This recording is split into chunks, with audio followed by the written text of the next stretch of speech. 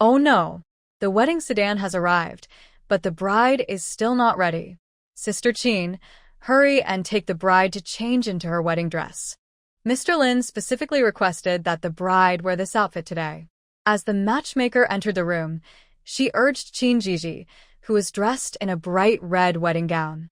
She handed a set of peach-colored wedding clothes to Qin Zhizhi's mother, Mrs. Zhang.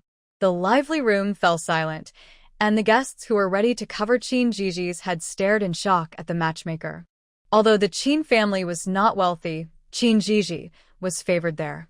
The wedding dress she wore was specially prepared for her by the family and was personally embroidered by her, making it very special.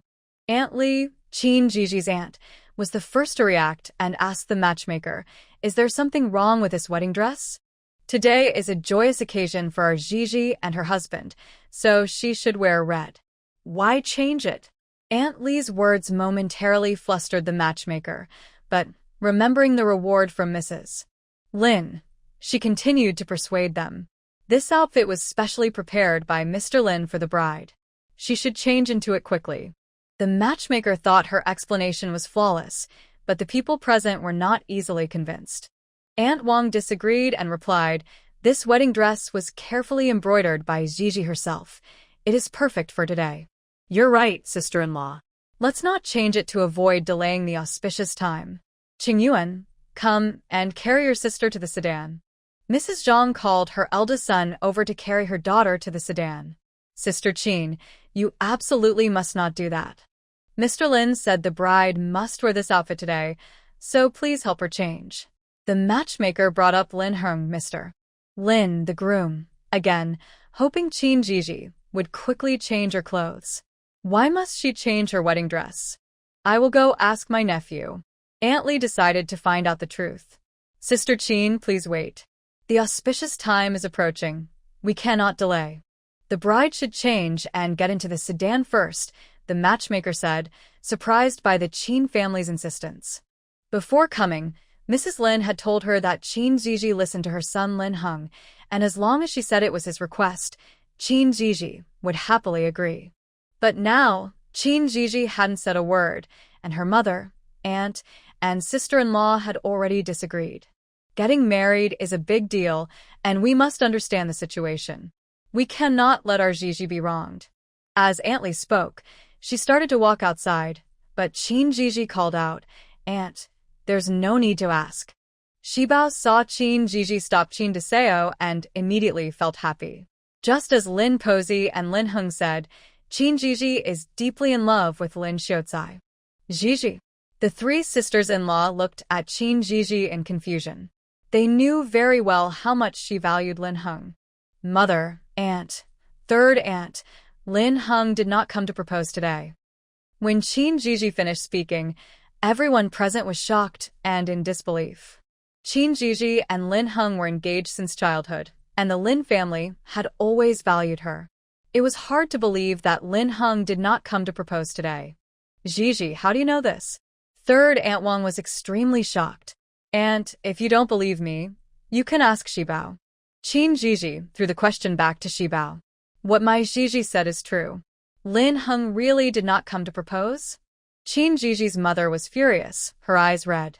Such an important matter as marriage, and Lin Heng did not come to propose in person? How could the Lin family treat their daughter so lightly? Shibao did not expect Qin Zhizhi to know this. She thought Lin Heng had already communicated with Qin Zhizhi. Seeing everyone looking at her, she hesitated before telling the truth. "Since the bride knows, I don't need to hide it for Lin Xiaocai anymore. He really did not come to propose today." But what happened in the Lin family that prevented the son-in-law from coming in person? Third Aunt Wang asked with concern. "Well, that's not it. Lin Xiaocai said there was no need to come in person." Shibao's voice grew softer. She saw how much the Qin family valued their daughter and feared that revealing Lin Pozi's words would lead to trouble. If there is nothing preventing him, why not come in person to propose? Aunt Li asked, voicing everyone's question. Everyone's gaze turned back to Xinyang. Although she was worried about the consequences, she bravely repeated what Lin Pozi and Lin Heng had said. The Lin family said that a groom must come in person to propose when marrying, but not for taking a concubine. Lin Xiaozai is going to enter the government service and must follow the rules of a wealthy family. Shibao now regretted accepting the extra money from the Lin family. This situation was originally unfair to the Qin family, and now she was the one in trouble. Concubine? Wealthy family? The Lin family wants my Zhizhi to be Lin Heng's concubine? How dare they? Qin Zhiji's mother, Zhang, said with anger, her voice rising. No wonder he didn't come to propose. It turns out he has such despicable thoughts. Very well, Qingyuan, take someone to the Lin family and bring Lin Heng here. We will clarify this matter today. Aunt Li is a strong-willed person, and right now she wishes she could go to Lin family village and teach Lin Heng's family a lesson. Qin Zhiji's older brother, Qin Qingyuan, is also very angry. When he hears Aunt Li tell him to go to the Lin family to bring Lin Heng back, he storms out and calls the relatives who came to help today to go with him to Lin family village. Qin Zhiji's third aunt, Wang, is also furious, saying, the Lin family is too much.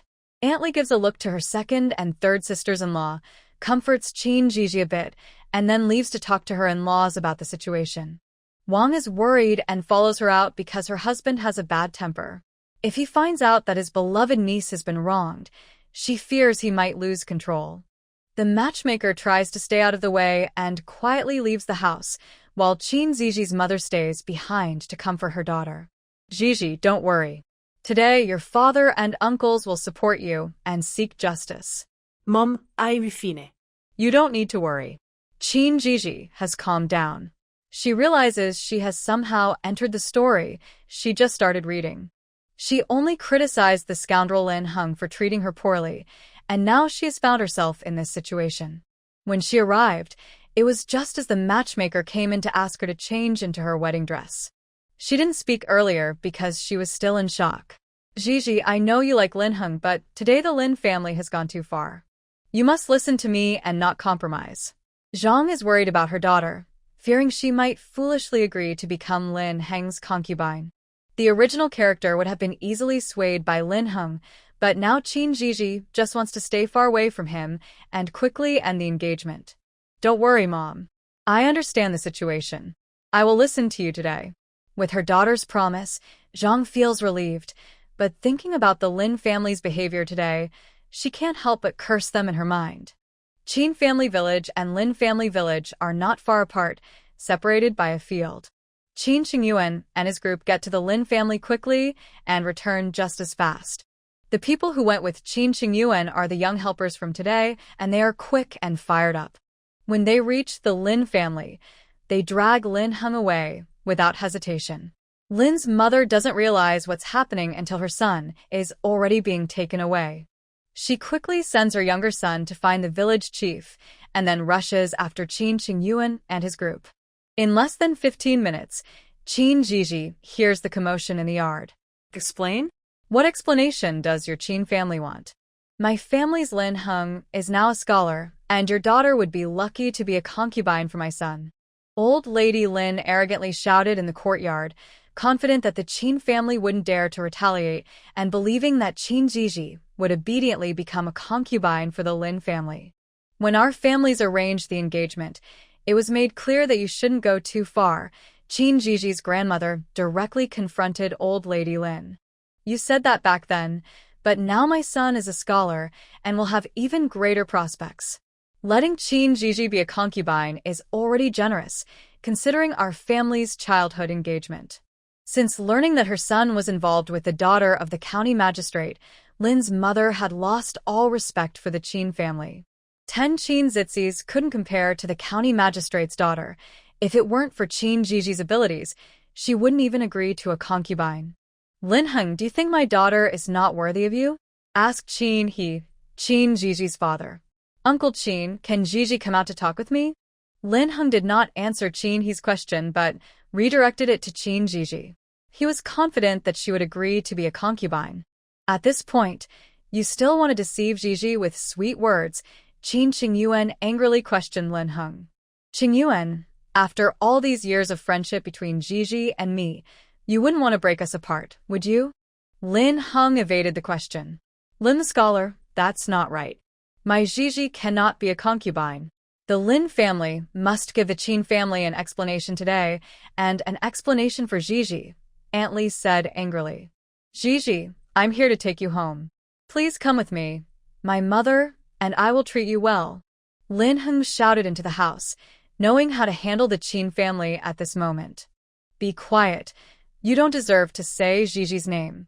If it weren't for his wife holding him back, Qin family's third uncle would have already punched Lin Heng.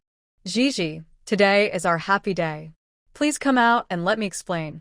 Lin Heng pretended to be deeply emotional and wronged, betting that Qin Zhizhi would soften.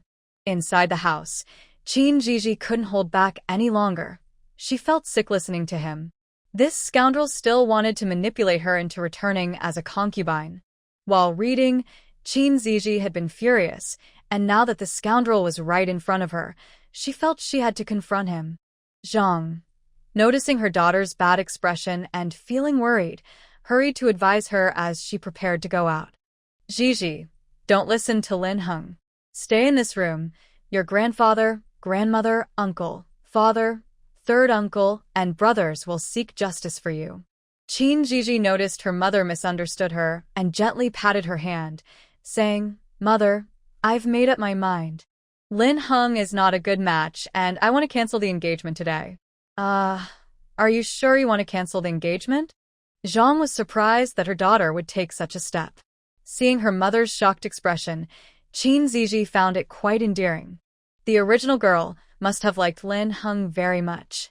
She took Zhang's hand and led her outside, saying, Mother, let's go out. The Qin family is not a place for Lin Heng to act recklessly. Zhang was still in shock and didn't react as her daughter pulled her out the door. The tense atmosphere in the yard suddenly became calm. Lin Heng and the old lady relaxed when they saw Qin Zhizhi finally come out. The old lady had a knowing look, while Lin Heng seemed confident that this would happen. The Qin family felt anxious, worried that Qin Zhizhi might be fooled into going to the Lin family. Zhizhi, you finally came out. I know you are sensible. I'm sorry for what happened today, and I will make it up to you in the future, Lin Heng said confidently, as he usually could charm Qin Zhizhi with a few sweet words. What if I say no? Qin Zhizhi asked with a cold smile, her eyes showing no warmth. Zhizhi, don't be upset. Being a concubine is only temporary. Once I finish high school, I will make you my main wife, Lin Heng pleaded, looking pitiful. Just you? High school? Maybe in your next life, but even then, you won't make it, Qin Zhizhi said, looking at Lin Heng as if he were something dirty, her words piercing through both Lin Heng and the old lady. Qin Zhizhi, don't be ungrateful, Lin Heng said angrily, hoping to intimidate her into backing down. It's only allowed for your Lin family to have both a wife and a concubine? Take your mother and leave quickly. Don't dirty the Qin family's yard, you hypocritical scoundrel, Qin Zhizhi said fiercely, her tone full of disdain, driving Lin Heng and the old lady to the brink of anger. Lin Heng, being educated, held back his temper, but the old lady, used to being domineering, tried to hit Qin Zhizhi. However, she was swiftly knocked down by Qin's grandmother. Old hag, do you think you can act like this?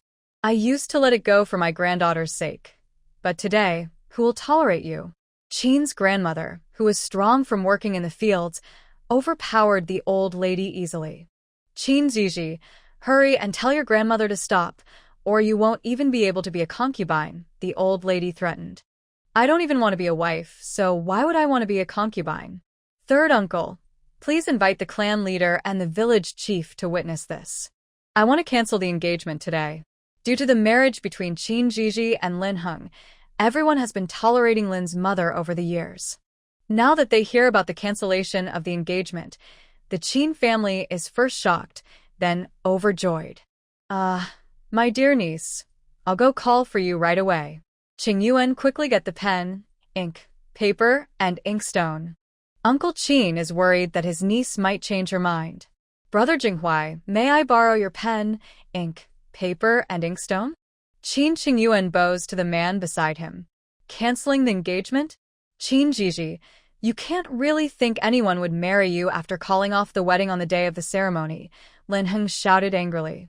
He felt humiliated today and still hoped that Zhizhi would back down. Qin, he said, you scoundrel. How dare you threaten my daughter at a time like this? Do you think I can't defend her?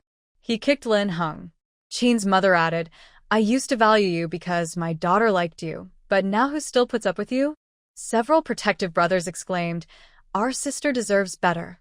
Who do you think you are? Better than me? Today, I want to see where you find someone better to marry you. Lin Heng scoffed, thinking the Qin family was being unreasonable. Who says there isn't someone better? Far away or right here? Dad. The wedding continues today. I want to marry him. The Qin family looked in the direction Zhizhi was pointing toward Gu Jinghuai, who was standing next to Qin Qingyuan. Gu Jinghuai also looked shocked, his deep eyes reflecting disbelief. Zhizhi, have you lost your mind? You would rather marry this outsider Gu Jinghuai than me. A scholar, Lin Heng thought Zhizhi was deliberately trying to provoke him. The Gu family had fled to Qin family village 4 years ago. Gu's mother brought her 13-year-old son Gu Jinghuai, 5-year-old Gu Jingshu, and 3-year-old Gu Jingyao. The villagers took them in, seeing a woman with 3 children who had lost her husband. When Gu Jingshu was 7, he and his younger sister Gu Jingyao were playing by the river when she accidentally fell in. Qin he happened to pass by and saved her. It was winter, and Qin he got sick after rescuing her, so the Gu family considered the Qin family their saviors. In the past 2 years, they grew closer, and Gu Jinghuai and Qin Qingyuan studied at the same academy, becoming good friends. The Gu family always remembered Qin He's kindness, and now that Qin Zhizhi said she wanted to marry Gu Jinghuai, both Gu's mother and Gu Jinghuai were shocked, but the Gu family was willing. Seeing Gu Jinghuai's disbelief and silence, Lin Heng quickly regained his confidence. Ha, Qin Zhizhi, are you finally giving up? Even Gu Jinghuai, this poor man, doesn't want to marry you. I want to see how you will get married now. The Qin family members were furious at Lin Heng's words and wanted to rush over to beat him up. They knew that Qin Zhizhi's sudden decision to marry Gu Jinghuai was a bit difficult for the Gu family. The Qin family just wanted to quickly write the annulment letter, kick Lin's mother and son out, and prepare more dowry for Zhizhi, believing they could find her a good husband. Who says I don't want to? I was just surprised that Zhizhi was willing to marry me. The Gu family wasn't prepared for anything today, and Zhizhi, I'm sorry for putting you in this position. Gu Jinghuai interrupted Lin Heng's mockery, bowed to Qin Zhizhi, and his words shocked everyone. Jinghuai, do you really want this? Qin he asked uncertainly. Jinghuai greets his father-in-law. I have admired Zhizhi for a long time. Gu Jinghuai looked serious and directly acknowledged the engagement by calling Qin he father-in-law. Ha, good boy. I will write the marriage certificate for you and Zhizhi right away. The village head and the clan leader arrived and were in a great mood after hearing Gu Jinghuai's words. Everyone in Qin village shares the surname Qin and are somewhat related. The village head is Qin Zhizhi's uncle and the clan leader is her great-uncle. After the commotion today, Qin Qingyuan had already explained everything to the village head and clan leader. They had come to confront Qin Zhizhi, but Gu Jinghuai got ahead of them. Seeing her son's plan falling apart, Lin Posey started to shout, Qin Zhizhi, have you been secretly involved with Gu Jinghuai? No wonder you want to break off the engagement today. As soon as Lin Posey finished speaking, she was pushed to the ground and beaten by Qin Posey, who scolded her while hitting. Shameless old woman. It's your Lin family that went back on your word first, and you dare to slander my Zhizhi? Just wait until I tear your mouth apart today. Is there no law anymore? The Qin family is killing people. Stop it, you old hag. The yard was filled with Lin Posey's cries. Seeing that she still had the strength to shout, Qin Posey increased her force. The other women watching were impressed. It was clear that only a mother could handle Lin Posey. After a while, the village had finally told Qin Posey to stop. Third aunt, don't hit her anymore. We don't want to delay Zhizhi's engagement and marriage. Hearing this, Qin Posey finally stopped, and Lin Posey was no longer as arrogant as before. Son, we need to break off the engagement immediately. This family is full of troublemakers. Lin Posey just wanted to leave the Qin family as quickly as possible. Mom, are you okay? I'll write it right now.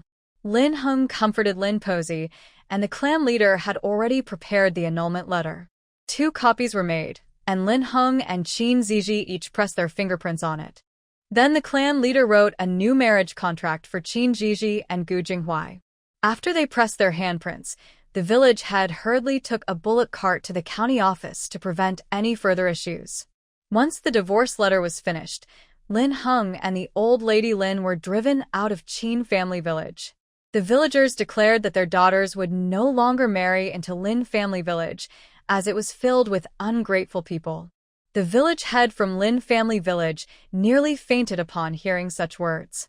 After getting rid of the annoying old lady Lin and Lin Hung, the Qin family calmed down and looked at Qin Zhizhi and Gu Jinghuai, feeling uncertain for a moment.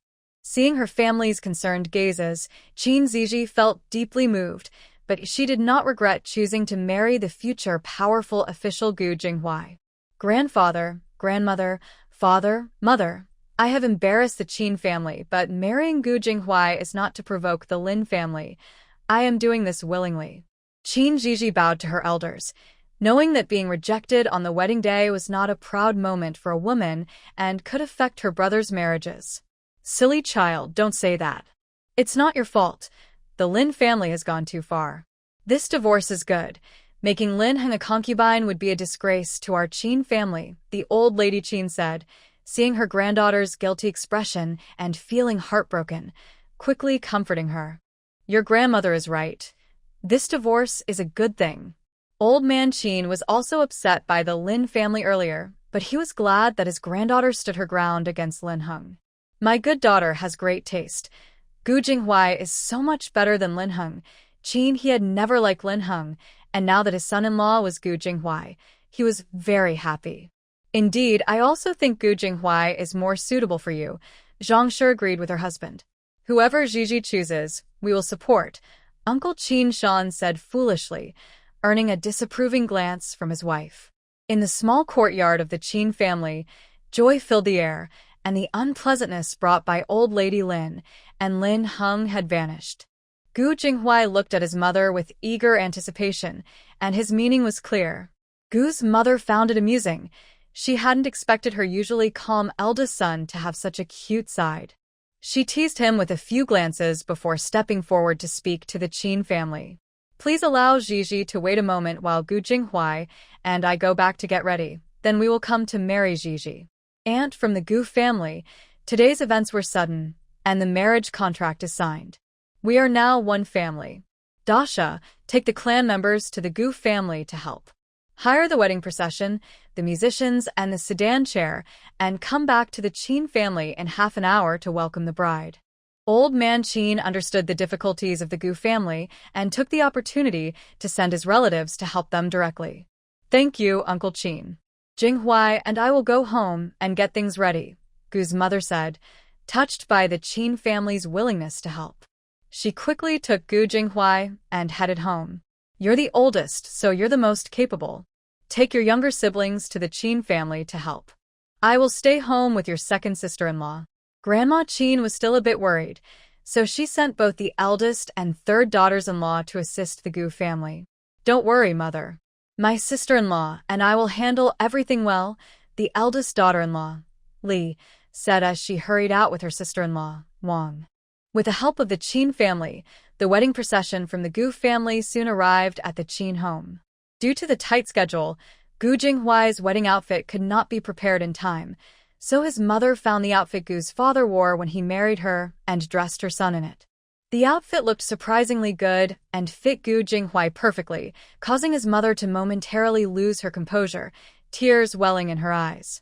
Aunt Li thought Gu's mother was reminiscing about Gu Jinghuai's father and quickly stepped forward to comfort her, saying, Jinghuai's mother, this outfit really suits him. Our Zhizhi has great taste. With Li's interruption, Gu's mother's mood improved. She was happiest that her son was marrying Zhizhi. Once everything was ready at the Gu family, a large group set off to the Qin family to fetch the bride. Upon hearing the joyful sounds, the Qin family quickly prepared as well. Although the bride was marrying nearby, Grandma Qin and Zhang were still a bit reluctant to let go of the child they had pampered since she was little. Qin Zhizhi and Gu Jinghuai bid farewell to the Qin family. Qin Qingyuan personally carried his sister out and handed her over to Gu Jinghuai. He and Gu Jinghuai were friends and classmates, and they respected each other. Now they would also be relatives. Jinghuai, from now on, I entrust Zhizhi to you, Qin Qingyuan said, reluctantly placing his sister's hand in Gu Jinghuai's. Don't worry, brother. I will take good care of Zhizhi, Gu Jinghuai said, holding the young girl's hand with joy. When her hand was suddenly held, Qin Zhizhi felt a warm sensation. She hadn't read much of the book but knew that Gu Jinghuai would become a future noble. The reason she was marrying him today, aside from getting back at Linheng, was to secure a connection with a future noble. The most important reason was that the moment she saw his face in the crowd, she liked him. He had completely captured her heart. The author had mentioned that Qin Zhizhi was the regret of Gu Jinghuai's youth, someone he had missed out on. Today, she dared to bet that Gu Jinghuai would marry her, relying on the young man's affection. Thinking of this made Qin Zhizhi's heart feel sweet, like eating honey. She looked forward to love after marriage. With her delicate fingers, she gently scratched Gu Jinghuai's palm, creating a subtle interaction that made a blush creep up his ears. Fortunately, the matchmaker's voice interrupted this moment. Groom, stop dawdling. We need to bring the bride home. Once the matchmaker called out, the entrance of the Qin family courtyard became lively, with children happily shouting about bringing the bride. Gu Jinghuai quickly followed the matchmaker's instructions to take Qin Zhizhi back to his home. Qin Zhizhi's uncles and the village chief had gone to escort the bride, and the Gu family had arranged everything properly. Qin Zhizhi's grandfather and the village chief were brothers. With such an important event today, if he didn't handle things well, he would face serious consequences at home. So when the wedding procession returned to the Gu family, the once quiet home was now bustling, with many women coming to help without needing to be asked.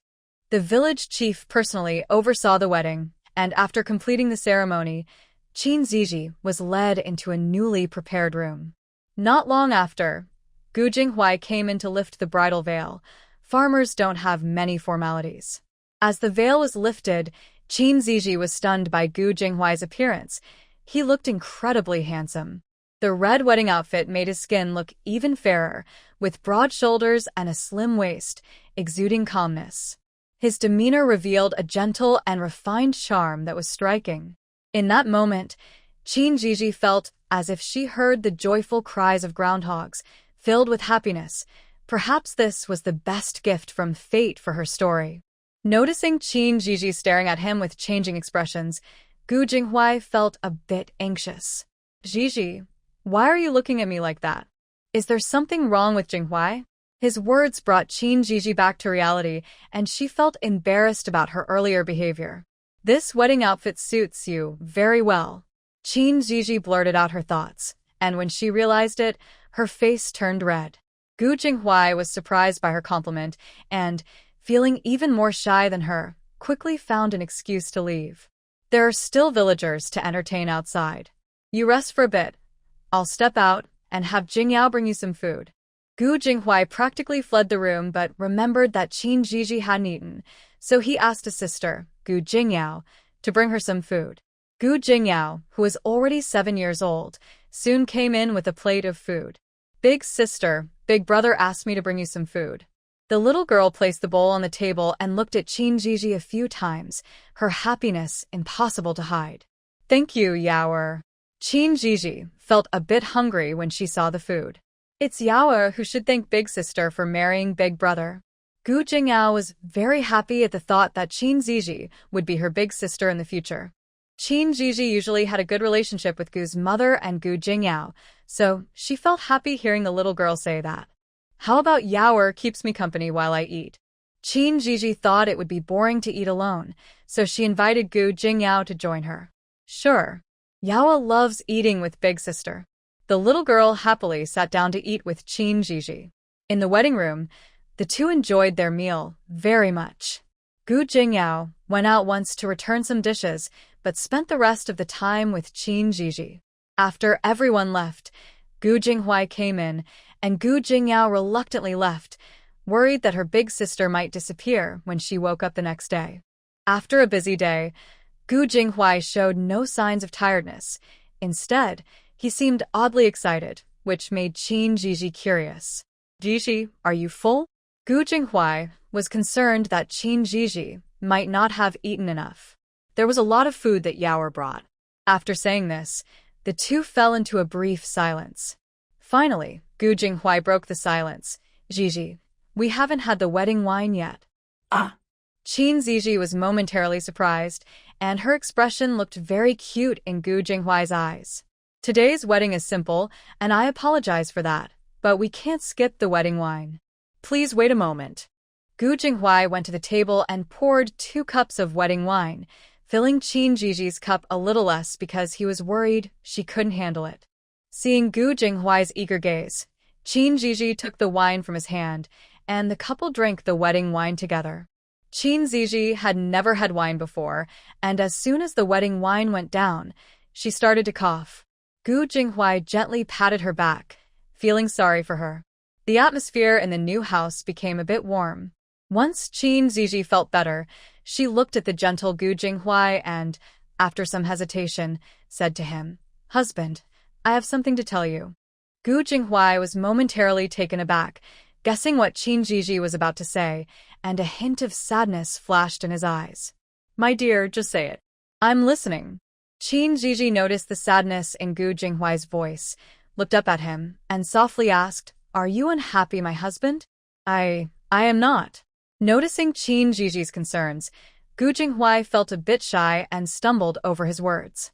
Zhiji looked at Gu Jinghuai's slightly flustered expression and found him very cute. She patted the space next to her, inviting Gu Jinghuai to sit beside her, and smiled, saying, "Husband, I just want to discuss our situation." "Our situation?" Gu Jinghuai was a bit confused, but the way Zhiji said "our" completely pleased him. "Today, I acted on impulse and decided to marry you without discussing it with you first. That wasn't fair to you, and I apologize." Zhiji had just entered this story and was feeling a bit overwhelmed. She wanted to marry Gu Jinghuai, but she needed time to adjust. "Zhiji, do you regret marrying me?" Gu Jinghuai thought Zhiji chose him to avoid disappointing her family, which made him feel sad. Upon hearing his tone, Zhiji realized he misunderstood and quickly explained, "Husband, that's not it. I willingly want to marry you. I'm just not used to it yet. Can you give me some time?" Hearing that Zhiji wanted to marry him made Gu Jinghuai happy again. He took her hand and said, "Wife, I'm very happy you chose me. You can share any thoughts with me." Zhiji shyly said, "Husband, I feel a bit young and would like to wait before having children. I heard from Ahua's mother that having babies too early can be risky." Ahua's mother was the village midwife, but this was something Zhiji just mentioned casually. Gu Jinghuai felt relieved knowing his wife wasn't regretting their marriage. "I will listen to you, Zhiji. Then, tonight, I'll sleep with my second brother." Zhiji was taken aback. She just didn't want to have children so soon, not to send her husband to sleep with his brother. But since Gu Jinghuai misunderstood her, she felt she needed to clarify, saying, "Husband, I think we shouldn't disturb my brother. This is your room. Why not sleep here?" Gu Jinghuai wanted to say more, but he realized that it was reasonable for a husband and wife to share a room. "I will listen to you, my dear. Then I will sleep on the floor." Gu Jinghuai thought as a man he should give the bed to his wife and could manage on the floor. Zhiji laughed at her innocent husband and joked, "Husband, we are a couple. If you trust me, just sleep in the bed." Understanding Zhiji's joke made Gu Jinghuai's face turn red, looking quite charming in the light of the candle. Zhiji took the opportunity to admire the handsome man. Feeling his wife's gaze, Gu Jinghuai was a bit flustered and quickly nodded in agreement with her suggestion. Before going to sleep, Gu Jinghuai prepared hot water for Zhiji. After washing up, she climbed into the innermost part of the bed. Although the bed was a bit hard, after a long day, she felt extremely happy lying there. Seeing Zhiji's content expression, Gu Jinghuai hurriedly washed up and lay down at the edge of the bed, making Zhiji want to laugh. After a long day, they should have fallen asleep quickly, but Zhizhi felt a bit excited.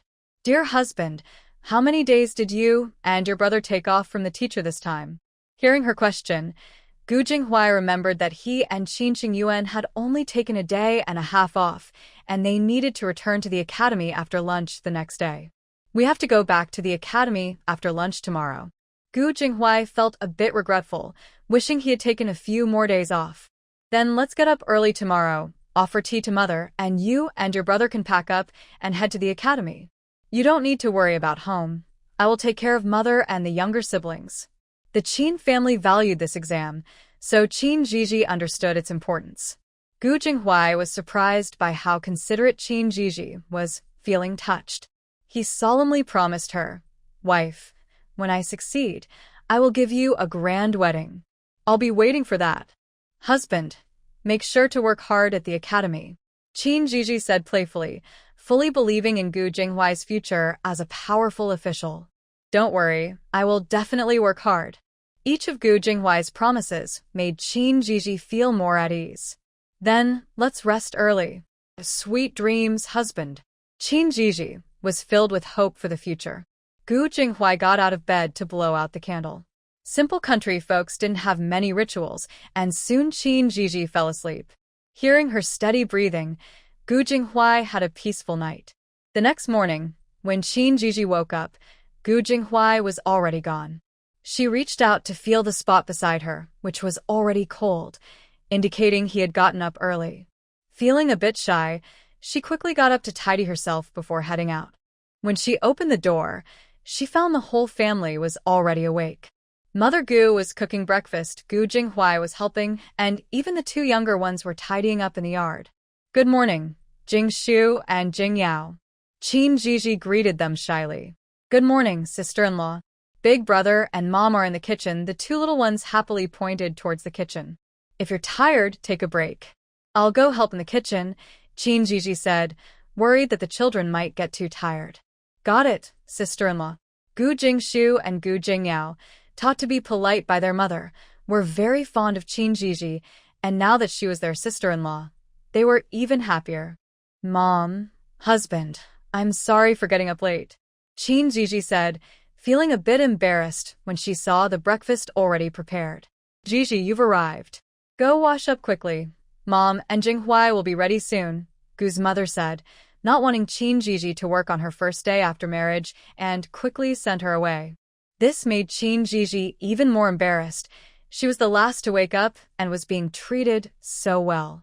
The special treatment continued when she came out of the kitchen, as Gu Jingshu and Gu Jingyao had already prepared water for her to wash her face.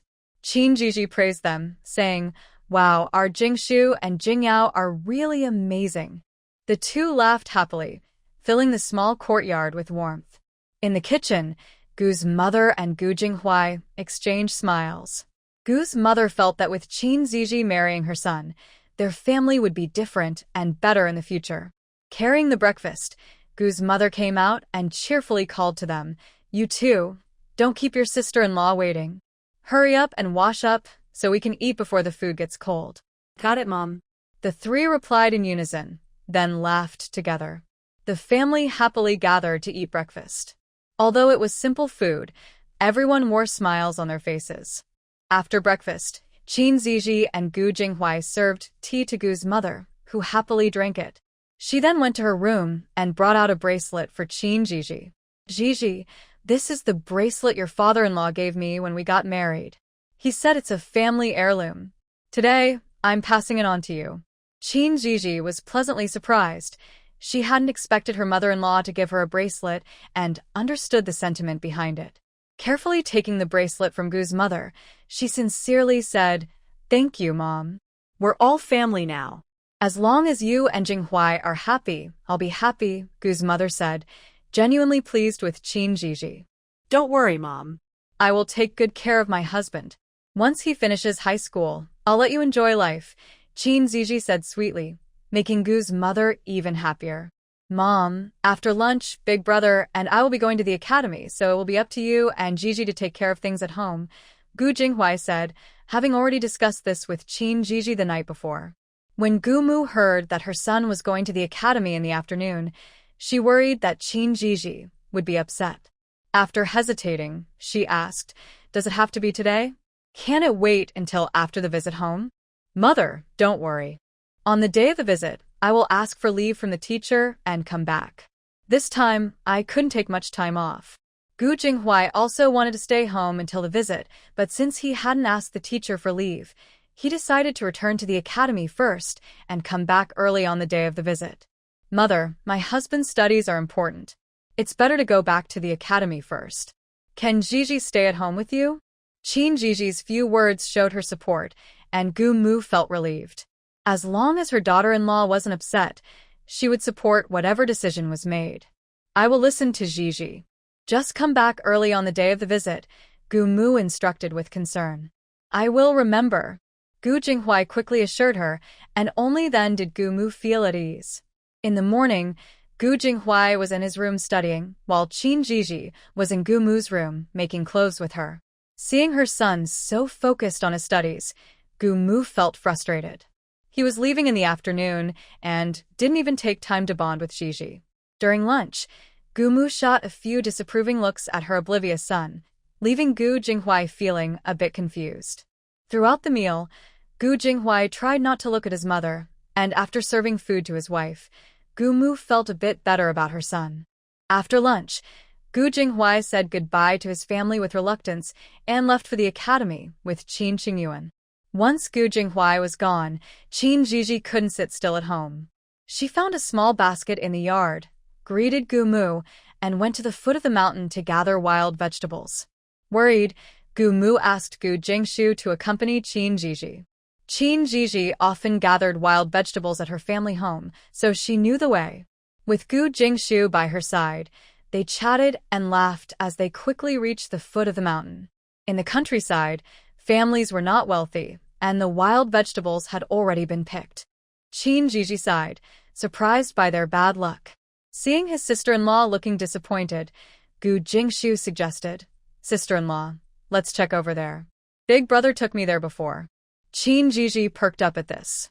The place Gu Jinghui took his younger brother might have good finds. They walked a bit further and reached a patch of coniferous forest. Gu Jingshu skillfully found some mushrooms and excitedly handed them to Zhizhi. "Sister-in-law, look. This is it. Big brother takes me and my sister here every year to gather them and then trade them for grain in the county." Zhizhi initially didn't recognize it, but after examining it closely, she noticed the thick stem, striped upper part, smooth surface, and brownish-yellow color. She almost gasped in surprise. It was a porcini mushroom. No wonder Gu Jingshu said it could be traded for food. Although she didn't know its price in ancient times, it was quite popular in modern times. "Second brother, let's pick some big ones today," Zhizhi exclaimed, feeling like she had discovered something amazing, and she happily started working with Gu Jingshu. Before long, they had gathered a small basket. Zhizhi estimated there were still plenty left and planned to come back to collect more when Gu Jinghui returned. "Second brother, let's head back for now and come again next time." "Jingshu listens to big sister-in-law," Gu Jingshu replied. Once he heard Zhizhi say they could stop, he immediately stopped picking and walked home with her. While washing their hands in a small stream at the foot of the mountain, Zhizhi was delighted to find fish and small river shrimp. She excitedly asked, "Second brother, where can we catch these?" Gu Jingshu didn't understand why his sister-in-law was so excited and replied honestly, "There are many of them. If we walk a bit further, we can catch some." "Then can you take big sister-in-law there?" Zhizhi asked hopefully. "Of course, but big sister-in-law, these aren't very tasty. They have a strong smell and lots of bones," Gu Jingshu reminded her as he led the way. "If you take me there, I'll cook dinner for you if we catch some, and I promise it won't smell." Just thinking about the taste of fish and river shrimp made Zhiji's mouth water. Gu Jingshu was a bit tempted by his sister-in-law's offer. After all, he was still a child and couldn't resist delicious food. As they moved upstream, they ran into Zhiji's cousin, Qin Qinghui, the son of Qin Sanshu.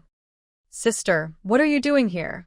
Qin Qinghui immediately stuck to his older sister, as he loved following Zhiji at home. "I'm here with Jingshu to catch some fish and river shrimp. Why are you here alone?" Zhizhi asked, a bit worried to see her cousin by himself. Sister got married, and Mom won't let me find you. I was bored alone, so I came here to play, Qinghui explained, feeling a bit wronged. You shouldn't come alone next time. What if there's danger? Help me catch some fish and shrimp, and you can come to my house for dinner tonight, okay? Zhizhi coaxed, noticing the tools her cousin had. Her uncle was very skilled, and he had made the fishing tools for his son to play with. Can I really go to your house? Qinghui asked, thrilled at the idea of visiting his sister. Of course, little brother can go whenever he wants. For now, let's focus on catching fish and shrimp, okay? Zhizhi said, looking at her excited cousin, deciding to get down to business first. Don't worry, third sister. I'm really good at this. I promise to catch a lot for you. Qinghui, who is 8 years old, was supposed to go to school in the spring, but because Zhizhi spent some money on her wedding, it got delayed. It didn't matter to him what use these catches would have. He just wanted to help his third sister. Thank you, little brother. The group smiled at each other and started catching fish. As promised, Qinghui not only helped Zhizhi catch fish, but also managed to catch quite a few shrimp. Seeing the fish and shrimp caught by her cousin, Zhizhi was overjoyed. Second brother, could you go home and bring back a basket or a wooden tub? We need something to carry these home. Zhizhi initially thought about going herself, but she didn't want to leave the 2 kids by the river, so she asked Gu Jingshu to go instead. Wait a moment, sister-in-law. I'll be right back. Gu Jingshu was very eager to help, as his older brother had told him to listen to his sister-in-law. He ran quickly, worried about delaying his sister-in-law. When he returned, he brought Gu Jingyao with him, and the siblings each carried a container. The Gu family lived at the edge of the village, so Gu Jingshu was quick to go and return. Sister-in-law, Jingyao came to help too. The little girl was very happy. Our Jingyao is wonderful. Just what I need. A basket. Zhizhi gently patted Gu Jingyao's head, smiling warmly, and the little girl beamed with joy. Little brother, that's enough. Come over and help us pack, so we can get home early. Seeing Qinghui still catching fish, Zhizhi called out to him. Third sister, wait a moment. There's a big one here, almost done. As he spoke, Qinghui caught a large fish, making Zhizhi smile with pride. Her little brother was amazing. They quickly packed the fish and shrimp. Zhizhi carried a large tub of fish, Qinghui helped with the mushrooms, and Gu Jingshu carried the shrimp. Gu Jingyao followed Zhizhi, helping to carry the water bucket with her tiny hands, looking adorable. As they entered the yard, Gu's mother heard the noise and hurried out to see. Zhizhi, you're back. Qinghui is here too. What have you all brought? Gu's mother asked with a smile. Mom, second brother, and I picked some mushrooms, and little brother helped me catch some fish and shrimp. Zhizhi put down the water bucket, relieved that this body had some strength. Otherwise, she wouldn't have been able to carry back this bucket of fish. When Mother Gu came closer and saw the bucket full, she exclaimed, Why so many? Zhizhi, you must be exhausted. Why didn't you ask Jingshu to come help you? Seeing all the fish that Zhizhi had carried back alone, Mother Gu felt sorry and worried that her daughter-in-law was tired. Mom, I can manage. Later, I'll need your help to process these fish, Zhizhi said, noticing her mother-in-law's concerned expression and quickly acting sweet. Just tell me how to do it, and I'll take care of it. You go inside and rest, Mother Gu said, feeling sorry for Zhizhi and planning to handle the fish herself. Mom, I'm not tired. If we work together, we can finish before dark, and then we won't need to light the oil lamp, Zhizhi said, full of energy and eager to prepare the fish and shrimp for a delicious meal. All right, but if you get tired, make sure to take a break. Don't push yourself, Mother Gu warned, knowing how precious her daughter-in-law was, especially since the Lin family didn't appreciate her. Zhizhi assigned tasks to everyone, with a few younger ones responsible for washing the shrimp. She took the beef liver mushrooms into the kitchen and carefully took them out. At that moment, she heard a cheerful voice in her head say, Hello, Master. I am the all-powerful one who shop. Welcome to the shop. Zhizhi was momentarily confused as the cute voice continued to introduce itself. Seeing that Zhizhi wasn't responding, the voice asked, "Master, you can hear me, right? You can call me Wan. Here at Wanwu Shop, you can exchange items for modern things." Zhizhi finally understood. This was a special gift from fate for her to adapt to this new world. With this exchange system, she wouldn't have to worry about living in ancient times. Feeling secretly pleased, she maintained a calm facade and asked, "Are you sure you can exchange anything?" "Of course. There's nothing you can't exchange if you want it," Wanwan replied confidently. To reassure Zhizhi, Wanwan excitedly added, "Master, the beef liver mushrooms in your hand can be exchanged right now. Would you like to try?" With only the beef liver mushrooms in her possession, Zhizhi decided to test Wanwan's claim. She took out about a pound of mushrooms from the basket. "Here, let's see what you can exchange for these." "Please wait a moment, Master. I'll calculate that for you right away," Wanwan's enthusiastic voice replied. 1 pound of wild porcini mushrooms detected, worth around 150 yuan, can be exchanged for items valued at 1 tael of silver here. Would you like to exchange it now?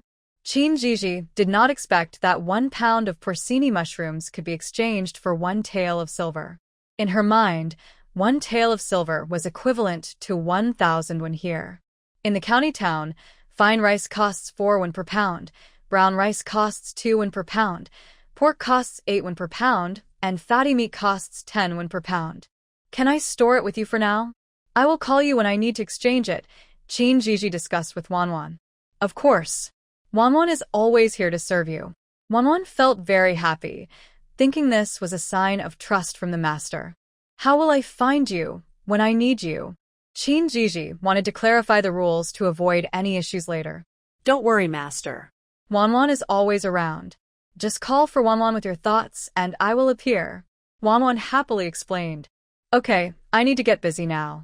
I'll call you later." Zhizhi had to go help with the fish, so she took a moment to calm her excitement before leaving the kitchen. "Mom, I'm here to help." Zhizhi rolled up her sleeves and joined her mother, Gu.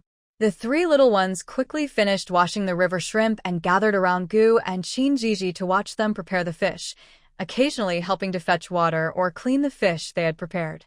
Zhizhi remembered that in the Qin family garden, she and Qinghui had dug up wild onions and wild ginger from the mountain. The two of them were not sure about the specific uses of these items. They just thought they looked nice and planted them in their garden.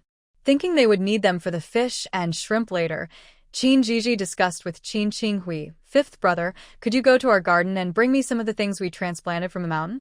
"How much do you need, third sister?" "I'll go home and get it for you right away." Qinghui was happy to help. "Not too much, just a little of each will do. Onions and ginger are just ingredients, so they don't require a lot." "Okay, I'm on it," Qinghui said before running out quickly.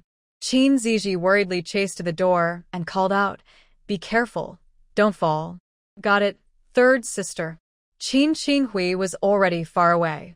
Zhizhi shook her head helplessly. Her fifth brother's speed was a waste if he didn't run competitively. Unfortunately, there were no sports teams in ancient times. Zhizhi turned back to continue preparing the fish, and the small courtyard was filled with laughter and joy.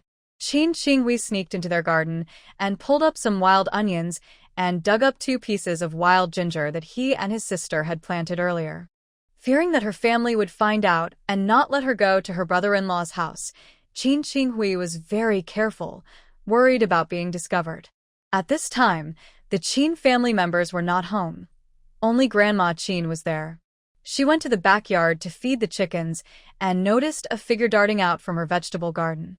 The figure ran too quickly for Grandma Qin to see clearly, but she was sure it was a child from the neighborhood stealing vegetables from her garden. Times were tough, and no family was wealthy. The garden had been tended by her granddaughter and grandson, and the vegetables were meant for welcoming her granddaughter and son-in-law when they visited.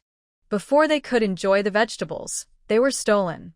Grandma Qin stopped feeding the chickens, put down the feed, and ran after the figure. Having worked hard all her life, Grandma Qin was spry for her age. Although she couldn't run as fast as Qinghui, she chased after her from a distance. As she chased, she shouted for the figure to stop. When Qin Qinghui heard her grandmother's voice, she thought Grandma Qin had spotted her and was coming to bring her home, so she ran even faster. Seeing that the figure ahead not only didn't stop but also ran faster, Grandma Qin became angrier and more convinced that this person had stolen her vegetables. So, the two of them chased each other until Qin Qinghui ran into the Gu family's yard. Third sister, I brought what you wanted. Qin Qinghui, out of breath, placed the wild onions and ginger on the stone table in the yard. Thank you, fifth brother. Why are you running so fast? I'm not in a hurry. Sit down and rest for a bit, Qin Zhizhi teased her cousin, noticing how sweaty he was. Brother Qinghui, drink some water. Gu Jingyao handed Qin Qinghui a bowl of warm water from the kitchen. Thank you, Sister Yao Yao. Qin Qinghui took the water and drank it quickly. Gu Jingyao took the bowl back, washed it in the yard, and returned it to the kitchen. At that moment, Grandma Qin also arrived, and Gu Jingyao saw her hesitating at the entrance of their yard. Thinking Grandma Qin was there to see her sister-in-law, she sweetly called out, Mom, sister-in-law, Grandma Qin is here. Qin Zhizhi and Gu's mother looked up in surprise and saw Grandma Qin at the gate. Grandma, why are you here at this hour? Is everything okay at home? Qin Zhizhi asked, a bit worried. Aunt Qin, please come in and sit, Gu's mother said happily, as the Qin family usually helped them out, and now they were even closer. Oh, Zhizhi, don't worry. Everything at home is fine. I just saw a figure running out of our vegetable garden, so I came to check, Grandma Qin explained. Grandma Qin felt a bit embarrassed, worried that Mother Gu might misunderstand their Qin family and make things difficult for her granddaughter. Hearing this, Mother Gu and Qin Zhizhi both laughed. Qin Zhizhi helped Grandma Qin sit down and joked, Grandma, take a good look. That shadow is dressed just like fifth brother. With her granddaughter's reminder, Grandma Qin quickly realized and shot an annoyed glance at her little grandson. What are you sneaking around doing in the vegetable garden?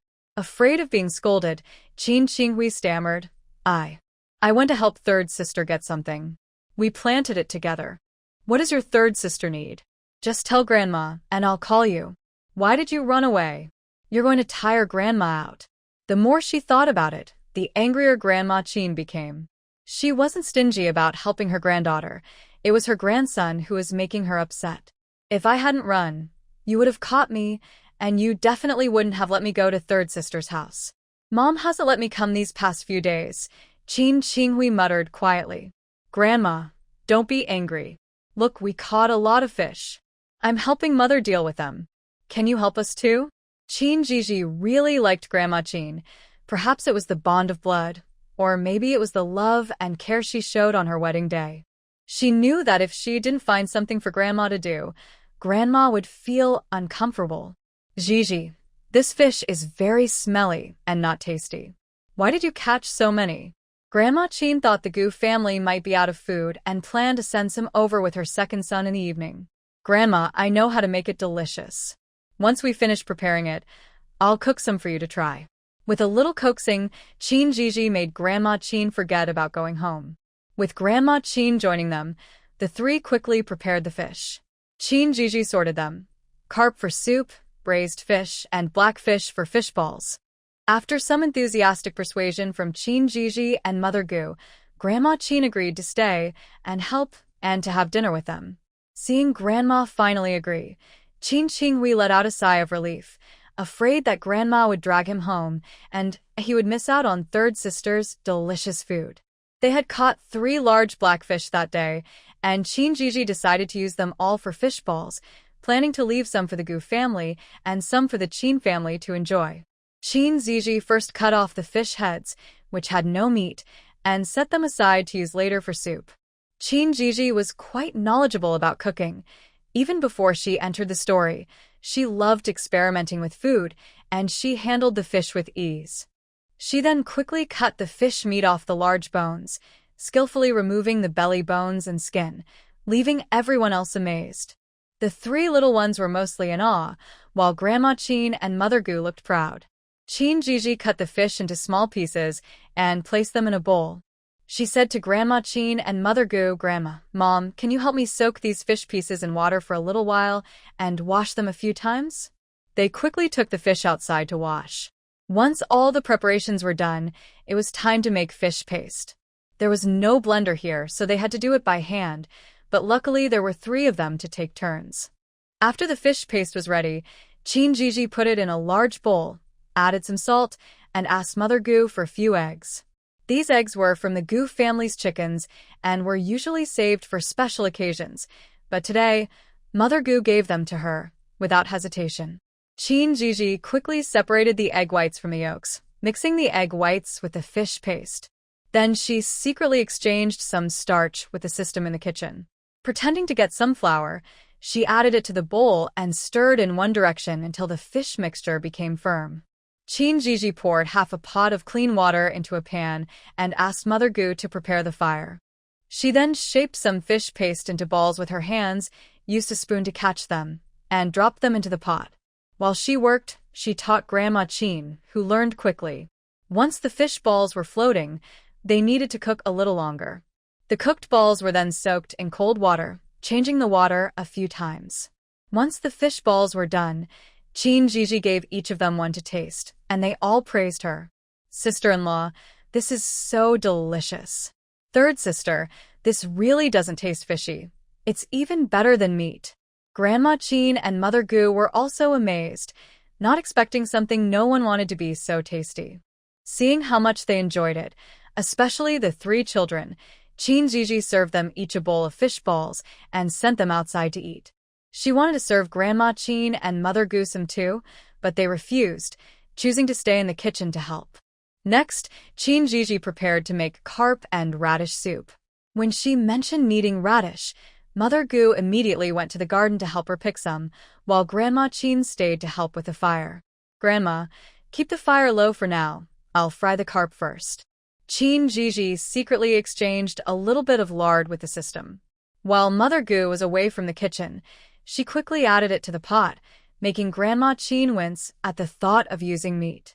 Once the oil was hot, Zhizhi placed the prepped carp in the pot and told Grandma Chin, "Grandma, you can turn the heat up a bit now." Because Zhizhi was willing to use oil and Grandma Chin was skilled at cooking, the Christian carp was soon fried to a golden brown on both sides. Zhizhi was very satisfied and added enough water to the pot to cook with the fried fish, along with some wild ginger slices and wild onions. "Grandma, we can turn up the heat now." The smell of the fried fish made Zhizhi's mouth water. Hearing her granddaughter, Grandma Chin quickly added more firewood, and the flames in the stove grew stronger. Once the pot boiled, Zhizhi lifted the lid and gently skimmed off the foam with a spoon, then asked Grandma Chin to lower the heat to let it simmer slowly. Mother Gu, following Zhizhi's instructions, shredded some radishes for later use. After a while, Zhizhi added the shredded radishes to the pot to cook. When the soup turned milky white, she added some wild onion flowers and salt, and secretly sprinkled in some pepper before serving. Zhizhi quickly stir-fried the porcini mushrooms, filling the small courtyard with a delicious aroma that made the children drool. She also made a few thick pancakes, and dinner at the Gu family began. Although Grandma Chin had promised to stay for dinner, when the meal was ready, she changed her mind. Mother Gu and Zhizhi had no choice but to see her off, but before she left, Zhizhi packed a large jar of Christian carp soup and 2 big bowls of fish balls for her grandmother. "Zhizhi, keep these for yourselves. Grandma doesn't want them," Grandma Chin insisted, knowing the Gu family was struggling. "Grandma, these fish were caught by 5th brother, and you helped prepare them. They aren't valuable. Take them home for your family to enjoy," Zhizhi insisted, handing the basket to Grandma Chin. "Aunt Chin, Zhizhi is right. Now that Zhizhi is married here, we are family, and you shouldn't be so polite," Mother Gu added, encouraging her. In the end, Grandma Chin couldn't refuse and took the fish soup and fish balls home, but she wanted to take Chin Qinghui with her, who stubbornly refused to leave. After Grandma Chin left, the Gu family finally started their meal. The Christian carp soup with pancakes was so delicious it almost made them forget their manners, and the stir-fried porcini mushrooms were especially tasty. Before long, Everyone had eaten too much, and Zhizhi worried the children might have an upset stomach. She had them walk a few laps in the yard to help with digestion. At the Qin family home, when Grandma Qin returned, no one was back yet, so she quickly started a fire to prepare dinner for the whole family. Remembering her granddaughter's suggestion about the fish balls, Grandma Qin decided to make braised fish balls. She went to the vegetable garden to gather some ingredients and made a large bowl full. Knowing she wouldn't want to eat it all, Zhizhi had cleverly tricked her into thinking it would spoil by tomorrow. Farmers never waste food, especially when it's so delicious. So tonight, Grandma Qin generously made the fish balls given by Zhizhi and prepared a pot of mixed grain flatbreads.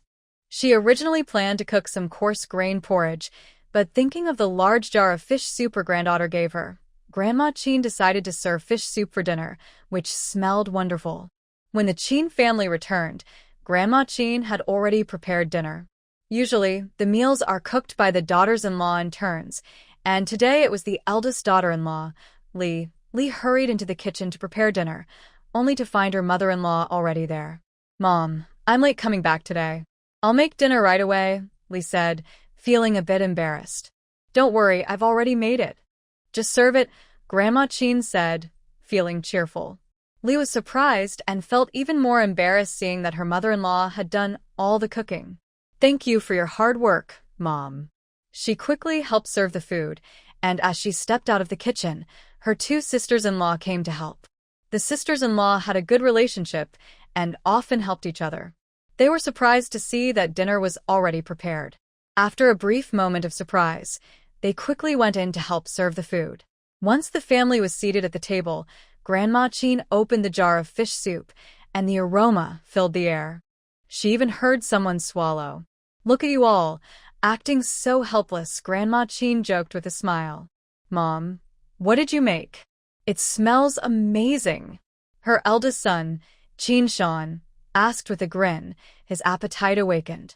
"I can't take credit for this. It was made by Zhizhi." "You all should try it," Grandma Qin said proudly, mentioning her granddaughter. Zhizhi? The Qin family was surprised, not expecting the delicious meal to be made by the married-off Zhizhi. "I know you're surprised, but let's eat first.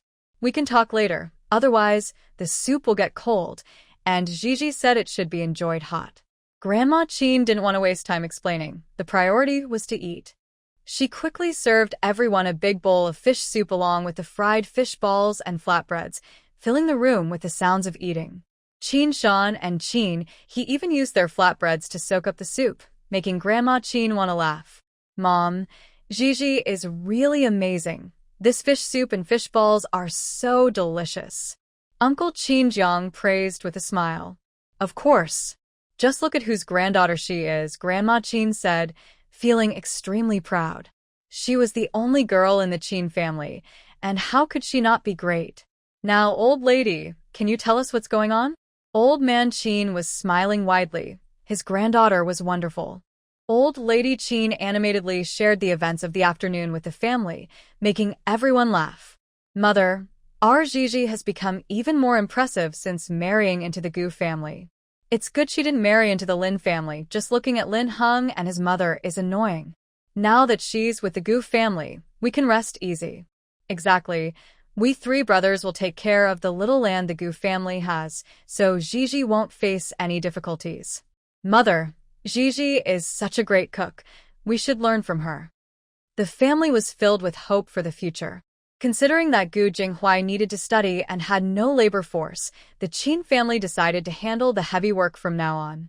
Their future included their married daughter, Qin Zhizhi, and the Gu family, until Qin Qinghui returned and interrupted the family's conversation. "Grandpa, Grandma, Dad, Mom, I'm back." "Dad, have you finished dinner?" "Third sister wants me to tell you something." Qin Qinghui's shout captured everyone's attention. When Uncle Qin heard his son say that his niece needed him, he grinned and asked, "What does your third sister want? Tell me."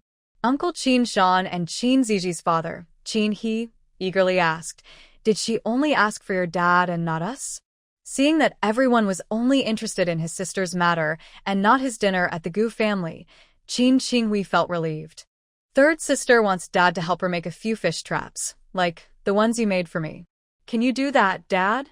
Worried that his father might be too busy and that his sister would be disappointed, he cautiously looked at Qin while speaking. Did you catch today's fish with that trap? Qin had tried it before and found it effective. Yes, yes. The fish made by third sister is delicious.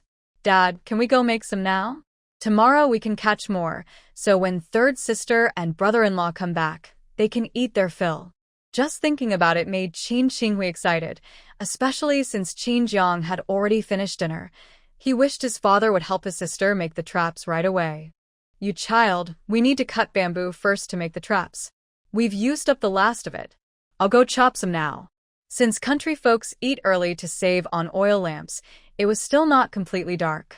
Hearing that his son's niece needed help, Qin got up to grab a machete, ready to cut bamboo. Third brother, wait for me. Let's go together. It'll be faster. Hearing it was for his daughter, he quickly got up to join Qin.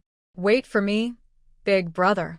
I'm coming too, Qin said, unwilling to be left behind. He had just enjoyed the fish soup his niece made, and now she needed help, so he had to go. You three should hurry back before it gets too dark, old man Qin told his three sons. If his legs weren't so weak, he would have gone with them. So the three brothers took their machetes and headed to the back mountain with Qin Qinghui to cut bamboo. Uncle Qin Shan is 2 years older than Qin He, who is the father of Qin Zhizhi. They married a year apart, but Qin Zhizhi's mother was pregnant a month earlier than Aunt Qin. Thus, Qin Zhizhi's older brother, Qin Qingyuan, is the eldest, followed by Qin Shan's eldest son, Qin Qingyun, who is also studying at the academy. Qin Zhizhi is third, and Qin Shan's second son, Qin Qinglin, is fourth. Since childhood, he has not liked studying and only learned a few characters before refusing to continue. He now works as a helper in a tavern in the county and is quite clever. Qin Qinghui is fifth and hasn't started school yet, so he helps out at home with tasks he can manage. Once they left, Qin saw and the others quickly cleaned up the dishes, thinking they could help with the bamboo when the men returned. After a night of hard work, they finished weaving 4 fish baskets. The next morning, Qin and Qin He got up early to go check the fish baskets. On the Gu family side, Qin Zhizhi woke up early, thanks to her strict biological clock. Remembering that today was the day Gu Jinghui returned home, she went to the vegetable garden to pick some greens and stir-fried them. There was still some fish soup left from yesterday, so Qin Zhizhi made some mixed grain pancakes. However, she secretly added a little white flour she exchanged with Wanwan, but she didn't dare to put in too much. Today was the day for her son and daughter-in-law to return home. When her son went to the academy, Gu's mother gave him some coins to buy meat as a return gift. Qin Zhizhi knew that part of the Gu family's income came from Gu's mother making embroidered handkerchiefs and part from Gu Jinghui copying books. As soon as Gu's mother entered the kitchen, Qin Zhizhi encouraged her to leave, saying, "Mom, from now on, let me handle the kitchen. You can focus on your embroidery." "I'll help my sister-in-law," said Gu Jingyao, who was stoking the fire. Seeing the two women working together so well, Gu's mother smiled and went back to her embroidery, thinking she should make more so her daughter-in-law wouldn't suffer in the Gu family. With Gu's mother out of the way, Qin Zhizhi could manage the kitchen better. She could secretly prepare extra meals for her family. When Gu Jinghui entered the yard, he saw his mother stitching a handkerchief, his younger brother practicing writing in the sand, and cheerful laughter from Qin Zhizhi and his sister coming from the kitchen. Gu Jinghui felt warm inside. "Mother, I'm back. Jinghui is back."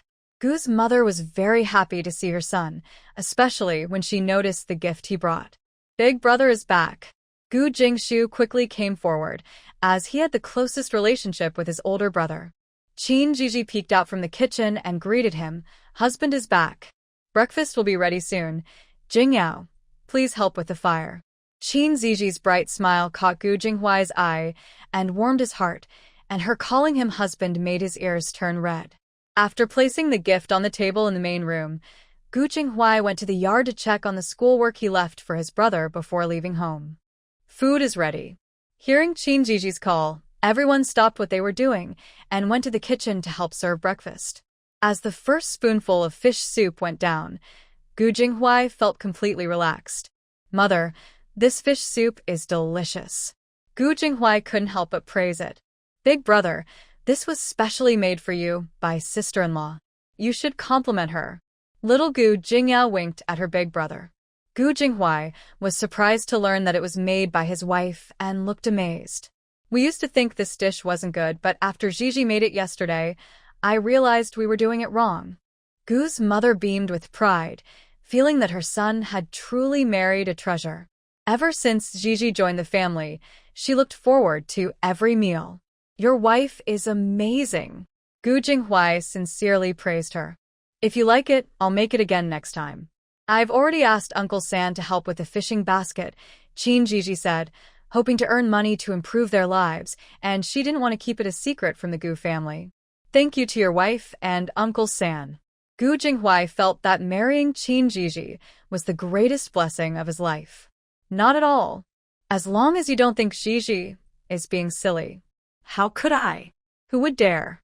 Gu Jinghuai and his mother spoke at the same time, followed by laughter from the whole family. Zhizhi felt grateful to have such a supportive family-in-law. After breakfast, Gu's mother urged her son and daughter-in-law to visit the Qin family. Although it was nearby, she worried that the Qin family might be waiting anxiously. After all, she knew how much Zhizhi was cherished in her family.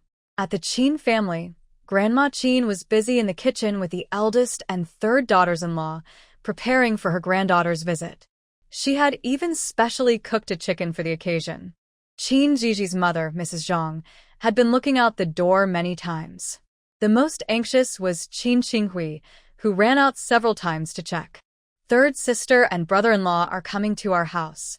The Qin family members couldn't help but smile. They wondered if the child had been waiting outside the Gu family's door. The Qin family was very happy to hear that Zhizhi and Gu Jinghuai were coming over.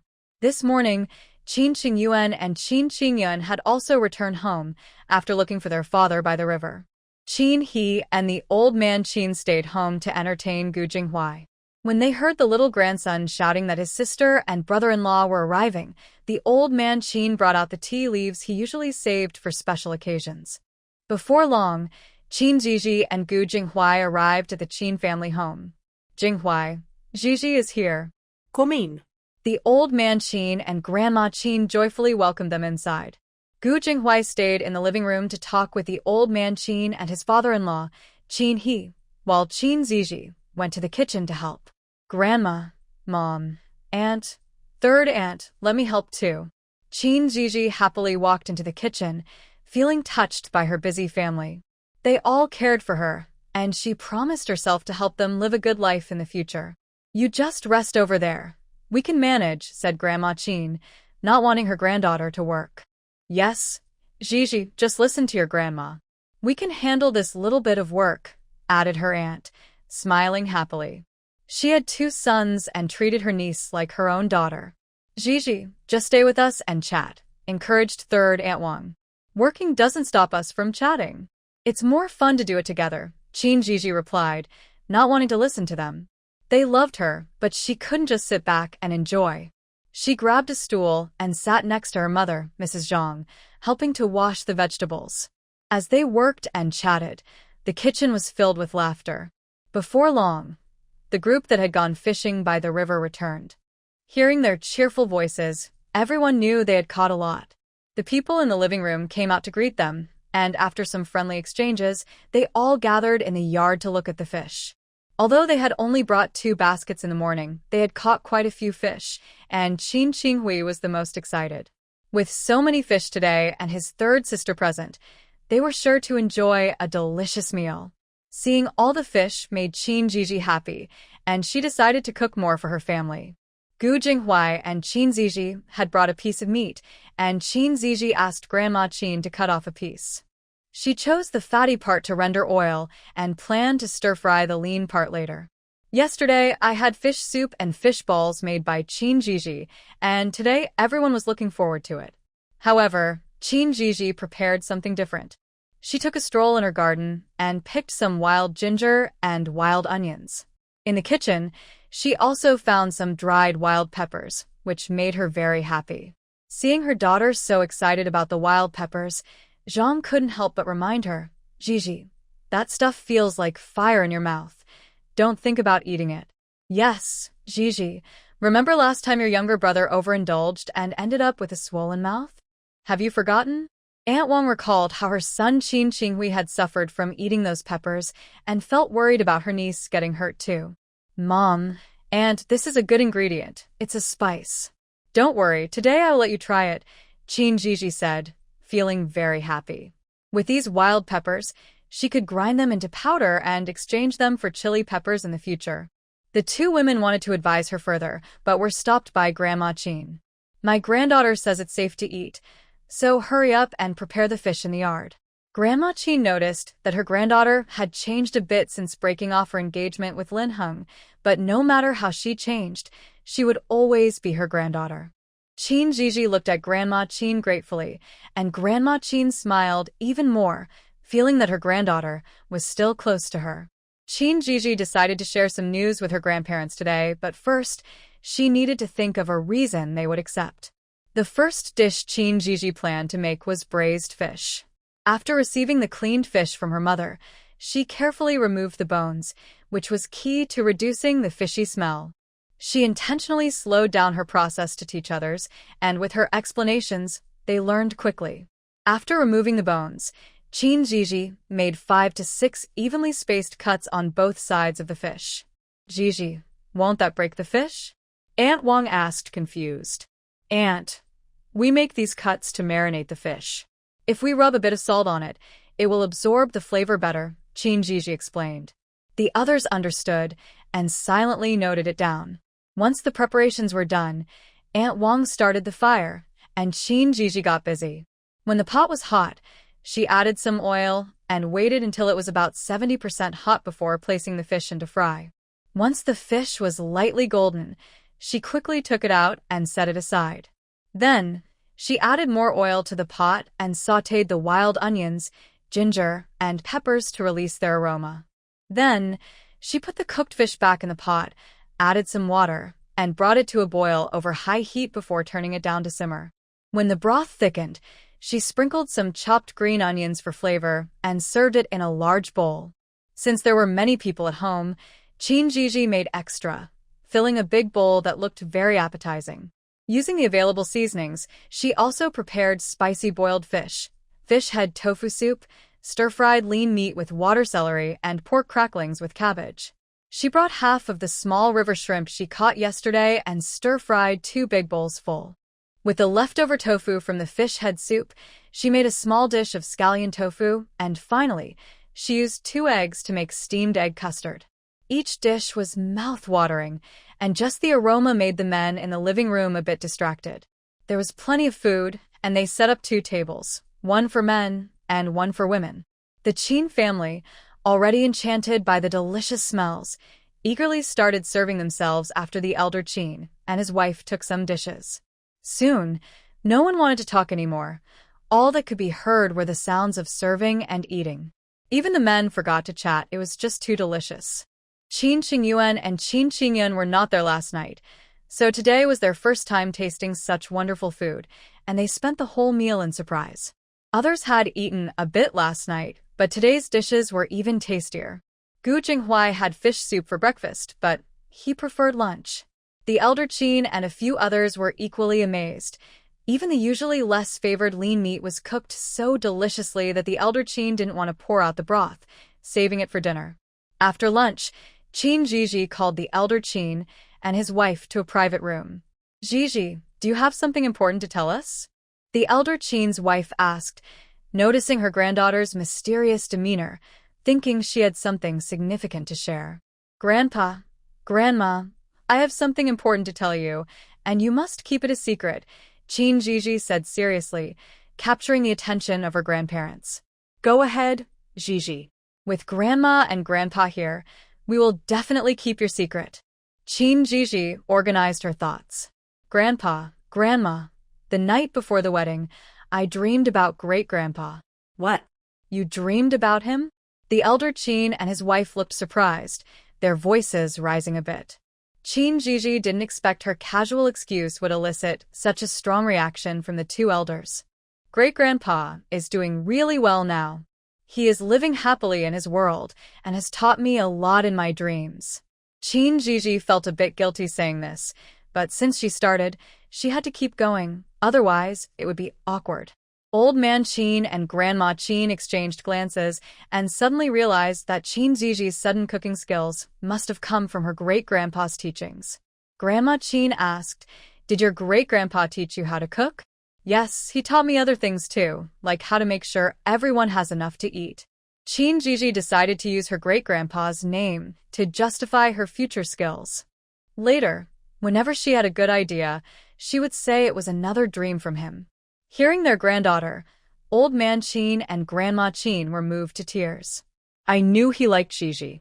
After all these years, he hasn't sent dreams to anyone else, only to her." Old Man Qin was thrilled that his father had sent dreams to his granddaughter and taught her skills. Don't forget, the fortune teller also said Zhizhi is lucky. So this is how her luck comes about. It's wonderful. Grandma Qin was also very excited, and after that, there was no more talk of Zhizhi. Old Man Qin and Grandma Qin used their imagination to fill in the rest. Zhizhi had to admire her grandparents' creativity. People in ancient times truly respected spirits, which saved her a lot of trouble. "Zhizhi, did your great-grandpa say anything else?" Old Man Qin was worried that his father had more instructions. Seeing his excitement, Zhizhi whispered, "Great-grandpa said we should keep a low profile and not spread the word about his dreams. Otherwise, he might be punished and won't be able to help us anymore." Zhizhi intentionally made it sound a bit serious to avoid future problems. Old Man Qin calmed down and said, "Your great-grandpa is thoughtful. Don't worry, I and your grandma will keep this a secret." Grandma Qin also promised, "Yes, I will keep your secret too. This matter will stay between the three of us. Zhizhi, do whatever you want. The whole Qin family supports you." In Old Man Qin's heart, Zhizhi was not only his beloved granddaughter, but also the chosen one by his father. "Thank you, Grandpa and Grandma. I'll ask Great-grandpa in my dreams again, and we can discuss it."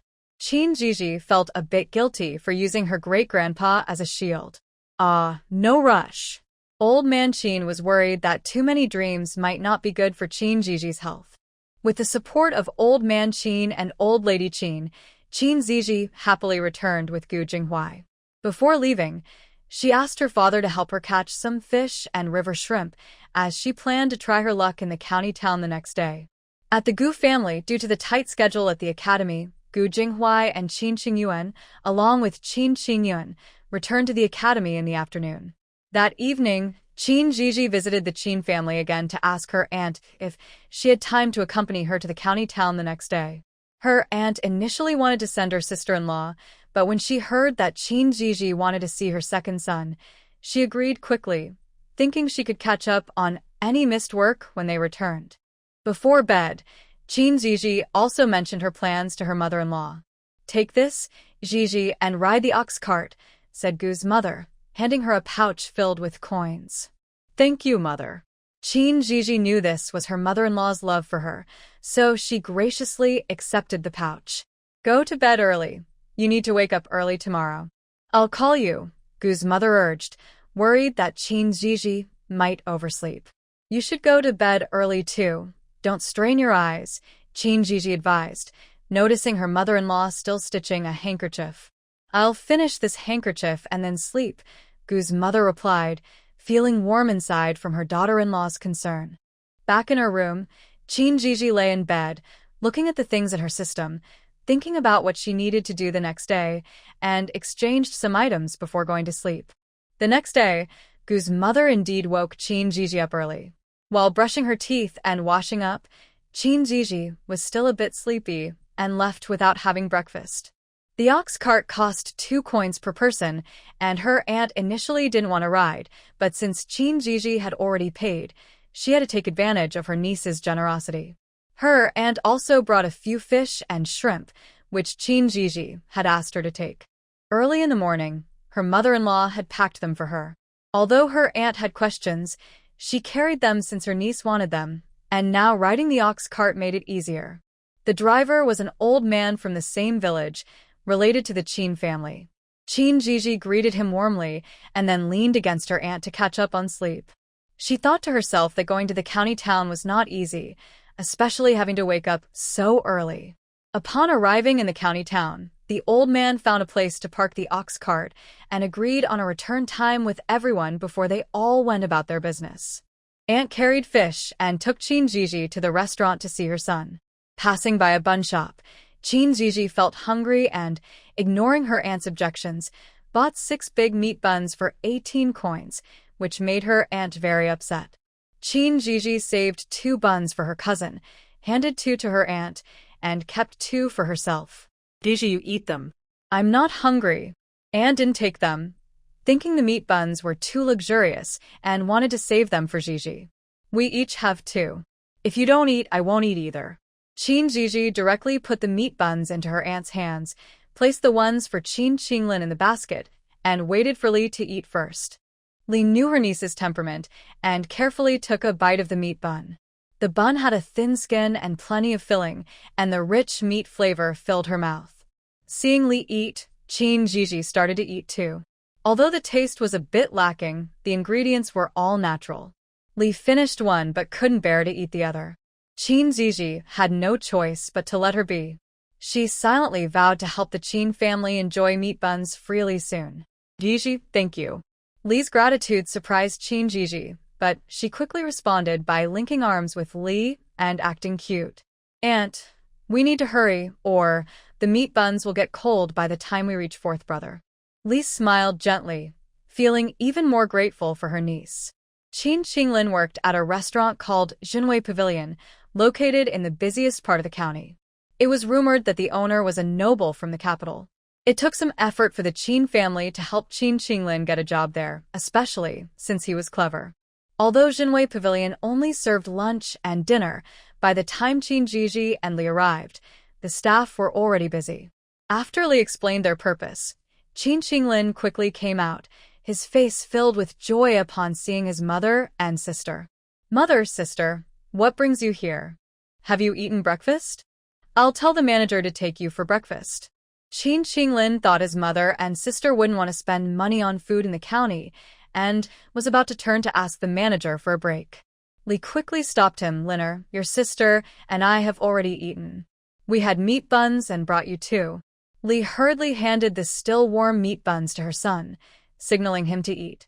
Qinglin was very surprised to see the meat buns. His mother and sister actually bought them. He wondered if they were tricking him. Mother, you and sister should eat too. Qinglin took one and handed the other to Zhizhi. Third sister, you should eat too. Fourth brother, I really ate with auntie. Look, we only have one left.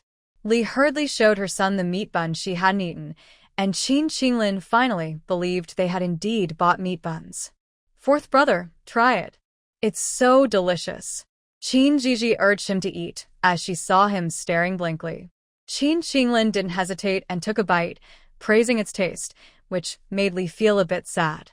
After eating one, Qinglin didn't want to eat more and asked Li to take the rest home for the family to try. Zhizhi understood her fourth brother's feelings and didn't pressure him to eat more. Once Qinglin finished, Zhizhi cautiously asked, Fourth brother, can I meet the shopkeeper? I have a recipe I want to discuss. Seeing how careful her family was even with the meat bun, Zhizhi decided to address the current situation first. Third sister, the shopkeeper is here today. Wait for me a moment while I go ask. Qinglin didn't care where his sister got the recipe and turned to find the shopkeeper. Before long, Qinglin happily ran out. Third sister, mother, you can come in? The shopkeeper agreed to see you. Li was surprised that the shopkeeper was willing to meet them and was very happy, pulling Zhizhi along to follow her son into the restaurant. The shopkeeper was a friendly man in his 30s. Little girl, I heard you have a recipe to discuss with me, the shopkeeper said with a smile. He had been worried about new recipes for the month and didn't expect to meet someone today. Hello, shopkeeper Wang, sorry to bother you. Zhizhi greeted him respectfully. Since it was her fourth brother's workplace, She was extra careful not to cause any trouble. "Please sit down," shopkeeper Wang warmly invited her to take a seat. "I heard from Qinglin that you have a recipe. What kind is it?" Shopkeeper Wang was hoping for a recipe not found in Anyuan County. Shopkeeper Wang, "May I use the back kitchen? I brought my own ingredients and I can prepare it for you to taste. If you like it, we can discuss further."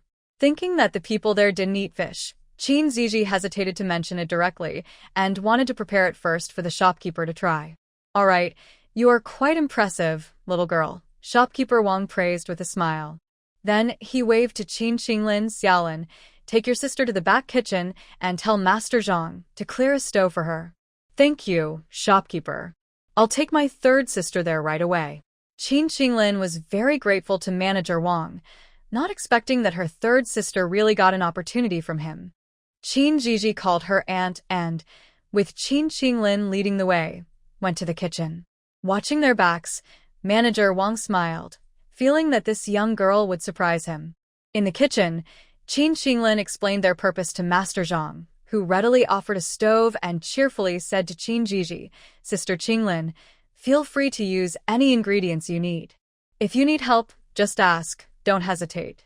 Master Zhang had been stressed about a new recipe lately and was eager to assist since he heard Zhizhi was there to create one.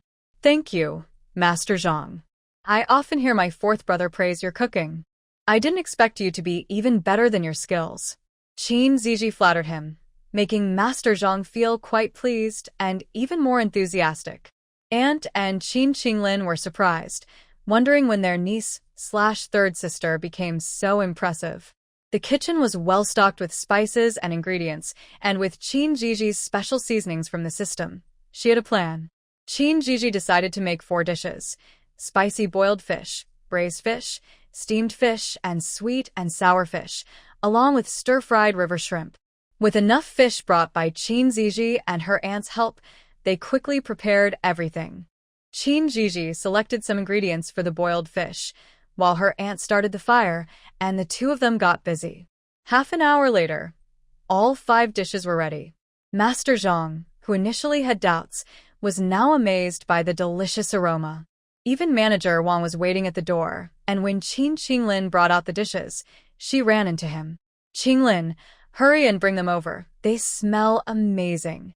Hearing this from Manager Wang made Qinglin very happy. Her sister's dishes were sure to impress. As soon as she set them down, Manager Wang eagerly began tasting them.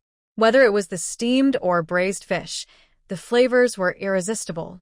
When he tried the boiled fish, his eyes lit up, knowing it would be even more popular in colder weather. The stir-fried river shrimp was incredibly fresh, and Manager Wang asked Qinglin for a bowl of rice, calling Master Zhang over to try the dishes. Master Zhang's surprise matched that of Manager Wang, and he immediately urged him to buy the entire recipe. Thinking about the recipe, Manager Wang quickly approached Zhizhi, forgetting about eating. "Zhizhi, what price do you want for these recipes? Uncle Wang will buy them all." This time, Manager Wang didn't call her a little girl but referred to her as Zhizhi, creating a closer connection. "Uncle Wang, just looking is enough. Zhizhi doesn't understand the value of these recipes." Zhizhi pushed the question back to Manager Wang. Manager Wang thought for a moment and sincerely said to Zhizhi, "Niece Zhizhi, each dish is 50 taels of silver, so 5 dishes total 250 taels." Manager Wang was very sincere, and Zhizhi was quite satisfied, but she felt something was off about the silver calculation. "Uncle Wang, I think your calculation is not quite right." Hearing this, Manager Wang was taken aback and asked uncertainly, "What do you think is wrong, Niece Zhizhi? Feel free to say, the price can still be negotiated." Upon realizing Manager Wang misunderstood, Zhizhi smiled and explained, "Uncle Wang, you misunderstood. I meant you are giving too much silver." "Giving too much?" Now it was Manager Wang's turn to be surprised. "Just as you said, 50 taels per dish, but you only need to pay for 3 dishes. The other 2 are a gift from me to you." Manager Wang did not expect the young girl to be so honest, and he smiled even more happily, knowing this was Zhizhi showing goodwill, which he gladly accepted. "Let's do it as you say, Niece Zhizhi." Uncle Wong, I use a special seasoning for my dishes, and I won't sell that recipe. Zhizhi felt it was important to clarify this in advance. Ha ha ha, niece Zhizhi, I understand. We will calculate the cost of the seasoning separately. How do you think we should price it? Manager Wang was willing to do business with Zhizhi. She was a girl with ideas. Uncle Wang, 1 tael of silver per bottle. Buy as many as you need. Zhizhi felt this price was reasonable, and Manager Wang nodded in agreement. The two quickly signed the contract, ensuring that the recipes Zhizhi provided today would not be sold to other restaurants. Manager Wang paid the silver, and both parties were very satisfied. Zhizhi and Manager Wang walked out together, and Li Shi and Qinlin sighed in relief. They were anxious outside. Master Zhang, please take Miss Zhizhi to the kitchen. Master Zhang was extremely happy, knowing that the manager had purchased the recipes. Please this way, Miss Zhizhi. Thank you, Master Zhang. Zhizhi had a good impression of him. Auntie, please wait a moment. I will go to the kitchen for a bit. Zhizhi explained to Li Shi, fearing she might be worried. Li Shi was clever and quickly understood that her niece had made a deal with the restaurant, nodding at Zhizhi. Once in the kitchen, Zhizhi carefully explained the details of each dish to Master Zhang, guiding him to make each dish again. Zhizhi carefully tasted the flavor and thought it was similar to what she made. With more practice, it would be even better. Before leaving the kitchen, she left some special seasoning for Master Zhang. Before she left the restaurant, Zhizhi asked the shopkeeper to help her exchange some silver and copper coins. Thinking about the restaurant needing fish, she asked shopkeeper Wang, Uncle Wang, we have a lot of fish in our village. Do you need any? The restaurant will start a new menu tomorrow. Why don't you come and take a look and bring some fish along? How about 4 coins per pound? How much do you need, Uncle Wang? Zhizhi understood he wanted her to help. Why don't you help me estimate how much fish I can sell tomorrow and just bring that amount? Zhizhi thought for a moment and smiled. Okay, I'll do that. Seeing the young girl's confidence, shopkeeper Wang felt more at ease. Before leaving, Zhizhi asked about the customer flow and daily earnings, getting a rough idea. After saying goodbye to shopkeeper Wang and Qinlin, Zhizhi took Li Shi to go shopping. Aunt, do we still have time to buy some things? Zhizhi worried about missing the ox cart back to the village. Zhizhi, there's still an hour before the cart leaves, Li Shi replied, clearly keeping track of the time. Hearing there was only an hour left, Zhizhi calculated in her mind. It seemed unlikely they could buy everything today, so they should start with pork and flour. Once they made some money, they could definitely make dumplings and meat buns. Aunt, let's go to the butcher and the flour shop first. Li Shi, seeing her niece wanted to go, led the way. She knew Zhizhi sold the recipe, but didn't know how much money she made. In Li Shi's mind, selling it for 10 taels of silver would be impressive.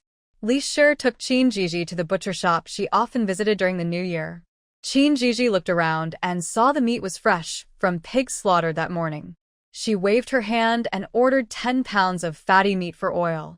Originally, the fatty meat was 10 coins per pound, but seeing how much she wanted, the butcher lowered it to 9 coins per pound, costing her 90 coins in total.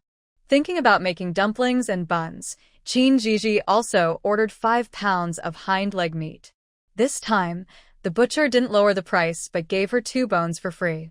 Worried she couldn't chop it at home, she asked the butcher to cut it for her, and he happily agreed. After paying, she saw her aunt looking stunned and called out, Aunt, hurry and put down the basket to carry the meat.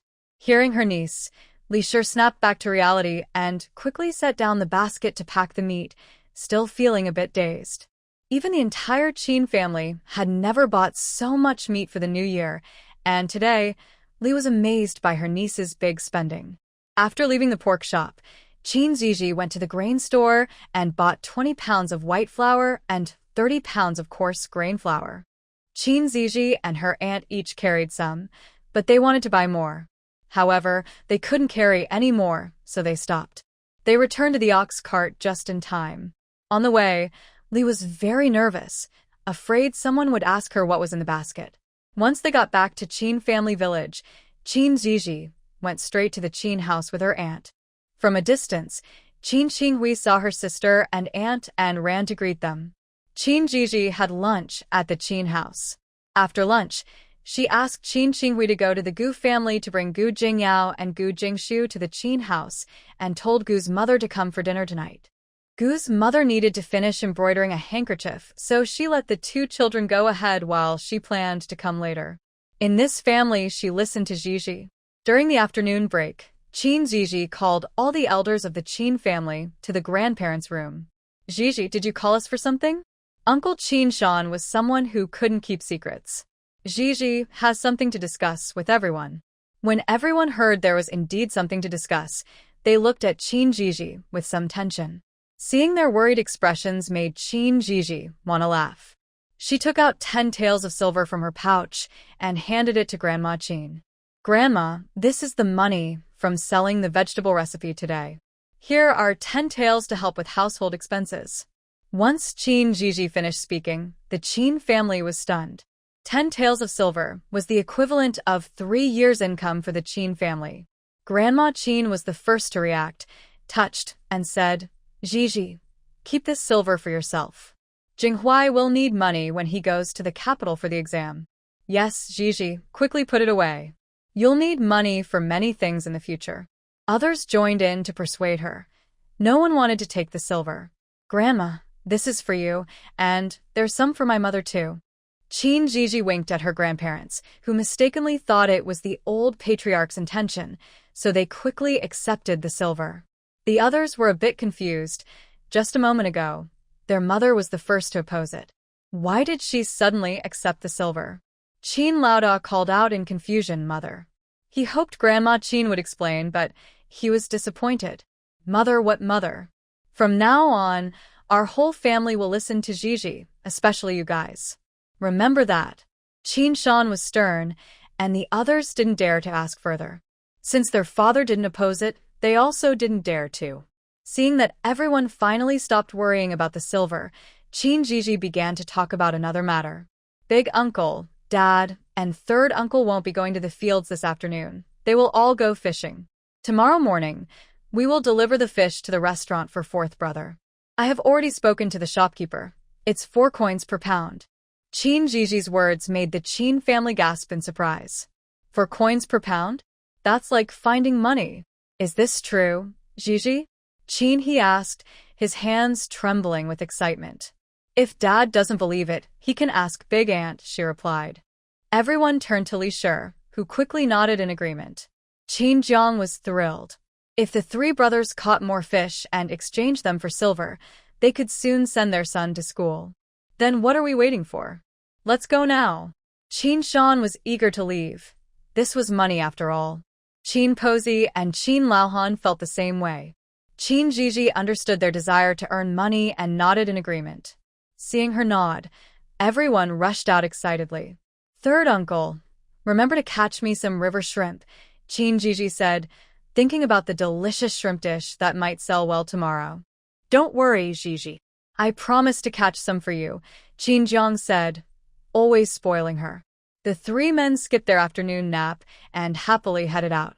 After a short nap at the Qin house, Qin Zhizhi got up and started organizing her basket. When Qin Pozi and the others woke up and saw her busy, they quickly came over to help. Mom, please slice this fatty meat for me. I will render some lard later, Qin Zhizhi instructed her mother. Zhizhi, do we need to cut all this fatty meat? Zhang Shi asked, unsure where to start with so much. Yes, Mom, just cut it all. Later, we will render some lard and keep a jar for me. The rest is for you to eat. The Gu family is small, so 1 jar will last them a while. Plus, she has a system to help her, so she isn't worried about running out of oil.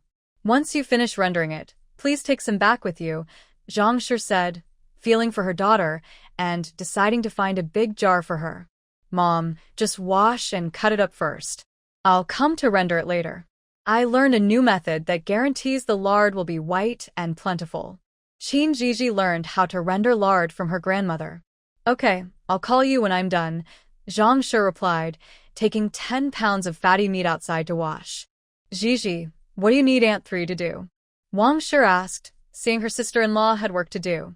Aunt 3's task is a bit tiring. You see this big piece of meat? I need you to chop it all up for me.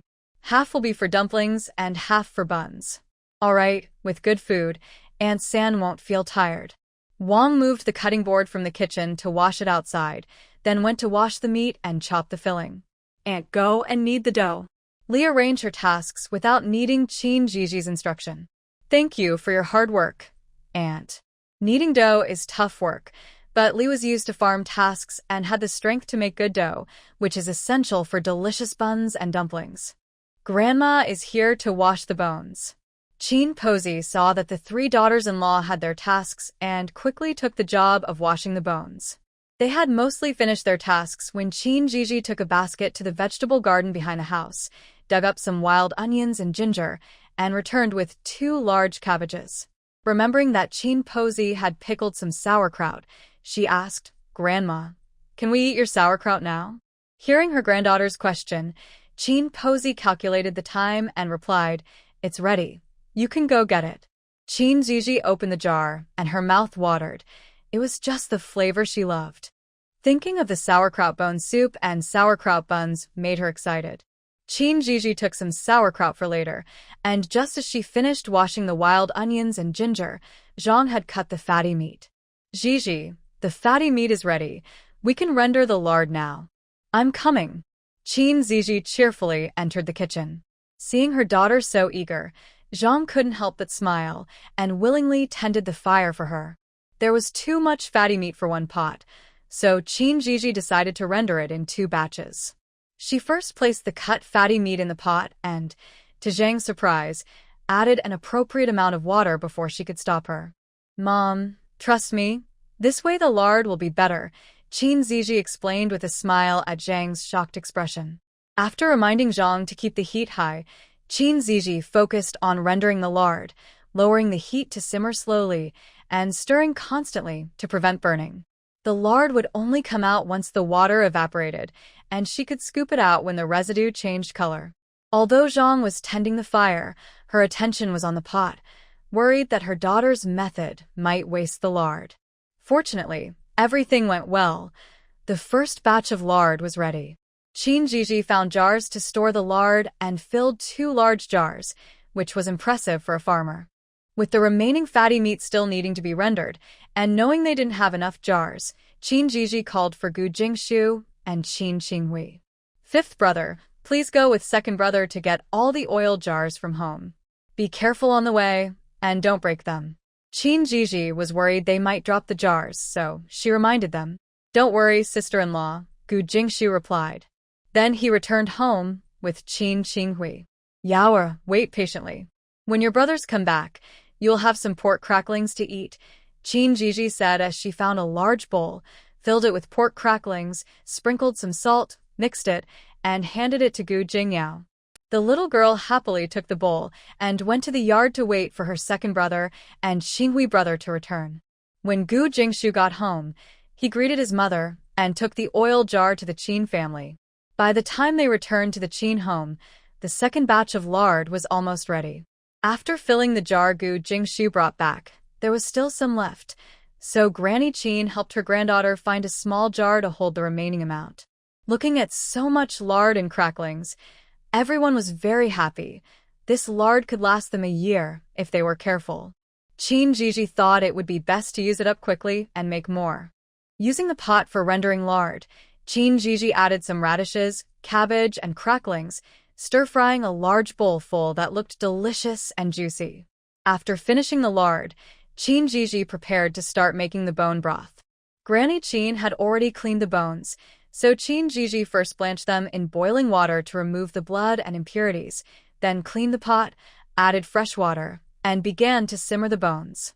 She told her mother about the precautions for the fire and then left the kitchen to see how her aunt and mother-in-law were doing with their preparations.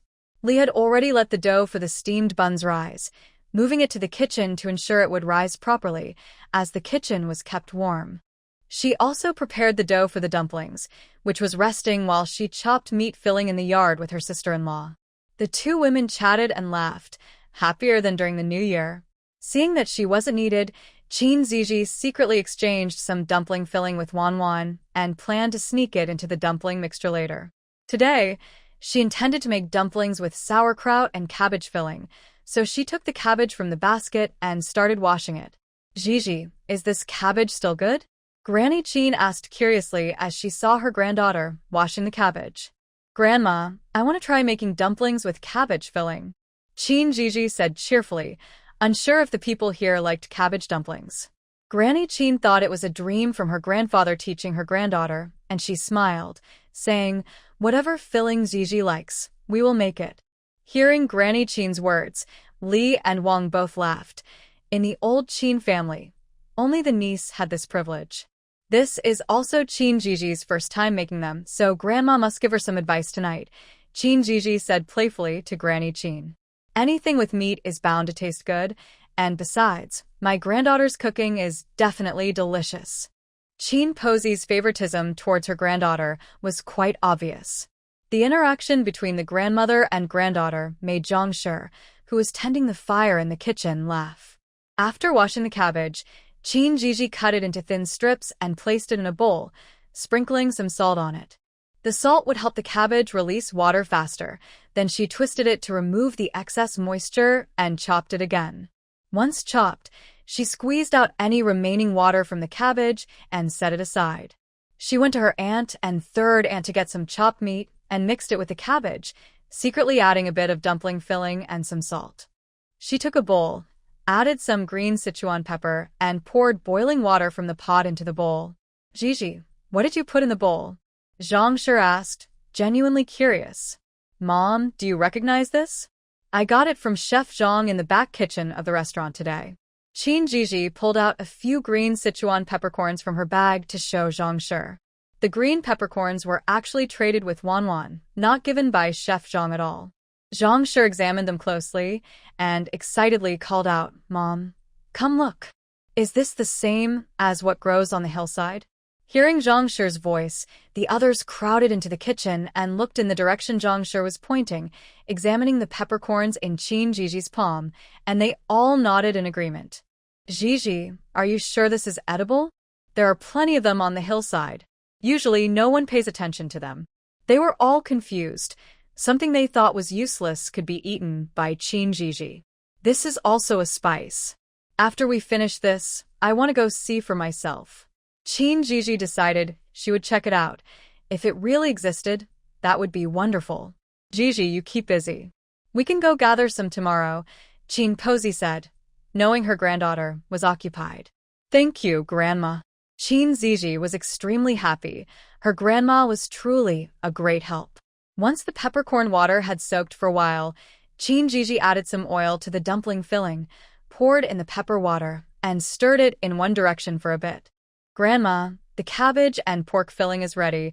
We can start wrapping the dumplings soon. Qin Zhizhi brought the prepared filling to show Qin Posi, who was thrilled. Her granddaughter was really impressive. Qin Zhizhi used the same method to prepare the pork and pickled cabbage filling. With all the preparations done, it was time to wrap the dumplings.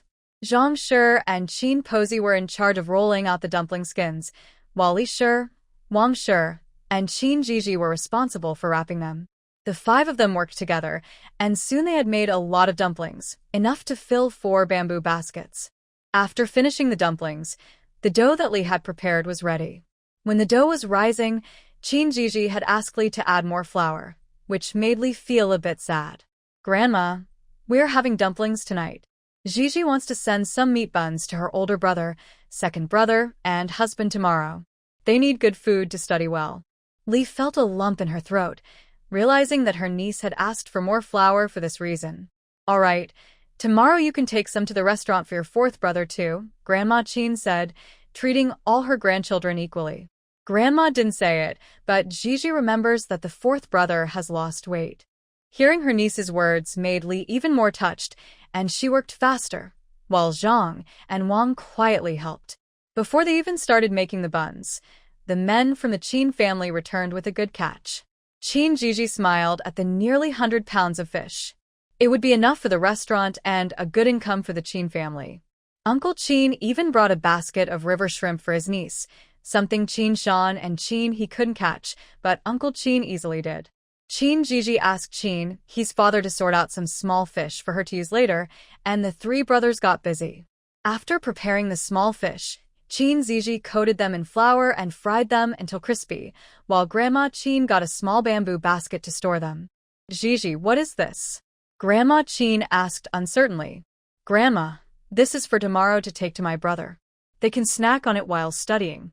As soon as she heard it was for her grandchildren and son-in-law, Grandma quickly put it away. They kept the caught fish in a large tub to keep them alive until they could send them to the restaurant early the next morning. Mother Gu came over while they were making buns. After hearing Zhiji's explanation, she washed her hands and joined in. Finally, the last pot of buns was ready, and they started cooking the dumplings. The children were so eager for dumplings that they even refused the meat buns. The cabbage and sauerkraut dumplings were cooked separately, filling 2 large bowls, along with the stir-fried vegetables and rich bone soup that Zhiji made. The Qin family was lively, like a festival. Grandma Qin scooped 2 big bowls of dumplings and said to Zhang and Wang, "Take some to your uncle and second uncle's families. Grandma, please bring a few more buns." Zhiji was happy to share. Grandma Qin took 4 meat buns for each family, and only then did Zhang and Wang leave. When they returned, the Qin family's dinner could finally begin. They enjoyed dumplings, rich dishes, and creamy bone soup, a feast fit for a celebration. The children were happily eating, praising the food. Third sister, the dumplings with pickled vegetables are so delicious. The dumplings with cabbage are good too. Sister-in-law, the boiled bone soup is tasty. Mother Gu felt touched as she ate the dumplings. All of this was thanks to Zhiji, and she wanted to treat Zhiji and the Qin family even better in the future. They would become one family because of Zhiji. Besides the bone soup, the dumplings and vegetables were all gone, and everyone was satisfied. If they had more room in their stomachs, they would have finished the bone soup too. Zhiji's cooking skills were recognized again, and Grandpa Qin and Grandma Qin believed even more in what their granddaughter said. Their father was truly watching over the Qin family. The two were even more determined to keep their granddaughter's secret. After a hearty meal, it was time to discuss important matters. They needed to decide who would go to the county town to deliver the fish tomorrow. Today, they caught about 100 pounds of fish and a basket of river shrimp, and Zhiji had her own plans. She discussed with Grandpa Qin, "Grandpa, there isn't much work in the fields right now. How about letting Uncle, Dad, and third uncle go with me to deliver the fish tomorrow?" Originally, Grandpa Qin planned for his eldest and second sons to accompany their granddaughter, so he gladly supported Zhiji's suggestion to have everyone go. "Then everyone will go. Eldest son, go borrow the ox cart from your uncle later. Tomorrow morning, you 3 brothers will go with Zhiji." Thinking about carrying so much fish, Grandpa Qin thought it would be easier with the ox cart. He wasn't worried about his sons walking. He was more concerned that his granddaughter would be too tired carrying the fish. Got it, Dad. I'll go right away. Qin Shan was just happy that everyone could go together to deliver the fish. Zhiji, tomorrow morning, come to our house for breakfast. Grandma will prepare it in advance, and then you can go with your dad and the others in the ox cart. Grandma Qin, caring for her granddaughter, wanted her to come over for a ready meal. Thank you, Grandma. Zhiji understood that her grandma was looking out for her and agreed sweetly. Mom, Aunt, please pack the food for eldest brother, second brother, and fourth brother. We'll take it with us tomorrow. Zhiji reminded her family, worried they might forget. Don't worry, Zhiji. Your mom and I won't forget, Zhang said, smiling at how her daughter cared more about her brothers and cousins than herself. After discussing the plans for tomorrow's trip to the city, Zhiji and Mother Gu returned home.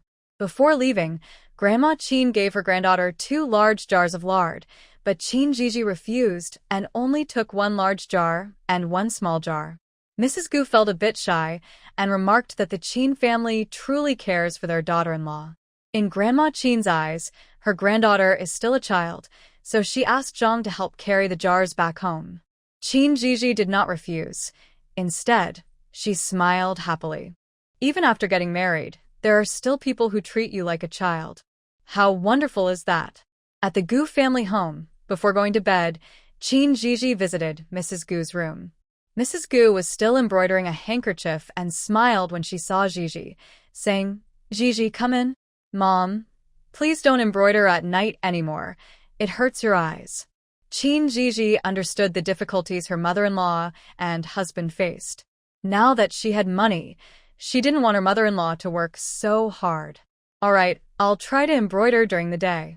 Mrs. Gu looked at Zhizhi gently, stopped her work, and pulled her to sit beside her. The two chatted for a while, and Zhizhi returned the pouch Mrs. Gu had given her in the morning. "Mom, today I made some money selling vegetables. Here are 10 taels for you to keep." Mrs. Gu was taken aback and then tried to refuse, saying, "Zhizhi, you should keep the money for yourself." "Mom, please take it. I have more." "That won't do. How can I take the money you earned with hard work?" Mrs. Gu insisted. "Mom, just accept it. Save it for my little sister's dowry. I've also talked about other business opportunities with the restaurant, and there will be more money coming in." Zhizi's words touched Mrs. Gu deeply. Just a few days after marrying into the Gu family, she was already earning money to support the family. "Zhizhi, you've worked hard. You should keep this money. You will manage the household from now on." "Mom, please accept it. I also gave Grandma 10 taels today, so you both have some. I still have a bit left to use as capital, and I will earn more in the future." "Zhizhi." Mrs. Gu's voice choked up. Over the years, she had raised her children alone, facing hardships that only she knew. After Zhizhi married in, she shielded her from everything. How could Mrs. Gu not be moved? After all, she was still just a child herself. "Mom, our good days are still ahead. I will earn more money and help everyone live well with my husband." Zhizhi hated to see others cry, and seeing her mother-in-law so emotional, she quickly comforted her. "Mom, believe in me." This small, delicate girl with weak shoulders made Mrs. Gu feel that Zhizhi could achieve anything. "Mother, quickly take the silver. Think about what message to send to my husband. Zhizhi is preparing to bring some food to my husband and brothers at the academy tomorrow." Seeing Zhizhi's firm attitude, Mother Gu could only accept the 10 taels of silver for now. "Then, Mother, please prepare some food for Jinghua in the morning," Mother Gu said, feeling sorry for her son, who was studying hard. "Mother, Zhizhi has already asked my mother and aunt to help prepare it. We just need to take it tomorrow." "Don't worry, my husband will take care of it," Zhizhi said playfully, winking and making Mother Gu laugh. With so many people caring for her son, Mother Gu felt happy.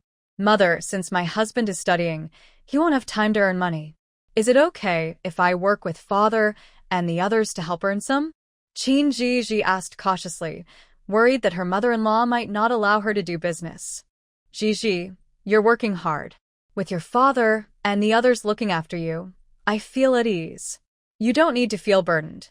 Whatever you choose to do, I will support you, and Jinghua will support you too," Mother Gu added, including her son in her reassurance, wanting to make sure Zhizhi felt free to pursue her plans. "Thank you, Mother." Zhizhi felt relieved, glad that Mother Gu was understanding. "Silly child, I should be thanking you," Mother Gu said as she carefully put away the silver. It had been a long time since she had seen so much silver, and life had been tough these past few years, especially with Jinghua studying. She couldn't afford to relax. "Then, Mother, get some rest. I'll head back to sleep now since I need to wake up early tomorrow." After delivering the silver, Zhizhi happily returned to her room to sleep. Early the next morning, Zhizhi got up. She didn't want to wake her family, but Mother Gu woke up anyway. "Zhizhi, let me make you something to eat first," Mother Gu said as she prepared to go to the kitchen, but Zhizhi stopped her. "Mother, sleep a little longer. I'll eat with father and the others. Don't forget to give the meat buns we brought back yesterday to my younger siblings. They need the nourishment." The meat buns were from the Qin family, and Zhizhi was concerned that Mother Gu might want to keep them for herself. "I know, dear." "Be careful on your way," Mother Gu said, still worried. "Don't worry, Mother. Father, uncle, and third uncle are all going," Zhizhi reassured her, calming Mother Gu's worries. After Zhizhi left, Mother Gu couldn't go back to sleep. She tidied up the yard, fed the chickens, and went to the kitchen to prepare breakfast. When Zhizhi arrived at the Qin family's place, everything was already loaded onto the ox cart. The three Qin brothers had been so excited that they hadn't slept all night and were busy early in the morning. Seeing her granddaughter arrive, Grandma Qin quickly called her sons to eat, urging them to head to the county town early to avoid missing the fish. After finishing breakfast, they set off for the county town. To keep her granddaughter warm, Grandma Qin specially prepared thick clothes for her to wear on the way. The restaurant was especially busy today. Manager Wang arrived early because a new announcement was posted yesterday about new dishes. Some customers had already inquired about it, and Manager Wang kept them in suspense to build excitement. When Zhizhi and her group arrived at the restaurant, Manager Wang had already sent Qinlin to check at the entrance several times. They were taken to the back door of the restaurant for easier unloading of fish and shrimp. Zhizhi, you finally made it. Manager Wang greeted them warmly at the back door. Uncle Wang, don't worry, everything is fine. This is my father, my uncle, and my third uncle. They will take turns bringing fish to the restaurant from now on. Zhizhi introduced her family to Manager Wang, as she wouldn't be coming along to deliver fish anymore. She wanted her family to get familiar with him first. Hello, Manager Wang. They quickly greeted him, as he was their family's lucky star. As long as the new dishes are popular, I will only accept fish delivered by your Qin family in the future. Manager Wang was a smart man. He could see that Zhizhi was not an ordinary girl and might have future collaborations, so he was willing to give the Qin family this opportunity. Thank you, Manager Wang. We will move the fish inside now. The brothers were very happy to hear this and eagerly helped carry the fish from the cart. Thank you, everyone. Qinlin, go call the accountant to help with the bookkeeping. Manager Wang sent someone to get the scale and asked Qinlin to call the accountant. Once the Qin brothers moved the fish to the backyard, Manager Wang weighed them on the spot. The total was 103 pounds, which was close to Zhizhi's estimate. According to their agreed price of 4 coins per pound, the total came to 412 coins. There weren't many river shrimp, and they were rare, so Manager Wang offered 15 coins per pound. They brought 6 pounds today, which would be 90 coins. Manager Wang settled everything at once and handed Zhizhi 502 coins. Zhizhi took the money, intending to give it to her uncle, but worried about losing it in the crowd, she decided to keep it herself for now. Recently, Zhizhi discovered a feature of Wanwan that could help store things, but it required a small tip. She tossed the coins to Wanwan and said to her family, Dad, wait for me a moment. I'm going to check the kitchen. All right, Zhizhi, go ahead. He and the others were still in disbelief that they had received the money so easily, feeling like it was a dream. The 3 brothers, worried about the cart, went to wait by it for Zhizhi. Zhizhi went to the kitchen to discuss some important details with Master Li. When she came out, she spoke with Manager Wang about some marketing strategies.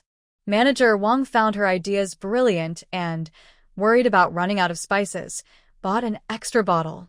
Zhizhi received a small amount of money for the spices and was very happy. She asked Manager Wang to give her some coins. She then gave Qinlin 20 coins and shared some food she had brought. 4th brother, take this 20 coins to buy some snacks. This bag has food from home. Father and I will go to the academy to find our older brother, so take care of yourself. 3rd sister, I have food and a place to stay here, so you don't need to worry about me. I won't need the money. Qinlin only accepted the food and did not take the coins. You must take what your sister gives you. Look how thin you've gotten. Buy something you like. Our family has some income now, so you don't need to worry about spending money. Zhizhi insisted and handed the coins to Qinlin again. Keep it safe and don't lose it. We're leaving now, and if anything comes up, remember to send a message home. The Qin family didn't want to take too much of Qinlin's time, so after giving him the items, they left. Once outside the inn, Uncle Qin hurried over and asked, Zhizhi, are you done with your work? Yes, I'm done.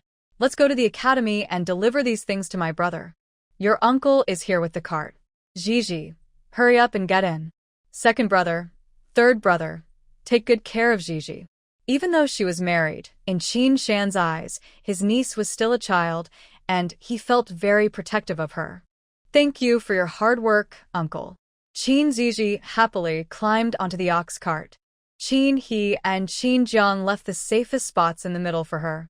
Qin Zhizhi wanted to laugh at their concern but obediently sat down. The ox cart steadily headed towards the academy, and along the way, Qin He and Qin Jiang chatted nonstop. "Zhizhi, are you hungry? I can get you some pastries." "Zhizhi, look. There are candied hawthorns for sale. Your uncle remembers you love them. I'll buy you a couple of sticks. That little stall has nice hairpins too. Let's go take a look, Zhizhi." Along the way, Qin Jiang and Qin He kept asking Qin Zhizhi to get down and look at the stalls. Qin Zhizhi was surprised that her family was so keen on shopping. "Father, uncle, let's go to the academy first. We can shop after we return, okay?" "Of course, we'll listen to you, Zhizhi." Qin He, being a doting father, had no objections. "Uncle will listen to you too." Qin Jiang quickly agreed. Before long, they arrived at the academy. Qin Shan parked the ox cart, and then they went to find the doorman to help call for someone. When they heard that Gu Jinghuai and Qin Qingyuan were being sought, the elder was very enthusiastic. Before long, the three of them hurriedly walked out. Seeing the group waiting outside, the three were a bit surprised. They didn't expect so many people to come, and they felt a bit anxious. Gu Jinghuai stepped forward and asked urgently, "Father-in-law, uncle, third uncle, is there something wrong at home?" The others were a bit confused by the question, but Qin Zhizhi quickly responded with a smile. "Don't worry, we just came to bring you some things." Hearing this, the three of them relaxed. "Dad, give the things to Big Brother." Qin Zhizhi called to Qin He to bring the items.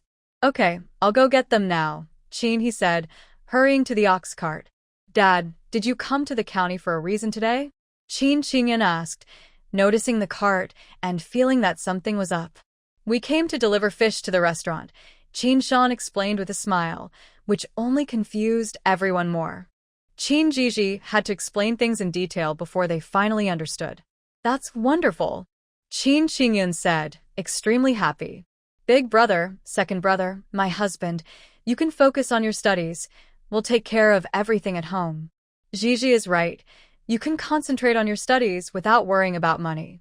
The three were very touched and vowed to do their best in their studies to repay their family. After chatting for a while, Qin Zhizhi pulled Gu Jinghuai aside to say a few private words and handed him 300 coins. "Husband, here are 300 coins.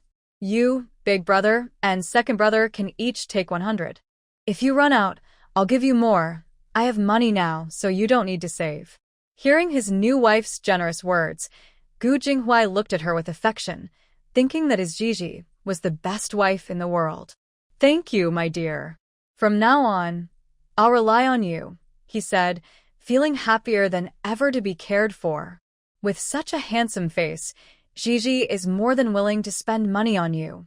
Qin Zhizhi accidentally revealed her feelings, leaving Gu Jinghuai momentarily stunned before he laughed even more. He realized that his Zhizhi was attracted to looks, and he felt that winning her heart was just around the corner.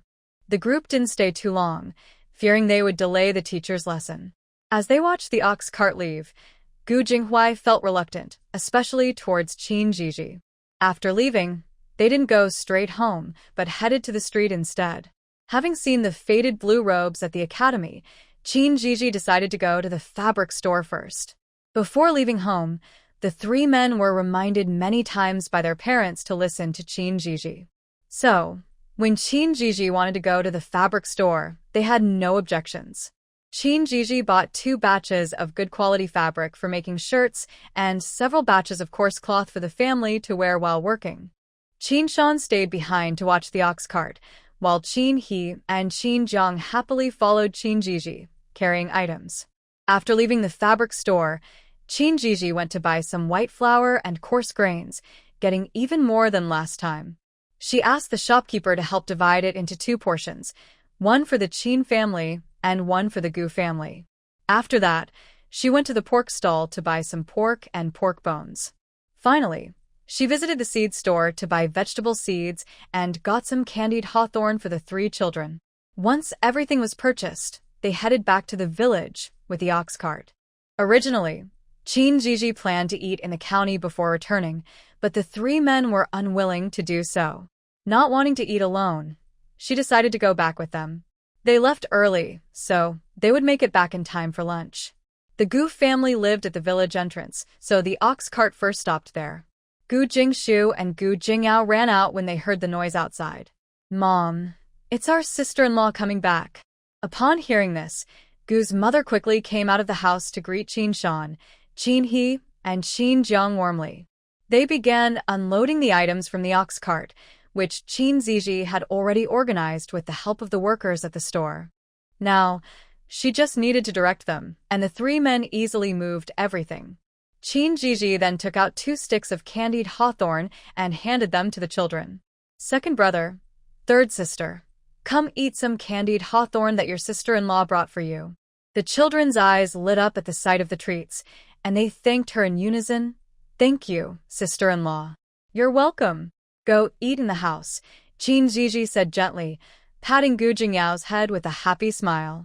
"Dad, you all take the things from the ox cart home. I'll come over after lunch." Since the money from selling the items was still with Qin Zhizhi, she planned to go after eating. "No rush, you must be tired. Rest a bit after your meal before going. Your dad and your uncles will head back first. We still need to catch fish this afternoon," Qin He said, concerned about his daughter's fatigue. Got it, Dad. "I won't keep you all for lunch." Qin Zhizhi understood that they were eager to go home and didn't want to waste their time after unloading. Gu's mother quickly helped organize the many items her daughter-in-law had brought back. "Mom, let's leave the rice and flour for now. I'll sort it out this afternoon." Qin Zhizhi planned to secretly exchange some white flour with Wanwan later. "Hey, Zhizhi, are you hungry? I'll start cooking." Mother Gu worried that Qin Zhizhi might be hungry, so she quickly went to the kitchen to prepare food. Qin Zhizhi followed her in to help, while Gu Jingyao helped to start the fire. Lunch was simple. Mother Gu made porridge, some pancakes, and heated up the meat buns that the Qin family had given them yesterday. Even though it was plain food, everyone enjoyed the meal. After lunch, Qin Zhizhi took the 2 pieces of fabric to Mother Gu's room. "Mom, I bought 2 pieces of fabric today. Can you please help make clothes for everyone?" Qin Zhizhi was worried about revealing her lack of sewing skills, so she asked for Mother Gu's help. Mother Gu, knowing that Qin Zhizhi was busy every day, smiled and said, "It's no trouble at all. Come here, let me measure you. You're the hardest worker in our family, so I'll make yours first." "Mom, please make my husband's clothes first. He needs a new outfit for the academy today." Qin Zhizhi clung to her mother-in-law's arm playfully. Mother Gu understood that her son needed new clothes. "All right, I'll make Jinghuai's first, and then I'll make yours." "Mom, when I got married, my grandmother made me 2 sets of clothes, so I'm not in a hurry. Please make clothes for my younger siblings first. I still have clothes to wear." Qin Zhizhi once again declined her mother-in-law's kindness. Mother Gu smiled but thought about making clothes for her daughter-in-law soon. After a tiring morning, Qin Zhizhi took a nap at home before heading to the Qin family. Qin Shan and the others had gone to the river, and even the old man Qin was there today. Grandma Qin was very happy to see her granddaughter and took her straight to her room. Before long, Zhang Li and Wang also came to Grandma Qin's room. "Zhizhi is here." "Mom, why didn't you call us earlier?" Li joked with everyone, and Grandma Qin laughed, saying, "Zhizhi hasn't even talked to me much before you all arrived." "Mom, aunt and third aunt, Zhizhi just got here. You all coming quickly." Qin Zhizhi smiled happily as everyone entered and found a place to sit. Seeing everyone gathered, Qin Zhizhi handed the coins she earned from selling fish and river shrimp to Grandma Qin. "Grandma, here's today's earnings, 502 coins." Everyone was surprised. They didn't expect it to be so much. "Zhizhi, how did you earn so much? Didn't you buy things too?" "Grandma, the things are my way of showing respect to you. Now that I'm married, don't you still consider me part of the family?" Qin Zhizhi said this playfully, with a pitiful expression, making it hard for Grandma Qin to refuse. "Grandma, Please use this fabric to make new clothes for my older brother, second brother, and the younger ones first, and then you can make something for yourself, okay? Zhizhi, it's not easy for you to make money, so don't buy anything in the future, Grandma Qin couldn't help but advise. Grandma, I still need help from my mother, aunt, and third aunt in the future, Zhizhi replied. Whatever you need from aunt, just let me know. I can help, said aunt. Third aunt can do anything, added the other. The two sisters-in-law were eager to help their niece right away. Zhizhi hasn't decided yet, but she will need help soon. Before that, aunt, mom, and third aunt should make some clothes first, Zhizhi suggested. Yes, listen to Zhizhi. Later, we will help her with the work, Grandma Qin said firmly, and the sisters-in-law felt touched. Grandma Qin distributed the fabric, and the sisters-in-law went back to get needles and thread. In Grandma Qin's room, they chatted while making clothes for their sons. By the way, Zhizhi, didn't you want that seasoning yesterday? Your mother and the others picked some, and Grandma wants you to take a look. Grandma Qin remembered and went outside to bring it in. Zhizhi, take a look and see if it's what you wanted. We didn't pick too much, but if it is, we can go pick more, they said, looking at Zhizhi with anticipation. Zhizhi picked it up, smelled it, and examined it closely. She recognized it and happily nodded to them. Everyone was excited. It was great news, and they would help Zhizhi pick more later. Grandma, let fifth brother call Grandpa back. I have something important to discuss with him. Okay, Grandma will go call your grandpa now. Grandma Qin wasn't sure if her grandson was home, so she went out to the riverbank to call for him. Not long after Grandma Qin left, Grandpa Qin returned. Zhizhi, I heard from your grandma that you need to talk to me, Grandpa Qin said, slightly out of breath from hurrying. Grandpa, please sit down and rest a bit. It's not urgent. We can take our time, Zhizhi said quickly, helping him sit down and pouring him a bowl of water. Hearing it wasn't urgent, Grandpa Qin relaxed and took the water from his granddaughter, sipping it slowly. Grandpa, today Mom, Aunt, and third aunt brought back the seasoning. I have a use for it and would like your help to collect some, Zhizhi explained. Upon hearing that Zhizhi wanted to spend money, the others were not pleased.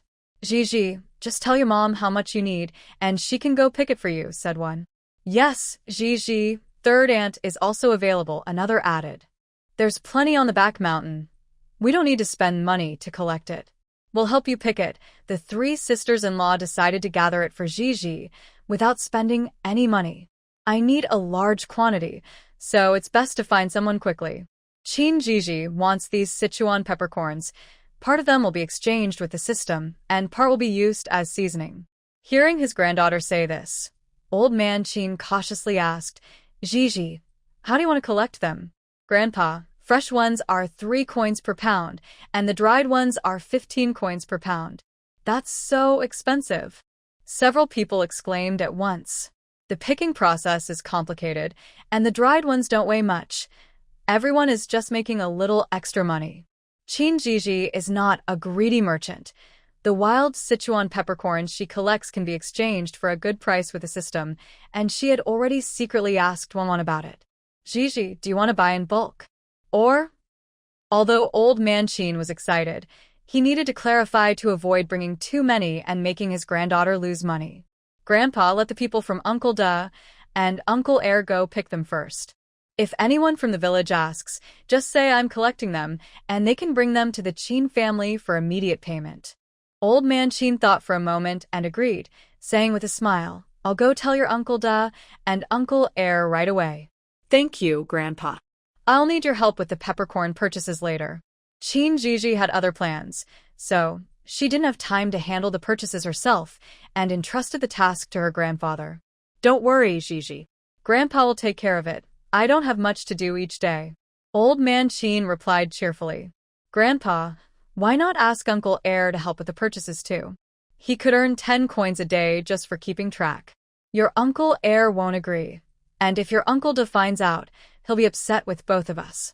Old Man Qin quickly dismissed his granddaughter's suggestion. He and his second brother were too old to be scolded by their older brother. Then let Uncle Da help. Qin Zhizhi thought that would be fine. Well, Old Man Qin hesitated a bit. Zhizhi continued to persuade him. Grandpa, if you hint to Uncle Da and Uncle Air about the dream from great-grandpa, we can settle this. Zhizhi playfully winked at her grandfather, and old man Qin suddenly understood her meaning. Zhizhi is right. It's settled. I'll go inform your Uncle Da and Uncle Air now. Old man Qin confidently left, leaving the three daughters-in-law puzzled, while Zhizhi and Grandma Qin exchanged smiles. Zhizhi thought for a moment and asked Aunt Mom, "Third aunt, do you know if Uncle and the others have any of these?" The others were very excited. Times were tough, and having an extra income would be a huge blessing for their family. Yes, I understand what you mean. Did your uncle send it to you, and did you accept it? Lee's family has many brothers, and life is tough for them. Hearing Zhiji's words made her very excited. Of course I accepted it. I take what others give, so there's no reason not to accept from our own family. Zhizhi, thank you. We'll go back to our family right now to let them know, so we can go pick it tomorrow. The three sisters-in-law immediately put down their work and prepared to visit their family to share the good news. Take some Sichuan pepper to show your uncle. Follow this for picking. Don't pick the wrong ones. Zhizhi worried that the three might not describe it well, so she packed some Sichuan pepper for them as samples. Zhizhi is so thoughtful. Mom, we're heading out now. We'll hurry back to make dinner. The three felt a bit embarrassed about not being there to cook dinner. Go ahead. If it's too late, you can come back tomorrow morning. I'll handle dinner. Take some fish home. Don't go empty-handed. Although Qin Posey usually cooked less, her skills were still good. Not long after they left, Qin Laohan arrived with his older and younger brothers at the Qin family home. As soon as they saw Zhizhi, they excitedly asked, "Good granddaughter, is it true what your grandpa said? Did your great-grandpa really send you a dream?" "Uncle, second uncle, how could Zhizhi lie to you? Great-grandpa really sent me a dream." When they heard it was true, they almost knelt down to bow, but Zhizhi stopped them and emphasized the need for secrecy to calm the old men down. "Is this Sichuan pepper also something your great-grandpa asked for?" the elder uncle asked cautiously. Zhizhi could only nod and quietly say, "Some of it is for seasoning, and some is needed by great-grandpa." When they heard it was for their father, they became even more careful. "How will your great-grandpa take these things away?" the second uncle asked curiously. "Great-grandpa has his own ways. That's why I asked for your help. If these things suddenly disappear, won't people think I'm a monster? So, Zhizhi only told you, and I'll need your help to keep it a secret." They realized the reasoning. If their father suddenly took the Sichuan pepper, it would be alarming. Good thing Zhizhi thought this through. Otherwise, it would be a real problem.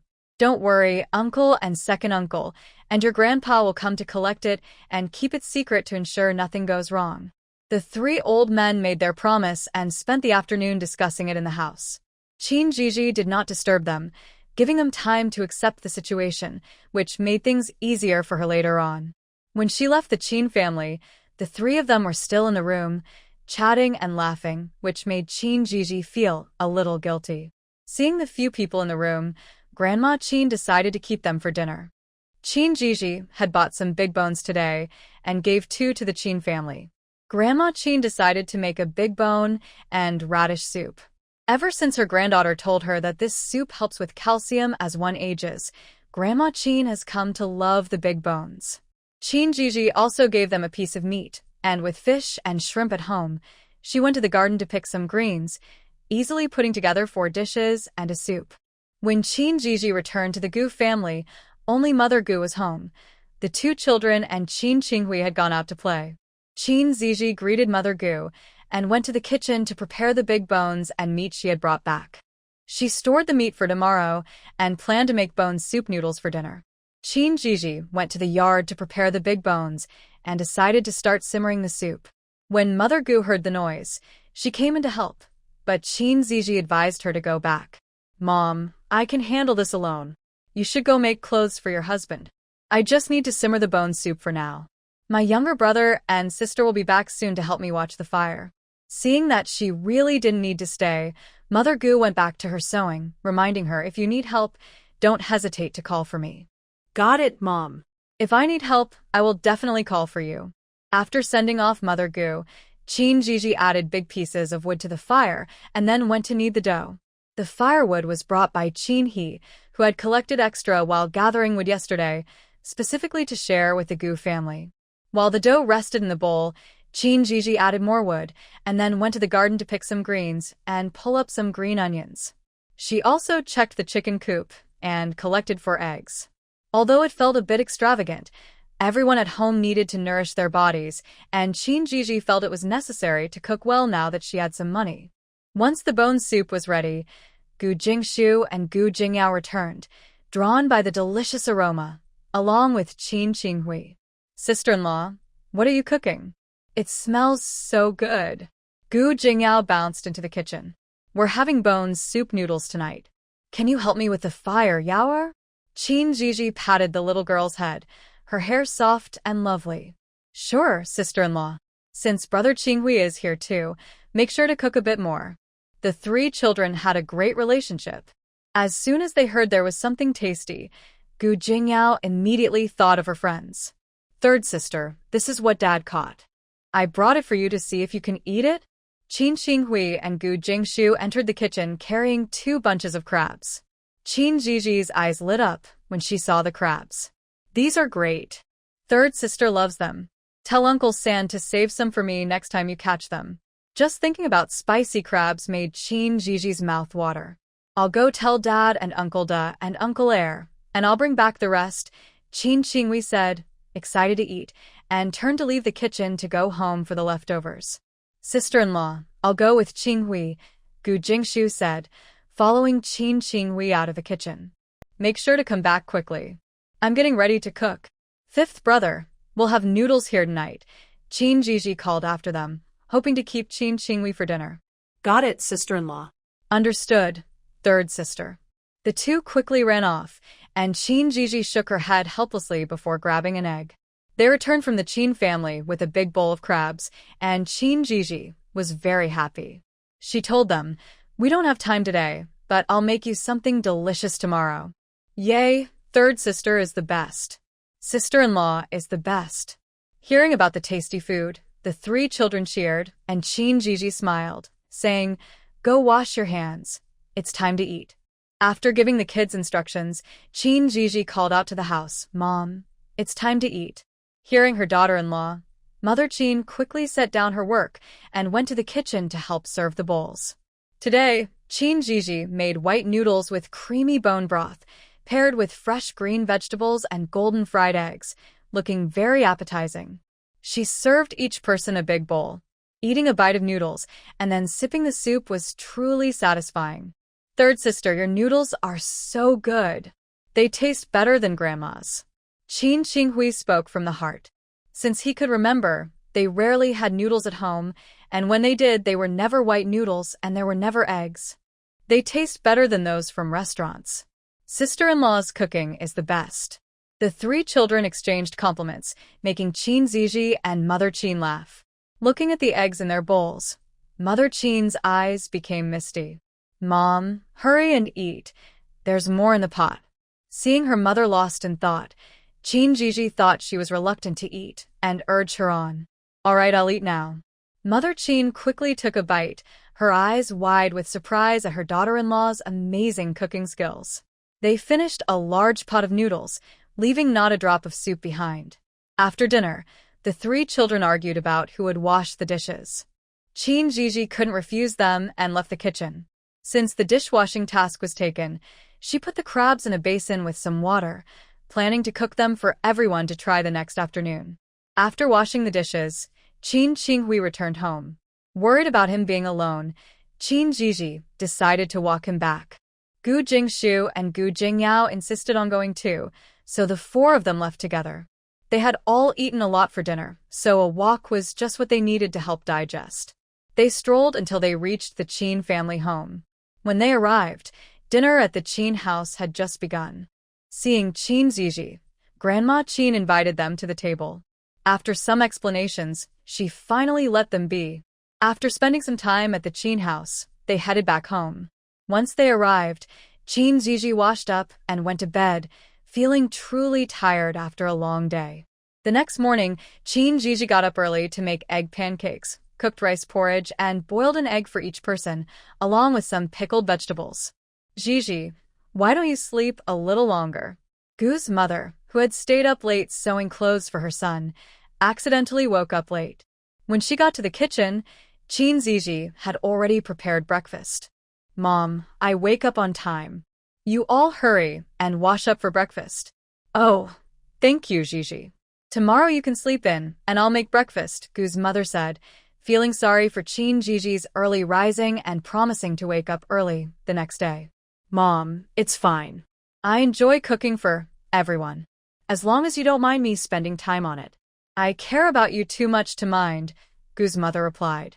In her eyes, her eldest son couldn't compare to Zhizhi, her daughter-in-law. She wouldn't feel sorry even if they had to kill a chicken for dinner. When Zhizhi brought breakfast to the table, the two children were thrilled. Big sister has made something delicious again. As they enjoyed the soft egg pancakes and sweet rice porridge, Zhizhi's image grew even more admirable in the eyes of Gu Jingyao and Gu Jingshu. Ever since her brother married her, their family had been enjoying good meals, though it was a pity that her brother couldn't eat well at the academy. While they were happily eating, they heard Qin Qinghui's voice outside. Third sister, have you had breakfast? Grandpa wants you to finish and come see him. Come in, fifth brother. Wait for third sister. We'll go together, Qin Qinghui said as he entered to wait for Zhizhi. Zhizhi handed Qin Qinghui an egg pancake and served him a bowl of rice porridge. Try the breakfast I made. Before Qin Qinghui could respond, Zhizhi urged him to eat. Gu Jingshu and Gu Jingyao even shared half of their boiled eggs with him, making Zhizhi smile at how well everyone got along. After finishing breakfast, Zhizhi was sent to the Qin family by Gu's mother, who immediately took on the dishwashing duties. Gu Jingshu and Gu Jingyao also went with Zhizhi. The kids usually enjoyed playing together, and now, because of Zhizhi, they liked being together even more. When they arrived at the Qin family home, Zhiji's uncles were already there. They happily greeted her. Zhizhi is here. Uncle, second uncle, why are you here so early? It takes time to pick the peppers, Zhizhi said with a helpless smile at their enthusiasm. Zhizhi is paying us, so we can't be lazy. We'll clean the area and calibrate the scales. When the others arrive, we'll get to work, her uncle said. He was usually serious but cared a lot for Zhizhi. Now that she was paying him, along with the dream her father had sent her, he adored her even more.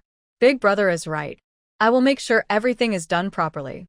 No matter who it is, if the peppers aren't picked well, I won't accept them, second uncle added.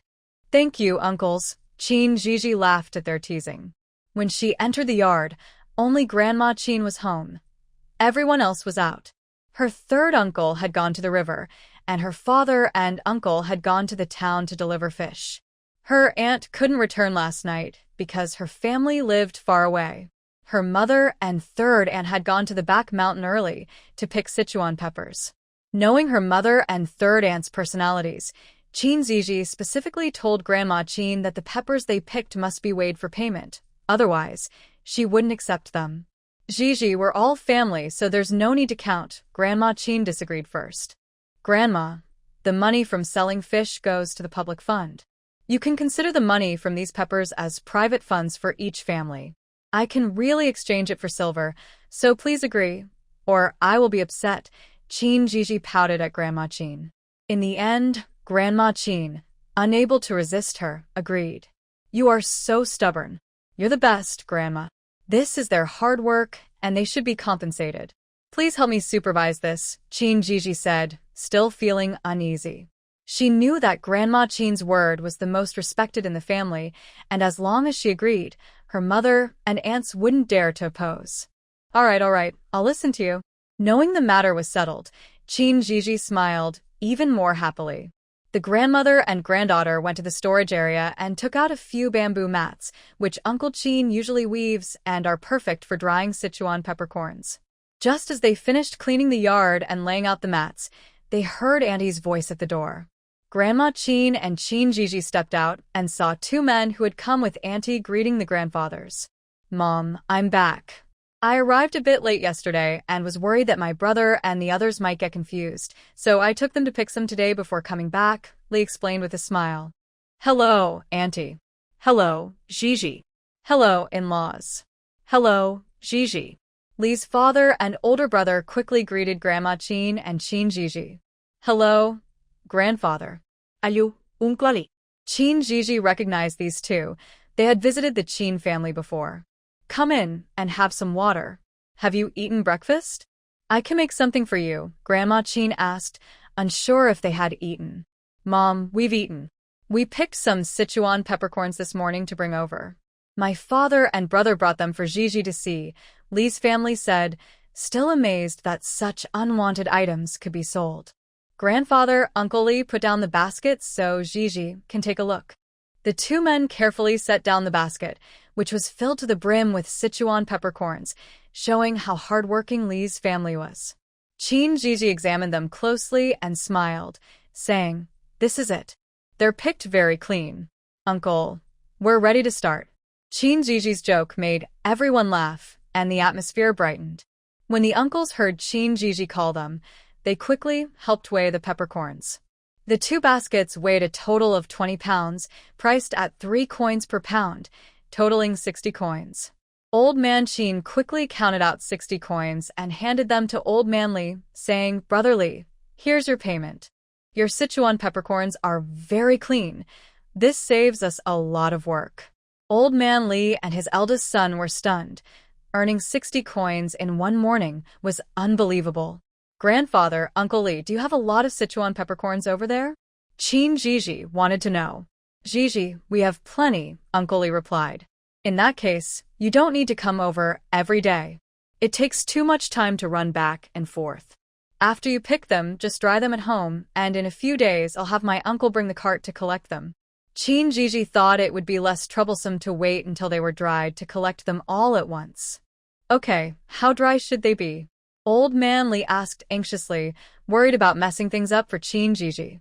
Grandfather, they should be dried like this, Chin Zhizhi said, handing a few dried peppercorns to Old Man Lee. Li Laohan carefully took the pepper and squeezed one open, feeling more confident about it. Zhizhi, don't worry. There are many people at home, so we don't need to rush. Once they are dried, I will send someone to deliver them. The Lee family is large, and since the dried pepper doesn't weigh much, they can bring it themselves to avoid any issues with their son-in-law. That's fine, but don't let them dry on the ground. Chin Zhizhi specifically reminded. Don't worry, Zhizhi. I'll make sure they're dried properly. Li Laohan knew this was for eating, so he was especially careful. This morning, the basket he used for the pepper was newly woven. Then thank you, Grandfather and Uncle Lee. The dried pepper is 15 won per pound. Chin Zhizhi was concerned that her aunt hadn't informed the family, so she made sure to tell Li Laohan. The two were very surprised, and seeing their expressions, Chin Zhizhi realized her aunt hadn't mentioned it. Li Laohan and his son didn't stay long at the Chin family. They were eager to return and pick more pepper. After sending off her father and brother, Li Shi noticed that her sisters-in-law were not at home. Mother, where are my sisters-in-law? They can't sit still. After breakfast, they went to the mountains to pick pepper. Then I'll go check too. Li Shi found a basket in the yard, preparing to head up the mountain to find her sisters-in-law. Go ahead. Recently, the meals at home have been taken care of, so you all pick well. Zhizhi said what you pick will weigh the same as everyone else's. Mother, that's not right. We don't want that. This matter isn't just between us, Zhizhi insisted, and I've already agreed for you. Plus, this time, the money won't go to the public funds. It will be for your own little family. Now it was Li Shi's turn to be surprised. Her niece and mother-in-law were very kind. Thank you, Mother. Why are you thanking me? It's Zhizhi, who is giving you the money. Hurry and go. Your second and third sisters-in-law don't know yet.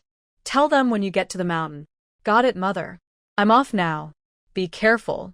Li Shi carried the basket to the back mountain, her steps light. She felt that life was getting better and better. In the following days, Chin Zhizhi was busy with the pepper collection. Part of it was exchanged for silver with Wanwan, and part was used for seasoning. Chin Laohan, along with his older and second brothers, delivered the dried pepper to the Gu family. Every night, Zhizhi exchanged some with Wanwan. The three noticed that the amount of pepper coming in each day was mysteriously less, and they were convinced their father had taken some. They firmly believed in the dream they had, and after discussing it, they decided to keep it a secret for their granddaughter. Otherwise, with their father's temper, he might even break their legs in the dream. Zhizhi did not expect that a small lie would solve her big problem.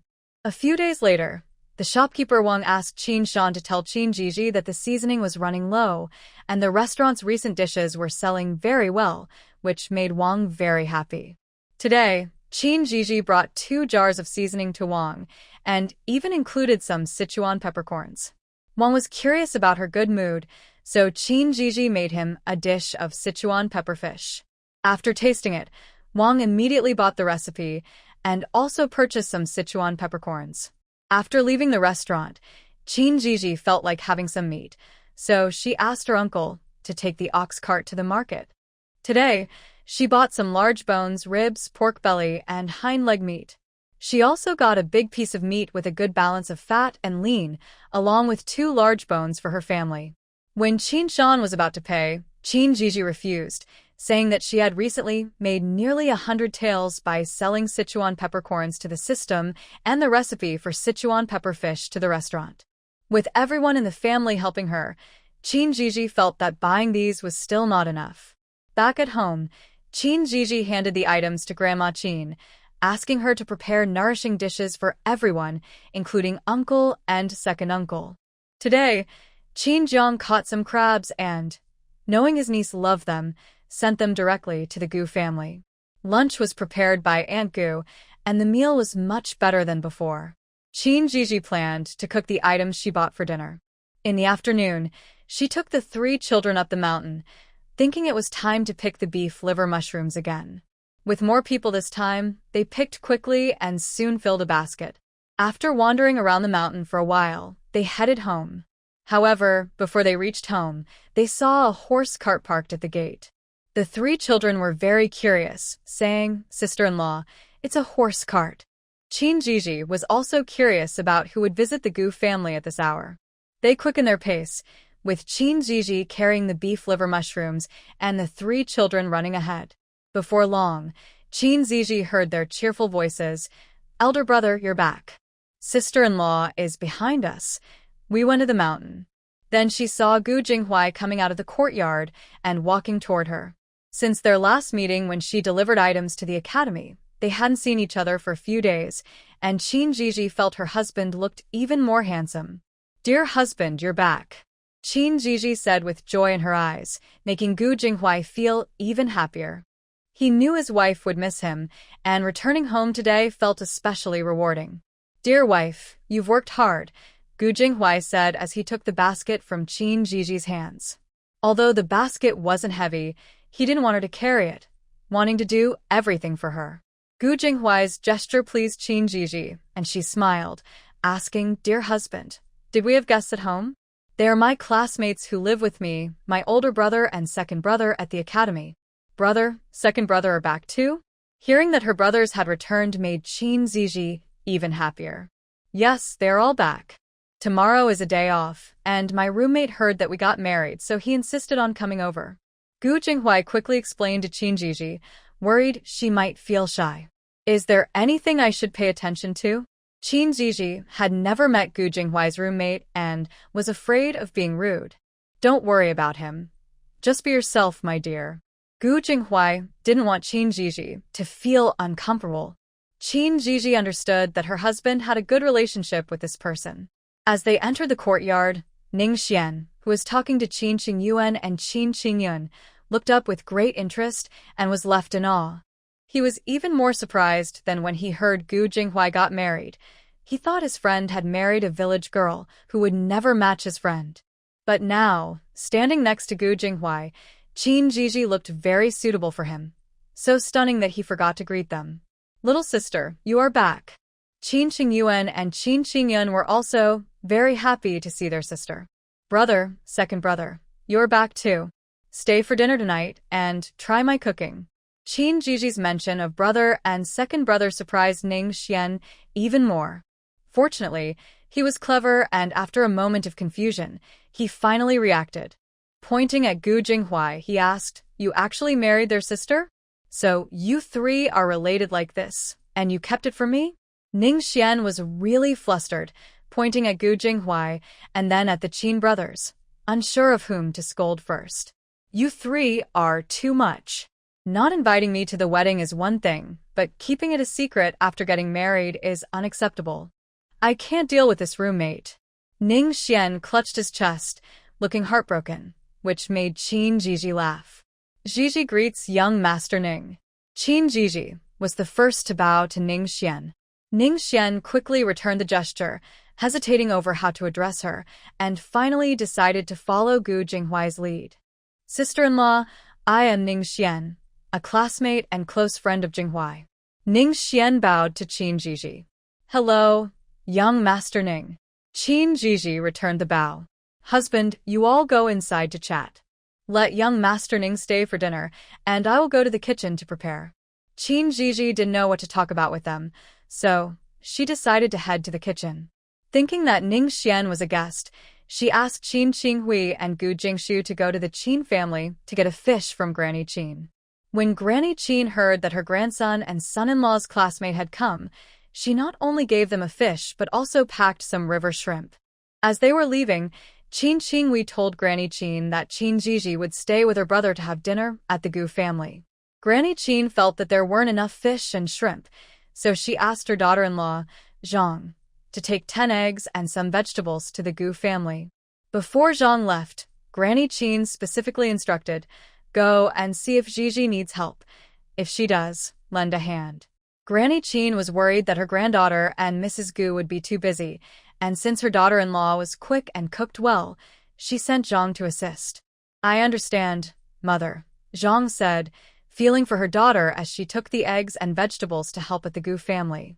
Li also wanted to go, but someone needed to stay home. Knowing her sister-in-law was also hardworking, Li quickly prepared dinner for the Qin family. Qin Zhizhi was very happy to see her mother come to help. Together with Mrs. Gu and Zhang, the three quickly prepared the ingredients. There were also freshly made steamed buns from today, and Qin Zhizhi estimated that they would be enough for everyone. She planned to make some extra flatbreads for them to eat later. With a plan in mind, the group in the kitchen started working busily. Qin Zhizhi planned to make chopped pepper fish head, spicy crab, sweet and sour ribs, stir-fried beef liver mushrooms, braised pork, boiled fish, stir-fried river shrimp, and scrambled eggs with green onions. Finally, she would pair it with a pickled vegetable bone soup for a perfect meal. Some dishes were new to her, and it was the first time for Mrs. Gu and Zhang to see that fish heads could be cooked. The chopped pepper for the fish head was picked by Qin Zhizhi from the wild peppers on the back mountain, adding extra flavor. She first laid ginger slices and green onion pieces at the bottom of the plate, then placed the marinated fish head on top. Next, she evenly spread the prepared wild pepper sauce over the fish head. She asked Mrs. Gu to boil water in the pot and then steamed the fish head. Qin Zhizhi timed it, knowing it would take about 10 minutes. Once done, she took it out, sprinkled some chopped green onions on top, and finally drizzled hot oil over the steamed fish head. Although Mrs. Gu and Zhang had never eaten this dish before, the aroma made them feel it would be delicious. After finishing the chopped pepper fish head, Qin Zhizhi began to prepare the spicy crab. The crabs had been cleaned by Zhang in advance, and Qin Zhizhi quickly cut them in half. She then added ginger slices, green onion pieces, dried chili peppers, and Sichuan peppercorns to the hot oil to sauté until fragrant. After that, she added the blanched crabs to the pot, asking Zhang to lower the heat and continue stir-frying. She added a bit of water and covered the pot to simmer for a while, allowing the crabs to absorb the flavors. Qin Zhizhi plated the spicy crab and sprinkled chopped green onions on top, making it look very appetizing. Both Gu Mu and Zhang Shi had tasted the spicy crab before. Recently, Qin Zhang had caught some and sent them to the Gu family. After preparing the dish, Qin Zhizhi delivered it to the Qin family several times. "This tastes great. Jinghuai and your brother will surely like it," Zhang Shi said, confident in her daughter's cooking skills. Of course. Who wouldn't like Zhizi's cooking? Let's hurry and finish the other dishes. This aroma is really tempting. Gumu thought about how her son had not yet tasted what Zhizhi made and felt a bit excited. Meanwhile, in the Gu family's living room, different delicious smells wafted from the kitchen, leaving Ning Xian amazed. Jinghuai, what are aunt and sister-in-law cooking? It smells so good, even better than what my family chef makes. The group had been discussing their studies, but now they were distracted. If it weren't for the first visit and wanting to be polite, Ning Xian would have rushed to the kitchen to take a look. I haven't been home for a while, so I'm not sure what my mother and wife are cooking. Farm dishes can't compare to your family's chef. If it doesn't suit your taste, please bear with it, Gu Jinghuai said, knowing the Gu family's situation. He thought it might just be that they used more oil, or that everyone was simply hungry, making the food smell so good. With our friendship, I don't care about that. If I were that kind of person, I wouldn't have come here with you, Ning Xian replied, genuinely close to them. He had enjoyed the meat buns and fried fish that Zhizhi had sent before. If you were that kind of person, we wouldn't have brought you home. Exactly. My mother said my sister's cooking has improved a lot recently, so just be patient for a little while. Qin Qingyuan and Qin Qingyun were also looking forward to it, but they couldn't help but smile at their friend's eagerness to rush to the kitchen. Ning Xian was the youngest son of the county magistrate and was usually favored at home. He was ambitious and clever, but the one thing that troubled the magistrate the most was his love for food. I really can't wait. It smells too good, Ning Xian said, resting his head on the table, waiting for the meal. While they chatted, Zhizhi was already preparing sweet and sour ribs and stir-fried river shrimp. This was the first time Zhizhi made sweet and sour ribs. She added cold water to a pot, placed the ribs in, brought it to a boil, and then removed them to rinse with warm water. Next, she put the ribs back in the pot and cooked them until most of the water evaporated. Then, she heated oil in the pot, added rock sugar, and caramelized it. She added the ribs, covered them with water, brought it to a boil, and cooked until the sauce thickened before serving. Stir-fried river shrimp was even simpler. As these two dishes were completed, the people in the living room could no longer sit still. They were too hungry. Zhizhi was worried about her guests being hungry, so she quickly sped up her cooking. While she stir-fried the mushrooms, braised pork, boiled fish, and scrambled eggs with green onions, the pickled vegetable and pork bone soup was also ready. At the same time, Mother Gu had prepared everything else, and Zhizhi felt it was time to serve the meal. Zhang was unwilling to take leftovers, and Zhizhi didn't insist. She packed a big bowl of spicy crab for Zhang to take home. Today, the Qin family had extra guests, as her uncles were also dining with them. Zhizhi stood at the kitchen door and called into the living room, "Husband, older brother, second brother, young Master Ning, it's time to eat." The men had already heard the activity in the kitchen and rushed to the yard to wash their hands, with Ning Xian being the fastest. The three children also heard Zhizhi and obediently went to wash their hands before heading to the kitchen to serve the dishes. Worried they might get burned, Zhizhi only let them take chopsticks and bowls. After washing his hands, Gu Jinghuai went straight into the kitchen to help serve the food. If it weren't for accompanying Ning Xian, he would have come in sooner to help. In the Gu family, there was no saying about gentlemen avoiding the kitchen, and even less so in the Qin family. With the help of Qin Qingyuan and Qin Qingyun, 8 dishes and a soup were brought to the dining table, and even Gu Jinghuai was a bit surprised at how lavish it was. "What are you all waiting for? Sit down and try Zhizhi's cooking," he said. As the elder, Mother Gu sat down first, prompting everyone else to take their seats quickly. Once she started eating, the others followed. Mother Gu, noticing Ning Xian seemed shy, smiled and said, "Young Master Ning, this is just simple country food, so please don't hold back." Ning Xian had just picked up a piece of sweet and sour pork rib and replied to Mother Gu, "Aunt, I won't hold back. I'll treat it like home."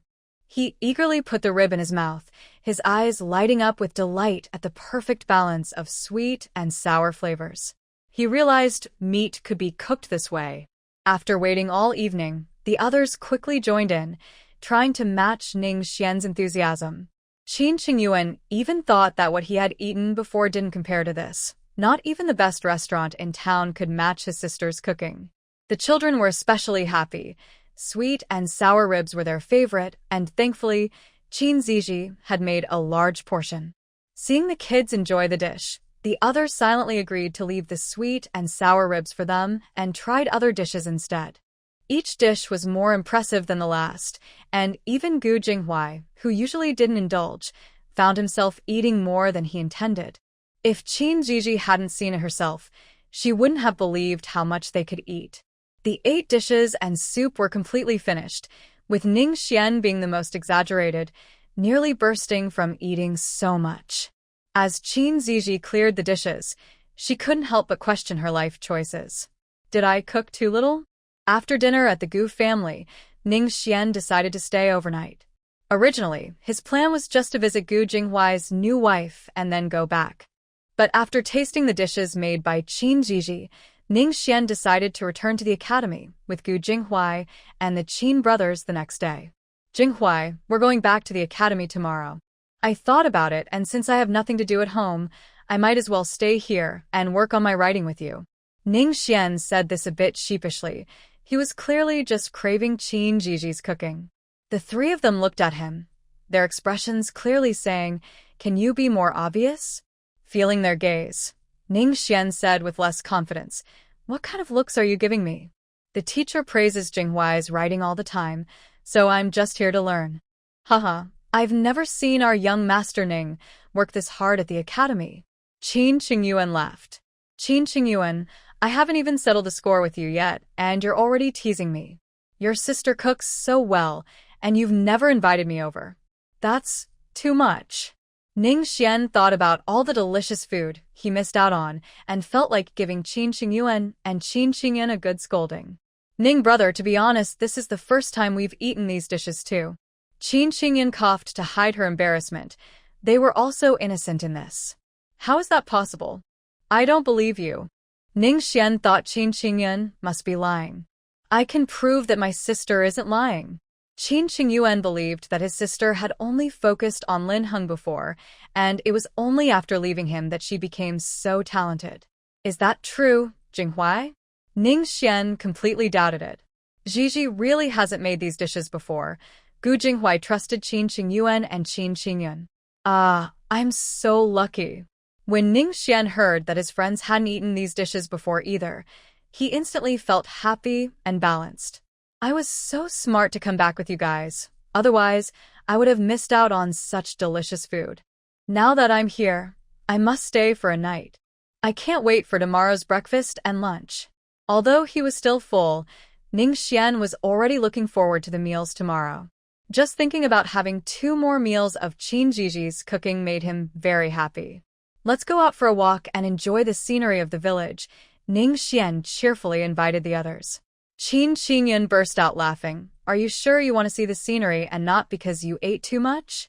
Ning Xian got annoyed and pointed at Qin Qingyan, saying sarcastically, You have the nerve to say that? You clearly ate more than I did. Me? Do you eat more than you? Qin Qingyan truly admired Ning Xian's ability to twist the truth. Qin Qingyuan and Gu Jinghuai laughed at the banter between the two, believing that Ning Xian ate the most, but they didn't dare to say it for fear of upsetting him. All right, stop joking. We came to enjoy the scenery, right? Let's go take a look before it gets completely dark and walk off some of that food. Brother Jinghuai is the best. Ning Xian shot a glance at Qin Qingyuan and followed Gu Jinghuai out the door. Qin Qingyuan and Qin Qingyan shook their heads helplessly and followed them out of the courtyard. Qin Zhizhi, who was in the kitchen, couldn't help but feel grateful for having such classmates. After tidying up the kitchen, Qin Zhizhi informed Gu's mother about Ning Xian staying over. Gu's mother asked in surprise, Are you sure? It should be fine. I just heard young Master Ning say he would stay over. Qin Zhizhi shared what she heard with Gu's mother. Then I'll go prepare a room for young Master Ning. He can stay in your second brother's room. As soon as Gu's mother heard that Ning Xian would be staying, she put down her embroidery and hurried to prepare the room. Mother, I'll help you. Qin Zhizhi quickly followed her. The two women soon finished tidying up the room. On Ning Xian's side, considering that the Gu family didn't have many rooms, he asked the coachman to return and come back to pick them up after lunch the next day. After strolling for a while and feeling less full, they headed back. After dropping Ning Xian off at the Gu house and greeting Gu's mother and sister, the three brothers from the Qin family went home. Although Qin Qinghui was happy to see his older brothers, he still preferred the delicious food made by Qin Zhizhi.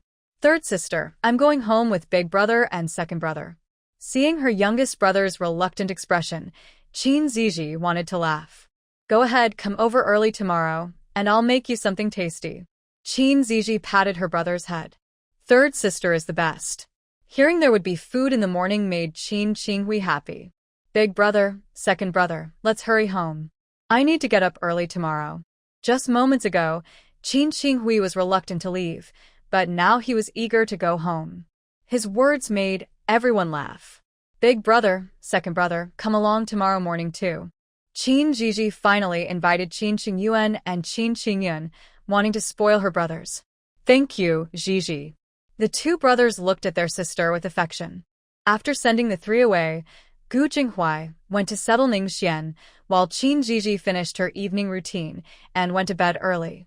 After a long day, she felt very tired and comfortable lying in bed. By the time Gu Jinghuai returned, Qin Zhizhi was already asleep. Watching his wife sleep, Gu Jinghuai quietly got ready and slipped into bed beside Qin Zhizhi. Qin Zhizhi wasn't in a deep sleep. Feeling someone beside her, she sleepily called out, "Husband, you're back." Seeing his drowsy wife, Gu Jinghuai gently patted her back and softly said, "I'm back. Go back to sleep." Realizing it was her husband, Qin Zhizhi fell back asleep, and Gu Jinghuai felt a rush of affection. He tucked her in and soon closed his eyes, drifting off to sleep. The next day, before dawn, Qin Zhizhi woke up. Wanting to stretch, she realized her arms were stuck and remembered her husband had come home the night before. Looking at the sleeping Gu Jinghuai, with his long eyelashes and high nose creating a handsome face, he seemed even more charming. Who could resist such a handsome man early in the morning? Qin Zhizhi couldn't help but poke Gu Jinghuai's face. It felt nice, so she poked a few more times. Seeing that he showed no signs of waking, she poked him a bit more before happily getting out of bed, humming a tune as she went to the kitchen to prepare breakfast. Once she was gone, Gu Jinghuai opened his eyes. He had actually woken up when she first poked him, but didn't want to disturb her, so he pretended to sleep. Little did he know, she had become addicted to poking him, and it was tough for him to hold back. Sitting up and touching the spot where she had poked him, Gu Jinghuai smiled. His wife was just too adorable. At that moment, he felt that his wife really loved his face, so while washing up, he used a basin as a mirror and admired his handsome features for a while. Suddenly, he realized he had found the key to winning his wife's heart. If she liked it, he should look at it more. Gu Jingshu, seeing his older brother smiling at a basin of water early in the morning, felt quite shocked. After washing up, Gu Jinghuai went to the kitchen to help Qin Zhizhi. Since he spent little time at home, he wanted to make the most of it with his wife. Qin Zhizhi prepared a lavish breakfast. She fried some dough sticks, made chive pockets, and, worried that everyone might not like chives, also made cabbage pancakes. She even made soup dumplings and boiled a large pot of rice porridge, frying an egg for each person. When breakfast was served, not just Ning Xian and the Qin brothers, but even Gu Jinghuai was taken aback. Was this really their breakfast? It was too extravagant. As breakfast was placed on the table, Gu's mother urged everyone to dig in, and Ning Xian was the most eager. "Aunt, this breakfast is amazing. Sister-in-law is amazing. She can make so many delicious dishes that look so good." Looking at the food in front of him, Ning Xian couldn't help but praise, making Qin Zhizhi want to laugh. This was just the beginning. Qin Qingyuan and Qin Qingyun had heard from their family about their sister's changes and knew that everyone was benefiting from her success. They knew she was making money selling recipes, but they had no idea she could cook so many tasty dishes. Poor Gu Jinghuai had been taking care of Ning Xian since he returned home yesterday and had no time to learn about the family situation. Thinking about the meals from last night and this morning, Gu Jinghui decided to give his wife the money he earned from copying books before he left. He would help with household expenses and then copy more books later. After Gu's mother called everyone to eat, breakfast at the Gu family began. Ning Xian loved chive pockets and fried dough sticks. Gu Jinghui liked fried eggs and cabbage pancakes, while the Qin brothers enjoyed rice porridge and fried dough sticks. As he bit into the soft fried dough stick, Zhizhi felt that all the hard work of the morning was worth it. The children were also happily eating. It was their first time trying fried dough sticks, and being with their sister-in-law meant they could enjoy foods they had never seen before. Zhizhi had prepared enough for everyone, and everyone was full. After breakfast, Gu Jinghui took on the dishwashing duties, and the Qin brothers helped clean up the kitchen. Once everything was tidy, they went up the mountain to play, while Zhizhi visited her family, where they were ready to harvest some Sichuan peppercorns. Knowing that her son-in-law and grandson's classmates had come over, and that her grandson had been eating at the Gu family, Qin Posey asked Li Shi to prepare a chicken early in the morning. She reminded her to handle it well before sending it to her granddaughter, as Zhizhi had always disliked killing chickens, and Qin Posey remembered that. When Zhizhi arrived at the Qin family, Li Shi and Zhang Shi were plucking feathers from the chicken. Zhizhi is here. Come in. This chicken will be ready soon for you to take home, Li Shi and Zhang Shi said, speeding up their work. Aunt, Mom, is this chicken for me? Zhizhi was very surprised. Yes, it's specially for you. Since Jinghui's classmate is here, we raised this chicken ourselves, and you cook so well. It will definitely taste great, Li Shi explained, knowing her son had been eating at the Gu family. Last night, her son mentioned that his niece had even given him money when she went to the academy, and Li Shi was very fond of Zhizhi now. Yes, Zhizhi, once your mom and aunt finish preparing it, you can take it back and give them an extra meal at noon. Unfortunately, resources were limited at home. Otherwise, Zhang Shi would have been willing to give her daughter more. Zhizhi knew she couldn't refuse, and with a smile, she said, "Thank you, mother and aunt. I'll cook lunch for my brothers so they can study better." Her playful words touched the hearts of the two women. In these times, tightening the belt to support children's education is all about hoping they achieve success. By the way, mother, aunt, have you finished making new clothes for my brothers? Recently busy, Zhizhi had forgotten to ask about the progress. They're ready. We had your older brothers try them on last night, and they fit perfectly. Hearing this, Li and Zhang couldn't stop smiling. People look good in nice clothes, and with the new outfits, the brothers looked even more handsome. Big brother, second brother, you already look great, and with mother and aunt's skill, of course, you look even better. Zhizi's words made Li and Zhang even happier. When Zhizhi left the Qin family, she had an extra chicken in her hands. Gu Jinghui and the others took Ning Xian out, and the three children followed. Gu's mother was inside making clothes, while Zhizhi went to the kitchen with the chicken. After checking the ingredients at home, Zhizhi decided to make chicken stew for lunch. She thought about the food situation for Gu Jinghui and her brothers at the academy. She took out some dried salted fish she had sun-dried a few days ago, planning to prepare it for them to take to the academy. She cleaned the dried fish, cut it into small pieces, and boiled it briefly to remove some saltiness. Then she rinsed the fish pieces in cold water and drained them. Next, she added oil, Sichuan pepper, dried chili, green onions, and ginger to the pot, frying them until fragrant, then added water and stir-fried the salted fish pieces. In the kitchen, Zhizhi was alone, secretly adding a bit of cooking wine to reduce the fishy smell. After bringing it to a boil, she lowered the heat to simmer.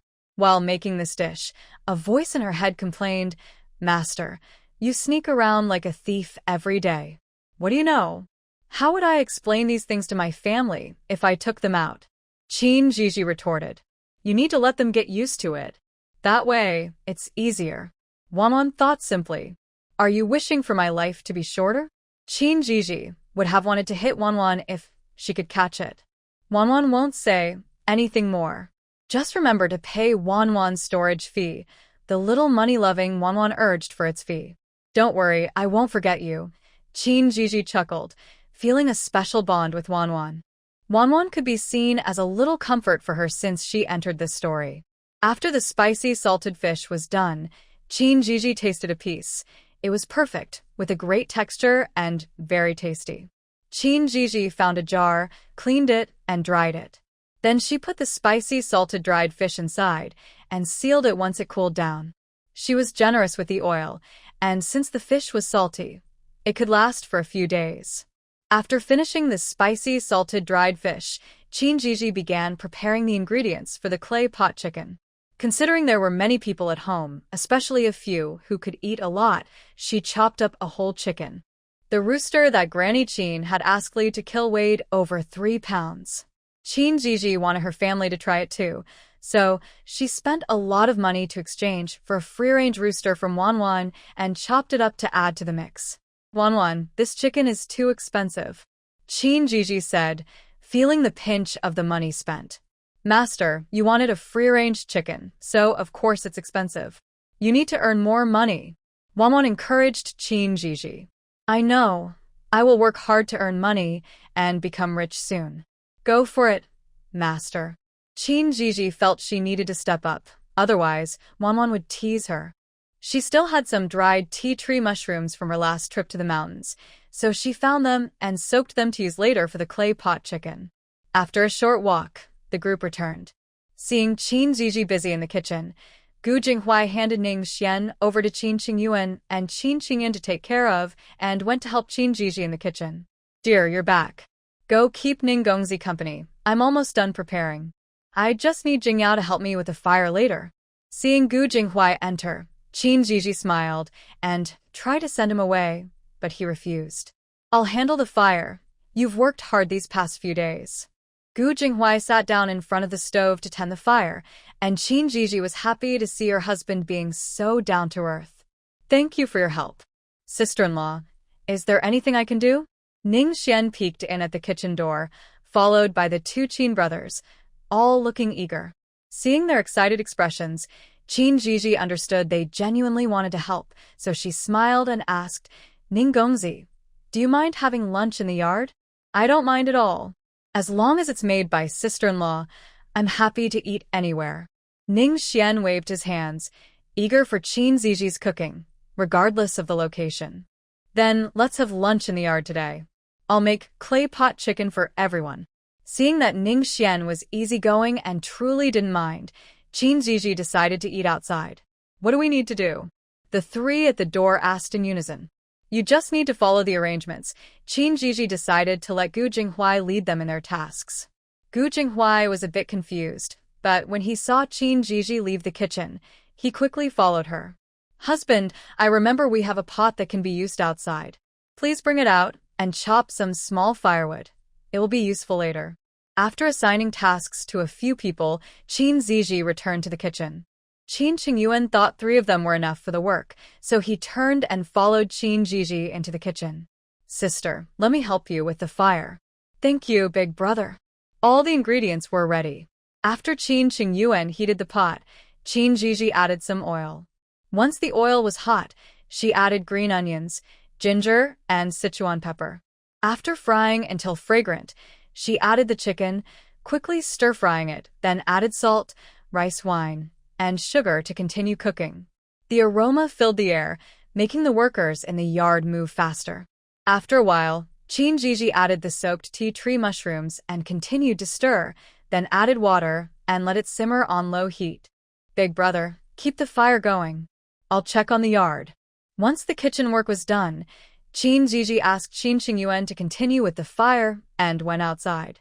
Sister-in-law, come see if this is okay. As soon as Ning Xian saw Qin Zhizhi, he ran over, unable to resist the delicious smell from the kitchen. Qin Zhizhi walked over to check, and everything was ready. The small stove outside was made of clay, and a pot could sit on top. Does your family have an extra pot? Qin Zhizhi asked, unsure if they had one. I remember there's one in the storage room. I'll go get it, Gu Jinghuai said as he turned to find the pot. Zhizhi, is the firewood chopped like this okay? Qin Qingyuan asked his sister, pointing to the chopped wood in the basket. Yes, great job, second brother. Sister-in-law, Is there anything else we need to do? Ning Xian asked, having helped chop the wood but not being very familiar with the tasks. Just wash the pot and call me when you're done, Zhizhi instructed before heading back to the kitchen. The group in the yard quickly washed the pot, and Ning Xian eagerly ran to call Zhizhi. The chicken in the pot was almost ready, so Zhizhi asked her brother to turn off the heat and then transferred most of the chicken into the cleaned pots. The remaining chicken was placed in a large bowl, covered, and Zhizhi took a basket from the kitchen wall. She placed the bowl in the basket and called for Qinghui to take it home for the family to taste. Ning Xian, smelling the delicious chicken, felt his stomach rumble, and Gu Jinghui laughed. Why are you laughing? Don't you want some? Ning Quan said defiantly. I do. My wife worked hard to prepare it, so it must be delicious, Gu Jinghui said, his eyes filled with affection for Zhizhi. How did you manage to marry such a wonderful woman who cooks so well? Ning Puan mumbled. Maybe it's because I'm good-looking, Gu Jinghui said with a smile, recalling the events of the morning. Hee, I never realized you were this kind of Gu Jinghui before. Seeing Gu Jinghui's self-satisfied expression, Ning Xian felt like throwing the firewood in his hands at him. The idea of being attracted to his looks was ridiculous. Well, you just found out today, they often teased each other, making the courtyard lively. While they were joking around, the chicken in the pot began to boil again. Zhizhi pressed the prepared dough and stuck it to the sides of the pot. She covered it again and continued to cook. During this time, she also prepared some side dishes, and about 15 minutes later, the bread would be ready to eat. The bread soaked up the chicken broth, and everyone had never eaten like this before. They thought it was incredibly tasty. When they had almost finished the chicken, Zhizhi added some hot water to the pot and continued to cook slices of meat, mushrooms, shrimp, cabbage, and greens. Everyone gathered around the pot, cooking and eating together, filling the small courtyard with laughter. Ning Xian felt that coming to his classmates' home was the right choice. Even before leaving the Gu family, he was already planning how to persuade Gu Jinghui to bring him back again. After lunch, the cooking was left to the others, of course, except for Ning Xian, since he was the guest. Gu Jinghui arranged for Ning Xian to take a nap while waiting for his carriage to arrive. The Qin brothers returned home, and Li and Zhang brought them new clothes they had made. The Qin family now had a steady income from delivering fish to the restaurant, and Granny Qin generously gave each of them 30 coins to enjoy at the academy. Meanwhile, in the Gu family, Gu's mother called her son into the room to talk about Zhiji's business and showed him the 10 taels of silver she received from her. Mom, since it was given by Zhizhi, you should keep it. I'll give her the money for copying the books later. Gu Jinghui was surprised that his wife had accomplished so much while he was away. Seeing her son's surprise, Gu's mother thought he disapproved of his wife's business and immediately scolded him. Zhizhi does all this for our family. Don't let your studies make you proud and worldly. Gu Jinghui was taken aback. He was just surprised and couldn't understand why his mother assumed he disapproved of his wife's business. Mother, you misunderstood. I don't mind. I just feel sorry for Zhizhi. Gu Jinghui quickly explained, fearing that if he waited too long, his mother would turn against him. After hearing her son's explanation, Gu's mother relaxed and seriously told him, no matter the time, now or in the future, you must treat Zhizhi well. She has worked hard for you and this family. Mother, I understand. Don't worry. I will treat Zhizhi well. With Gu Jinghui's promise, his mother felt relieved and then took out the new clothes she had made for him. Gu Jinghui realized that if he said the wrong thing today, he might not even get to see those new clothes. When Gu Jinghui returned to the room he shared with Zhizhi, he felt a bit wronged. Zhizhi was surprised to see her husband looking upset. She began to reflect, wondering if her not spending enough time with him these past few days made him feel this way. Husband, I've been a bit busy these past 2 days. Next time you come home, I will make sure to spend more time with you. Her words made Gu Jinghui laugh.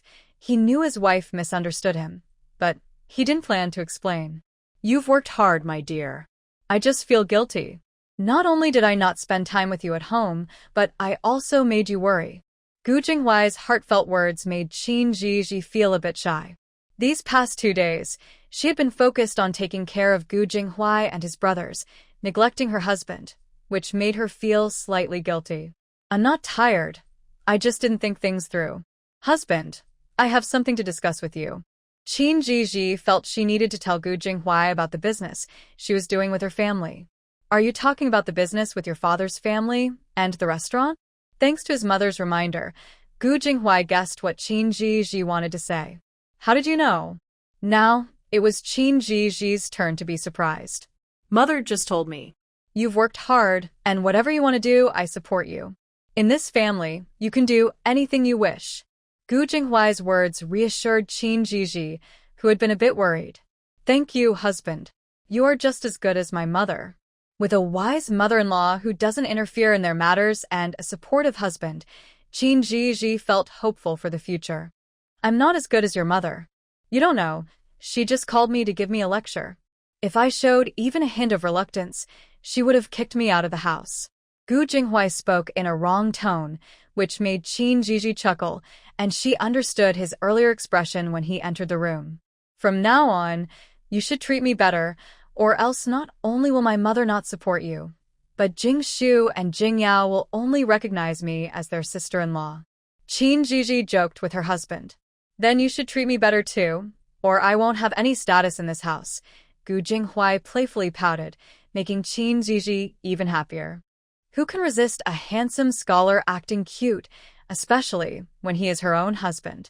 Zhizhi felt lucky, thinking that this story was worth it. Not only did she have a system and wealth, but also a good-looking husband. Going from being single for years to being cherished by her husband and family made her very happy. Husband, do you want to take a nap? We have to go back to the academy in the afternoon. Zhizhi asked Gu Jinghuai about resting. Can you stay and talk with me instead? I don't want to sleep. It will be a while before I can see you again, Gu Jinghuai said, reluctant to sleep, wanting to spend time with his wife. The academy usually has a day off every 10 days, allowing students to go home. Gu Jinghuai used to think 10 days pass quickly. Since marrying Zhizhi, he felt that 10 days had suddenly become so long. Zhizhi had been busy all morning, and Gu Jinghuai understood her hard work, so they lay together on the bed, chatting. But as they talked, Zhizhi fell asleep.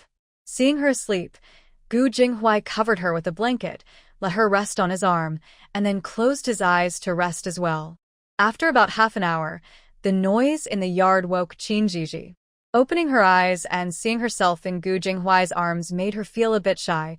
She was afraid she might lose control. Husband, what's happening outside? It should be the Ning family's coachman coming to pick up Ning Xian. You can sleep a bit longer. I'll go check, he replied. I've rested enough. Let's go out together, Zhizhi said. Since the Ning family's coachman had arrived, it meant they were going to the academy, and Zhizhi couldn't sleep anymore. When they came out of the room, Ning Xian was already up and in the yard. Brother Jinghuai, sister-in-law, you're up. Ning Xian greeted them. How did you sleep, young Master Ning? Zhizhi returned the greeting.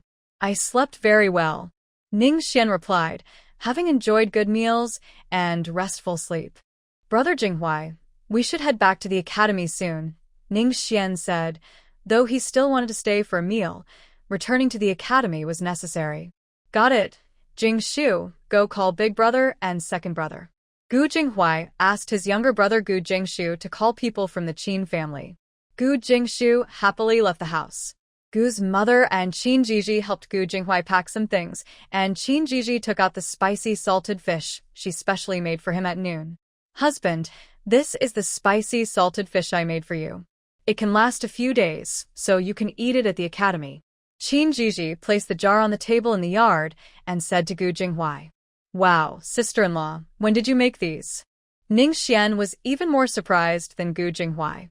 He was excited because he would get to enjoy the delicious food he had been missing. I just made them today. Try some, and if you like them, I'll make more next time. Zhizhi wasn't sure if they would like it, so she made a little for them to taste. I like it. The food you made last time was so delicious that Jinghuai didn't want to share with me. Ning Xian's words made Zhizhi laugh as she imagined it. I'll make some more when I have time. Next time my dad goes to the restaurant to deliver fish, I'll ask him to bring some for you. Zhizhi was happy that her cooking was so well received. Wife, don't listen to him. He ate the most. I was just worried he would get a stomachache if he ate too late. Thinking of this made Gu Jinghui feel a headache. Last time, Ning Xian loved the fried fish Zhizhi sent and sneaked some at midnight, but Gu Jinghui caught him and took it away. That's not too late, Ning Xian replied, feeling a bit guilty. Everyone else was resting. It was late. You just sleep too early. Ning Xian clearly lacked confidence in his argument.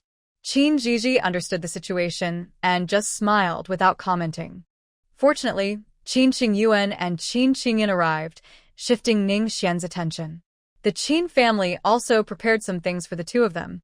Luckily, Ning Xian had a carriage. Otherwise, it would have been a hassle to take everything to the academy. Once everyone was gathered, they said goodbye to Gu's mother and Qin Zhizhi and got into the carriage back to the academy. To avoid the bumps of a carriage, Gu Jinghui personally held the jar while sitting by the window, looking in the direction of home. The carriage had already gone quite far, but he kept looking back. Stop looking. If you keep staring, you'll turn into a stone statue. I'll come back with you next time during the break. Dream on. I'm coming. Keep dreaming.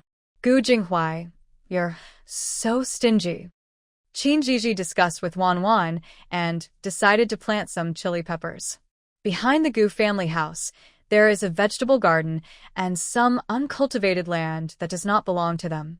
The next day, Qin Zhizhi brought some meat and a jar of wine to the village chief's house. The village chief is Qin Zhizhi's uncle, Qin Chuan, the eldest son of her second uncle. Today, both Qin Chuan and his father were at home. When they saw Qin Zhizhi come with gifts, her second uncle thought she was in some trouble. Zhizhi, have you encountered any problems? Just tell me, and your uncle will help you solve them. Before Qin Zhizhi could speak, her second uncle took it upon himself to address the issue for his son. Uncle, it's not a big deal. I just want to buy the uncultivated land behind my house. Qin Chuan was surprised that his niece wanted to buy the land and curiously asked, Zhizhi, that land doesn't grow anything. What do you want it for? Uncle, I want to clear the land and plant some things.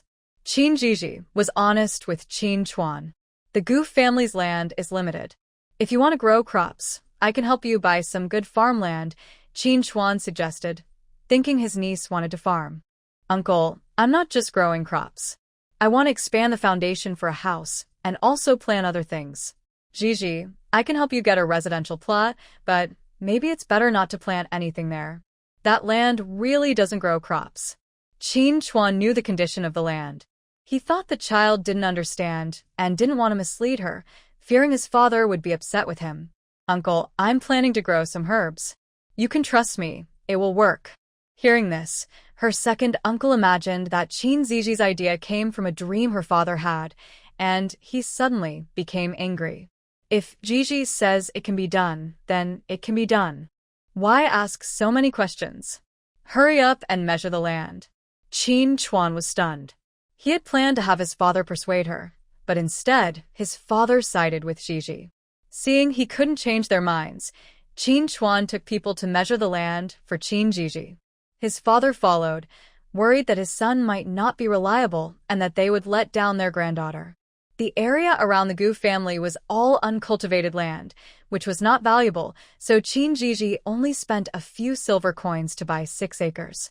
Now, the 6 acres around the Gu family belonged entirely to them, and her second uncle felt a pang of regret. That evening, Qin Zhizhi held a meeting at the Qin family, inviting her eldest uncle, second uncle, and the village chief.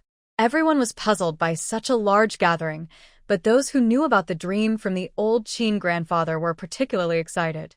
Finally, their father was going to arrange some work. Qin Chuan, confused, asked, Zhizhi, why did you call us here today? I am planning to try planting a new crop on the land I bought and need help clearing it. I can pay 20 coins a day. 20 coins a day? That's too much. That land really doesn't grow much. When Qin Chuan heard such a high wage for clearing land, he quickly objected, while the others in the Qin family were puzzled but stayed silent. Uncle, don't worry. I know what I'm doing. Can you help me find some reliable workers in the village? With such high pay, you won't have trouble finding people, but I'm worried that the cleared land won't be useful. Qin Chuan was very concerned for Qin Zhizhi. Just help me find people. If I want to plant, I will plant. Qin Zhizhi's second uncle got annoyed with his son's hesitation. His granddaughter was following a dream from her father. Her father must want to help the Qin family, and if his son kept talking, it might delay important matters. Father, you know that land. I'm just worried about Zhizhi losing out. Qin Chuan felt his father had been acting strangely lately, always mumbling and looking mysterious. Chuan, just help Zhizhi find people. We trust her. Qin Zhizhi's uncle and the old man also voiced their support, and even the three Qin brothers nodded firmly. Qin Chuan felt helpless. Everyone supported her, and his opposition was useless. Don't bother looking for others. Our family is free. We can all help Zhizhi clear the land and save some money. Qin Chuan planned to take his son to help, along with the three Qin brothers and his uncle's sons, to work hard together. Uncle, I want to clear the land quickly. Besides you all, please find a few more people. The pay will stay the same, and everyone will get it. Zhizhi, we are family, so we don't need to pay each other.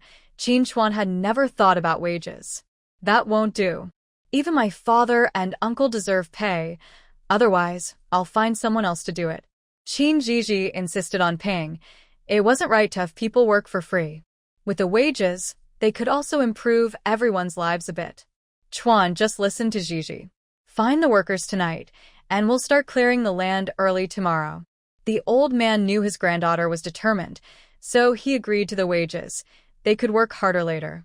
Since my uncle says so, let's figure out who to hire. Everyone in the village knew who was honest and hardworking. In the end, they decided to find 6 more people. Qin Shan and Qin He would help clear the land, while Qin Jiang would deliver fish to the restaurant.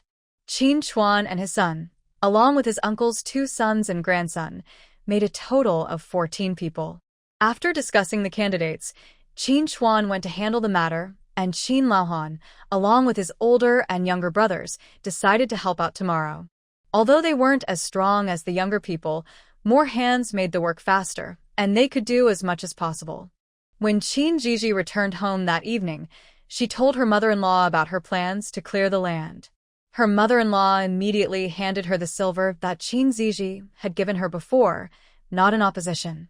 Tomorrow, I will also help, her mother-in-law said, eager to assist her daughter-in-law. Mom, clearing land is hard work. I've hired people, so you can stay home and make clothes and embroider handkerchiefs without worrying. Dad and Grandpa will go to help. Qin Zhizhi never thought about doing such physical labor herself. If she could solve it with money, why exhaust herself? The next day, Qin Zhizhi was woken up by noise. Even before she got out of bed, the workers had already started. They were earning 20 coins a day working in the village. If it weren't for the village head personally coming to announce it, no one would have believed it. A few people were so excited that they couldn't sleep all night and got up before dawn, rushing to the village head's house, afraid they might miss out on the work. Qin Chuan also got up early. Once he saw everyone had gathered, he led them to start working. The villagers were hardworking and honest, so while Qin Zhizhi was still asleep, they were already energetically at work. Qin Zhizhi was a bit surprised to see everyone up so early. This 20 coins was truly well spent. Originally, they planned to clear the land in about 10 days, but this group finished it in just 8 days. In ancient times, without advanced tools, this group exceeded expectations, leaving Qin Zhizhi deeply impressed. Once the barren land was fully cleared, Qin Zhizhi quickly settled the workers' wages. They worked for 8 days, earning 20 coins a day, totaling 160 coins each. The workers were thrilled. Not only was the pay high, but they also received it in cash right away. They thanked Qin Zhizhi profusely and asked her to remember them for future work. They were honest people. Although clearing land was hard work, they never cut corners and did a great job, which made Qin Zhizhi very satisfied. After settling the payments for others, she gave her family members their share, without holding back. At first, they were reluctant to accept it, But when Zhizhi looked at her grandfathers with a sad expression, no one dared to refuse anymore. Even though they received the money, they still felt a bit uneasy, so they took turns bringing water to help Zhizhi with her seedlings. Zhizhi appreciated their kindness and planned to reward them once the first batch of chili seedlings was ready for transplanting. Zhizhi asked Chuan to help find some skilled and careful women to assist with transplanting the chili seedlings. With the experience from the last time, it was easier to find people this time, and many were eager to help, but the village chief was selective about who could join. Since she had the backing of her grandfathers, every time she needed assistance, they helped her arrange it. Zhizhi was very satisfied. She only needed to come up with ideas and provide money, and others would do the work without her worrying about mistakes. In ancient times, there was no automatic watering system, so water was needed for transplanting the chili seedlings. Zhizhi also found a few people to carry water. Of course, all of this was organized by her cousin Chuan, and Zhizhi was very grateful to him. In just a few days, the chili seedlings were transplanted. Old Man Qin and his older and younger brothers visited the fields several times each day, curious about what their granddaughter was growing. Zhizhi kept her knowledge to herself, thinking it was good for them to get some fresh air and exercise. Right now, her most prized possession was the chili seedlings, as many dishes depended on them. Although she could exchange them with Wanwan, she wanted a legitimate way to do so. Before deciding to plant the chilies, she had Wanwan evaluate the land, which was very suitable for growing them. Otherwise, she wouldn't have taken the risk. Recently, Zhizhi sent spices and Sichuan pepper to the tavern a few times, and after exchanging with Wanwan, she counted and found she now had 300 taels. This money would allow her to do many things, the first being to send Qin Qinghui and Gu Jingshu to school. Zhizhi discussed with Gu Jinghui that going to the county town for school was a bit troublesome, especially since Gu Jingyao couldn't go along. Gu Jingyao and Gu Jingshu started their education together, and Gu Jinghui taught them the same way. Zhizhi felt sorry for her sister-in-law and decided to build a school in the village where both boys and girls could study together. Her proposal received support from Gu Jinghui, and after she shared the idea with her family, everyone was very surprised, especially her third uncle and aunt. Zhizhi, are you really going to spend money to build a school? Qin Jiang asked excitedly. Third uncle, I've saved some money for my business with the tavern and want to build the school first. This way, fifth brother and Jingji can study conveniently, and the children in Qin family village will also have the chance to learn. May our ancestors bless the Qin family. Eldest, go call your uncle, second uncle, and sixth cousin to discuss this matter together. Old Man Qin was very excited, believing it was a sign from his father that his granddaughter should carry out this plan. After the clan leader, the elder, and the second elder arrived, Zhizhi shared her thoughts again, and the group was so moved that they cried on the spot. The Qin family had once produced high-ranking officials, but they had fallen on hard times and settled in Qin family village. Despite their difficulties, some families still worked hard to support one child's education. Having their own school would bring more opportunities and hope for the Qin family. Zhizhi, Uncle Lu wants to know if you have made your decision? The clan leader asked Zhizhi seriously. Uncle Lu, I have made up my mind, Zhizhi replied firmly. Good. Uncle Lu thanks you on behalf of the Qin family. Although the clan leader was an elder, he bowed to Zhizhi in gratitude. Uncle Lu, I am also a descendant of the Qin family and want to contribute when I can. Good child, if you need anything, ask your uncle Qin Chuan. He is now the village head. The clan leader fully supported this, and there was no reason for Qin Chuan to refuse. Zhizhi, if there's anything I can do, just say it, Qin Chuan said, full of enthusiasm. We need a place for the children to study first, Zhizhi pointed out the main issue. Dad, uncle, third uncle, clan leader, where do you think we should choose the location? Qin Chuan was uncertain and consulted the elders. They began discussing and considered almost every place in the village, but couldn't find a suitable one. After thinking for a moment, Zhizhi suggested, why not build it near the ancestral hall? I can contribute some silver to build 2 rooms specifically for the children to study. The group hesitated, as this would increase expenses. Seeing their hesitation, Zhizhi continued, "Building near the ancestral hall will have the blessings of our ancestors, and the children will surely have better success in their studies." Hearing this, the previously hesitant group immediately agreed. "Now that we have chosen a location, where do we find a teacher?" Qin Shan raised a new question. The group began to worry again, as a teacher was crucial for the children. Why not invite Scholar Zhang from the neighboring village? He broke his leg a few years ago and can no longer take the imperial exams, but he writes well and has good character. Gu Jinghuai recommended Scholar Zhang, who had taught him and the Qin brothers before. Brother-in-law is right. Scholar Zhang is very suitable. Qin Xingyuan also agreed. How much silver does it cost to hire Scholar Zhang for a month? Qin he worried it might be too expensive.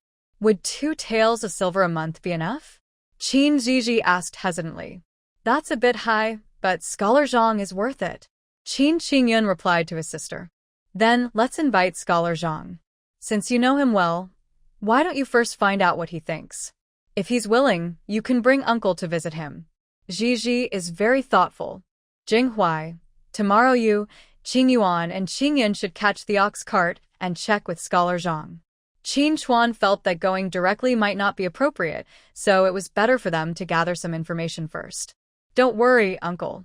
Jinghuai, big brother, and second brother will handle this well. Gu Jinghuai was sure that Scholar Zhang would agree. Last time they visited him, they noticed his difficult situation, and 2 taels of silver would be enough for him and his mother to live with dignity. Then we will wait for your good news. Qin Chuan was very happy. Brother-in-law, why wait until tomorrow? Let's visit Scholar Zhang this afternoon. Qin Xingyun thought it would be better to resolve this matter quickly so that the family could feel at ease. Seeing everyone looking at him with anticipation, Gu Jinghuai nodded, and the others were even happier. After lunch, the 3 set off to find Scholar Zhang and returned home only by evening. The elders had been waiting at Qin Lao Han's house since the afternoon and hurried to ask about the outcome when they saw them return. Scholar Zhang agreed, but he has one request. Qin Xingyun's words surprised everyone, and they asked in unison what request. He has some conflicts with his relatives.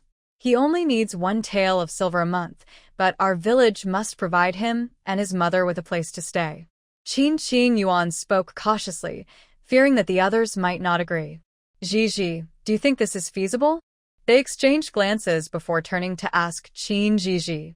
Qin Zhizhi understood that Scholar Zhang must be facing difficulties. Otherwise, he wouldn't prefer to forego the silver and leave his original home. Just 1 tael of silver is a great deal, and providing a place to stay is very reasonable. Since Zhizhi thinks it's feasible, I'll arrange this today. After all, the silver was provided by Qin Zhizhi, and if she thought it was good, that was even better. The vacant house near the Gu family is perfect for Scholar Zhang and his mother. The place mentioned by the village chief belonged to the Qin Si family, who had moved to the county town, and the elders had gone with them. The house was entrusted to the clan for safekeeping, making it very suitable. I'll send someone to tidy it up tomorrow and bring Scholar Zhang and his mother over. Tonight, we'll hold a meeting to gather everyone and quickly build the school. This is important. So, right after dinner, while it was still light out, the sound of a gong echoed throughout the village. In the village, the gong is only struck for important matters, so the men immediately put down their tasks and rushed to the village head's house. Before long, the house was filled with villagers. Uncle, is something wrong? Yes, I was late for dinner today, and when I heard the gong, I ran over without eating. I had just prepared my foot bath and didn't even get to use it before coming. I returned from outside, and before I even got home, I hurried over. Who isn't? What is the reason for the village head calling us? The villagers quietly discussed among themselves. Qin Chuan saw that most people had arrived and cleared his throat, saying, I called everyone here today because I have important news. Village head, what is it? Quiet. What I'm about to say concerns every family. My niece, Zhizhi, has decided to help our village build a school. His words immediately silenced the crowd, and someone asked in disbelief, Are we really building a school? Yes, the teacher has already been hired, and Zhizhi is covering the costs for both the teacher and the school's construction. She will also pay the teacher's salary every month. Qin Chuan was deeply moved by Zhizhi's generosity, and he believed everyone would feel grateful too. Village head, the Gu family isn't wealthy either, and Jinghuai and Zhizhi have it tough. Zhizhi just started earning some money and is already thinking about the children. Yes, village head, we will remember this great kindness. If the Gu family needs help, we will work for free. As long as it helps our kids go to school, Zhizhi is a great benefactor to our family. Once the school is built, the children can study, which is wonderful. This is a big deal for our village. Village head, since Jinghuai and Zhizhi are contributing money, let's also pitch in with our efforts. Yes, we may not have money, but we have strength. The villagers' enthusiasm was instantly ignited, and they eagerly offered to help Qin Chuan. Quiet, this is why I called everyone here. Starting tomorrow, each family should send one person to help with the school's construction so we can finish it quickly. Village head, we will all go. The more hands, the faster we can work. Nothing is more important than the children's education. Upon hearing that only one person from each family was needed, everyone was unhappy and wished they could send their entire family to help. Then let's all arrive early tomorrow. We will go up the mountain to gather wood for the school. Don't worry, village head. We promise to be there bright and early. I have some wood at home. I will bring it over first thing in the morning. I have some too. I will bring mine as well. Everyone was very excited. If it weren't for the fact that it was already dark, they would have rushed home to pack. Qin Chuan was so annoyed by the noise that he sent them away, saying he needed to sleep early. After leaving the village chief's house, everyone was still thrilled. When they got home and told their families about it, everyone was very excited, especially those who had wanted to send their children to school but couldn't due to lack of money. The next day, Qin Zhizhi woke up and found that Gu Jinghuai was already gone. She thought her husband had gotten up early to study and didn't think much of it. When she went to the kitchen, she saw her mother-in-law was already making breakfast. Mom, why are you up so early today? It was natural for Qin Zhizhi to be curious, since the Gu family usually didn't wake up early, and she normally made breakfast. Zhizhi, early this morning, everyone came to our house to drop off things. I wanted to return them, but I don't even know who sent what. It's all left at the gate. Following her mother-in-law's direction, Qin Zhizhi noticed several baskets in the kitchen filled with various seasonal vegetables, with eggs being the most precious items. These items were quite rare for the already struggling villagers. Zhizhi, you and Jinghuai did the right thing. I'm very happy. Yesterday, Gu Jinghuai had already told his mother about Qin Zhizhi's decision, and she fully supported it. Thank you, Mom. Qin Zhizhi felt very happy to receive her mother-in-law's approval. She was truly understanding. Silly child, I should be thanking you. Gu's mother looked at Qin Zhizhi with increasing satisfaction. Mom, where's my husband? I haven't seen him since I woke up. Jinghuai went with everyone to the mountain to chop wood. Although studying was important, Gu Jinghuai never shied away from helping out. The Gu family had received a lot of support from the villagers over the years, and they remembered it well. Did Jing Shu and Jing Yao go too? Qin Zhizhi was a bit surprised not to see them. Yes, they left early with Qing Hui, following Jinghuai. I heard they'll be going to school soon, and they're very excited. They have so much energy. Let's make extra breakfast. They'll be hungry when they come back. Okay, we'll do as you say. Let's boil another egg for each of them. Studying takes a lot of brain power. Let's make an extra egg for my husband. You work the hardest in our family. You deserve an extra one. Gu's mother added 2 more eggs to the pot. She cared for her son, but she cared even more for her daughter-in-law. The 2 women chatted and laughed as they busily prepared breakfast. So when Gu Jinghuai and his siblings returned, they were greeted by this warm scene. Gu Jingshu quietly asked Gu Jinghu, Big brother, why do I feel like the 3 of us aren't really siblings, but that sister-in-law is? Don't say silly things, or Mom will scold you. Hee, I'm just talking to you, big brother. Gu Jingshu felt a bit shy, and Gu Jinghu patted his head and said, Come on, let's go inside. Gu Jinghu didn't stay home long during his visits, and this time was no different. Everyone in the village knew that Gu Jinghu and the two brothers from the Qin family were going to compete this year, and educated people were respected.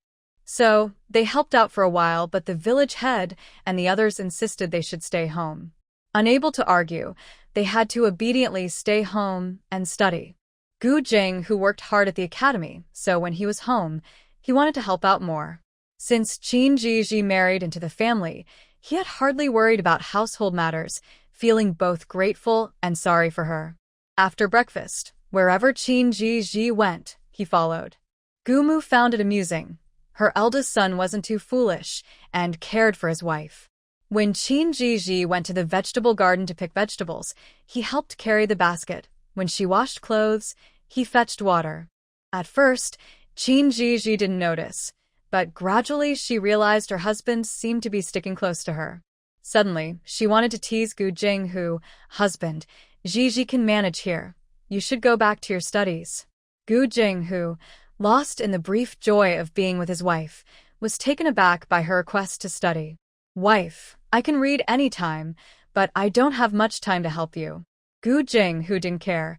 He wanted to spend this half day with her instead of studying. Nothing was sweeter than being with his wife. His words made Qin Zhizhi laugh. She wasn't really trying to send him to study, just teasing him. When Gu Jinghu heard her laughter, he realized she was joking, and he felt his face turn red. Qin Zhizhi found it amusing but knew her husband was shy, so she decided to stop teasing him. The young couple washed clothes together in the yard. Although Gu Jing, who was a scholar, he had endured hardships with Gu Mu over the years and wasn't delicate at all. He was strong and did most of the washing, while Qin Zhizhi helped rinse and hang them out to dry. In the Gu family, Gu Mu washed her own clothes. Sometimes she washed the children's clothes, and sometimes Qin Zhizhi did. When Gu Jinghu returned home, he helped with the washing too. After finishing the laundry, Qin Zhizhi took Gu Jinghu to check on the chili field, as it was their own property, and she wanted to show it to him. Because a few caretakers were watching over the chili field, it was clean and free of weeds. The caretakers rushed to the field every day, worried that if they didn't take good care of the chilies, their father would be upset with them. Since the chilies were planted, they had been the ones looking after them, so Qin Zhizhi only needed to check on them occasionally. "Husband, these are the chilies I planted. When they mature, some can be sold to restaurants, and some can be used for delicious dishes. You've worked hard, my dear." "It's not hard at all. Once they grow up, I'll make tasty food for you." Qin Zhizhi noticed that the people here had strong tastes, especially Gu Jinghui, who really enjoyed the dishes she made. "Wife, you can't go back on your promise." "I'll be waiting," Gu Jinghui said, holding Qin Zhizhi's hand with joy. The chili field was right behind their house, and since no one else passed by, Qin Zhizhi, being from the modern world, wasn't shy at all. Seeing that Qin Zhizhi didn't reject him, Gu Jinghui felt happy. His wife clearly liked him and didn't mind holding hands, so he decided to be more proactive in the future. They walked home hand in hand. After lunch, Qin Zhizhi usually took a nap. Gu Jinghui had to return to the academy in the afternoon, but he was happiest to accompany his wife for a nap. They had been married for a while, but they spent little time together. After this time, they naturally grew closer. Once they lay down, Qin Zhizhi rested her head on Gu Jinghui's arm and fell asleep. Seeing that Qin Zhizhi was completely relaxed around him made Gu Jinghui even happier. He kissed her forehead and closed his eyes to rest. In Qin Zhizhi's mind, they were already married, so they were naturally a couple. However, she was only 16 years old and not yet an adult. She wanted to wait until she was older before fully embracing their relationship, but she thought there were still some benefits of being a wife that she could enjoy. Gu Jinghui looked slim but actually had a great physique, even with abs. This was something Qin Zhizhi had only recently discovered, and for someone who liked handsome men, it was a wonderful surprise. When Qin Zhizhi woke up and saw Gu Jinghui sleeping soundly, her curious hand slowly moved to his abs. Finally, she touched them through his shirt and felt satisfied, waking Gu Jinghui in the process. Every time they were alone, Gu Jinghui discovered something new because Qin Zhizhi always brought him surprises. Zhizhi was completely unaware that Gu Jinghuai was already awake and was happily exploring, when suddenly a pleasant voice came from above her head. "Dear, how does it feel?" Zhizhi quickly replied, "Very good." Then she realized what she had said and instinctively wanted to explain to Gu Jinghuai, but ended up bumping her head against his chin. Gu Jinghuai let out a muffled grunt, and Zhizhi winced at the sound. Flustered, she tried to push him away to check on his chin, but he held her close again. "Dear, don't move around." This time, Zhizhi really didn't dare to move, but she was still worried about Gu Jinghuai and quietly asked, "Are you okay?" "I just. Zhizhi's mind raced as she tried to think of a reason to brush it off, but her mind was blank. Gu Jinghuai found his wife adorable. He unbuttoned his shirt, placed her hand on his abs, and said in a tempting voice, "Dear, it feels even better this way." Zhizhi was truly stunned this time. She wanted to pull her hand back, but the feeling was too good to let go. Seeing her hesitation, Gu Jinghuai chuckled softly. Zhizhi finally indulged herself. She comforted herself with the thought, "Touching my husband isn't against the rules." "Dear, if you touch me, you have to take responsibility," Gu Jinghuai said, seizing the opportunity for some benefits. "Responsibility, responsibility. I'll be responsible for a lifetime," Zhizhi quickly agreed. Gu Jinghuai looked as handsome as modern celebrities, was well-educated, and was destined to be a powerful official. Zhizhi had already decided to take responsibility for a lifetime. With her promise, Gu Jinghuai smiled even more happily. Once Zhizhi had her fill, Gu Jinghuai put his shirt back on, slowly adjusting it with his long fingers, each movement captivating to Zhizhi. Then Gu Jinghuai heard his wife swallow, which made him even happier. Finally, Zhizhi escaped the room, feeling quite embarrassed. After Gu Jinghuai left home, Zhizhi didn't dare to be alone with him again. Seeing Zhizhi avoiding her son, Gu's mother thought he had upset her and shot him a disapproving glance. Gu Jinghuai thought for a moment and realized he hadn't made his mother angry, so he felt relieved and took the ox cart driven by his father-in-law to the academy with the Qin brothers. In the following days, the people of Qin village were busy helping to repair the schoolhouse, with everyone, young and old, pitching in. After 10 days, the Qin family school was completed. The tables for the children's studies were made by the villagers, and after the building was finished, they tidied up for 2 more days. Tomorrow, the children would be able to attend classes. The village chief had already arranged for the cleaning of the Qin family's house, and the day before yesterday, Scholar Zhang and his mother moved in. Qin Chuan and Qin Shan went to pick them up with an ox cart, and Scholar Zhang was very touched. The house Scholar Zhang now lives in is the closest to the Gu family, and he had previously taught Gu Jinghuai and a few others. So, on the day they moved in, Gu's mother brought Zhizhi, Gu Jingshu, and Gu Jingyao to visit.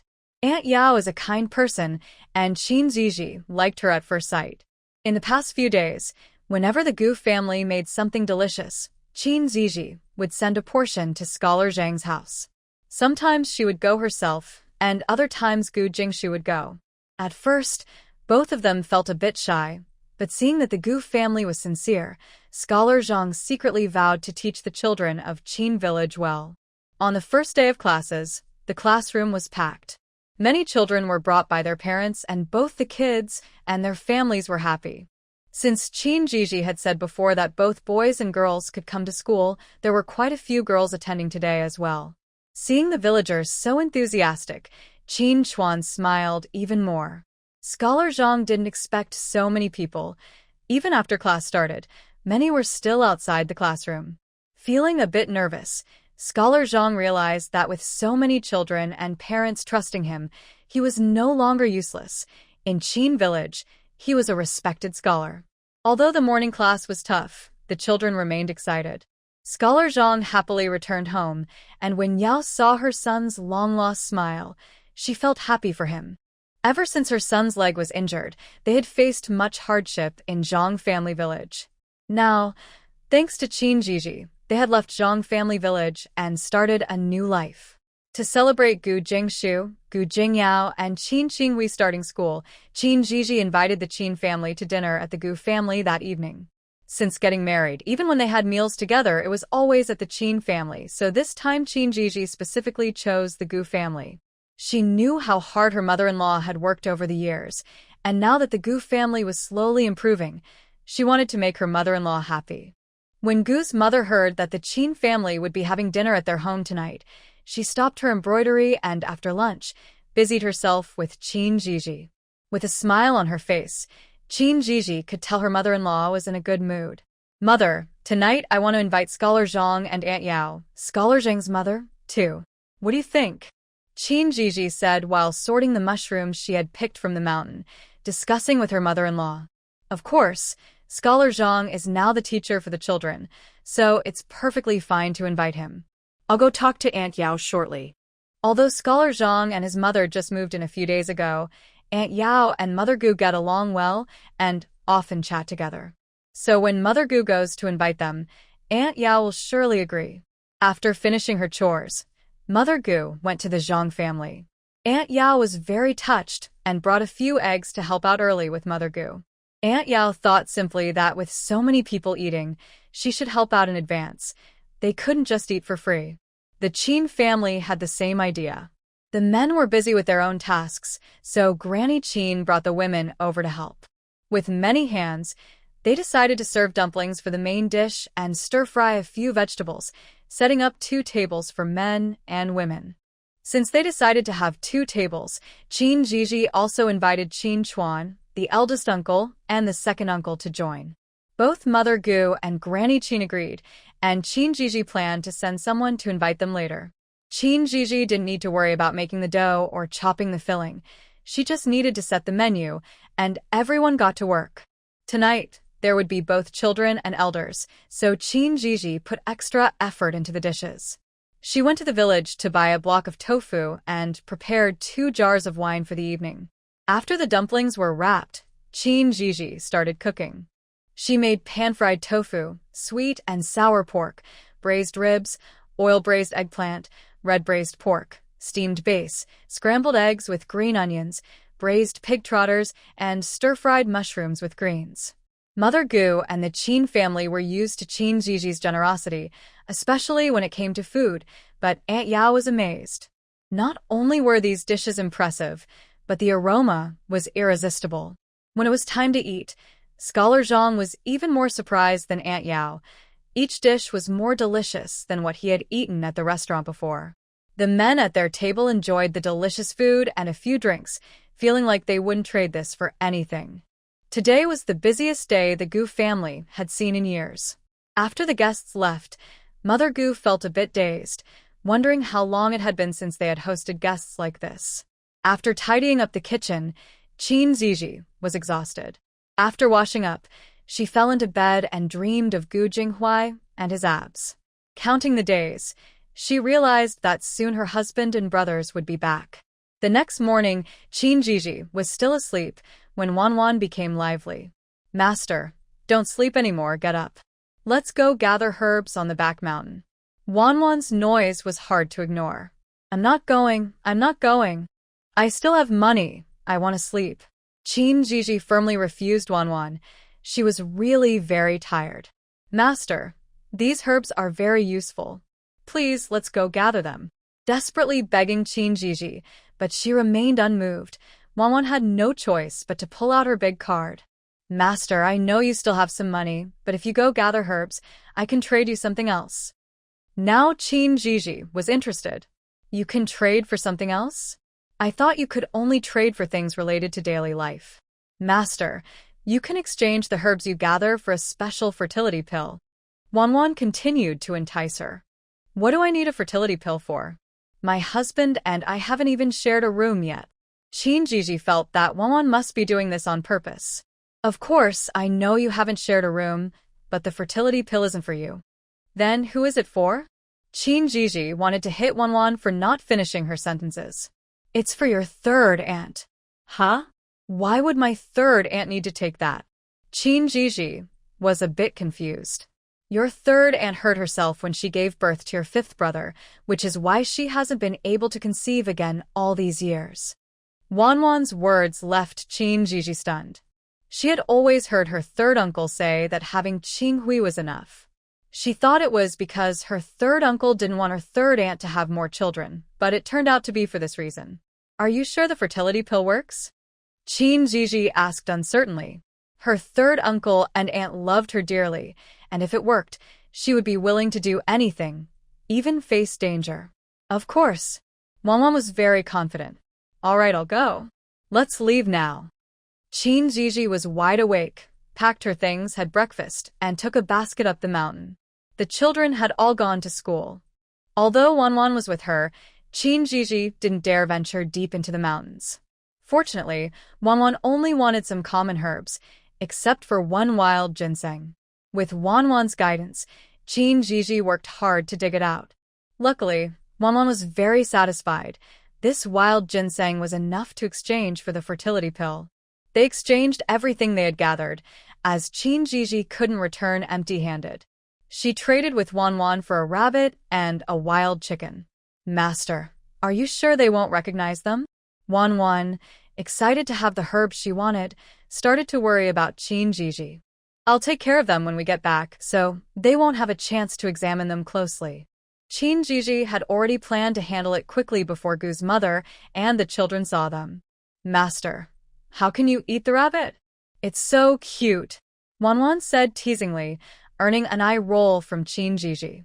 I not only like to eat it, but I also love spicy flavors. Qin Zhizhi thought about the taste of rabbit meat and walked faster.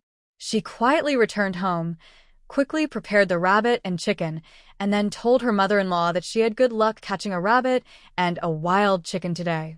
Her mother-in-law was very surprised, but then she remembered that her daughter-in-law was capable and felt relieved.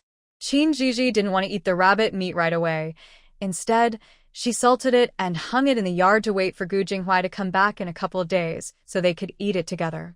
She cooked the wild chicken for lunch, filling a big pot with it and vegetables.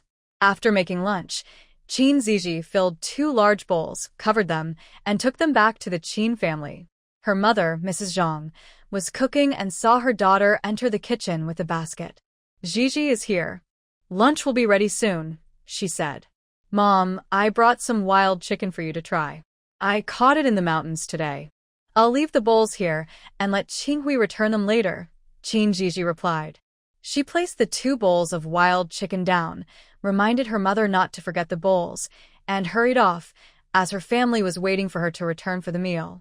Mrs. Zhang sighed as she chased after her daughter. Why is she in such a hurry?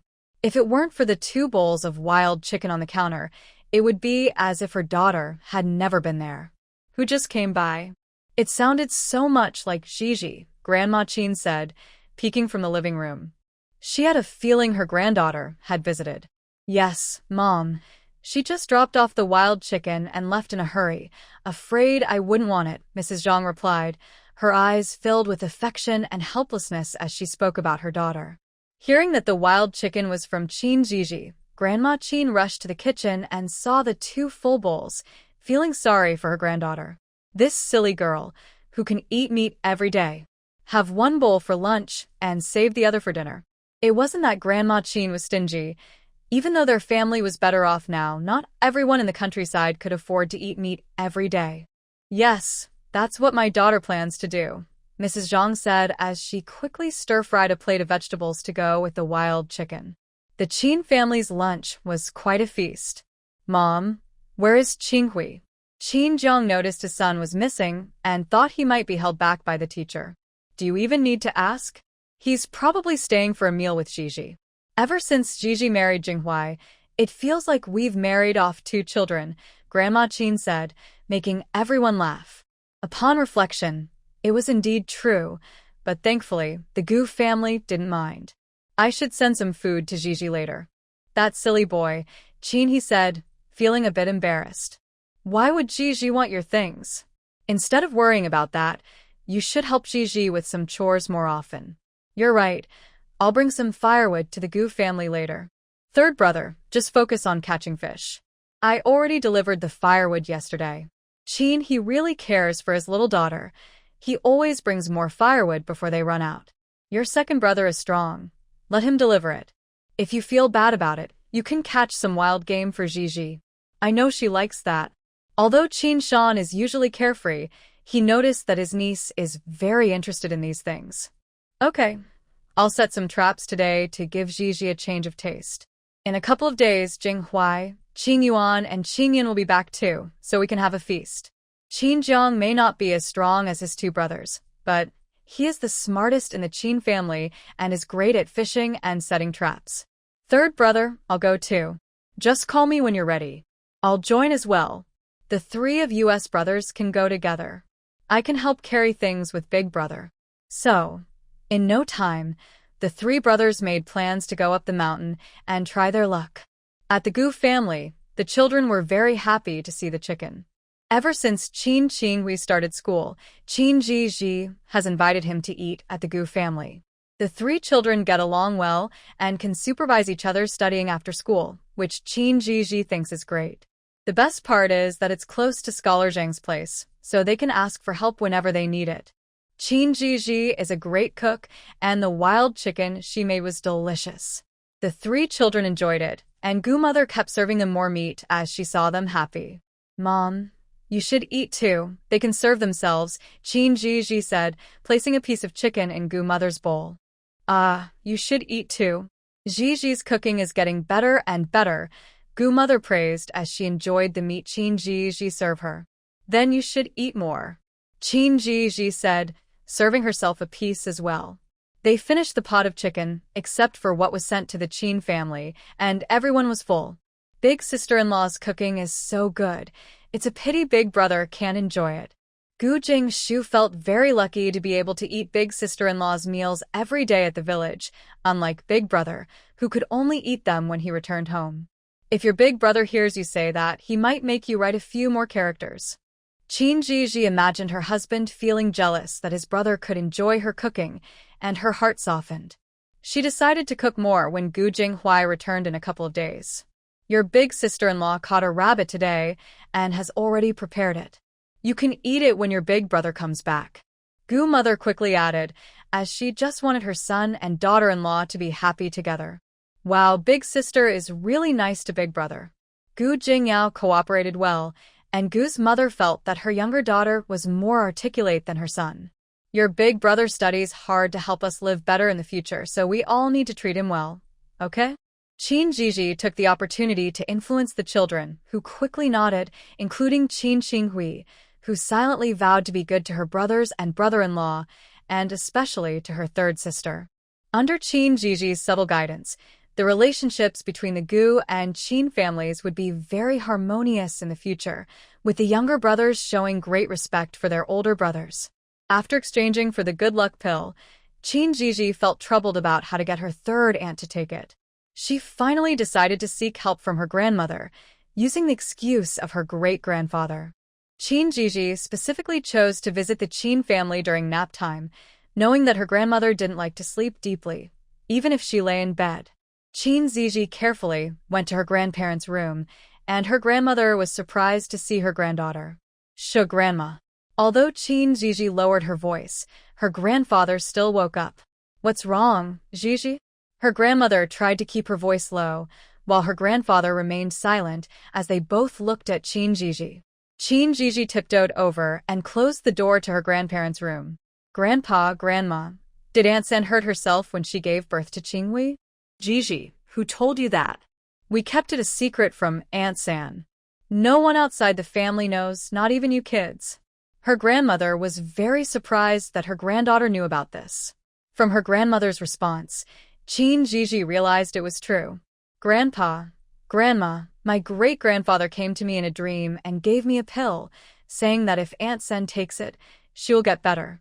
Qin Zhizhi felt no pressure blaming her great-grandfather. She really heard my wish. He is truly watching over the third one. Her grandmother and grandfather prayed every year at their ancestors' grave for blessings for the Qin family. Where is the pill now? Can you show it to Grandpa? Her grandfather asked cautiously, now fully believing that their ancestor could send things to his granddaughter through dreams. Zhizhi pretended to take a porcelain bottle from her sleeve after exchanging it with Wanwan. Grandpa, Grandma, look, this is the pill from great-grandpa. Her grandfather and grandmother were excited to see such a delicate porcelain bottle, realizing it was something beyond what people in their village could afford. Zhizhi realized she had been careless and hoped she wouldn't be found out. Just as she was thinking of how to get through this, her grandfather spoke up.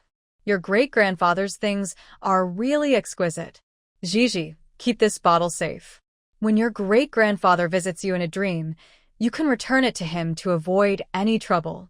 Zhizhi wanted to applaud her grandfather for his imagination. Grandpa, this was always meant to be returned to great-grandfather. Let's take out the pills first, and I will return the bottle to him tonight. The two watched nervously as their granddaughter took out the pills and placed them in a regular bottle that Qin Posey had found. How should we explain this to Aunt San? Zhizhi felt uneasy about giving Aunt San the pills without a proper examination. You wait here, I'll go call your Uncle San and Aunt San. This pill was extremely precious to Qin Posey, representing protection for the Qin family and blessings for the third son. Qin Posey went directly to the third house and quickly called over Qin Jiang and Wang Shi. When did Zhizhi arrive? Qin Jiang was surprised to see his niece. It was midday, and his mother had called him over. Uncle, Aunt, I just got here, Zhizhi said, feeling a bit guilty. Why are you shouting? Your older brothers are resting. Qin Posey closed the door and gave Qin Jiang a reproachful look. He had always been loud and was still the same even as a father. Hee, I was just surprised to see Zhizhi, Qin Jiang said, feeling a bit embarrassed as he scratched his head. Wang Shi found it amusing. Her mother-in-law never scolded her. Even when she made mistakes, she would only scold her husband. I called you here because I have something to discuss. Mother, if you have something to say, just tell us. You make me nervous like this. Qin Laohan had already gone back inside, feeling a bit awkward discussing such matters as a father-in-law. Zhizhi has brought back a pill for health from the county. You and your wife have been wanting another child, so this pill is for her. Qin Posey made up a clumsy excuse. Wang Shi was touched. Her mother-in-law and niece were so kind to think of her first for the health pill. Qin Jiang wanted to say he didn't want another child. He just wanted his wife to be happy. Taking the pill would be a struggle, and if they couldn't have another child, his wife would be sad. Mother, we are happy with just Qinghui. Maybe we should skip the pill. Sheep? Do you know how hard Zhizhi worked to get this for Aunt San? I think you're just being stubborn. Qin Posey was about to explode at her son's words. The pill was specially obtained by her father-in-law, and he dared to refuse it. Mom, that's not what I meant. Qin Jiang's voice weakened a bit. Uncle, this pill is really good. Zhizhi looked at Qin Jiang with a pitiful expression, which he couldn't bear. Husband, I'm willing to try it. Wang knew that both her mother-in-law and niece were looking out for her, and her husband was concerned for her, so she agreed. You are the most understanding. I'll get it for you. Hearing that his wife was willing to take it, Qin's mother was very happy. Thank you, Zhizhi. Wang held Zhizhi's hand, filled with gratitude. Aunt San needs to take care of her health, so she can give me a brother or a sister. Zhizhi's playful words made Wang blush. Wang initially thought she would have to take a lot of medicine, but then realized it was just one pill, which surprised her. She planned to wait until she got home to take it, but seeing her mother-in-law's worried expression, she took it right there in her mother-in-law's room. Seeing Wang take the pill, Qin's mother and Zhizhi finally relaxed. The group chatted in Qin's mother's room for a while before leaving. As they were leaving, Zhizhi personally saw Aunt San to the door and whispered a few words in Wang's ear, leaving her shocked and delighted. When Wang returned to the room, she was still smiling foolishly. No matter how much Qin Jiang asked, she wouldn't tell him what his niece had said. Qin Jiang, feeling helpless, went off to tend to his own matters. After their son and daughter-in-law left, Qin's mother happily said, "Thank goodness, she finally took it. Grandma, are you relieved now?" "Relieved. With you as my lucky star, I have nothing to worry about." Qin's mother felt that whether it was her father-in-law's dream or the good fortune of the Qin family, it was all brought by her granddaughter, who was truly blessed. Remembering what Wanwan had said, Zhizhi thought she could share a secret with her grandmother. Grandma, we can expect good news in a month. What? So soon? Qin's mother was both surprised and delighted. Grandma, please take extra care of Aunt San this month. The grandmother and granddaughter made a secret agreement to wait for good news in a month. Zhizhi, when do you and Jinghui plan to have a child? Qin's mother changed the subject too quickly, going from talking about Aunt San to her. Grandma, there's no rush. Great-grandpa said it's dangerous for girls to have children too early, so I should wait 2 more years. I've already discussed it with my husband. Studying is important. Zhizhi quickly used great-grandpa as a shield. Forget the danger. We should listen to your great-grandpa. Upon hearing there was danger, Grandma Qin instantly felt that having a baby was not appealing anymore. Her granddaughter was still young, so waiting a couple more years was fine. Zhizhi didn't dare to stay at the Qin family home, fearing Grandma Qin would urge her to have a baby. When she returned to the Gu family, she ran into Aunt Yao, who was looking for Mother Gu. Aunt Yao, hello. Come in. My mother should be waking up soon.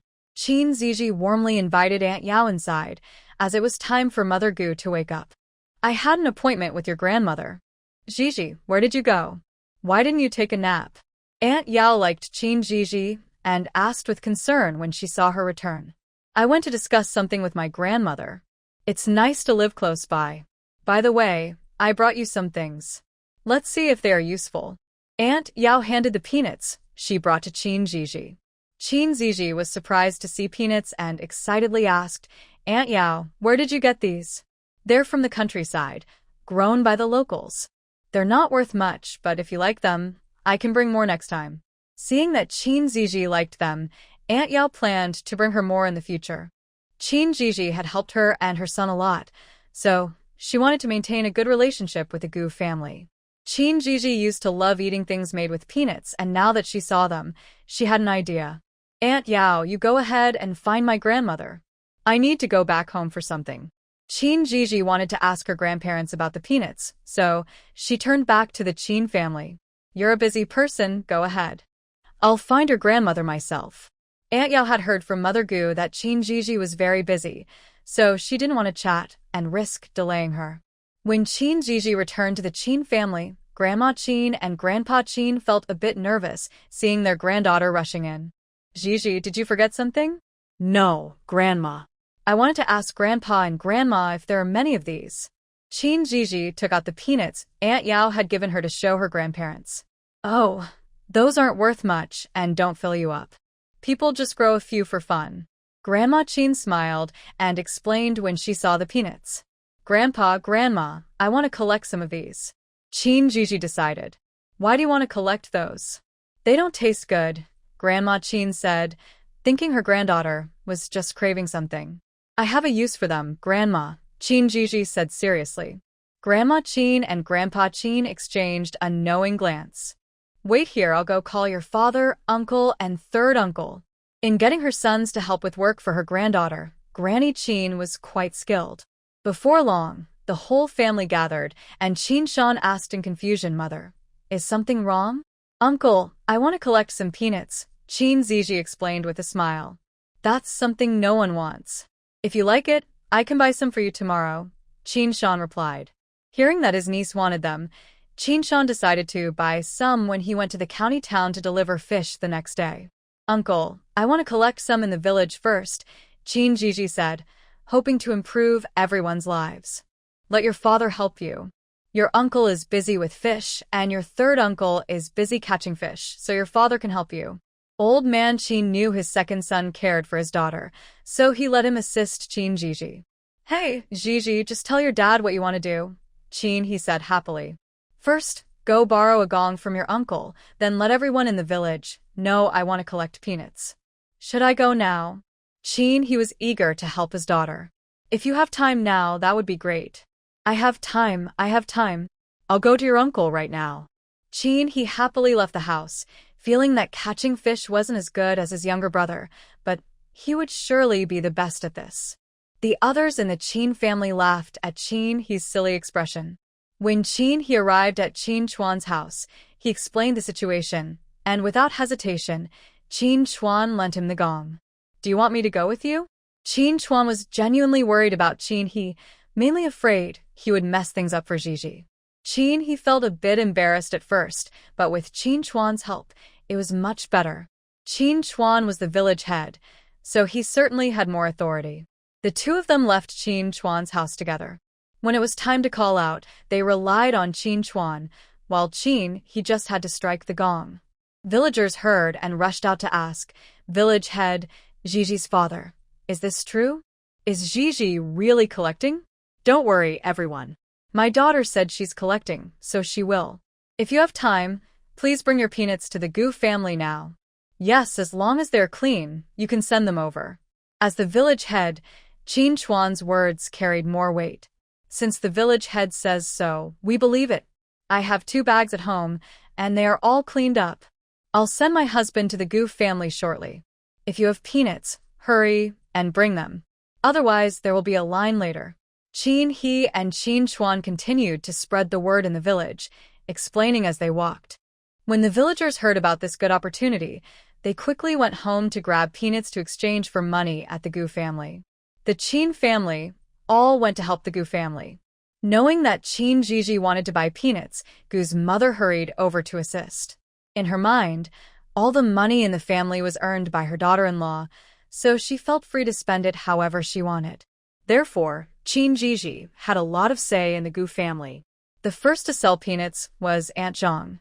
Her husband was not home, so she brought a bag over. "Zhizhi, can you take a look at this?" Aunt Zhang asked nervously. Qin Zhizhi opened the bag, took a handful and smiled, saying, "Aunt, this is good and very clean. Uncle, please help Aunt Zhang weigh this." "It's 3 coins per pound," Qin Zhizhi called out to Qin Shan. "Got it," Qin Shan replied, happy that someone was finally selling peanuts. Aunt Zhang was stunned. 3 coins per pound seemed too expensive. Qin Shan was quick, and before Aunt Zhang could react, he had already weighed it. "Zhizhi, it's a total of 50 pounds. Can you calculate how much that is for Aunt Zhang?" Qin Shan told his niece the weight, so she could do the math. "Aunt Zhang, that's 150 coins in total," Qin Zhizhi said, handing her the money. Aunt Zhang took the money, feeling grateful to Qin Zhizhi. This amount was a significant income for her family. "Thank you, Zhizhi," Aunt Zhang kept expressing her thanks, very excited. Remembering she had another bag at home, she cautiously asked, "Zhizhi, can I bring another bag to sell?" "Of course, I want everything your family has," Qin Zhizhi replied. "All right, I'll go home and get the other bag now." Hearing that Qin Zhizhi wanted more, Aunt Zhang quickly ran home. The other villagers who came to sell peanuts were confused and tried to call out to Aunt Zhang, but she was too fast. Once the others learned the price of peanuts, they ran even faster than Aunt Zhang. By the afternoon, the Gu family's yard was bustling with activity.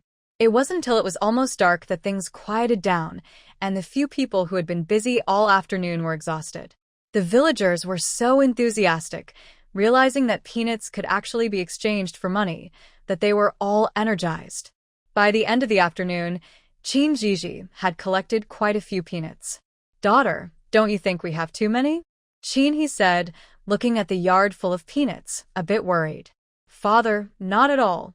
I plan to sell all of these," Qin Zhizhi replied confidently. She had a plan in mind. Since this area was suitable for growing peanuts, she wanted to help the villagers prosper together. "Zhizhi, almost every family has these, and since you're buying them at a high price, where will you sell them for money?" Zhang was worried to see her daughter collecting so many peanuts. "Mom, I have my own ways," Qin Zhizhi said with a smile to comfort Zhang. "Also, starting tomorrow, Aunt, Mom, and third aunt, please come help me shell these peanuts so we can sell them." Qin Zhizhi was a doer. Having so many peanuts at home took up space, so it was better to sell them quickly. "Well, we're not busy at home anyway, so it would be great to help you." Third Aunt Wang was also concerned about her niece's peanuts and was eager to help when she heard. "Just remember to pay me, okay? 15 coins a day, and third aunt, you should come early." Seeing everyone worried for her, Qin Zhizhi joked with third aunt to lighten the mood. "It hasn't even started yet. How can we ask for payment? Besides, we're all family, so there's no need for that. They all refused to take payment, worried that Zhizhi would lose money. Work should be paid for. Uncle, could you please ask if Anne is willing to help? The pay will be the same as for my mom and the others. Zhizhi felt that 3 people were not enough. She wanted to find a few more helpers, especially Chuan's wife, who was very efficient. I'll ask her when I get home. If she agrees, I'll have her come help you tomorrow. Chuan knew that Zhizhi was looking out for his family, otherwise such a good opportunity wouldn't come to his wife. Even though he helped at the Gu family for an afternoon, Chuan returned home very happy. As soon as he got home, he quickly told his wife about it, surprising her. Zhao. Husband, are you trying to make me happy? 15 coins a day. Where can we find that? A man might not earn that much in a day, let alone a woman. How could I joke about that? Zhizhi asked me to check with you. If you don't want to, I'll just go back, Chuan teased his wife. Don't say that. Of course, I want to help. I'm just surprised. Seeing Chuan pretend to leave, she quickly called him back. Since Zhizhi trusts us, we should go.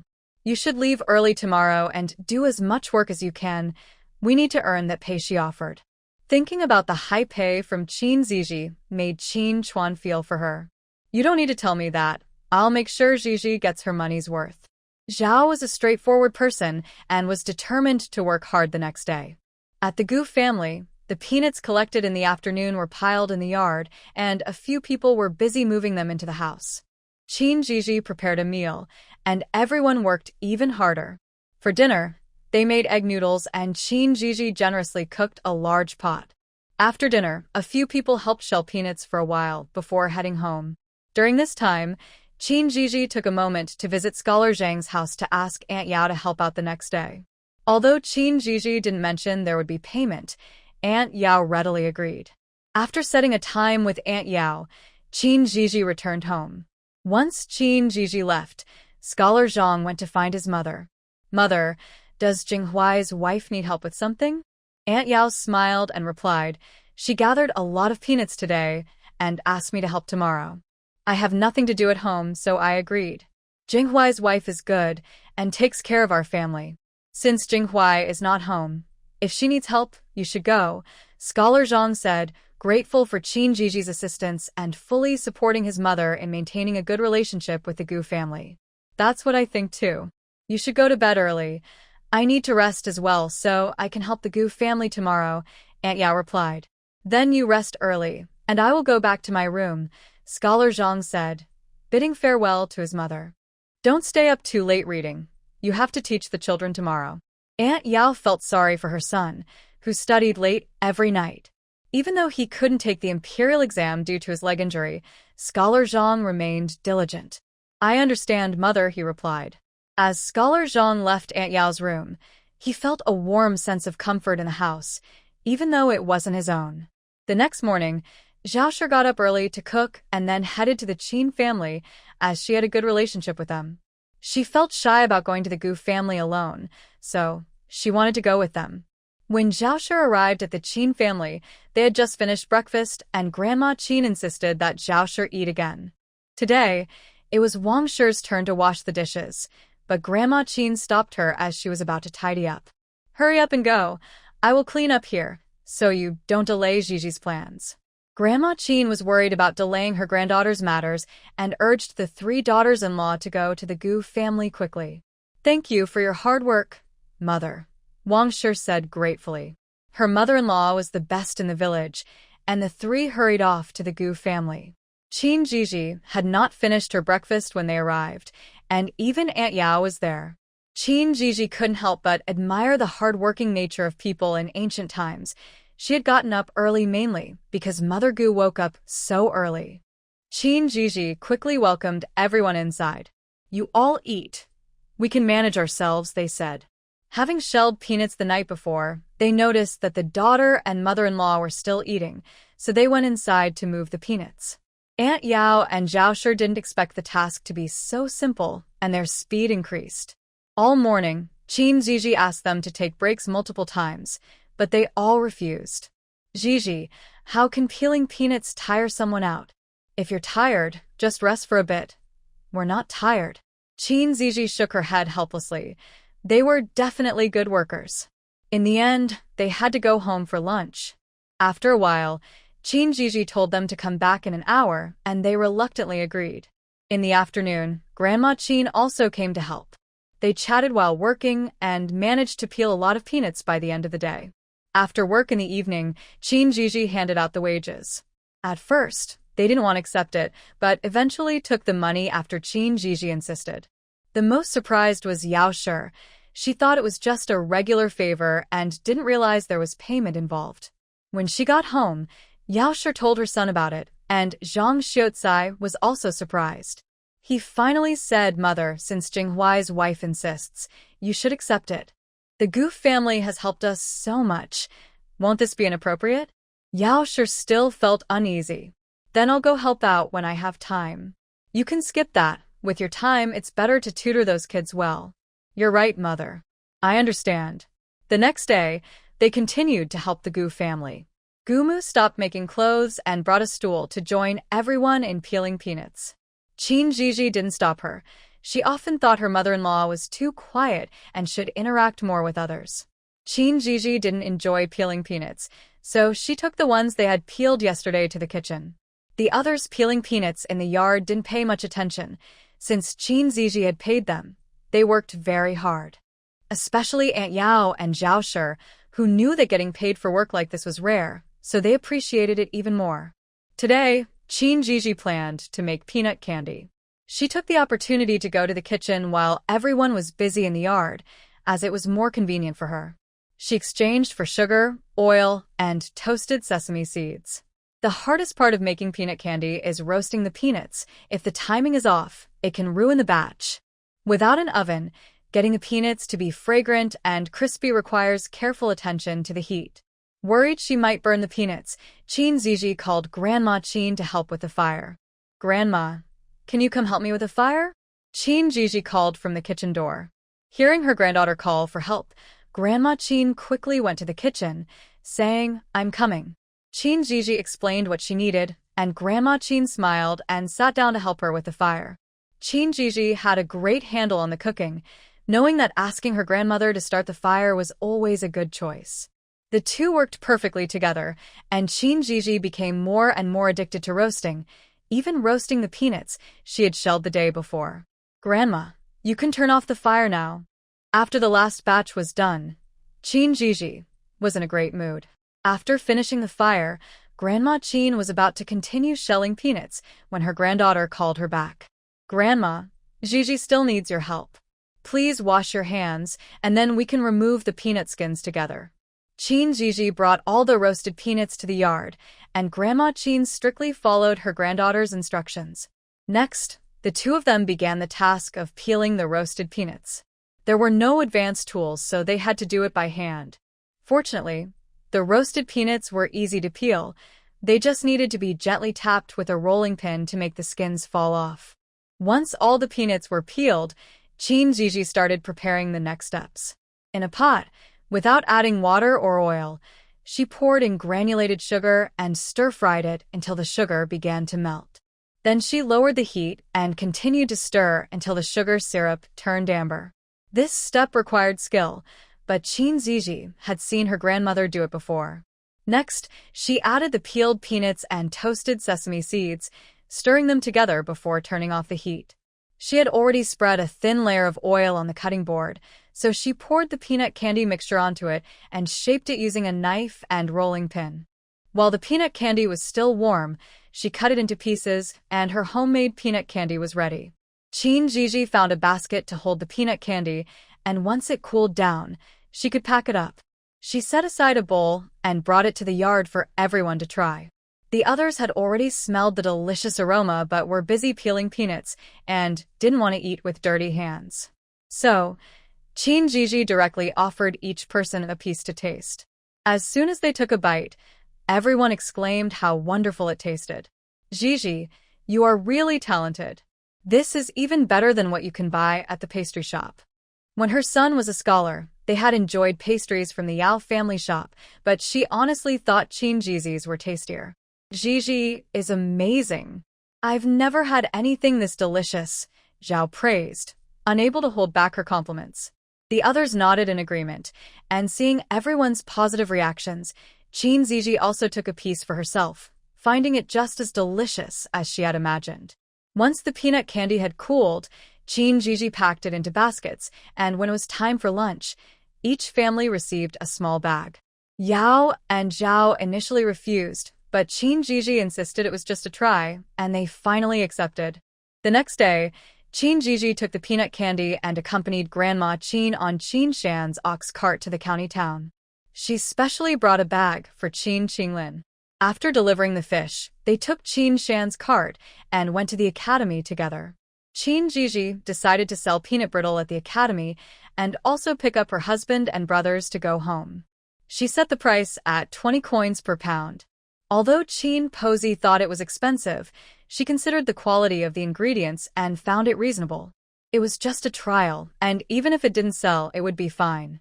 When they arrived at the academy, Zhizhi found a spot and brought a plate to offer free samples of the peanut brittle cut into small pieces.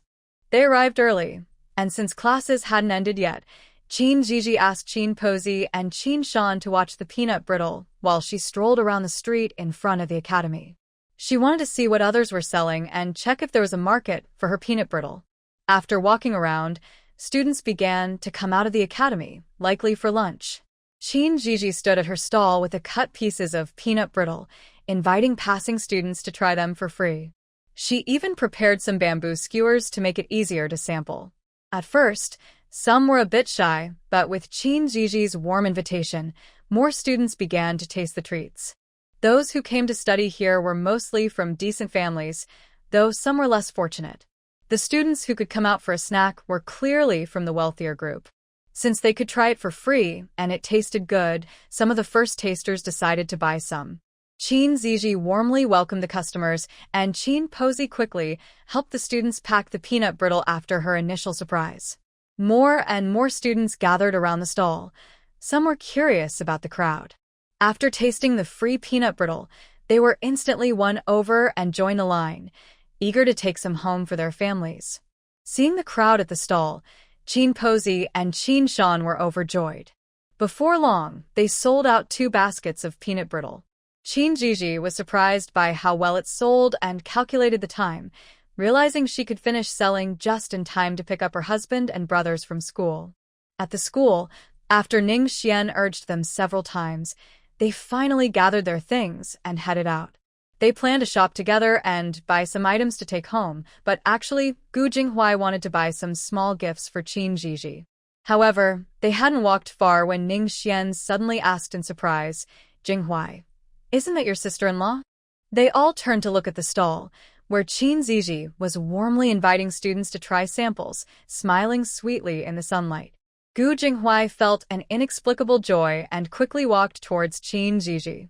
Qingyuan and Qingyun were also very happy to see their sister and family, so they quickened their pace. "Wait for me." Xian slowed down a bit and shouted from behind, but no one waited for him. Zhizhi was tasting food with the students when suddenly a shadow blocked her view. Just as she was about to tell them to line up, she looked up and saw Gu Jinghua. "Darling, what are you doing here?" Zhizhi smiled sweetly. "I came out to buy some things." "What are you doing here?" Gu Jinghua only noticed his wife and had not seen Posey and Shan yet. "We're here to pick you up and sell some things. Grandma and uncle are over there helping to collect money and pack peanut candy."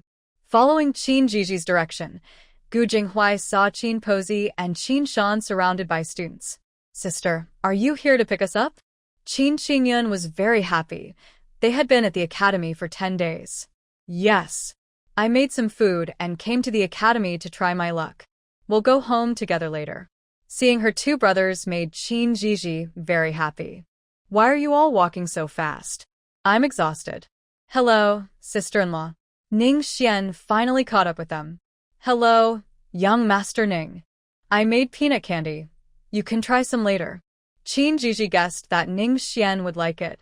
"I thought sister-in-law was here to pick up brother Jinghua, but you also brought delicious food." "How wonderful." Xian was very happy. Earlier, he had been discussing going to the Gu family with Gu Jinghua, but that guy had refused him. Now, the peanut candy that Qin Zhizhi brought was a nice comfort for Ning Xian's disappointed heart. Brother, tell grandma not to sell it all. Save some for young Master Ning. Got it, sister. I'll go tell grandma right now. Qin Qingyuan knew that his sister and brother-in-law hadn't seen each other for days, so he directly pulled Ning Xian and his younger brother away, realizing they were being a bit of a distraction. Qingyuan, why are you pulling me? I can walk by myself. Qin Zhizhi couldn't help but laugh at Ning Xian's voice. It was rare to have such good roommates as her husband and brothers. Gu Jinghuai stayed behind to help Qin Zhizhi. He was well-educated, and the teacher liked him. So many students at the academy recognized him. When he met familiar classmates, Gu Jinghuai greeted them warmly and introduced his wife. From that day on, everyone at the academy basically knew that Gu Jinghuai had a wife. Even the doorman was aware. Not long after, Qin Qingyan came over and said, "Sister, Grandma said we don't need to taste anymore. There aren't many peanut candies left. So soon? Let's sell the rest and get ready to go home." Hearing that the peanut candies were almost sold out made Qin Zhizhi very happy. By the way, do you have classes this afternoon? Qin Zhizhi remembered that if they left now, what would happen to her husband and brother? We can go home. This afternoon, we just need to write something for the teacher to see. We can wait until after the break to show it to him. Qin Qingyan just wanted to go home with her family. In that case, you all go back and pack your things. We'll wait for you here. When they heard they could go home together, Qin Zhizhi urged them to pack up. No need for everyone to go back. Second brother can go back alone to get it. Let Jinghuai stay here with you. They had already packed their things, and Qin Qingyan happily went back to the academy to get them. Gu Jinghuai silently gave Qin Qingyan a thumbs up in his heart. These brothers got along well. The peanut candies sold faster than expected, mainly because Ning Xian bought all the leftovers after trying them, which was about 3 pounds. Qin Zhizhi originally didn't want any money, but Ning Xian insisted, so she accepted it and gave him the extra as well. They had been busy and hadn't eaten yet, so Qin Zhizhi took everyone to a street stall to eat wontons. After finishing the wontons, Qin Zhizhi asked Qin Shan to take them to the market, as she planned to buy some things. Since they hadn't been home for a while, Qin Zhizhi wanted to treat them. Today, she brought about 50 pounds of peanut candy, priced at 20 coins a pound, making a total of 1,000 coins. Last time, Qin Zhizhi gave them some money, plus what they earned from copying books, so when she went shopping, they all wanted to pay. Qin Zhizhi let them pay for the small amounts, but they couldn't compete with her for the larger sums. They returned home with plenty of goods, and Qin Zhizhi was full of energy. When they got back to the village, it was still early, and the ox cart went straight to the Gu family, where they helped unload everything. Qin Shan drove the ox cart home, while Qin Posey and the others stayed to continue working. When they learned that Qin Zhizhi had sold all the peanut candies, everyone was thrilled, especially Granny Yao and Mrs. Zhao.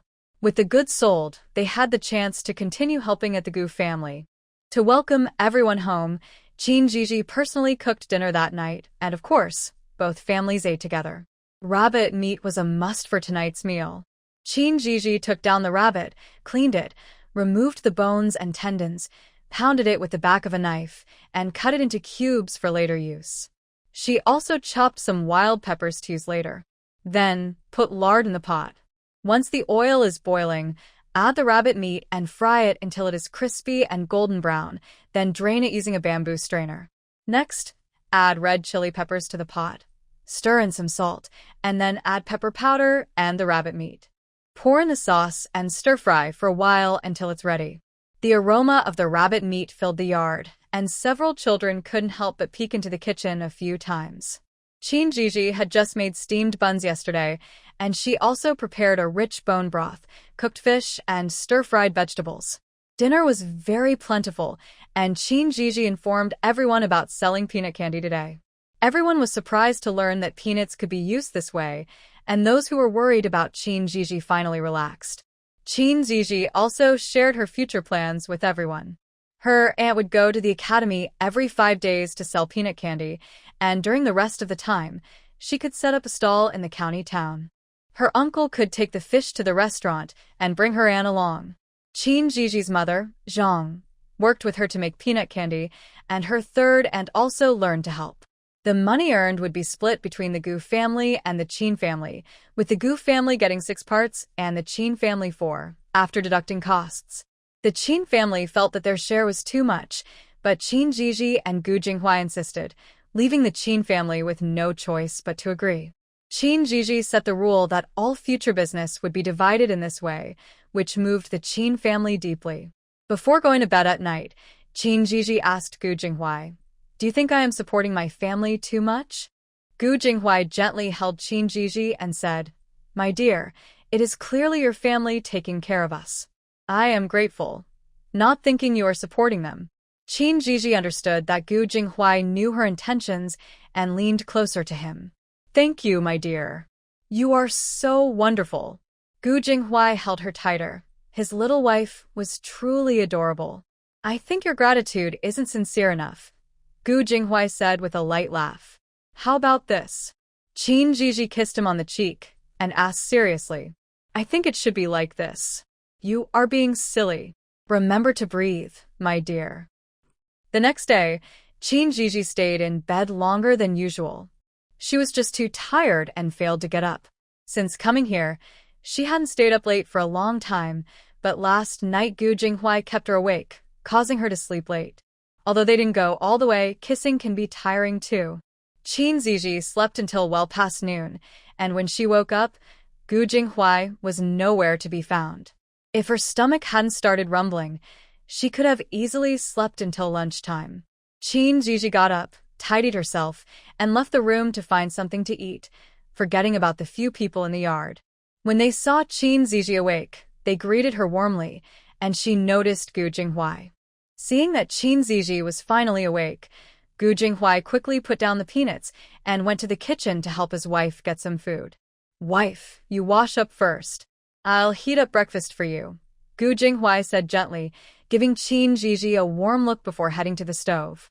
The others watched the scene and couldn't help but smile.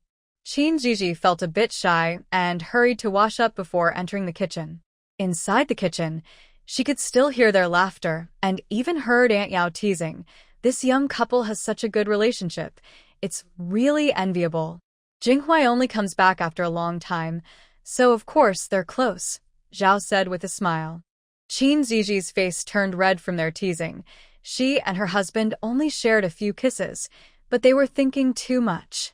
She looked at Gu Jinghua calmly serving porridge and couldn't help but admire his composure. "Wife, hurry and eat something. You must be hungry," Gu Jinghua said, handing her the porridge, looking natural as if he hadn't heard the others. Zhizhi was really hungry and began to drink the fragrant rice porridge. Gu Jinghua thoughtfully brought her some side dishes, and seeing her enjoy the food made him feel a bit concerned. "Zhizhi, eat slowly. There's more in the pot," Gu Jinghua reminded her softly, worried she might burn herself. "I know, husband," Zhizhi replied happily as she drank the porridge. "Husband, if you have things to do, go ahead. I can wash the dishes after I finish," Zhizhi said, noticing Gu Jinghua staying in the kitchen with her and fearing it might delay him. "My most important task is to be with you. Hurry and eat, so I can wash the dishes afterward," Gu Jinghua replied. Zhizhi initially thought the people here would be more traditional, but now she found them quite open-minded.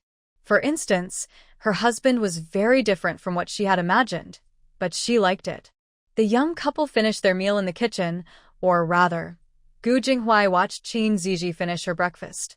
When they came out of the kitchen, the others in the yard looked at them with knowing smiles, making Zhizhi feel a bit uneasy. She went straight back to the room, planning to ask Wanwan for a recipe to make spicy peanuts. "Jinghua, you go in and help Zhizhi. We have enough people here," someone suggested when they saw Zhizhi go inside, and Gu Jinghua didn't follow, but was sent to accompany her instead. After bowing to the others, Gu Jinghua went into the room to be with Zhizhi. When Gu Jinghua entered, Zhizhi had already bought the recipe for spicy peanuts with Wanwan. Seeing her husband come in, Zhizhi smiled and said, "Husband, you don't need to do any chores at home. Studying is the most important thing. Focus on your studies, and I will go get busy. After saying this, she quickly slipped away. Gu Jinghui watched her hurried figure with a helpless smile. Before they got married, he never felt the house was empty, but now he felt a bit lonely after being left by his wife. Gu Jinghui took out a book to review his studies, and the voices from the courtyard resonated with him. Zhizhi, we can handle these chores. You should go keep Jinghui company while he studies. It's rare for him to be home. Yes, Zhizhi, you and Jinghui don't spend much time together. Young couples should nurture their relationship. Exactly, go inside quickly. We'll take care of the work. The people in the courtyard were encouraging Qin Zhizhi to accompany Gu Jinghui, but she was determined not to go. It's important to have peace and quiet while studying. I can't disturb my husband. He needs to focus. With just a few words, Qin Zhizhi turned the situation around, and everyone agreed with her reasoning. Shifting the topic, she sighed in relief. Their enthusiasm was putting pressure on her. Qin Zhizhi decided to work on the spicy peanuts recipe she exchanged with Wanwan. She took the peeled peanuts to the kitchen, found a large bowl, and soaked the peanuts in cold water for about 2 minutes. Then, she drained the peanuts and added chili, Sichuan pepper, salt, and a bit of MSG, which cost her quite a bit of money. She mixed the peanuts with the seasonings and let them sit for about an hour, flipping them a few times to ensure they absorbed the flavors. Once the peanuts were flavorful, she drained them and dried them in a pan. Today, Granny Qin was in charge of the fire, and it went well. Feeling satisfied, Qin Zhizhi served the spicy peanuts and set them aside to cool. After finishing this, it was almost lunchtime. Qin Zhizhi invited her family to eat at the Gu family and taste her spicy peanuts. Qin Qingyuan and Qin Qingyun were arranged by Granny Qin to study at home. After school, Qin Zhizhi sent Gu Jingshu and the others to the Qin family to call them over. When they arrived, the Qin brothers were preparing lunch. Big brother, second brother, third sister wants you to come to the Gu family for lunch. Qin Qinghui happily relayed Qin Zhizhi's message. Tell my sister that we won't go. We'll cook and wait for Grandma and the others to come back to eat. Qin Qingyuan thought they could finish cooking early so that Grandma and the others could eat right away when they returned. But Grandma and the others are eating at the Gu family. If you and the second brother don't go, you two can just eat at home. Qin Qinghui assumed that his older brothers didn't want to go. The two brothers were stunned by their younger brother's words. With the whole family gone, who would they be cooking for? Qingyuan, Qingyun, don't cook. The sister-in-law said to let you come eat. She made new dishes today. Gu Jingshu continued to invite them, worried that if they didn't come, the sister-in-law might get upset. Since that's the case, second brother, let's not cook and go eat at our sister's, Qin Qingyuan said, relieved that Gu Jingshu had made it easier for them. He coughed a few times to hide his embarrassment. Then let's hurry up or we'll make you wait for dinner, Qin Qinghui said, feeling a bit anxious after a long day at school. All right, we can't delay the fifth brother's meal. Let's go. Qin Qingyun also felt hungry, and the group quickly headed to the Gu family. The three children were even more eager and ran straight to the Gu family. During lunch at the Gu family, Qin Zhizhi prepared a plate of spicy peanuts. She also brought out the wine she bought in town yesterday for the men in the family to enjoy. Spicy peanuts were the perfect snack to go with the wine. Grandpa, try this with the wine, Qin Zhizhi said with a smile as she placed a jar of wine on the table. Ha ha ha, good granddaughter, I'll taste it for you, Grandpa Qin said happily. In the past, he rarely had such good days. It was a treat to drink even a few times a year. Now, under the pretense of trying the snacks for his granddaughter, he could enjoy a couple of cups and wake up smiling from his dreams. Gu Jinghui took the wine jar and personally poured drinks for the elders. Jinghui, you all pour some too, but just a little. Let's all try it together, Grandpa Qin said cheerfully, noticing that Gu Jinghui was only pouring for the elders. With Grandpa Qin's encouragement, Gu Jinghui poured drinks for Qin Qingyuan and Qin Qingyun, and he filled half a cup for himself. He wasn't good with alcohol and was always careful during gatherings with classmates. Why didn't Jinghui pour more? Grandpa Qin asked, thinking his grandson-in-law was being stingy. Grandpa, Jinghui doesn't handle alcohol well. Half a cup is enough, Qin Qingyuan explained, knowing his friend's situation well. Since you can't drink so much, just have a taste. In this family, there aren't many rules about drinking. When Qin Laohan heard that his granddaughter's husband couldn't hold his liquor, he didn't dare to let him drink more. If he drank too much and felt bad, the whole family would surely blame him. Thank you, Grandpa, for understanding. Jinghuai would like to raise a toast to everyone. Gu Jinghuai lifted his glass. Good boy, sit down quickly. There's no need for so many rules in the family. Qin Posey saw her granddaughter's husband still standing and urged him to sit. Husband, we are all family, so there's no need for so many formalities. Just enjoy your drinks. Qin Zhizhi believed that families should happily drink and eat together. Gu Jinghuai listened to his wife, and with her encouragement, everyone relaxed even more. After a few drinks and some spicy peanuts, it was delightful. Seeing Grandpa's joyful expression, everyone quickly tried some too, and it was indeed wonderful. How is it? Qin Zhizhi eagerly asked. Ha ha ha, Grandpa thinks this is the best snack to go with drinks. Qin Laohan gave it the highest praise. Since Grandpa says it's good, I can relax now. Qin Zhizhi felt reassured after hearing her grandpa's compliment. The others also gave high praise. Later, send a bowl to your uncle and second uncle, so they can try it too. Qin Laohan happily sipped his drink, not forgetting about his older brothers. Got it, Grandpa. Zhizhi is all set. After lunch, I'll send some to uncle and second uncle. Qin Zhizhi had already planned to share some with them. Just enjoy your food. You don't need to worry about that. Qin Posey shot a glance at Qin Laohan. This made the others at the table chuckle. The men enjoyed their drinks and food while the women and children chatted and savored the meal. Uncle, can you take me with you tomorrow when you take my husband and brothers to the academy? What does Zhizhi want to buy? Qin Shan asked, looking a bit confused. Li Shi nudged him with her elbow, thinking that her niece might not want to part with her husband. Her husband really was a bit clueless. No, I want to bring some of these spicy peanuts for Manager Wang to try. Qin Zhizhi smiled sweetly, and Qin Shan felt happy seeing her joy. All right, I'll take you then. Qin Shan, who adored Qin Zhizhi, had no reason to refuse.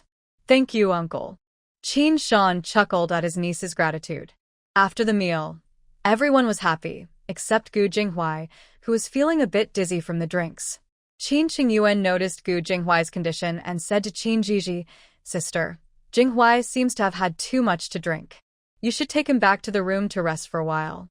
Everyone then noticed that Gu Jinghuai's face was flushed. He had drunk too much.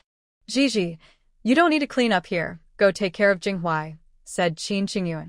Qin Zhizhi didn't expect Gu Jinghuai to have such a low tolerance for alcohol, so she hurried over to help her brother lift him onto the bed. At that moment, Gu Jinghuai was not very drunk. He was still aware and tried to get up, but he couldn't move because his brother-in-law was holding him. Once he lay down on the bed, Gu Jinghuai felt finally free. Sister, take good care of Jinghuai. I'll go help outside, Qin Qingyuan instructed before leaving the room. Qin Zhizhi was surprised that it was Gu Jinghuai who couldn't handle his drink. She went out to bring in a basin of warm water, wet a cloth, and wiped Gu Jinghuai's face and hands.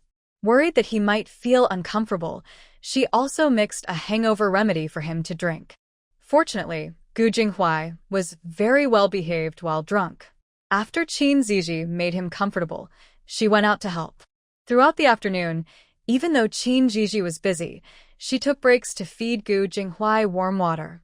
Gu Jinghuai slept until evening, and when Qin Zhizhi came in to give him water one last time, she found that her husband was awake. Worried that he might still be feeling the effects of the alcohol, Qin Zhizhi tentatively called out, Husband. Dear, how long have I been sleeping?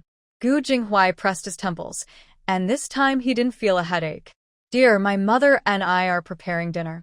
She asked me to come in and see if you were awake. Are you still feeling unwell? Qin Zhizhi sat by the bed, seeing Gu Jinghuai pressing his temples, and thought he had a headache, so she gently rubbed his head. Gu Jinghuai closed his eyes comfortably. Do you feel better now? Qin Zhizhi asked with concern. Gu Jinghuai felt a warmth in his heart. His little wife was so precious. He opened his arms and pulled Qin Zhizhi into a hug, while Gu Jinghuai resting his chin on her shoulder, and playfully said, "I need my dear to hug me to feel better." Zhizhi was taken aback. Could it be that her husband was still not sober? Otherwise, who was this playful person? "Do you really not feel unwell?" Zhizhi asked cautiously. Hearing his wife's voice, Gu Jinghui realized she misunderstood and smiled, saying, "Of course I'm sober now. If you don't believe me, you can check." Just as Zhizhi was about to ask how to check, Gu Jinghui leaned in and kissed her. By the time Zhizhi realized she had been tricked, it was too late, and she could only let her husband tease her. It was only when Gu Jingyao knocked on the door that Zhizhi was saved. Watching her hurriedly escape the room, Gu Jinghui smiled even more happily. At dinner, Zhizhi kept her head down and ate quietly. Gu's mother looked at her suspiciously a few times, but, seeing her son's smiling face, was sure they hadn't argued. After dinner, Zhizhi went to Gu's mother's room, saying she needed to mend some clothes. Gu Jinghui knew that Zhizhi was shy, so he picked up a book and began to read. Waiting for his wife to return, Gu Jinghui thought this must be what happiness feels like. This kind of life was something he never dared to imagine before, but now he had it. He also never expected that the sweet girl who first called him Brother Jinghui would truly become his wife. Early the next morning, Qin Shan went to the restaurant to deliver fish.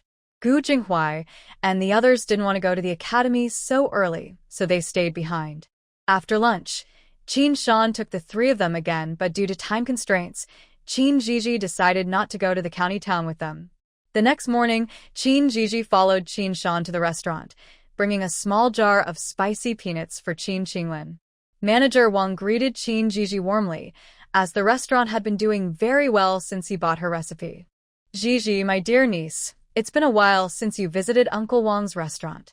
Every time Zhizhi came, she brought something new, and this time, Manager Wang was looking forward to it. "I have new products today, so I hurried to bring them to Uncle Wang," Zhizhi said with a happy smile. Hearing about the new products made Manager Wang even more delighted. They walked into the private room and ran into Chef Zhang. "Madam Gu, I was just about to find the manager to say we ran out of seasoning. I need your uncle to bring back 2 small bottles tomorrow." Chef Zhang was very happy to see Zhizhi, as this would not delay the kitchen's cooking. Because the restaurant's business was good lately, the manager had given Chef Zhang a raise, and he was grateful to Zhizhi. "I thought since the restaurant is doing so well, I would bring some today." Zhizhi had already exchanged them with Wanwan. "That's great. I was just worried we might run out today."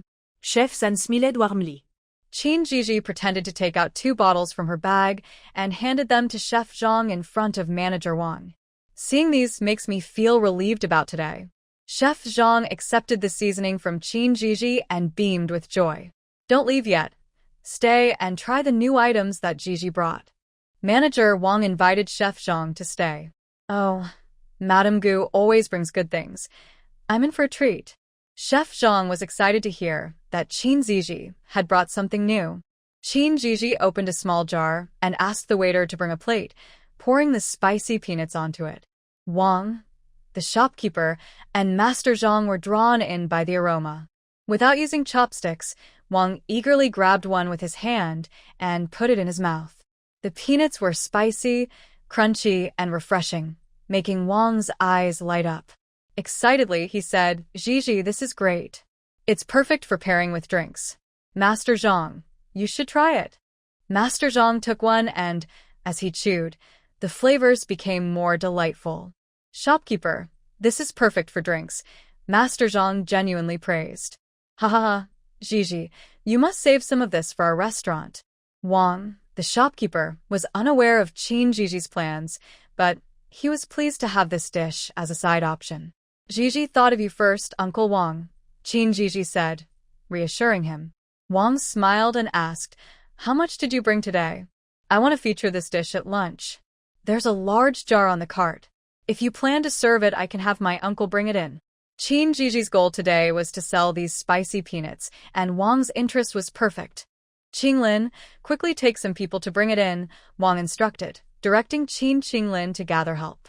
"Okay, I'll go right away," Qinglin happily responded, excited that the shopkeeper wanted his sister's spicy peanuts and called his friends to join him. "I'll go check too, and I'll have them move it directly to the kitchen while you and Madame Gu chat here," Master Zhang said cheerfully as he returned to the kitchen, where new dishes were always welcomed. "Zhizhi, what price do you want to sell these for?" Wang asked, waiting for her to state her offer. "Uncle Wang, this time I don't want to sell the recipe or for silver. I want a 10% profit." This plan was carefully considered by Zhizhi, and now it depended on Wang's response. Wang was momentarily surprised. He hadn't expected such a request from her.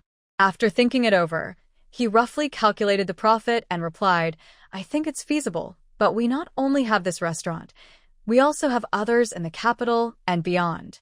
Can you manage that? Zhizhi didn't realize Wang had such authority to run the restaurant. "Of course.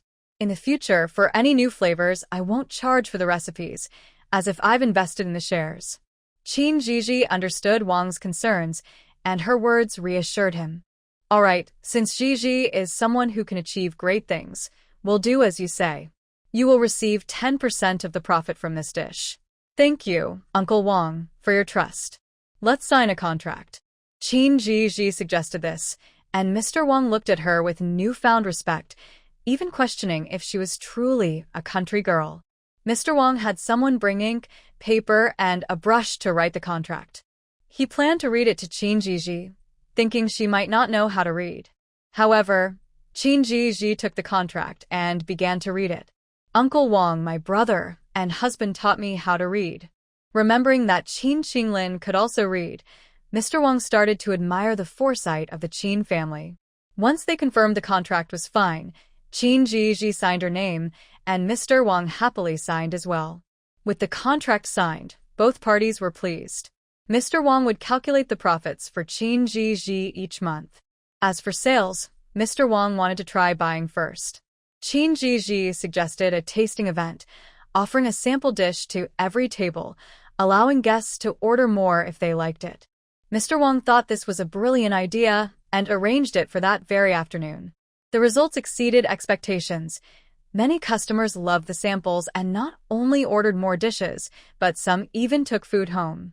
The jar of spicy peanuts Zhizhi brought sold out by noon, making Mr. Wang very happy.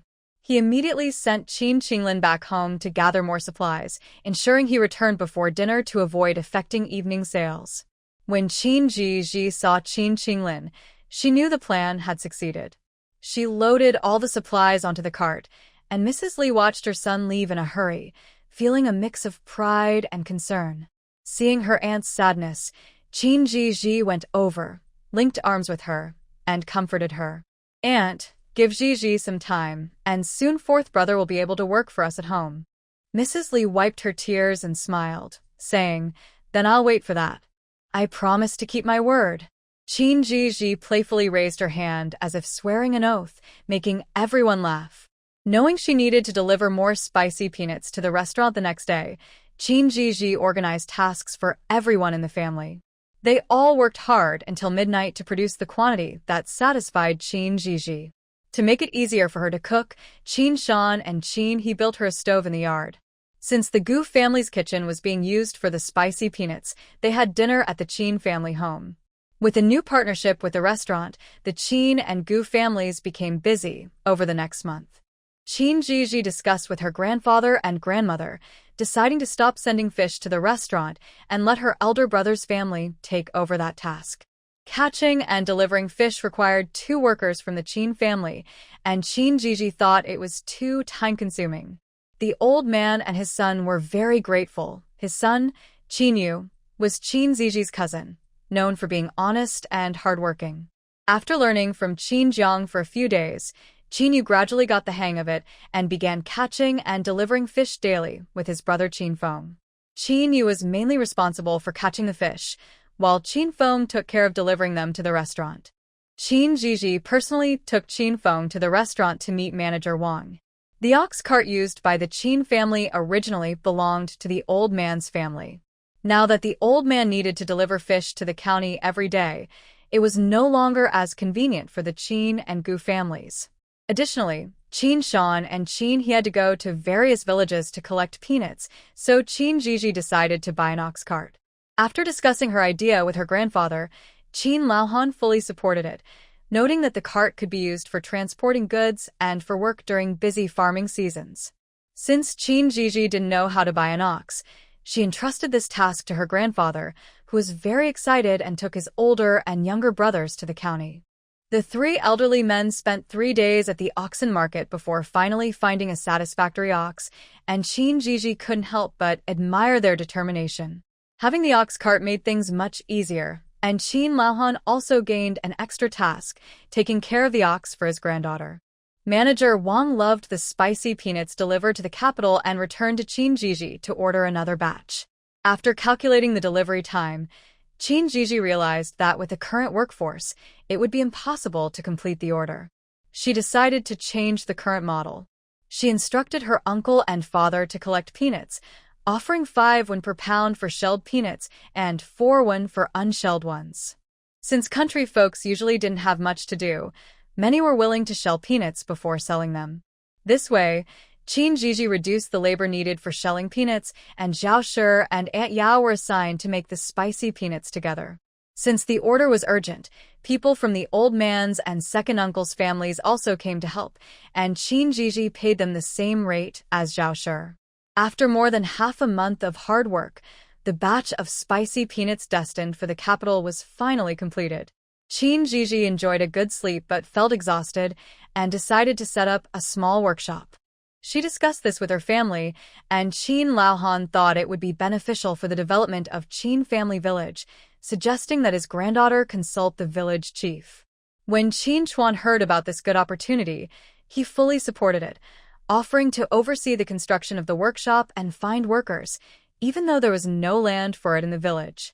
The workers for the construction were all sourced from the village, and since Qin Zhizhi offered high wages, everyone was very motivated. After half a month, the workshop was completed. The workshop was built according to Qin Zhizhi's design. After it was completed, she had some shelves made. The most important task was hiring workers. In addition to Zhao and Aunt Yao, Qin Zhizhi asked Zhao to help find a few capable women for the work. Everyone helped build the workshop to earn wages, and now their families could work there long-term, which made the villagers very grateful.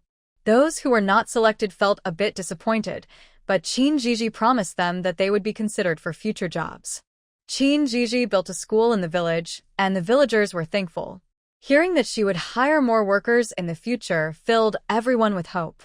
Once the workers were gathered, Qin Zhizhi provided everyone with matching uniforms and set hygiene standards. Workers in the workshop would earn 600 coins a month and have 5 days off each month, allowing for rotating rest days. Since they were making food, Qin Zhizhi asked her mother-in-law to help create ancient-style masks. Aunt Li, known for her cheerful personality, agreed to help manage the workshop. She was mainly responsible for the key techniques. With Aunt Li's assistance, both Mother Gu and Qin Zhizhi were freed up to focus on their own tasks. Qin Zhizhi's mother, Zhang, and Aunt San Wang were assigned to make peanut candy and would visit the academy to sell it every few days. Everything was starting to run smoothly, but recently, Qin Zhizhi became so busy that she forgot about Aunt San's situation. Before going to bed, she called out to Wanwan. Didn't we say that the pregnancy pills would bring good news for Aunt San in a month? It's been almost 2 months, and there's still no sign. Qin Zhizhi felt a bit like she was blaming Wanwan, but Wanwan was upset. Master, how can you doubt Wanwan? Even though you were single before, you should know that if Aunt San is pregnant, it wouldn't show up so quickly. Don't call me single. I have a husband now with 8-pack abs. Do you have one? And you're mocking me. Before entering the story, Qin Zhizhi was pressured to marry, and now that she was married, she felt unfairly judged by Wanwan. Well, Master can't doubt Wanwan, Wanwan said, feeling very wronged. Hearing Wanwan's hurt tone made Qin Zhizhi feel a bit guilty, so she spoke gently. Shall I take Aunt San to see a doctor tomorrow? Of course. Maybe the baby is already in Aunt San's belly. Wanwan believed in the effectiveness of the items exchanged at the shop. All right, wake me up early tomorrow. I want to go sell peanut candy with Aunt San and my mother. Zhizhi thought Wanwan made a good point and decided to take her third aunt to the clinic the next day. I know. I'll set an alarm for you. You don't really want to sell peanut candy. You want to see your husband, right? Wanwan quickly set an alarm for her owner, being the most thoughtful little helper. If you're jealous, go find a handsome husband. With the alarm set, Zhizhi fell asleep peacefully. However, early the next morning, Zhizhi regretted it. The alarm sounded like it was right next to her, waking her up with a start. She called out to Wanwan immediately. Wanwan, turn off the alarm. Are you trying to send me away? Wanwan sensed her owner's anger and quickly turned off the alarm. Master, it's time to get up. If you don't, your mother and your third aunt will be waiting for you. Thinking of her mother and third aunt, Zhizhi resigned herself, quickly washed up, and headed to the Qin family home. She had already arranged with her mother to have breakfast at her family's house today. When Zhizhi arrived, everyone was indeed waiting for her to eat. Grandma Qin knew her granddaughter was coming for breakfast and prepared a rich meal with all of Zhizhi's favorite dishes. After breakfast, he took a few people to the county town. Although the ox cart was bumpy, Zhizhi still fell asleep. Zhang Shi, feeling sorry for her daughter, let her lean against her and covered her with a coat she had brought from home. Worried about disturbing her daughter's sweet dreams, Zhang Shi didn't move much during the ride, and by the time they reached the county town, her arm was numb. At the academy, as soon as the teacher's class ended at noon, Ning Xian urged Gu Jinghuai, Qin Qingyuan, and Qin Qingyun to hurry up. You three, hurry. Auntie and the others should be here. Let's go early. The Qin family had a fixed day for selling peanut candy, and Ning Xian remembered it clearly. You weren't this eager during class. Be careful not to get scolded by the teacher, Qin Qingyun teased Ning Xian, who often bantered with her. Keep your voice down. Do you want the teacher to hear? Ning Xian wished she could cover Qin Qingyun's mouth, worried that if the teacher heard, it would be trouble. Gu Jinghuai and Qin Qingyuan followed behind, smiling helplessly. Although these two loved to bicker, their relationship was still good. Once they exited the academy, Ning Xian stopped arguing with Qin Qingyun and jogged to the Qin family's usual stall. Wait for me. Why are you running so fast? Since it was usually Li Shi who came to sell the candy, Qin Qingyun missed her mother very much after not seeing her for a few days. So, Ning Xian and Qin Qingyun left Qin Qingyuan and Gu Jinghuai behind. The two of them were getting ready to see if they could help and to meet the family. Li's business was usually good, and with Qin Shan's help, they were busy. Each time, they wouldn't let them assist, as Li believed studying was the most important thing. Ning Xian and Qin Qingyun squeezed to the front of the stall and were pleasantly surprised to find that Qin Zhizhi, the second aunt, the third aunt, and the second uncle were there today. Ning Xian asked in surprise, Sister-in-law, did you come to see Jinghuai today?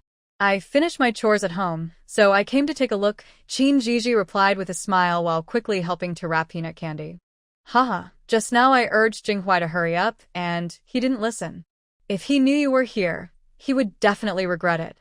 Ning Xian's comment made everyone laugh, but he wasn't one to stay put. Sister-in-law, you keep busy. I'll go get Jinghuai and the others. Ning Xian turned and ran back to find Gu Jinghuai and Qin Qingyuan. He wanted to see if his good friend could remain calm knowing his wife was there. Just a few days ago, he clearly heard Gu Jinghuai talking in his sleep, calling out for his wife. Ning Xian ran quickly and saw Gu Jinghuai deliberately moving slowly, saying, Jinghuai, your wife is here too. Usually, Ning Xian called Qin Zhizhi's sister-in-law, but today he suddenly changed his address, and Gu Jinghuai didn't react right away. It was Qin Qingyuan who reacted first, asking in surprise, is my sister here too? Qin Qingyuan pulled Gu Jinghuai and quickly walked over, leaving Ning Xian behind. Ning Xian was shocked. These two really had no sense of humanity. He sighed but still chased after them. Qin Qingyuan pulled Gu Jinghuai to Qin Zhiji's side, took over the work from her and pushed Qin Zhizhi toward Gu Jinghuai. Jinghuai, go talk to Zhizhi over there. Gu Jinghuai looked gratefully at his brother-in-law. He truly understood him well. With the help of Qin Qingyuan and Qin Qingyun, the people at the stall were no longer in a rush. Zhang knew that Ning Xian was her son's classmate and directly handed him a packet to eat first. With something to eat, Ning Xian didn't disturb Gu Jinghuai and Qin Zhizhi. Gu Jinghuai didn't expect Qin Zhizhi to come. He was happily chatting with her by the roadside. The stall had many regular customers, and soon the peanut candy was sold out. Considering that they still had classes in the afternoon, the group casually found a stall to eat. Qin Zhizhi also brought a jar of spicy peanuts for everyone. During lunch, seeing Ning Xian eagerly looking at the jar, Qin Zhizhi couldn't help but smile. She opened the jar, asked the vendor for a small bowl, and poured some for everyone. Ning Xian was very happy and said with a smile, "I knew that when my sister-in-law came, there would be good food. Young Master Ning, you should eat more." Qin Zhizhi quite liked Ning Xian's personality. After lunch, it was time for everyone to return to the academy, and Gu Jinghuai felt very reluctant. He secretly handed Qin Zhizhi a silver hairpin he had saved up for. "I bought this with the money I earned from copying books. Please don't dislike it, my dear. I will get you a better one in the future." Gu Jinghuai was worried that Qin Zhizhi might not like his gift, and since it was the first time he bought something for her, he felt a bit nervous, even more so than during the usual exams. Seeing Gu Jinghuai's nervousness, Qin Zhizhi reached out to take the hairpin and smiled, saying, "Please help me put it on." Seeing that Qin Zhizhi liked it, Gu Jinghuai felt relieved and carefully helped her put on the hairpin. Ning Xian whispered to Qin Qingyun, "Jinghuai is too gentle. It's all an act. He can be quite fierce with us. My sister is so wonderful. How can you compare?" Qin Qingyun, who was protective of his sister, almost got Ning Xian upset. After sending Qin Zhizhi and the others off, Gu Jinghuai returned to his cool demeanor, which left Ning Xian speechless. On the ox cart, Zhang and Wang looked at the hairpin on Qin Zhizhi's head, smiling without saying a word. Qin Zhizhi used the excuse of getting medicine to persuade her mother and aunt to enter the pharmacy. She then suggested that since they were already there, they might as well get a health check. As a result, both of them were convinced, and Qin he watched nearby, amused. Only his daughter had this talent. If he and his third brother tried to persuade their wives like that, they would have been scolded long ago. The doctor checked their pulses, and Qin Zhizhi was in good health. Zhang needed to replenish her energy, so Qin Zhizhi had the doctor prescribe a few medicines, spending over 100 coins, which made Zhang feel quite distressed. When it was Wang's turn, the doctor confirmed several times and finally smiled, saying, "Congratulations, madam. You are expecting." Everyone except Qin Zhizhi was stunned. The news came too suddenly, and they were completely unprepared. At that moment, a voice echoed in Qin Zhizhi's mind, "Master, do you believe me now?" Qin Zhizhi communicated with the voice and received confirmation, making it very proud. Upon hearing the news of her pregnancy, Aunt Wang was extremely excited. She was already crying with joy, and Zhang and Qin Zhizhi quickly comforted her, saying, "Being pregnant is a good thing. Please stop crying. It's not good for the baby." Second sister-in-law, "I've been looking forward to this child for a long time." "Thank you, Zhizhi." Wang recalled the medicine her niece had given her and sincerely thanked Qin Zhizhi. "Aunt San, you and Uncle San are truly blessed," Qin Zhizhi said, genuinely happy for them. After asking the doctor about precautions during pregnancy, some people returned home together with some medicine to support the pregnancy. On the way back, Qin he slowed down the ox cart. Aunt San's pregnancy was a joyful event, so Qin Zhizhi bought a lot of ingredients to prepare dinner that evening to celebrate with the Qin and Gu families. After this incident, Qin Zhizhi became even more curious about Wanwan's magical abilities. Initially, she thought it was just an exchange system, but now she realized it could even exchange these things. When they got home, the Qin family was lively again. Qin Posey and Qin Laohan offered incense to their ancestors that night. From then on, Qin Laohan and Qin Posey were even more convinced that their father was blessing the Qin family. After Aunt San Wang became pregnant, Qin Zhizhi originally wanted her to rest, but Aunt San couldn't sit still, so Qin Zhizhi had to let her do some light work. Every month, Qin Zhizhi would take Aunt San to the county for a checkup, and the baby was very healthy. The workshop business between the Qin and Gu families was also getting better and better. Life went on at a relaxed pace, and the chili peppers that Qin Zhizhi had planted were ready to eat. Qin Laohan and her older brothers paid more attention to the chili peppers in the field. Qin Zhizhi was very happy to see the peppers. She craved stir-fried meat and dreamed about it that night. She asked Qin He to buy some pork belly when he picked up her husband and brothers. Since Qin He often helped her carry meat, he was quite familiar with pork belly. Qin Zhizhi picked 2 baskets of chili peppers from the field, preparing to let everyone taste the delicious food made with them that evening. When Qin He went to pick up everyone, Ning Xian heard about the delicious food and came along to the house. Ning Xian was sweet-tongued and a mutual friend, so everyone liked him. Plus, he always brought gifts for the kids, so they welcomed him warmly. Seeing that the whole family was gathered, Qin Zhizhi decided to personally cook new dishes that evening.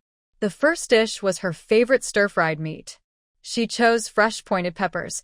She had planted 2 types of chili peppers, one thin-skinned and one pointed. She preferred the pointed ones, but also took some thin-skinned green peppers for others.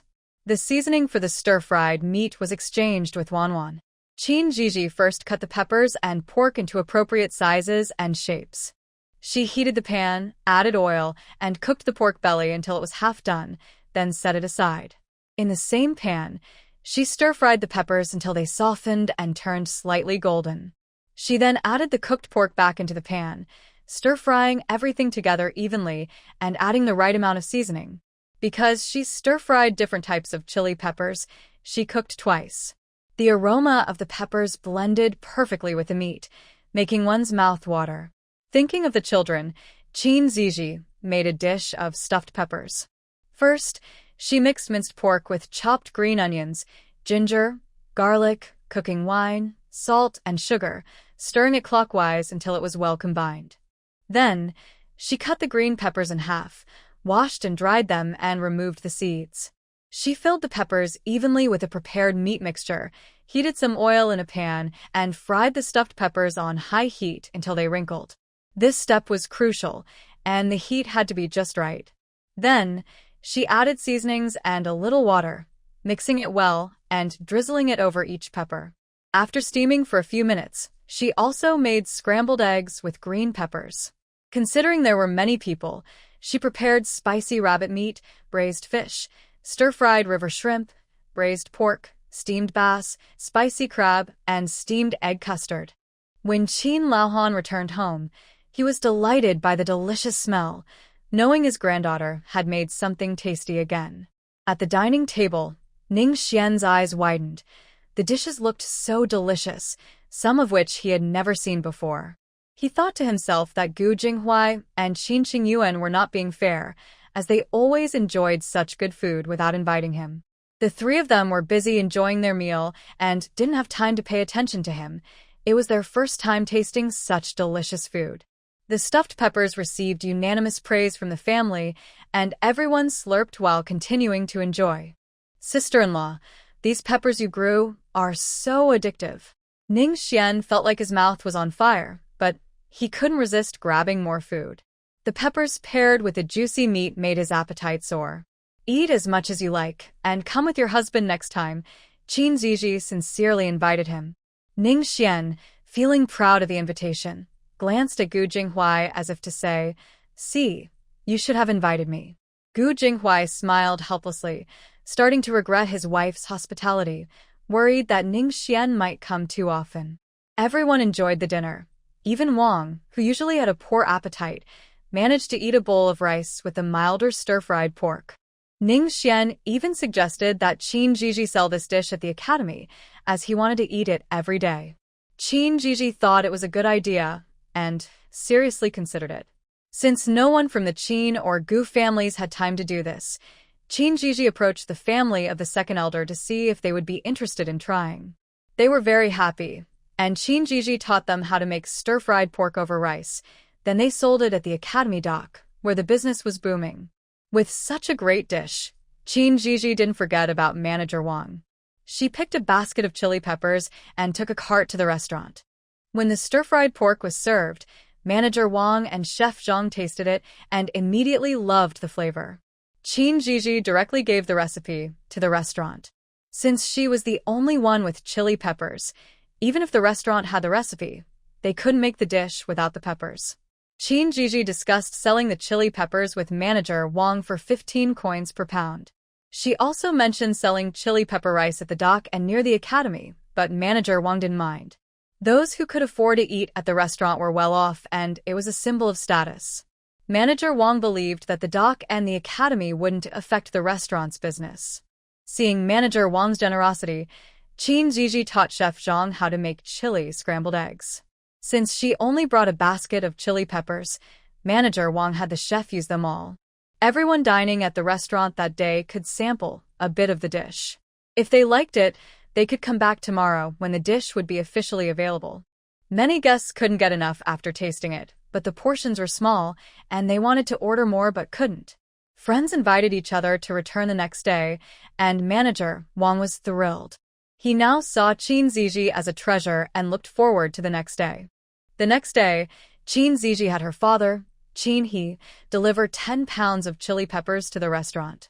He thought the peppers were too spicy and worried the restaurant wouldn't use them, but he was clearly overthinking it. By noon, the restaurant had sold all 10 pounds of chili peppers. When manager Wang wanted to order more the next day, Zhizhi refused, calling it a strategy to create demand. Manager Wang didn't understand at first, but as the restaurant was packed every day and many customers began to make reservations, he slowly grasped the concept. Qin Family Village was not far from the capital, and manager Wang discussed with the owner about adding the dish to the restaurant in the capital. The owner checked the county's accounts and happily agreed. Thus, the chili peppers grown by Zhizhi created a sensation in the capital as well. Of course, that was later. When Zhizhi was busy, she would ask people from the village for help. She had a large harvest of chili peppers, and aside from what she supplied to the restaurant, there were still plenty left each day. Following the principle of not wasting, she found people from the village to help pick, chop, and make chili sauce. Chili sauce can be stored for a longer time, so even when the fresh peppers were gone, they could still enjoy it. To make more chili sauce, Zhizhi secretly exchanged some peppers with Wanwan. After the first batch of chili sauce was ready, she set it aside for later use. In the autumn, there was a bountiful harvest of chili peppers, and Zhizhi stored all the dried peppers. Without fresh chili peppers, the second master thought they wouldn't be able to continue their stir-fried meat business and felt a bit disappointed. But for Zhizhi, it was not a problem. She taught the second master's family how to make braised pig trotters over rice. Pig trotters are not expensive here, and while they are not as popular as stir-fried meat over rice, they still bring in decent income. Since there were no fresh chili peppers, Zhizhi provided the shopkeeper Wang with a recipe for spicy chicken, which has become very popular. The dried chili peppers she had stored finally came in handy, and she sold them to Wang at the same price as fresh ones. As autumn arrived, Zhizhi loved going to the back mountain. She accidentally discovered a few wild chestnut trees and was overjoyed. A few days ago, she had picked some, and today she wanted to make chicken with chestnuts, so she went back to the mountain. Zhizhi roasted the chestnuts and, feeling sorry for her husband and brothers who were studying hard, went to the academy in the afternoon to bring them some food. On her way back, she encountered a child who was badly beaten and fainted in front of her ox cart. Zhizhi and He took the child to the clinic. The doctor checked his pulse and said he had fainted from hunger and his wounds were infected. The doctor prescribed some medicine, gave him rice soup, and instructed them to take good care of him and return in a few days for follow-up. After the doctor prepared the medicine, He returned with news. The child was a little beggar, and no one knew where he came from. Zhizhi looked at the injured child and discussed with He, "Dad, let's take him home. If we don't help him, he might not survive." He hesitated but felt pity for the little beggar after hearing the news. "Zhizhi, you just married Jinghuai. It wouldn't be good to suddenly bring home a child. If we do take him, let's leave him at the Qin family. Dad, everyone in the village knows about the Qin family's situation. It's better if I take him back to the Gu family and say he's a distant relative of Jinghuai." The Gu family had fled here before, so if she said he was a distant relative, no one could verify it. Qin, he thought his daughter was being thoughtful and nodded. Because they were delayed by taking care of the little beggar, it was already dark when they returned home. Qin, he drove the ox cart directly to the Gu family. Since they returned late, the Qin family was waiting at the Gu family.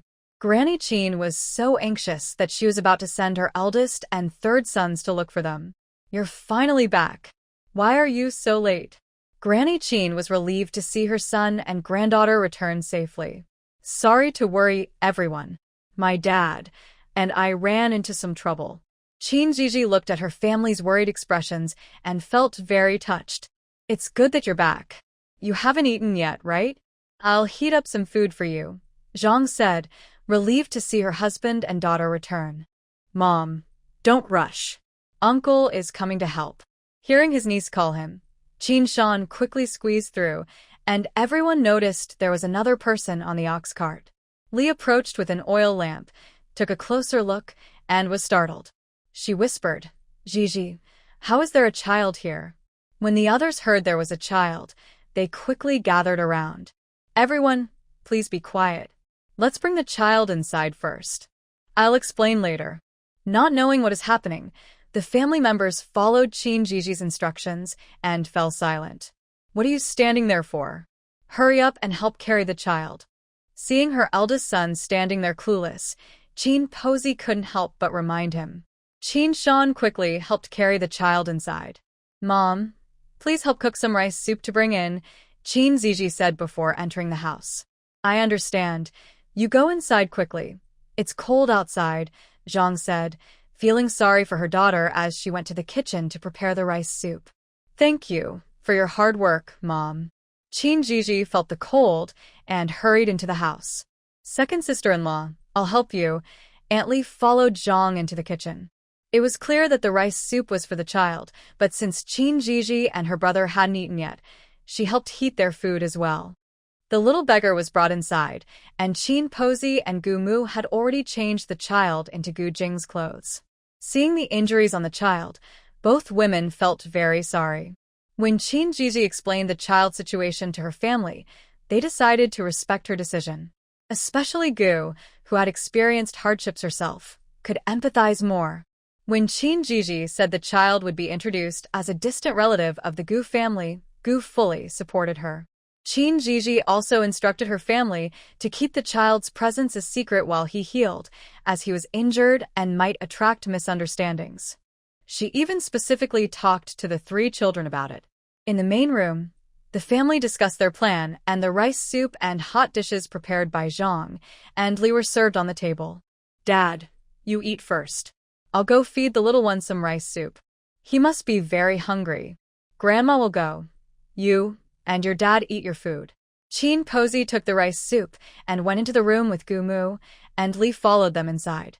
Zhang stayed behind to care for the father and daughter, learning the details of what had happened from them.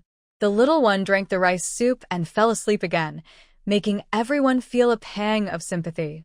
Qin Zhizhi arranged for him to sleep in the same room as Gu Jingshu. She worried he might get a fever at night, so she reminded Gu Jingshu not to lock the door and that she would come check on him later. Before bed, Qin Zhizhi applied ointment to him, which she had exchanged from Manhwa, mainly for the injuries on his body. She spent 1 or 2 silver coins and began to doubt if Manhwa had tricked her. In the middle of the night, Qin Zhizhi found that he really had a fever, so she quickly exchanged for some fast-acting fever-reducing medicine from Manhwa. Once the fever went down, she returned to her room to rest. The next morning, Qin Zhizhi went to check on him and felt relieved when she found his forehead was no longer hot. The doctor said he had been too hungry before, so he couldn't eat too much at once. For breakfast, Qin Zhizhi made rice porridge and boiled eggs. Afraid that Gu Jingshu and Gu Jingyao wouldn't be full, she invited them to eat at the Qin family for the next few days. When Gu Mu woke up and didn't see the 2 children, she was a bit puzzled. After hearing Qin Zhizhi's explanation, she smiled helplessly. Since Qin Zhizhi married into the family, the relationship between the Qin and Gu families had improved, and the 3 children were always together. For breakfast, Gu Mu and Qin Zhizhi had rice porridge and boiled eggs. Qin Zhizhi mixed the egg yolk into the porridge and fed it to him. He seemed very hungry and eagerly looked at Qin Zhizhi. Her heart melted at his gaze, and she gently patted his head, saying, "You can't eat too much right now. When you can, I'll help you make more, okay?" He hesitated for a moment but nodded. At that moment, he didn't know that Qin Zhizhi had already decided to keep him. Under Qin Zhizhi's careful care, his health slowly improved. He was around 6 years old and had gained some weight, looking very cute. Since he didn't have a name, Qin Zhizhi named him Guzheng. Now everyone in the village knew he was a relative of the Gu family, having been adopted after losing his parents. Whether at the Gu family or the Qin family, the person he liked the most was Qin Zhizhi. He was not only good-looking but also very smart, so Qin Zhizhi let him study with Gu Jingshu and the others at the village school. Qin Zhizhi noticed that he seemed to know how to read before, but he couldn't remember anything about his family. She thought maybe this was their special bond. 3 months after Guzheng arrived at the Gu family, it was just in time for the new year. During these 3 months, Qin Zhizhi used the money from selling chili peppers and chili sauce to build a big house on the Gu family's land. She, who is sensitive to the cold, had someone build a heated bed and a toilet. In the new house, Qin Zhizhi designed a study just for Gu Jinghui, and the children each have their own rooms, with 2 guest rooms as well. Qin Zhizhi designed the house in the style of a traditional courtyard, making it very spacious. The villagers, seeing such a beautiful house, are working hard to earn money, dreaming of building a similar home. This new year is the liveliest one for the Gu and Qin families. The Qin family received a share of the profits, and with their hard work, they earned nearly 100 taels by the end of the year. Grandma Qin decided that each household would receive 10 taels, leaving 70 taels for communal expenses. In the past, when the family had scholars, they rarely saved money throughout the year, but this year, they managed to save so much in less than a year. Grandma Qin believes it is all thanks to her father-in-law and granddaughter. The whole family dotes on the granddaughter, while the grandfather is preparing rich offerings. In previous years, the family was poor and couldn't afford nice things, but this year they have money, so the new year must be lively. Gu's mother had already discussed with Grandma Qin to celebrate together this year at Gu's new house.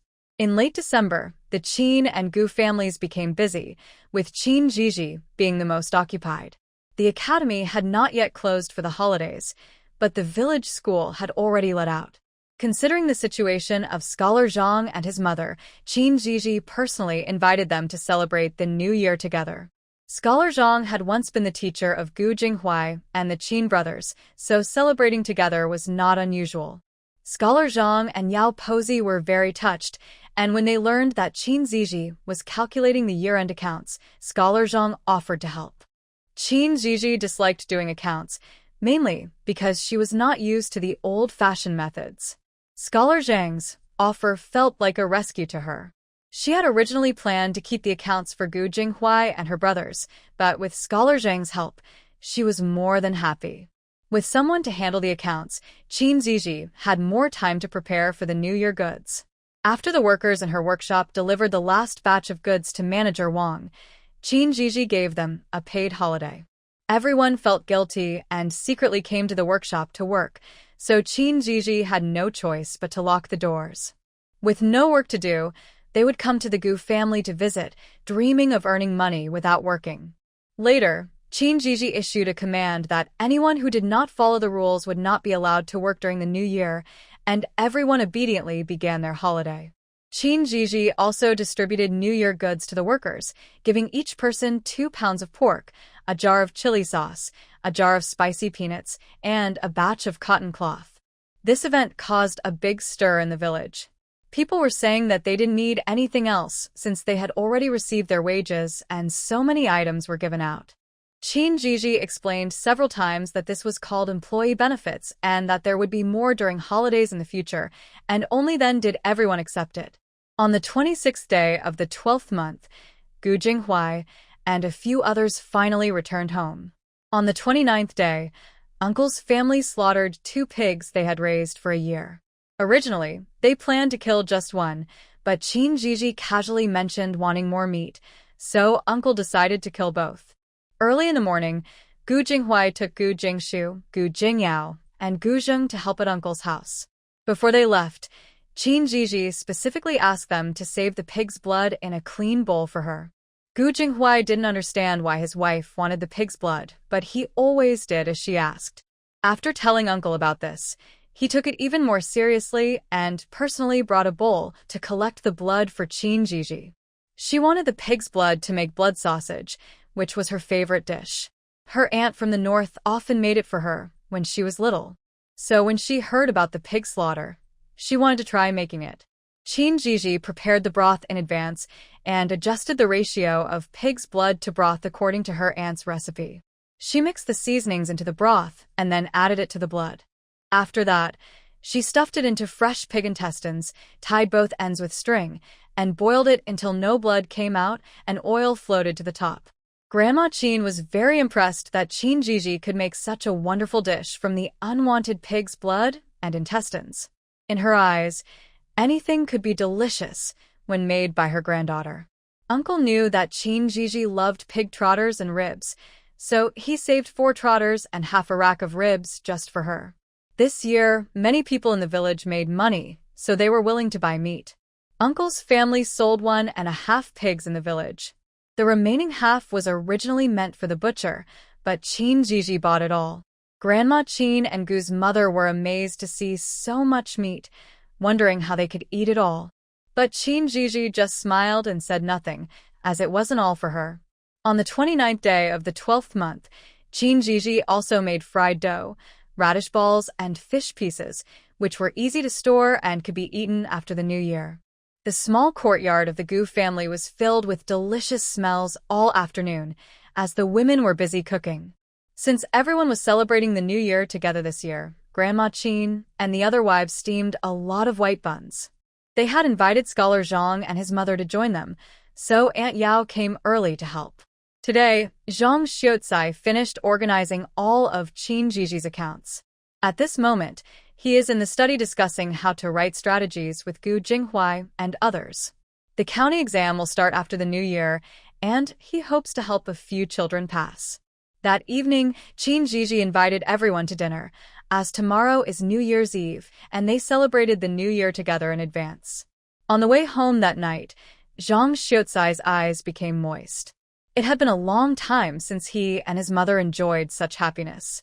Fate had given him hardships but also kindness, helping him find the courage to live again. All of this was taught to him by a young lady named Zhizhi, who would show him a brighter future in the days to come.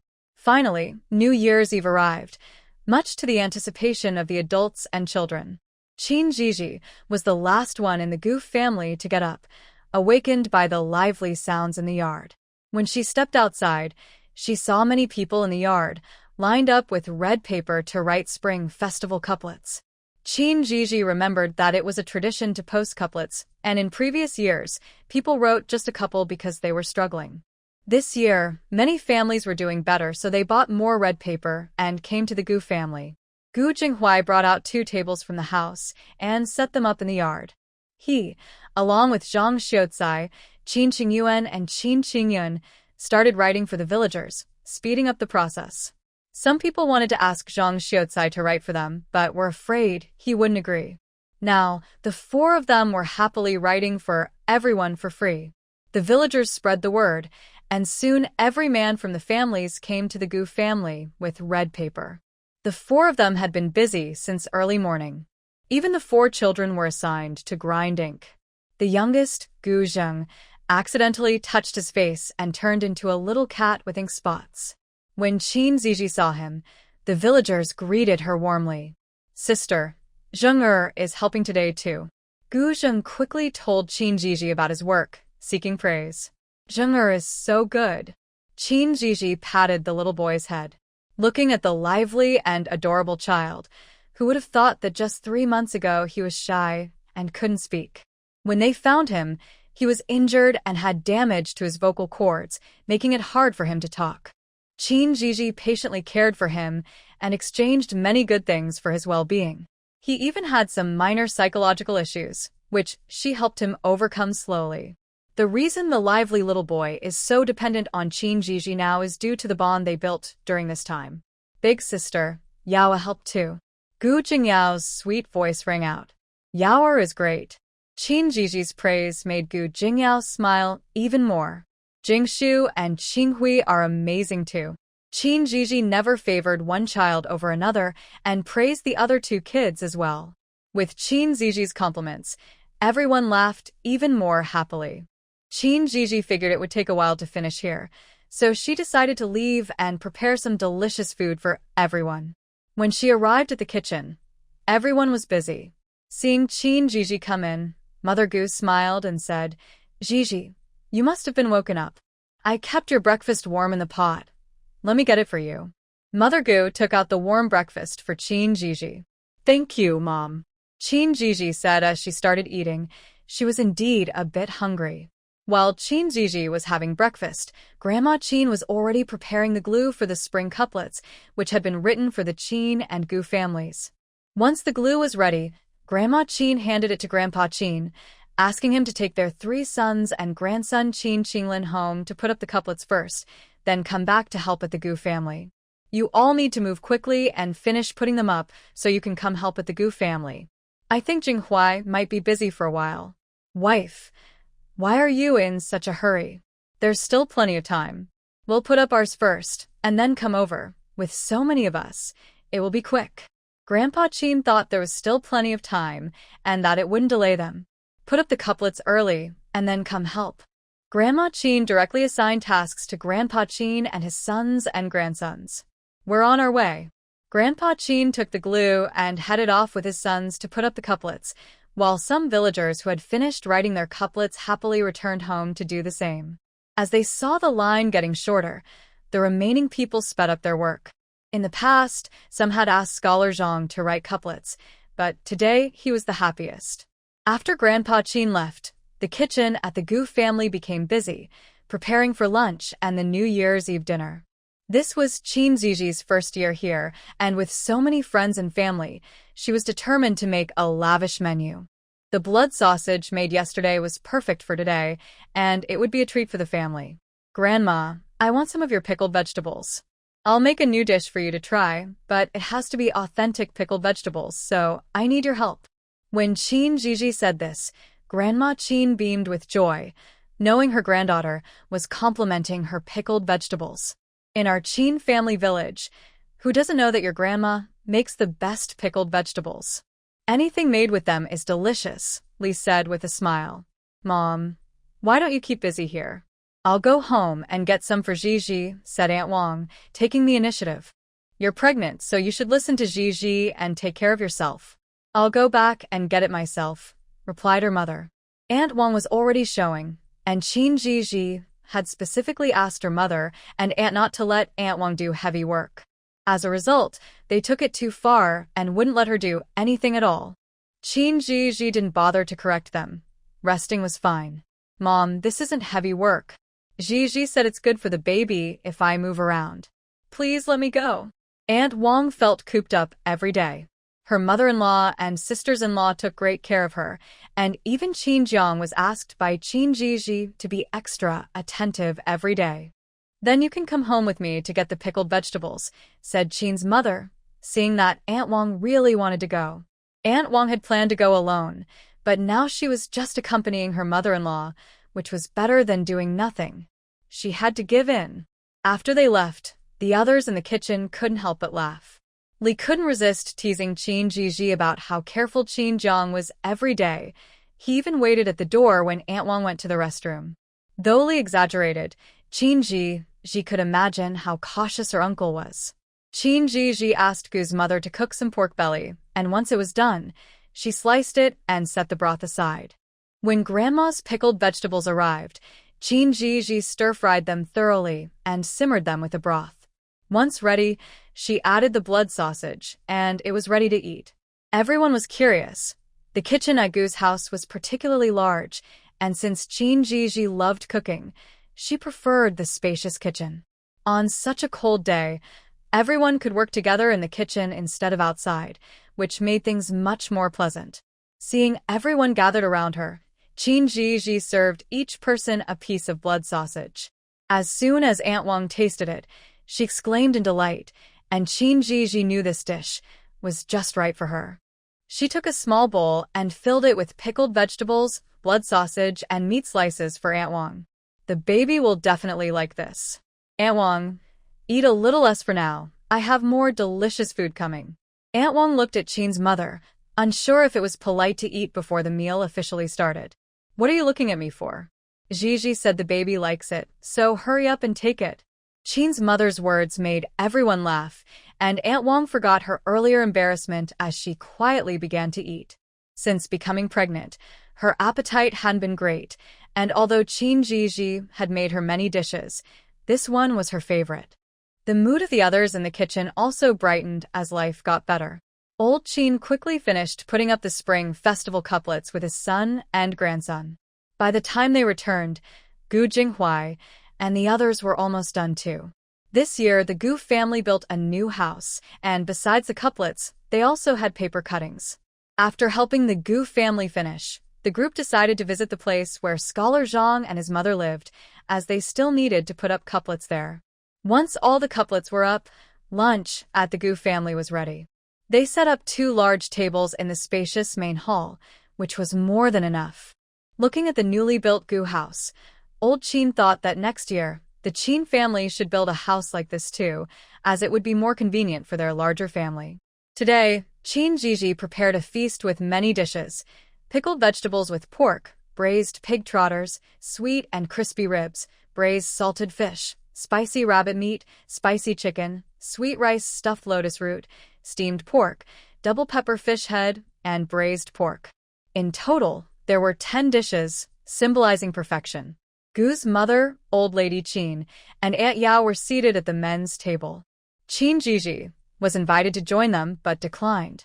She preferred to sit with the women and children. Both tables had the same dishes, but there were too many family members, so they had to sit separately. "Third sister, I want to sit with you," Qin Qinglin declared, placing himself among the children. He didn't care, he just wanted to sit with his third sister. "Fourth brother, come over. You've worked hard at the restaurant, so feel free to take whatever you like at home," Zhizhi said warmly. She loved Qin Qinglin and was happy he wanted to sit with her. The new year should be joyful. "I love the dishes third sister makes. I can finally enjoy a big feast today," he exclaimed. "Then eat more. I'll make you something different for dinner," she replied. "Thank you, third sister. You don't know how popular the dishes you gave to Master Zhang are. They sell out quickly, and some customers even argue over them." Qin Qinglin chuckled at the thought of customers fighting over the limited dishes. Do they really sell that well? Li was surprised to hear her son say that. "Mom, you have no idea how much the customers love the dishes third sister creates, especially the stir-fried pork. They keep asking for fresh chili peppers, but we run out every time they come." Qin Qinglin admired his sister's cooking skills, knowing everything she made was delicious. When it comes to his third sister and the restaurant, Qin Qinglin was extremely excited, forgetting to eat his food. "Fourth brother, hurry up and eat. Some of these dishes are not available at your restaurant. Third sister often makes them for us. You should try them too." Qin Qinghui served some food to Qin Qinglin's bowl, urging him to taste it quickly. "Thank you, fifth brother." After tasting it, Qin Qinglin didn't want to talk anymore. It was too delicious. He thought third sister's cooking was better than Chef Zhang's. "Third sister, this is so good. Wow, this one is good too." The nearby table heard Qin Qinglin's exclamations and quickly grabbed the dishes he had just tried. Other kids, afraid he would finish their favorites, hurried to take some too. Zhizhi didn't expect her fourth brother had this talent. She made sweet and sour ribs the most, but with Qin Qinglin joining in, that dish was the first to be finished at the table. Seeing the empty plate, several kids nearly cried. Grandma Qin directly gave most of the sweet and sour ribs from the men's table to the kids' table, and Qin Qinglin scratched his head, feeling shy. The men at their table were still drinking, while the women and children had finished their meal. Grandma Qin, Mother Gu, and Aunt Yao had already left the table. In the kitchen, "Zhizhi, can we sit with you next time?" Mother Gu asked, and Grandma Qin and Aunt Yao looked over expectantly. Zhizhi smiled and replied, "You are the elders. It's more suitable for you to sit at that table." "Zhizhi, Grandma wants to sit with you. Aunt also wants to." Zhizhi chuckled. It seemed that women never wanted to sit with drinking men. "Okay, you can sit with us tonight." Zhizhi understood them and agreed. Hearing they wouldn't have to sit with the men, they all became happy. After lunch, it was time to prepare for dinner. Dumplings were a must for New Year's Eve. With the Qin family, Gu family, and Scholar Zhang and his mother, there were quite a few people. Luckily, there were also many helpers. Otherwise, they would be wrapping dumplings until dark. Everyone was assigned a task by Zhizhi. The new year should be lively, and everyone should pitch in. Qin Shan took Qin He and Qin Jiang to chop wood, while Scholar Zhang and Gu Jinghuai went to the study, where Scholar Zhang guided them on writing and exam tips. Old Man Qin took the kids to help stack the chopped wood for easier burning. In the kitchen, some were kneading dough, some were chopping filling, and some were washing ingredients, while Zhizhi was in charge of seasoning and preparing the dishes. After all, you can't just eat dumplings for dinner, you need to make other dishes too. Since tomorrow is the first day of the new month, Zhizhi wants to make some fried peanuts to enjoy during the New Year celebrations. Zhizhi is someone who acts quickly. She called out to her father, Qin He, from the kitchen door, "Dad, please help me set up a temporary cooking station and bring a bag of peanuts from the storage room." "Zhizhi, your uncle can set it up better than your dad. Let him help you," Qin Jiang said, hearing that his niece needed a cooking station. He stopped chopping wood and took over his brother's task. "Thank you, uncle." "Dad, can you help me carry the peanuts?" "You can't set it up as well as I can. You're just talking nonsense," Qin He said, not upset that his brother took over. He was also fond of his younger brother, so despite his words, he went to the storage room to get the peanuts. "Why are you still standing there? Hurry up and help Zhizhi set up the cooking station," Qin Lao Han urged, seeing his younger son still idle while the older one was working. "Okay, Dad, I'll go right now, and make sure to set up a good cooking station for Zhizhi," Qin Jiang replied, feeling happy about taking over the task until his father scolded him, prompting him to quickly grab a basket to collect bricks. When Qin He returned with the peanuts and saw his brother still hadn't finished setting up, he joined in. Before long, the temporary cooking station that Zhizhi wanted was ready. "Zhizhi, your cooking station is set up. Come take a look." Qin Jiang called out to the kitchen, and Zhizhi responded and came over. She was very satisfied. It was exactly what she wanted. She trusted her uncle to do things well. Thinking about frying the peanuts soon, she said to the two of them, "Dad, uncle, please go to the river and bring back some sand, preferably dry sand." "Zhizhi, what do you need sand for?" "To fry peanuts. That stuff is not edible." Qin He and Qin Jiang were both surprised, but they were scolded by Qin Lao Han. "If my granddaughter says it's edible, then it is. Hurry up and go. Why are you asking so many questions?" Under Qin Lao Han's stern gaze, the two had no choice but to go to the river to dig for sand, grumbling as they walked. "Grandpa is so biased." The two brothers quickly returned with a large basket of sand. "Zhizhi, we brought the sand back," Qin Jiang shouted to the kitchen, very curious about how the sand would be used to fry peanuts. Hearing that the sand was back, Zhizhi stopped making dumplings, washed her hands, and stepped out of the kitchen. "Thank you, everyone, for continuing to make dumplings. I'm going to fry some peanuts." "Go ahead. We'll manage here," Mother Goose said with a smile. They had just heard Zhizhi talking in the yard, and were all looking forward to the fried peanuts made with sand. The filling for the dumplings has been prepared by Zhizhi. They only need to wrap them now. Zhizhi checked the sand and thought it was good to use. She said to the two men, "Dad, third uncle, please help me get that big pot from the storage room." "They don't know, so I'll go get it." Qin Shan finally saw his chance and took his two younger brothers to the storage room. The big pot was bought earlier, and after Qin Shan took it out, he helped his niece clean it thoroughly.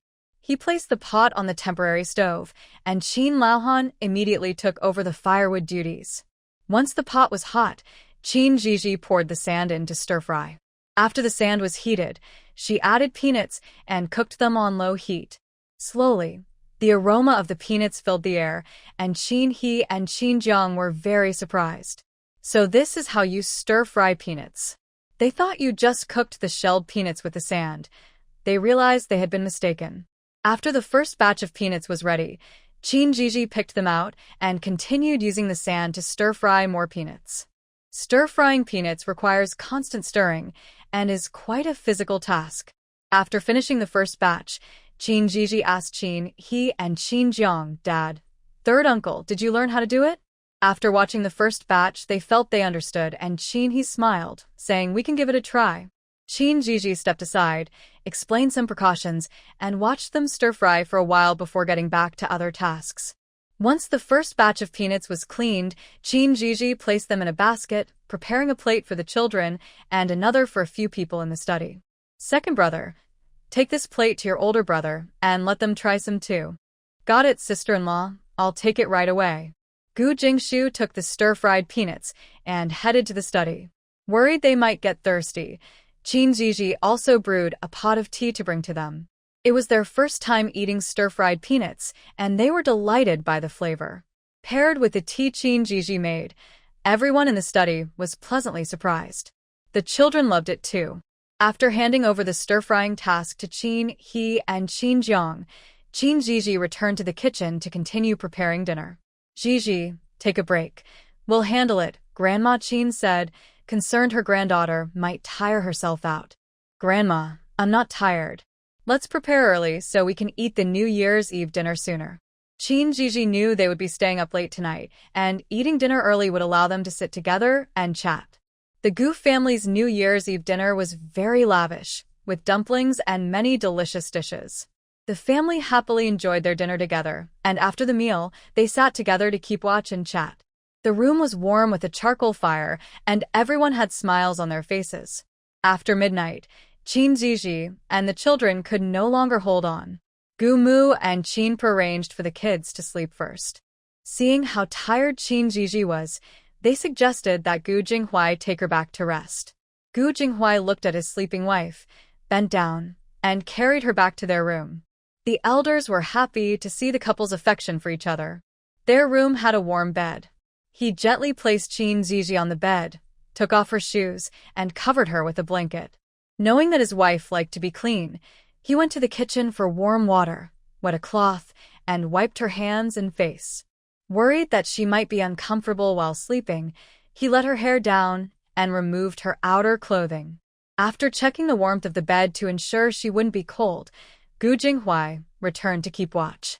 After about half an hour, Qin Pe and Gu Mu told everyone to go rest, since they needed to wake up early the next day. Everyone from the Qin family, except for Qin Qinghui, returned home, as they had ancestral rites to attend to in the morning. Scholar Zhang and his mother also went back. "Mom, you should sleep first. I'll rest later," Gu Jinghuai said, worried that his mother wouldn't last the night. "You should also go back to sleep. Spend more time with Zhizhi," Gu Mu replied, feeling that they had kept watch long enough. During the day, her son was busy with his work, and her daughter-in-law was busy with hers. With studying, they hardly had time to be together. "Understood, Mom. I will make time to be with Zhizhi," Gu Jinghuai promised. "Go on. We don't need to wake up so early tomorrow." "We don't have ancestral rites," Gu Mu suggested, implying that he could sleep in with Qin Zhizhi. Okay.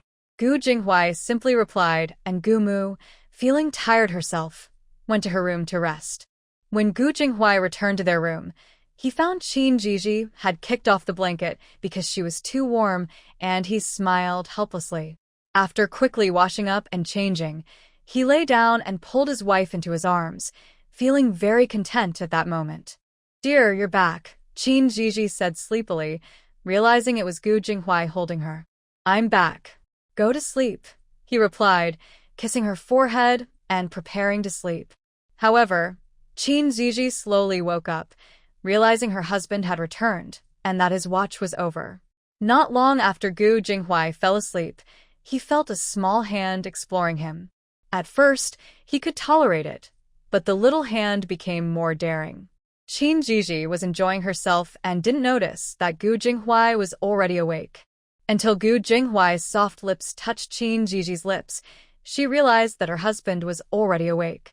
Qin Zhizhi wanted to push Gu Jinghuai away to explain, but he didn't give her a chance and deepened the kiss instead. Qin Zhizhi felt dizzy from the kiss, and Gu Jinghuai's hands began to wander, causing her clothes to loosen without her realizing it. Gu Jinghuai's kisses traveled down to Qin Zhiji's earlobe and neck. Until Gu Jinghuai's hand slipped into Qin Zhiji's clothing, she gasped. "Don't, husband." Qin Zhiji's voice only excited Gu Jinghuai more, and he silenced her, his hand becoming bolder. Qin Zhiji's voice was swallowed by Gu Jinghuai, and the atmosphere in the room grew increasingly intimate. In the end, Gu Jinghuai's reason prevailed. He realized he had been too reckless. He helped Qin Zhizhi put on her clothes and whispered in her ear, "Wife, you need to grow up quickly." Qin Zhizhi, still in shock, thought Gu Jinghuai was criticizing her for being flat and retorted, "I'm not small." When Gu Jinghuai understood what she meant, he quickly got up and went to the washroom. Qin Zhizhi watched him flee and couldn't help but laugh. Before the story began, she was an older single woman, and now that she was turning 17, perhaps she and her husband could give it a try. On New Year's Day, Qin Zhizhi woke up late. In the Gu family's main room, the children had risen early, excited for their New Year's money. Younger Gu Zheng, noticing Qin Zhizhi hadn't come down, asked Gu Jinghuai, "Brother-in-law, why hasn't sister gotten up yet?" Remembering last night, Gu Jinghuai's face turned slightly awkward, and he coughed before replying, "Sister is still waking up. Let's wait a bit longer for her, okay?" Curiously, Gu Zheng asked, "Then why did you come down without her? Didn't you sleep together?" Gu Jinghuai was caught off guard and started coughing again. "Little brother Zheng, let's not ask about that. It's definitely big brother's fault for not calling sister." Although Gu Jingyao liked her older brother, she liked sister-in-law Qin Zhizhi even more. The three children looked at Gu Jinghuai with some disappointment, making him feel like he was losing his standing in the family. He wanted his mother to speak up for him, but instead, he received a look of disapproval from her. Gu Jinghuai felt that his wife was still the one who treated him well. Fortunately, at that moment, Qin Zhizhi came in. Otherwise, he would have faced the collective disdain of the four family members. "Good morning, sister-in-law." "Happy New Year, sister." Three children surrounded Qin Zhizhi, laughing happily, and even Mother Gu had a warm smile on her face, while Gu Jinghuai looked quite upset. Seeing her husband's distressed expression, Qin Zhizhi felt a bit guilty, mistakenly thinking it was because of last night. "Happy New Year, Mother." "Happy New Year, my husband." Once Qin Zhizhi arrived, breakfast at the Qin family began. After finishing breakfast, she gave the three children their New Year's money, and they were overjoyed. Mother Gu not only prepared New Year's money for the children but also for Qin Zhizhi. Qin Zhizhi was pleasantly surprised to receive some too, and happily knelt down to bow to Mother Gu to wish her a happy New Year. Seeing her bow, the three children followed suit and also bowed to Mother Gu. Gu Jinghuai also respectfully bowed to Mother Gu to wish her a happy New Year. Although he didn't receive any New Year's money, since his mother gave some to his wife, it felt like he received it too. Seeing that everyone had New Year's money except for Gu Jinghuai, Gu Zheng took out 2 coins from his pocket and handed them to him. "Brother-in-law, don't be sad. I'll share 2 with you." Gu Jingshu and Gu Jingyao also gave 2 coins to their older brother, so on the first day of the new year, Gu Jinghuai received 6 coins. Mother Gu and Qin Zhizhi almost laughed out loud. The children were too adorable. After wishing Mother Gu a happy new year, Qin Zhizhi and Gu Jinghuai took the children to visit Scholar Zhang's family, where Aunt Yao also gave the children New Year's money. Since the Qin family was large, they arrived a bit later, and by the time they got there, the Qin family was almost done with their celebrations. Qin Zhizhi and Gu Jinghuai wished the elders a happy new year and received a lot of New Year's money. This year, since Gu Jinghuai was the new son-in-law visiting for the first time, the elders were supposed to give him New Year's money. The Qin family had plenty of money this year, so all the children received their New Year's money. Then came the visits among the relatives. Qin Zhizhi, being a married woman, didn't have to participate, and she didn't enjoy such occasions. After visiting her family, the elder uncle and the second uncle, Zhizhi took the children back to the Gu family. The three children, being at the playful age, ran outside to play as soon as they got home. Mother Gu went to Scholar Zhang's house, leaving Zhizhi and Gu Jinghuai alone at home. Seeing her husband go to the study, Zhizhi worried he might be cold while reading, so she took a charcoal stove to the study. When she knocked and entered, she noticed her husband's slightly flustered expression, which puzzled Zhizhi. "Why are you so flustered, my husband? If it's not convenient, I can leave." "No, don't go, my dear." Gu Jinghuai pulled Zhizhi inside. "I have something to give you." Gu Jinghuai made Zhizhi sit on a chair and then took a scroll of painting from the bookshelf. When he opened it, Zhizhi was stunned. The painting was of her, and it was very lifelike. Zhizhi had studied painting and understood the quality of this artwork. "When did you paint this, my dear husband?" Zhizhi asked, filled with joy. "I painted it a couple days ago as a New Year gift for you," Gu Jinghuai explained softly. "Thank you, my dear husband," Zhizhi said, admiring it. "Do you like it?" Gu Jinghuai could tell from her expression that she did, but he wanted to hear her say it. "I like it, but I like the person who painted it even more." Zhizhi's sudden confession left Gu Jinghuai speechless. Seeing Gu Jinghuai's flushed face, Zhizhi giggled. It turned out her husband was shy. "I'm honored to be liked by you." Gu Jinghuai suddenly became bold. There were no outsiders here, so why should he be shy about saying sweet things to his wife? Zhizhi was surprised by his response and was momentarily taken aback. Gu Jinghuai took the opportunity to hold her close and said in a tempting voice, "From now on, my dear wife, you can only say such things to me." Zhizhi was charmed by Gu Jinghuai. She hadn't expected her future powerful husband to have such a side. Now she regretted not paying more attention to the story before. She only knew the beginning and the end, but not the details in between. "What would happen if I told someone else?" Zhizhi asked cautiously. "I won't allow it." "How can you be so possessive?" Zhizhi was surprised by Gu Jinghuai's strong feelings. "Only your love is not to be shared. You belong only to me," Gu Jinghuai said before kissing her. Zhizhi was taken aback.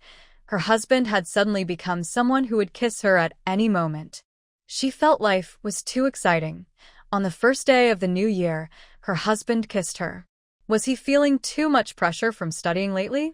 After the kiss, Gu Jinghuai's eyes were slightly red, and the suppressed feelings made Zhizhi nervous. "You should focus on your studies. I'm going back to my room," she said, trying to find an excuse to leave, but Gu Jinghuai held her tightly. "My dear wife, stay with me a little longer. You spend so little time with me." Gu Jinghuai's tone was filled with sadness. Zhizhi had given time to everyone in the family, but he received the least.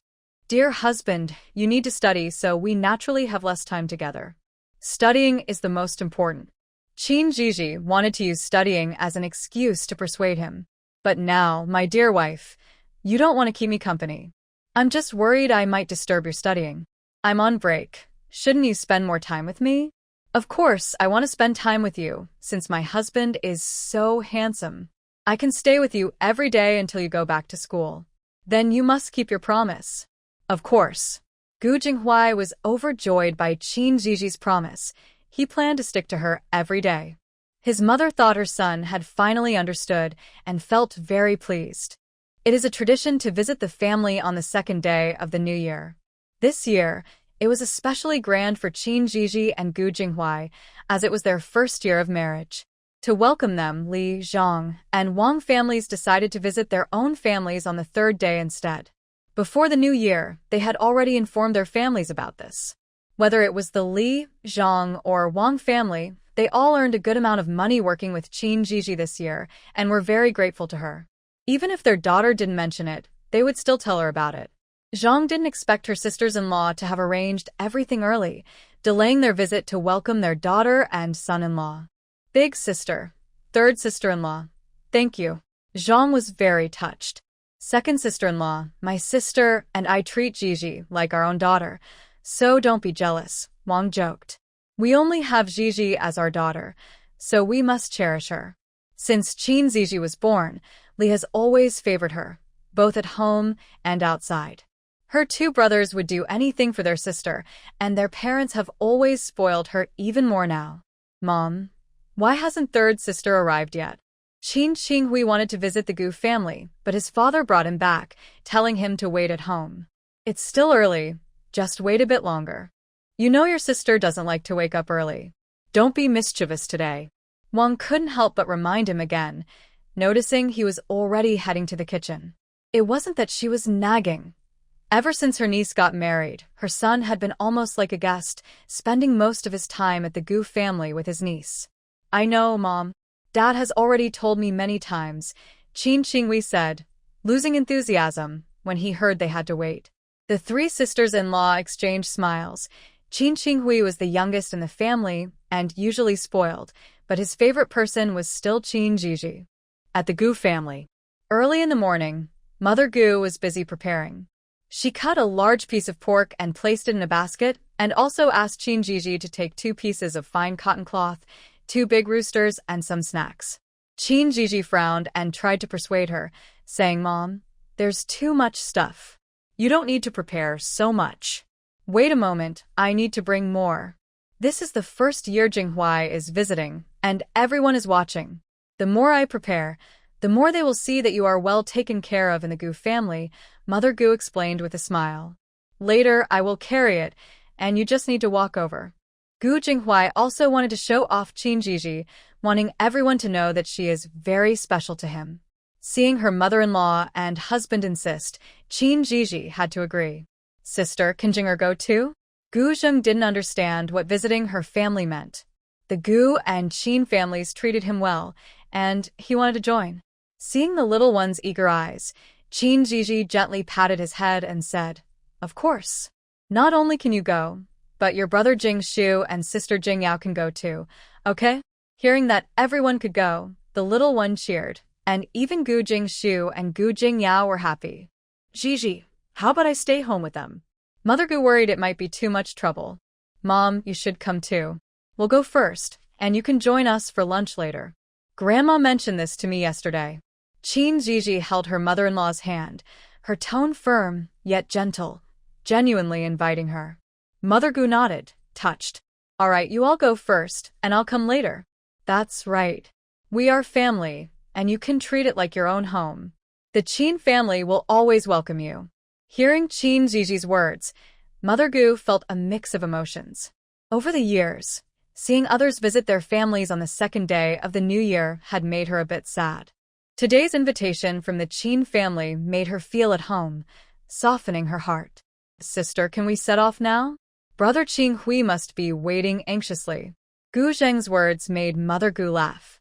Qinghui was indeed a bit impatient, as the kids usually played together. Being apart for so long today must have made him anxious at the Qin house. Let's go now. We can't keep your brother Qinghui waiting. Zhizhi pinched Gu Zheng's cheek. Sister-in-law, we'll help carry things.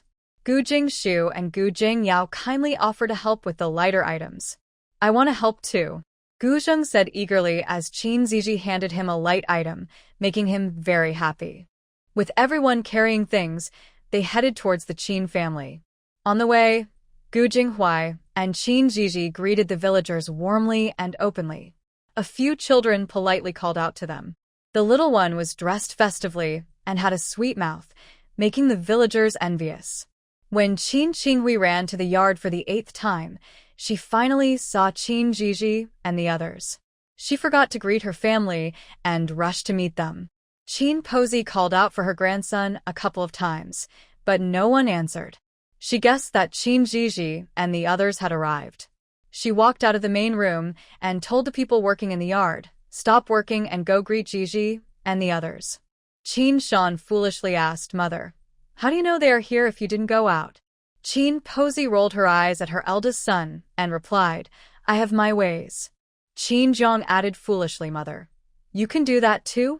Qin Posey felt frustrated with her sons and said, "Hurry up and go." "All right, we'll go take a look." But when they turned around, they found that he had already gone out. Qin Posey silently repeated to herself, "They are my own. They are my own. Don't get angry." In the kitchen, the three sisters-in-law were laughing together. They were usually quite clever, but in front of their mother-in-law, they seemed less so. Second sister-in-law, go comfort mother, so she doesn't get upset with your husband, Wang said, afraid to go herself. She remembered her husband's comment, mother, you can do that too? And feared the consequences. Yes, sister-in-law, we can handle things here. You should go cheer up mother, Li urged, taking the work from Zhang and pushing her outside. Zhang had no choice but to go and comfort her mother-in-law. Mother, could you help me get some pickled vegetables? Zhizhi loves the ones you make, and ours just don't taste the same. Zhang was clever. As soon as she said this, Qin Posey immediately forgot about her sons. If you hadn't mentioned it, I would have forgotten. Go get a big bowl from the kitchen, and let's get some together. Since Zhizhi loves them, we should make more for lunch. Thank you, mother.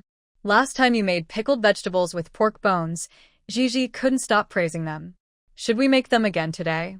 Hearing that her granddaughter loved it, Qin Posey was delighted. Yes, we'll make them for lunch. My granddaughter likes them, so we must make them. Zhang went to the kitchen to get a bowl, while Li and Wang gave her a thumbs up, saying, no wonder she gets spoiled. She gave birth to a granddaughter for the Qin family. When Qin Zhizhi and Gu Jinghuai entered the yard, Qin Posey and Zhang were just coming out with the pickled vegetables. Grandma, Mom, we're here. Oh, it's cold outside. Come in quickly.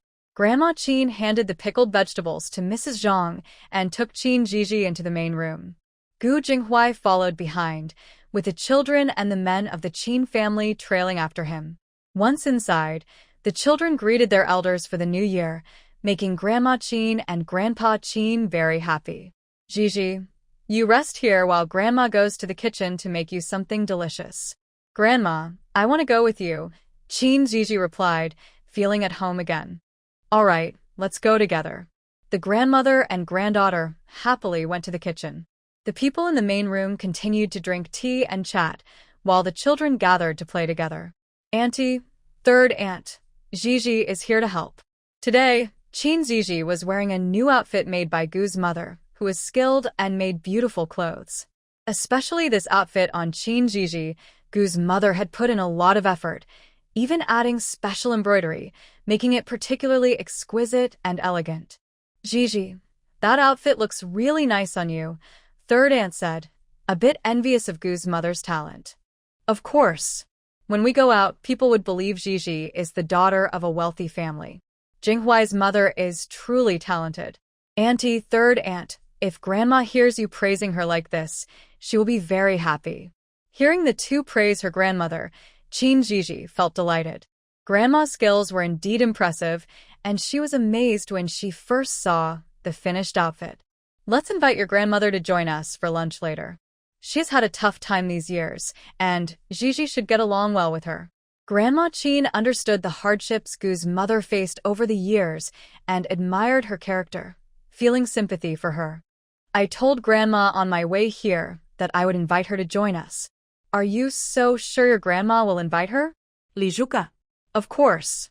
My grandma, aunt, mother, and all the aunts are the kindest people in the world. A compliment from Qin Zhizhi made all four women in the house happy. See, good thing we remembered today. If we forgot, it would mean Zhizhi isn't kind-hearted. Grandma Qin laughed and teased her daughters-in-law about her granddaughter. Grandma is teasing Zhizhi again.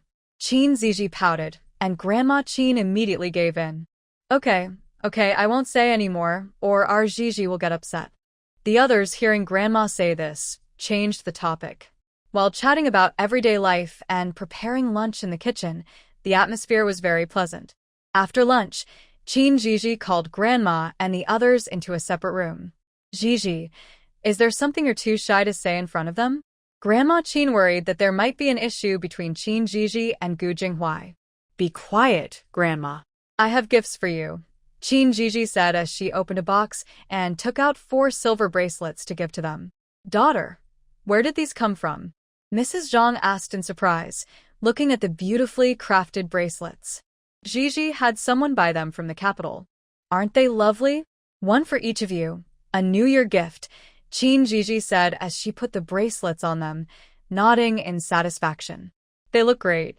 Zhizhi, such expensive gifts. We can't accept them, Li and Wang said, trying to return the bracelets. Zhizhi stopped them, saying, Aunt, third aunt, this is my heartfelt gift. You must accept it. The two women, unable to return the bracelets with Zhizhi holding their hands, looked helplessly at Grandma Qin. What are you looking at me for? Just accept what Zhizhi gave you. Treat her a little better in the future, Grandma Qin said, knowing her granddaughter's character. Since she bought them, it was a sincere gift. The two women still wanted to refuse but heard Zhizhi say, Grandma, look at Aunt and third aunt. They always say they treat me like their own daughter, but now they want to return the bracelets. You must keep your word. Hurry and accept them. Look, the second daughter-in-law didn't return hers, Grandma Qin insisted. Mrs. Zhang, who was called out, hadn't had a chance to speak yet. She had already planned to return the bracelet to her daughter privately later. Li and Wang looked at Mrs. Zhang, who pretended not to see their pleading looks.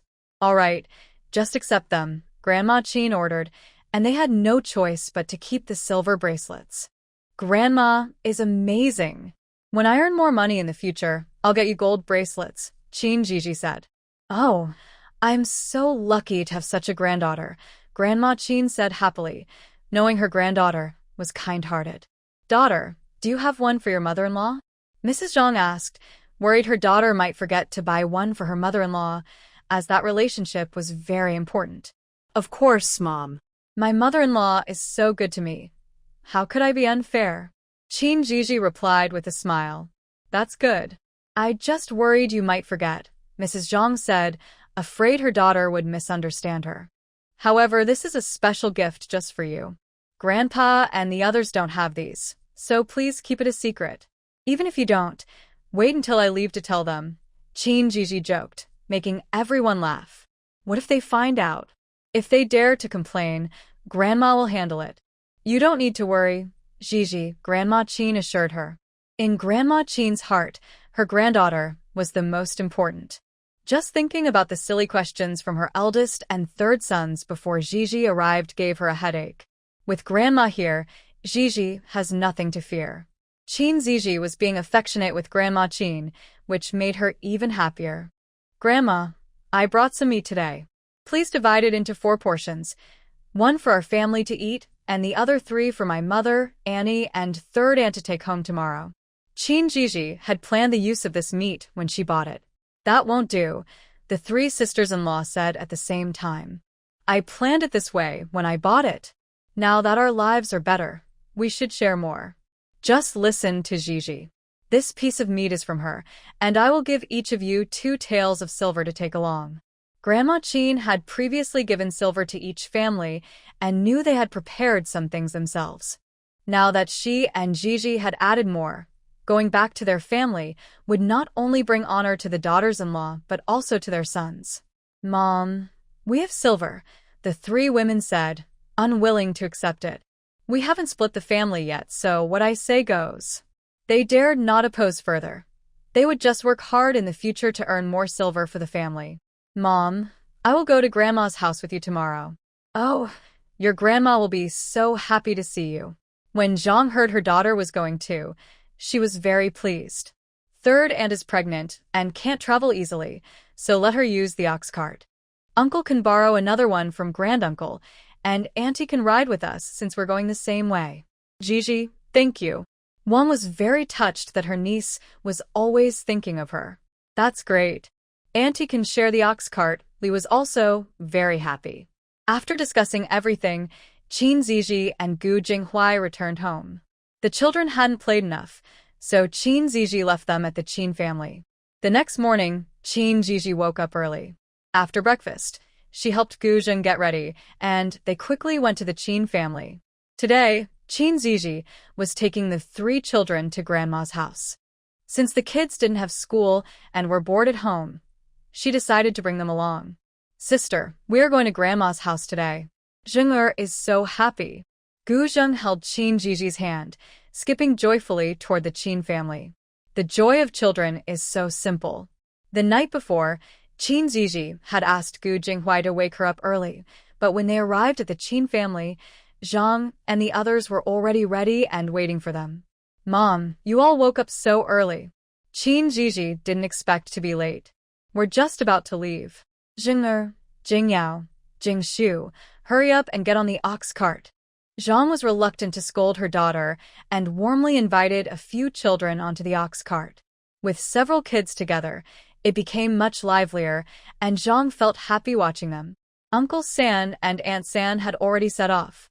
Since one was pregnant, Qin decided to leave early so the ox cart could go slower and make one more comfortable. Jinghui, Qingyuan, Qingyun, Qinglin, hurry up and get on so your dad and uncle can drive the cart. Li was traveling with Zhizhi, so they shared an ox cart. Li's family lived nearby, so the cart would first take them to the intersection. Coming, Mom. Hearing Li call them, the children quickly climbed onto the cart. Qin Shan and Qin He were at the front driving the cart, worried about it being crowded, so the adults held the children. Li and Zhang each held Gu Jingshu and Gu Jingyao, while Zhizhi held Gu Zheng. Going out to visit relatives was very new for Gu Jingshu and Gu Jingyao, as they had not experienced this before their older brother's wedding. Gu Jinghui, concerned that Zhizhi might get tired, said to Gu Zheng, "Come here to your sister-in-law, or else your Zhizhi sister will get tired." Gu Zheng usually liked to cling to Zhizhi. He didn't want Gu Jinghui to hold him, but he was worried about tiring her out, so he hesitated. Looking up at Zhizhi, it seemed that if she said she would get tired, he would reluctantly go to Gu Jinghui. "Dear, I'm not tired yet. Let me hold Jing'er a bit longer, and then you can hold him." Hearing that Zhizhi wasn't tired, Gu Zheng felt happy and snuggled in her arms, laughing joyfully. The others watched their interaction and smiled, including Zhang and Li. After about half an hour, they arrived at Li family village, and Li felt a bit excited. Sister-in-law, Zhizhi, Auntie has arrived first. Today is special, so I won't invite you to my house for a meal. You should hurry along, or Uncle Zhang and Aunt Zhang will be waiting too long. Li got off the cart, and Qin Qingyun and Qin Qinglin helped carry the things they brought down. Sister, we're leaving first. Goodbye, Auntie, Uncle, Brother Qingyun, Brother Qinglin. The three children politely said their farewells. Be good and sit tight. It will be a little while longer, Zhang reminded them, worried they might fall. How much longer do we have? Gu Zheng asked curiously. We'll be there soon, Zhizhi said, pinching Gu Zheng's cheek and smiling happily. However, Zhang family village was indeed not far from Li family village. After less than a quarter of an hour, they could see Zhang family village.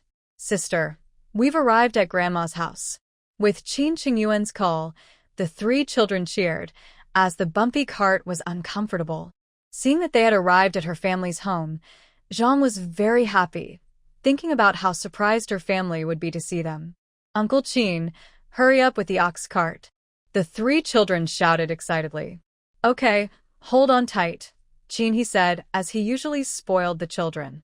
Seeing their eagerness to arrive quickly, he cracked the whip, and the ox cart sped up. Knowing that her daughter's family was coming today, the Zhang family had been busy early in the morning. Once the ox cart entered the village, Zhang greeted familiar faces along the way. The cart soon reached the Zhang family's doorstep, where the family was already waiting in the yard. Grandpa, Grandma, Uncle, Aunt, we're here. Zhizhi called out first to her maternal family. When the elderly lady saw not only her daughter and son-in-law but also her married granddaughter and her husband, she was overjoyed. Zhizhi, Jinghui is here too. That's wonderful. You must be tired from the journey. Come in and warm up. Seeing her granddaughter, the elderly lady paid no attention to anyone else, pulling her inside. The aunt took Zheng's hand and invited the children in as well. She brought out some snacks she had prepared for the kids. The uncle had two sons who were a bit older than Gu Jingshu, and the aunt asked them to play with their younger siblings. Grandpa Zhang took out the tea leaves he had specially bought from the county to treat his grandchildren and son-in-law, believing that they, being educated, would enjoy tea. After chatting for a while in the house, Grandma and the aunt went to the kitchen to get busy, while Zhang and Zhizhi also went to help. While chatting in the kitchen, Zhizhi learned that her uncle had earned some money by collecting peanuts for her, but it was still not enough for the whole family. To improve their living conditions, it would be best if Grandma's family could start a profitable business. Zhizhi tentatively asked Grandma, "Aunt, would you like to learn how to grow bean sprouts if I teach you?" Grandma and the aunt were momentarily surprised, then filled with joy. If she and her daughter-in-law could also earn money, their lives would improve. "Zhizhi, will teaching us this affect your business?" Grandma worried that if they learned, it might impact Zhizhi. In these times, having a skill was very important. "Of course not. I'm not doing this, so you can feel free to do it," Zhizhi reassured her, understanding her concerns. "As long as it doesn't affect you, we will learn," the aunt said happily. "After we finish lunch, I'll teach you all."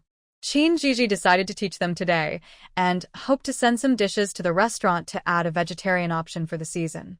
"Thank you, Zhizhi. Let's eat well first before we learn." Grandma was worried about her granddaughter going hungry, so she prioritized making sure she had enough to eat. The lunch prepared by the Zhang family was very generous, and both the adults and children enjoyed it. After lunch, Zhizhi taught her grandpa, grandma, and uncle how to sprout bean sprouts. She emphasized the important details again and told them to try their luck at the restaurant when the sprouts grew to the length of a finger. The Zhang family was very happy and promised to take good care of the bean sprouts. Sprouting bean sprouts is simple, but if it helps the people around her live better, Zhizhi felt it was all worth it. On the 8th day of the Lunar New Year, Zhizhi's workshop officially opened. The workers were restless and didn't feel comfortable taking paid leave. Zhizhi had no choice but to start working. She had originally planned to wait until after the Lantern Festival. Once the workshop was open, Gu Jinghuai and the others had to return to the academy to study. On the afternoon of the 8th, Zhizhi and he went to the county town to send her husband and brothers off to school. After sending them off, they visited the restaurant to discuss the bean sprouts with the manager, who was very excited and eagerly awaited the delivery. 2 days later, the bean sprouts from her family arrived at the Gu household, brought by Zhizhi's grandpa and uncle. "Zhizhi, is this how they should look?" Grandpa Zhang Zhen was a bit nervous. They had followed her instructions, and the beans had indeed sprouted nicely. Zhizhi uncovered the cloth over the wooden barrel and was pleased with the sprouts. "Grandpa, uncle, this is perfect. You did a great job. Let's go to the county town now and have my dad take us." Zhizhi decided to deliver them to Manager Wang today. "Oh, we brought everything from home today." Grandpa was thrilled to hear they could send it right away. "I'll carry it. Let's go to my brother-in-law's house." Uncle was about to lift 2 buckets of bean sprouts when Zhizhi stopped him. "Uncle, please go to the Qin family and ask my dad to bring the ox cart over. I'll tidy up inside, and we can leave the things at the Gu household first." The Gu household was at the village entrance, so it was easier to load the cart directly. Uncle agreed with his niece's reasoning and turned to find her brother-in-law at the Qin family. He arrived quickly. His daughter's matters were always his top priority. Manager Wang finally waited for Zhizhi and quickly welcomed her with a sincere smile. "Niece Zhizhi, I've been looking forward to your arrival. Uncle Wang, this is my grandfather and my uncle. They prepared the bean sprouts, and I'll stir-fry some for you to taste later." Zhizhi introduced her grandfather and uncle to Manager Wang, knowing they would need to work together if the business deal went through. "Hello, gentlemen." Manager Wang was especially warm upon learning they were from Zhizhi's family. "Hello, Manager Wang." Her grandfather and uncle felt a bit shy, and Zhizhi noticed. A little more interaction would help. "Uncle Wang, please wait a moment. Zhizhi will be back after visiting the kitchen." Zhizhi took her uncle and grandfather to the kitchen, but they waited outside. Chef Zhang was happy to help Zhizhi, knowing they were introducing new dishes at the restaurant. In a good mood, Zhizhi prepared crispy bean sprouts and bean sprout soup, making both spicy and non-spicy versions. When she served them to Manager Wang for tasting, he was very pleased. This dish was refreshing for the season, and the bean sprout soup was delicious. Zhizhi only charged for 1 recipe and promised to teach Chef Zhang how to make cold bean sprouts in the summer. Manager Wang was satisfied. The crispy bean sprouts were very tasty and had a nice crunch. With additional recipes included, it was a great deal for the restaurant. Manager Wang happily paid and arranged the daily bean sprout supply with the Zhang family before sending them off. Once outside the restaurant, Grandfather Zhang Zhen and Uncle were still very excited. 18 coins per pound, delivering 10 pounds daily meant an income of 180 coins, which was a significant amount for the Zhang family. Thank you, Zhizhi. Grandfather is so happy. What do you want? I'll buy it for you. With a bright future ahead, Grandfather cherished his granddaughter even more. They sold over 100 coins worth of bean sprouts today, and he wanted to buy something for her. Grandfather, Uncle, let's not buy anything today. You need to hurry back to prepare the bean sprouts, or we won't be able to deliver to the restaurant in 5 days. The two, who were initially thinking of buying gifts for Zhizhi, suddenly realized they needed to return quickly to soak the bean sprouts. Next time, let your grandmother and aunt come with you. Your uncle and I will head back to prepare the bean sprouts and share this good news with everyone. Wait, let's ride the ox cart back together, Zhizhi suggested, still planning to buy some things. No, it's not too far. Your uncle and I will go back first. Grandpa refused Zhizhi's kind offer and quickly returned with Uncle, walking very cheerfully. Zhizhi went to the shop to sell the handkerchief that Mother Gu had embroidered and coincidentally ran into Lin Heng with the county magistrate's young lady. When Lin Heng saw Zhizhi selling the handkerchief, he looked at her with disdain. Zhizhi didn't want to cause trouble. She was trying to forget about Lin Heng, but unexpectedly ran into him and felt unlucky. However, Lin Heng and the county magistrate's young lady had no intention of letting her go. Lin, isn't this your former fiancé who didn't want to be your concubine? Now she has to sell handkerchiefs to support her poor husband. The county magistrate's young lady was quite pleased, happy to see Zhizhi struggling. Ruer, she can't compare to you. She's just a poor thing, just like her husband. Lin, how can you say that about Miss Qin? You once had a marriage agreement. The county magistrate's young lady pretended to advise him, but was actually stirring the pot. Ruer, my heart only belongs to you. The past agreement doesn't matter. Before Zhizhi could say anything, the two began their little show, making her feel nauseous. Excuse me, could you please move aside? I'm in a hurry. Zhizhi ignored them, handed the handkerchief to Manager Li, confirmed the amount, collected her money, and just wanted to get away from them. Seeing that Zhizhi was ignoring him, Lin Heng became furious and pointed at her. Zhizhi, do you think this will make me look at you? Dream on. If you're not smart, go get some medicine and don't block my way. Zhizhi showed no respect to Lin Heng, pushed past him, and walked out. Lin, are you okay? This Miss Qin is so rude. The county magistrate's young lady pretended to be concerned as she supported Lin Heng, her voice dripping with sarcasm. A bad guy and a scheming girl deserve each other, destined to be together forever. Once outside the shop, Zhizhi felt the air was much cleaner and thought she had really bad luck to run into Lin Heng. Waiting by the ox cart, he didn't know what had happened in the shop. Seeing his daughter with a disgusted expression, he asked with concern, Dear, was the handkerchief not selling well?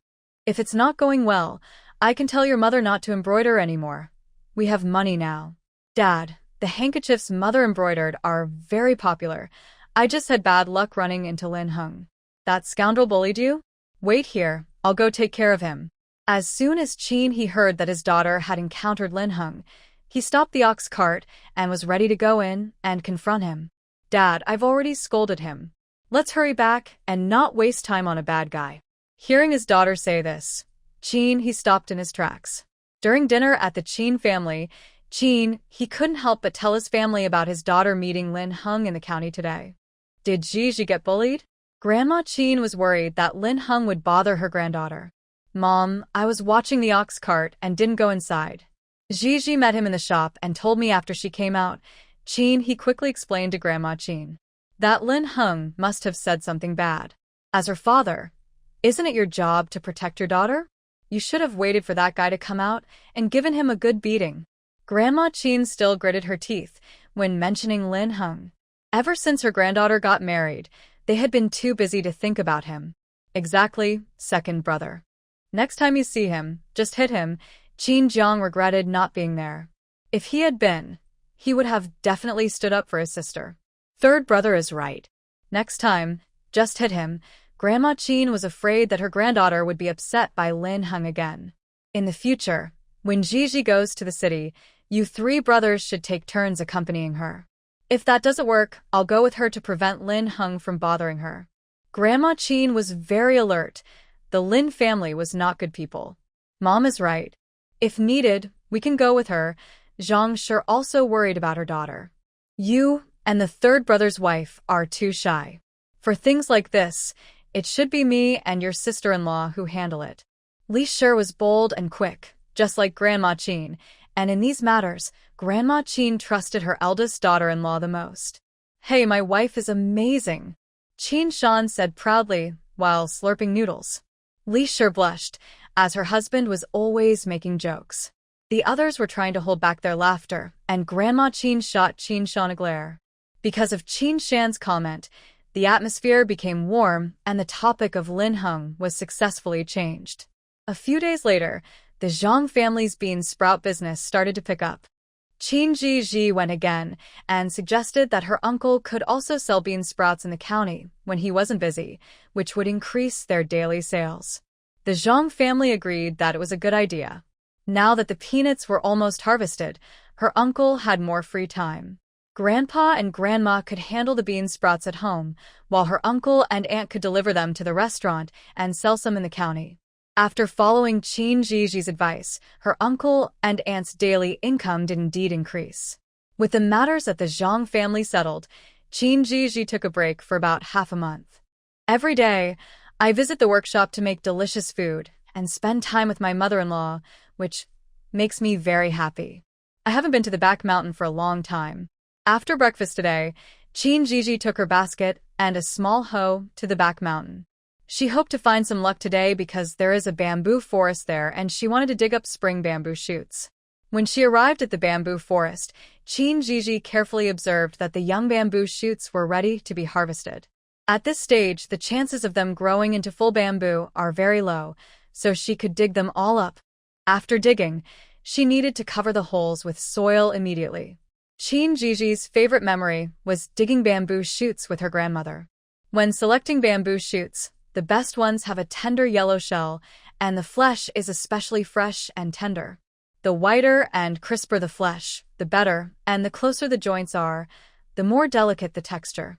Qin Zhizhi was getting happier as she dug more, but since the hoe was small, she only managed to fill half her basket in the morning. Thinking about the delicious dishes she could make with the bamboo shoots, she joyfully headed home. As soon as she entered the yard, she called out to her mother-in-law, "Mom, I'm back. Come see what I found. We can eat it for lunch." Hearing her daughter-in-law's voice, her mother-in-law quickly came out of the house. "Zhizhi, you're back. What good stuff did you find this time?" Her mother-in-law helped Qin Zhizhi take off the basket and curiously looked inside. "Mom, I dug up spring bamboo shoots from the back mountain today." Look. Qin Zhizhi poured the bamboo shoots out of the basket. Her mother-in-law, who had never eaten bamboo shoots before, asked curiously, "Zhizhi, isn't this bamboo? Can we eat it?" "Mom, this is a great find. Wait until I cook it for you. I promise you'll love it," Qin Zhizhi said confidently about her cooking skills. Great. "Then I will have a treat today." Her mother-in-law smiled happily. "Mom, you can help me start the fire," she offered. "No need, you go ahead with your things. It's Jing Shu's turn to start the fire today. If you take his turn, he might get upset later," her mother-in-law replied. The three children of the Gu family, along with Qin Qinghui, take turns helping Qin Zhizhi with the fire, and no one can take each other's turn. Her mother-in-law laughed at this, appreciating how her daughter-in-law teaches the children in her own way, and she never interferes. "Then I won't take his turn. Just call me if you need anything," her mother-in-law said, returning to the house since Qin Zhizhi didn't need her help. As Qin Zhizhi hummed a song, she peeled the hard outer shell off the bamboo shoots, cut off the tough ends, and then sliced them into small pieces. She took out a piece of pork belly she bought yesterday, washed it clean, and cut it into thick slices. Before stir-frying the bamboo shoots, they need to be prepared properly. Otherwise, they can taste bitter and affect the overall flavor of the dish. Pour water into the pot and bring it to a boil. Blanch the spring bamboo shoots, then take them out and drain. All the ingredients are ready, and the kids are back from school. Today, Gu Jingshu is in charge of the fire. Zhizhi adds some oil to the pot, heats it on low with rock sugar, then adds diced pork belly and stirs. Next, she adds the blanched bamboo shoots, along with green onions and ginger. When it seems well cooked, she adds water to cover the meat and bamboo shoots, brings it to a boil on high heat, then lowers it to simmer for a while. Finally, she adds salt and other seasonings and cooks on high to thicken the sauce, stirring constantly to coat each piece of meat and bamboo shoot. Zhizhi tastes a piece and finds it delicious. She makes a large amount, filling 2 big bowls, one for her family and the other for Qin Qinghui to take back to the Qin family. Remembering that she had some leftover pork belly from the new year, she decides to use a small piece of salted pork belly, which is perfect for making a flavorful dish. This dish isn't complicated. Cut the salted and fresh pork belly into pieces, boil and blanch them. After peeling, cut the bamboo shoots into chunks and blanch them as well. In the pot, add the blanched meat, water, and ginger slices, bringing it to a boil before simmering. Then add the bamboo shoots and cook a bit longer, adding some shredded tofu. To ensure the kids have a balanced diet, Zhizhi picks some young greens from the garden and stir-fries them, balancing the meal with both meat and vegetables. Since there are no steamed buns at home, she cooks rice instead, making the kids very happy. Zhizhi seems to have a magic touch with rice, as it always turns out with a crispy layer, which the kids love. Although lunch only has 2 dishes and a soup, there's plenty of food, and everyone is full. Gu's mother didn't expect the spring bamboo shoots to be so tasty and ended up eating an extra half bowl of rice. The kids enjoyed both the bamboo shoots with pork and the flavorful dish, especially the bamboo shoots with rice, which they found delicious. The Qin family also enjoyed the bamboo shoots with pork that Zhizhi sent over for lunch. Mom, this is really delicious. What's this crunchy thing? Qin, he really likes the crunchy bamboo shoots. This is from Zhizhi. I'm not sure what it is. If you like it, you can ask her later. It was also the first time for Grandma Qin to try it. Seeing that everyone liked it, she decided to ask her granddaughter later. Just after finishing lunch, Zhizhi arrived. Grandma, do you have time this afternoon? My granddaughter is looking for me. Of course, I have time. Grandma Qin had planned to tidy up the garden in the afternoon. Then let's go dig for spring bamboo shoots on the back mountain this afternoon. Zhizhi was very happy to hear that Grandma Qin was free in the afternoon. What is spring bamboo shoot? Grandma Qin asked, confused. It's the vegetables that Zhizhi had 5th brother bring back at noon. Didn't you want to eat them? Since they were meat dishes, Zhizhi was worried that Grandma Qin might not want to take them out at noon. Oh, so that's what spring bamboo shoot is. Your father praised it for being delicious at noon. I was planning to ask you where you got it.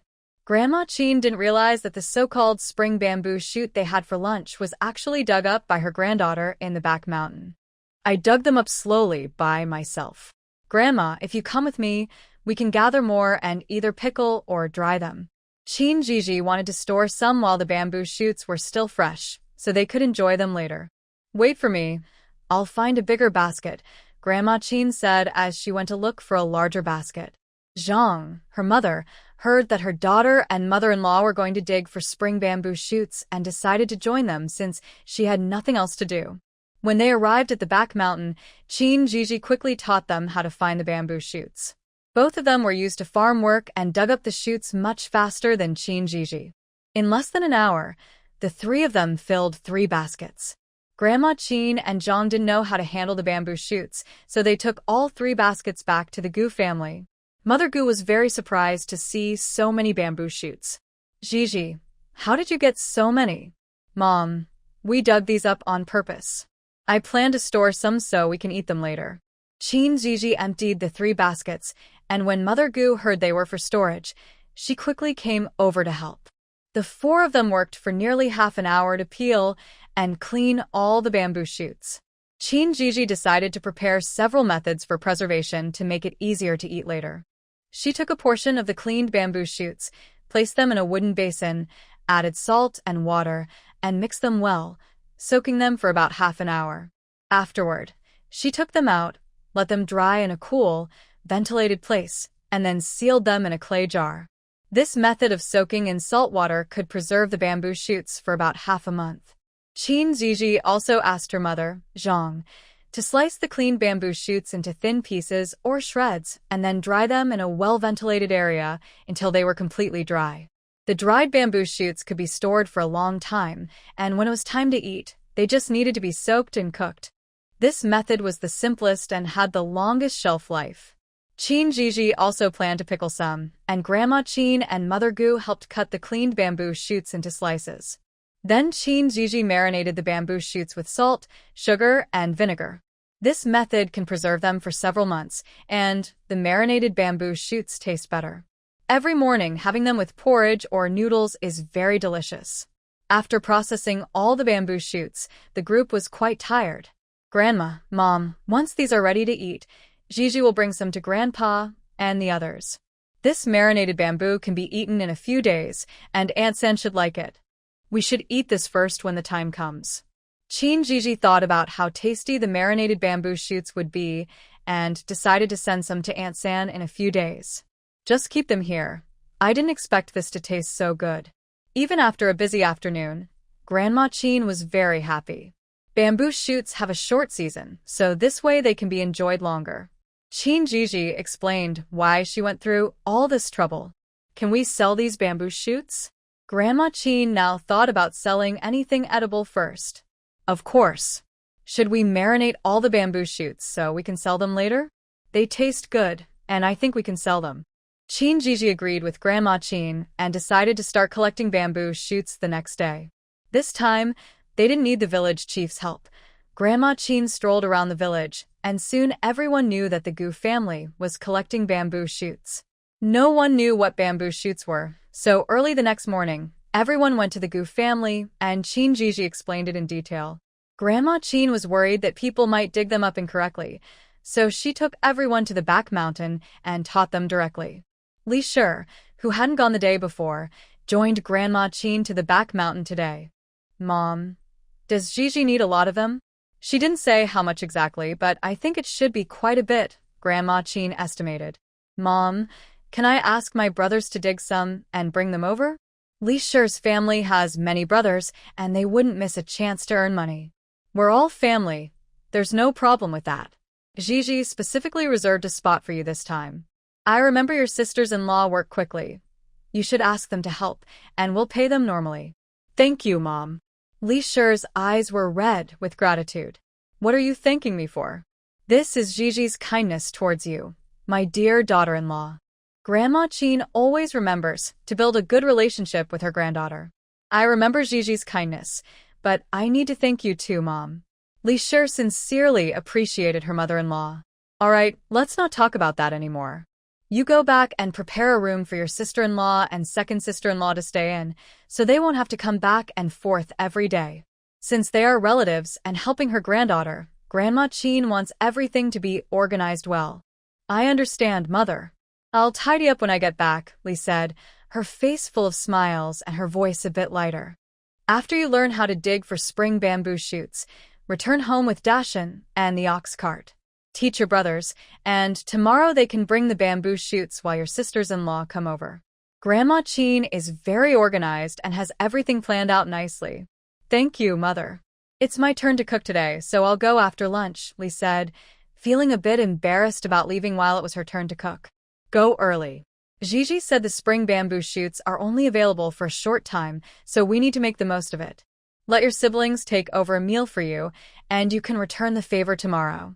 Grandma Qin has strong principles. Everything is balanced, and the household stays in order. I understand, Mother. I'll go back as soon as I learn.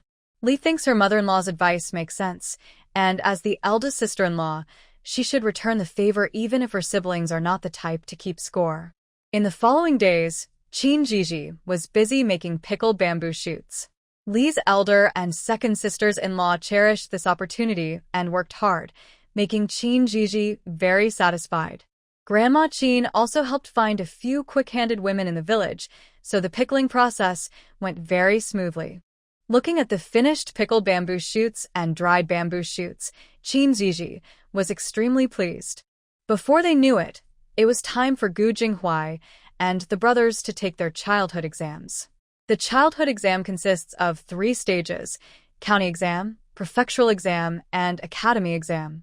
Gu Jinghuai and the others were taking the county exam, which was held in the county and presided over by the county magistrate. There was no need to worry about this, as they studied in the county regularly, making the exam convenient. The Qin family and Gu's mother were very nervous. They originally wanted to go to the county to watch, but Qin Zhizhi persuaded them not to. We wouldn't be able to help, and it might distract them. Let's just wait at home. I believe my husband and brothers will pass smoothly. Qin Zhizhi's words seemed to have a calming effect, reassuring Gu's mother and the Qin family. The county exam consists of 5 sessions, and true scholars are not afraid of exams. Qin Zhizhi counted the days, and as soon as the county exam was over, Qin Shan and he would drive the ox cart to the county to pick them up. Ning Xian would also join them. As soon as Ning Xian stepped into the Gu family's house, he was like a curious child, exploring everywhere. It was his first visit since they built the new house. After touring the house, he pretended to be pitiful to Qin Zhizhi, just to get her to order more dishes. Qin Zhizhi found it amusing. Sister-in-law, look at me, Jinghuai, and your brothers. We've all lost weight. You have to cook us more dishes today. Zhizhi, don't listen to his nonsense. He has clearly gained weight this month. Qin Qingyun also noticed that Ning Xian was eating a lot and had gained some weight. I'm not gaining weight. I'm clearly losing it, Ning Xian said, lying just to get more food. Qin Zhizhi didn't call him out, smiling as she said, "Noble young Master Ning, you and your companions can go rest first. I'll prepare a few dishes with the ingredients I have, and I hope you won't mind." "I won't mind. Whatever sister-in-law makes is delicious." As long as there was food, Ning Xian wouldn't complain. Knowing they had finished their county exam today, Qin Zhizhi had prepared the ingredients early. After about an hour of busy cooking, the dishes on the Gu family's table included fish head with chopped chili, braised pork ribs, bamboo shoots with meat, spicy rabbit, spicy chicken, crispy fried meat, steamed eggs with shrimp, and roasted pig trotters. Since there were many people today, they set up 2 tables, one for the men and one for the women and children. At first, they wanted to let Qin Pozi and Gumu sit with the men, but both refused, and thinking about the new year, Qin Zhizhi couldn't help but laugh. Today, to celebrate the end of the exams, Qin Laohan brought out his treasured wine. Ning Xian and the others had some, and what surprised Ning Xian the most was the bamboo shoots with meat that Qin Zhizhi made. Feeling happy, he lost his composure and ended up a bit tipsy. Gu Jinghuai had no choice but to help him to the guest room to rest. After drinking the strong wine, Gu Jinghuai also felt a little dizzy when he came out of the guest room. He greeted his family and then went back to his room to sleep. Since Qin Zhizhi had cooked, she wouldn't let him wash the dishes or clean the kitchen, worried that they might feel unwell after drinking. She prepared honey water for everyone. After distributing the honey water outside, Qin Zhizhi returned to the room with the remaining honey water. She helped Gu Jinghuai sit up and fed him a bowl of honey water, asking with concern, "Are you still feeling unwell?" I'm fine, Zhizhi. "I'm just a little dizzy. Maybe the wine was too strong," Gu Jinghuai reassured her, not wanting her to worry. "Lie on my lap. I'll give you a massage.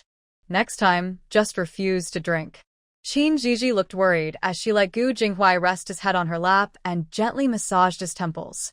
The perfect amount of pressure eased Gu Jinghuai's discomfort, and he lay obediently on Qin Zhizhi's lap, enjoying the special care she provided. Gu Jinghuai thought to himself how wonderful it was to be married and to have a wife. After a while, he worried that she might be tired and said gently, "Wife, you can stop now. You've worked hard." "Not at all," Qin Zhizhi replied, playfully poking Gu Jinghuai's face, clearly happy. He looked handsome from every angle. "Have you finished your work outside?" Gu Jinghuai asked softly with his eyes closed. All the tasks were taken by the others, so I have nothing to do now, Zhizhi said, her tone filled with joy. She loved her family so much. Then can you stay with me for a while? I feel dizzy and want you by my side, Gu Jinghua requested. He was more reserved in front of others, but his true self showed with Zhizhi. Since you feel dizzy, just stay still.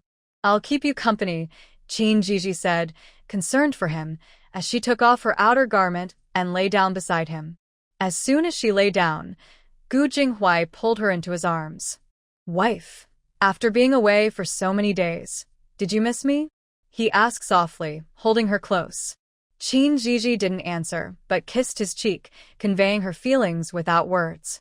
Gu Jinghua smiled, pleased, and his smile dazzled her. You look so good when you smile. You should smile more often, Zhizhi said, enjoying his happiness. Then from now on, I'll only smile for you, okay? Gu Jinghua replied, his warm breath brushing against her neck, carrying a hint of wine. Zhizhi felt enchanted and nodded. Gu Jinghuai's smile widened even more. I knew it. You like me, he said. You're silly. Zhizhi had already fallen for him long ago. I'm very happy, wife, Gu Jinghua said. Zhizhi thought he might be a bit tipsy and softly coaxed. Dear, let's sleep for a bit. When you wake up, you won't feel dizzy anymore. A kiss from you will make me feel better, Gu Jinghua said, feeling a little lightheaded. Seeing his slightly pitiful expression, Zhizhi kissed him on the cheek and smiled, asking, Is this enough? Not quite. I need another kiss to feel better, Gu Jinghua teased. Zhizhi cupped his handsome face in her hands and showered him with kisses. After enjoying it, Gu Jinghua playfully complained, You've kissed me, so I need to return the favor. With that, he gently pushed Zhizhi down and kissed her back. Dear. You're being playful. Zhizhi's voice was drowned out by Gu Jinghua's passionate kiss. After he had kissed enough, he stopped and said, My dear, you are so sweet, before falling asleep. Zhizhi was stunned. Her husband was truly drunk. However, even in his drunken sleep, Gu Jinghua held onto Zhizhi, and she happily took a nap in his arms. After the county exam, the next step was to prepare for the provincial exam. The provincial exam is overseen by officials from the province and takes place about a month after the county exam. The group successfully passed the county exam and now needed to focus on the provincial exam. To have more time for studying, Gu Jinghua and his friends would likely not have time to return home during their stay at the academy. Concerned that they might not eat well, Zhizhi gave Gu Jinghua 5 taels of silver, and Pozi also gave Xingyuan and Xingyun 5 taels each. Li and Zhang were very touched, not expecting their mother-in-law to give so much silver. Gu Jinghua felt reluctant to leave home, but he knew he had to work harder to provide a better life for Zhizhi. This brief separation was just to ensure they could be together better in the future. Back at the academy, Gu Jinghua studied intensely, and the others did not dare to slack off. Meanwhile, Zhizhi was unaware of all this. Today, since the children did not have to go to school, she took them out to gather shepherd's purse. Shepherd's purse dumplings were Zhizhi's spring obsession. Before she entered the book, she would visit her grandmother every spring to gather shepherd's purse and enjoy the dumplings her grandmother made. Big sister, what does shepherd's purse look like? The children had been craving the delicious dumplings ever since Zhizhi described them. Since they didn't have school today, they begged her to take them to gather shepherd's purse. Come here, I'll teach you, Zhizhi said as she squatted down to show them a piece of shepherd's purse. Third sister, we know this. It's called dimi kai. Qinghui recognized the wild vegetable from before. Zhizhi remembered that they called shepherd's purse dimi kai here. Do Jingyao and Jingshu know dimi kai too? She asked uncertainly. Big sister, we know, the siblings replied happily. Great. Since you all recognize it, let's split up and gather some. Work hard, and I'll make dumplings for you when we get back. Seeing that the children all recognized it, Zhizhi encouraged them to gather diligently. Sister, Zheng'er doesn't know, so I'll stick with you. Please teach me. Gu Zheng really didn't know, But the little one was eager to learn, especially since she could follow Zhizhi, which made her smile even sweeter. All right, then Zheng'er can follow his sister. Zhizhi took the little one and found a spot with plenty of shepherd's purse, where she carefully taught Gu Zheng. The little one had a good memory and learned quickly. The two worked well together. Before long, they had filled 2 big baskets with shepherd's purse. Seeing that the baskets were full and there was enough to eat, Zhizhi took the children home. On the way, the kids were so happy that they danced and sang, lifting everyone's spirits. Once they returned to the Gu family, Zhizhi called for Qinghui. "Fifth brother, go home and ask your mother to come. Tell her I need her help, and let Grandpa know that everyone is coming for dumplings tonight." "Got it. Third sister, I'll go now." "I'm going too, big sister." Gu Jingshu went with Qinghui to call for Wang Shi and inform Qin Laohan. Wang Shi was in the yard making shoe soles when she saw her son and Gu Jingshu come in. "Mom, stop making shoe soles. Third sister sent us to ask you to help make dumplings at the Gu family." "Right now?" "Yes. We just picked some shepherd's purse, and we're having shepherd's purse dumplings for dinner." "Okay, I'll finish this, and then go to your brother-in-law's house." Wang Shi put away the basket and prepared to go inside. Take your time, Mom. "By the way, where's Grandpa?" "Your grandpa is in the vegetable garden weeding. You can find him in the back." After telling her son where to find his grandfather, Wang Shi went back inside to put things away, eager to see her niece. Qinghui found Qin Laohan weeding in the garden and relayed third sister Zhiji's message. Just as he was about to leave, Qin Laohan called him back. "Go grab a basket and pick some of her favorite vegetables to take to your third sister." Qin Laohan and Qin Posey cared so much about their vegetable garden, partly because Zhizhi loved the vegetables they grew. "Grandpa, let's also pick some fennel. Third sister likes it." There was a fennel plant in the garden that Zhizhi had secretly exchanged for with Wanwan. She had tricked Qin Posey into thinking she bought it in town. Qin Posey treasured that fennel plant and took good care of it for Zhizhi. The whole family knew that Zhizhi liked dumplings with fennel filling, which is why Qinghui wanted to pick some for her. "Got it. Hurry and get the basket, so we don't delay your third sister." Qin Laohan urged his grandson Qinghui to grab the basket and quickly started picking vegetables for his granddaughter. Watching Qinghui and Gu Jingshu return with a basket full of her favorite vegetables made Zhizhi very happy. She felt grateful to have such a family. The wild vegetables in this season are especially delicious. Zhizhi cleaned the wild vegetables she dug up from the mountain, and with the help of Aunt Wang, they worked much faster. The cleaned vegetables needed to be blanched in boiling water and then quickly cooled in cold water to remove the oxalic acid. After blanching, Aunt Wang chopped them up. Even though she was pregnant, she could still handle these small tasks. Zhizhi personally prepared the pork filling. Once the pork was minced, she added the chopped wild vegetables, salt, green onions, vegetable oil, sesame oil, and mixed everything well. The dough was made by Gu's mother, who prepared extra just in case. Today, there were only the 3 of them at home, as everyone else was busy. Gu's mother rolled the dough, while Zhizhi and Aunt Wang filled the dumplings. Zhizhi had prepared plenty of filling, so each dumpling was generously stuffed. She worked quickly, and soon a basket full of plump dumplings was ready. Before boiling the dumplings, Zhizhi made a dipping sauce and stir-fried a few dishes. When the Qin family returned, Old Man Qin conveyed Zhiji's message, and everyone went to the Gu family. Knowing that Zhizhi was making dumplings, "Why didn't you call me back sooner to help?" Grandma Qin lightly scolded Old Man Qin. "You were busy today, and with the third daughter-in-law gone, I thought you wouldn't mind," he explained calmly. Once everyone arrived, Zhizhi started cooking the dumplings. Those who hadn't helped finally found the chance to assist in the kitchen. The kitchen soon became lively, and before long, the wild vegetable dumplings were ready. With thin skins and generous fillings, everyone was delighted by their rich flavors. Third sister, today's dumplings are especially delicious. They're even better than last time. Sister, Zheng'er loves today's dumplings. If you like them, eat more. When we finish, We can go dig more wild vegetables from the back mountain to make more. Zhizhi smiled happily. Cooking for loved ones during such warm moments was truly a joyful experience. More than a month passed quickly, and Gu Jinghuai and the others were about to take the provincial exam.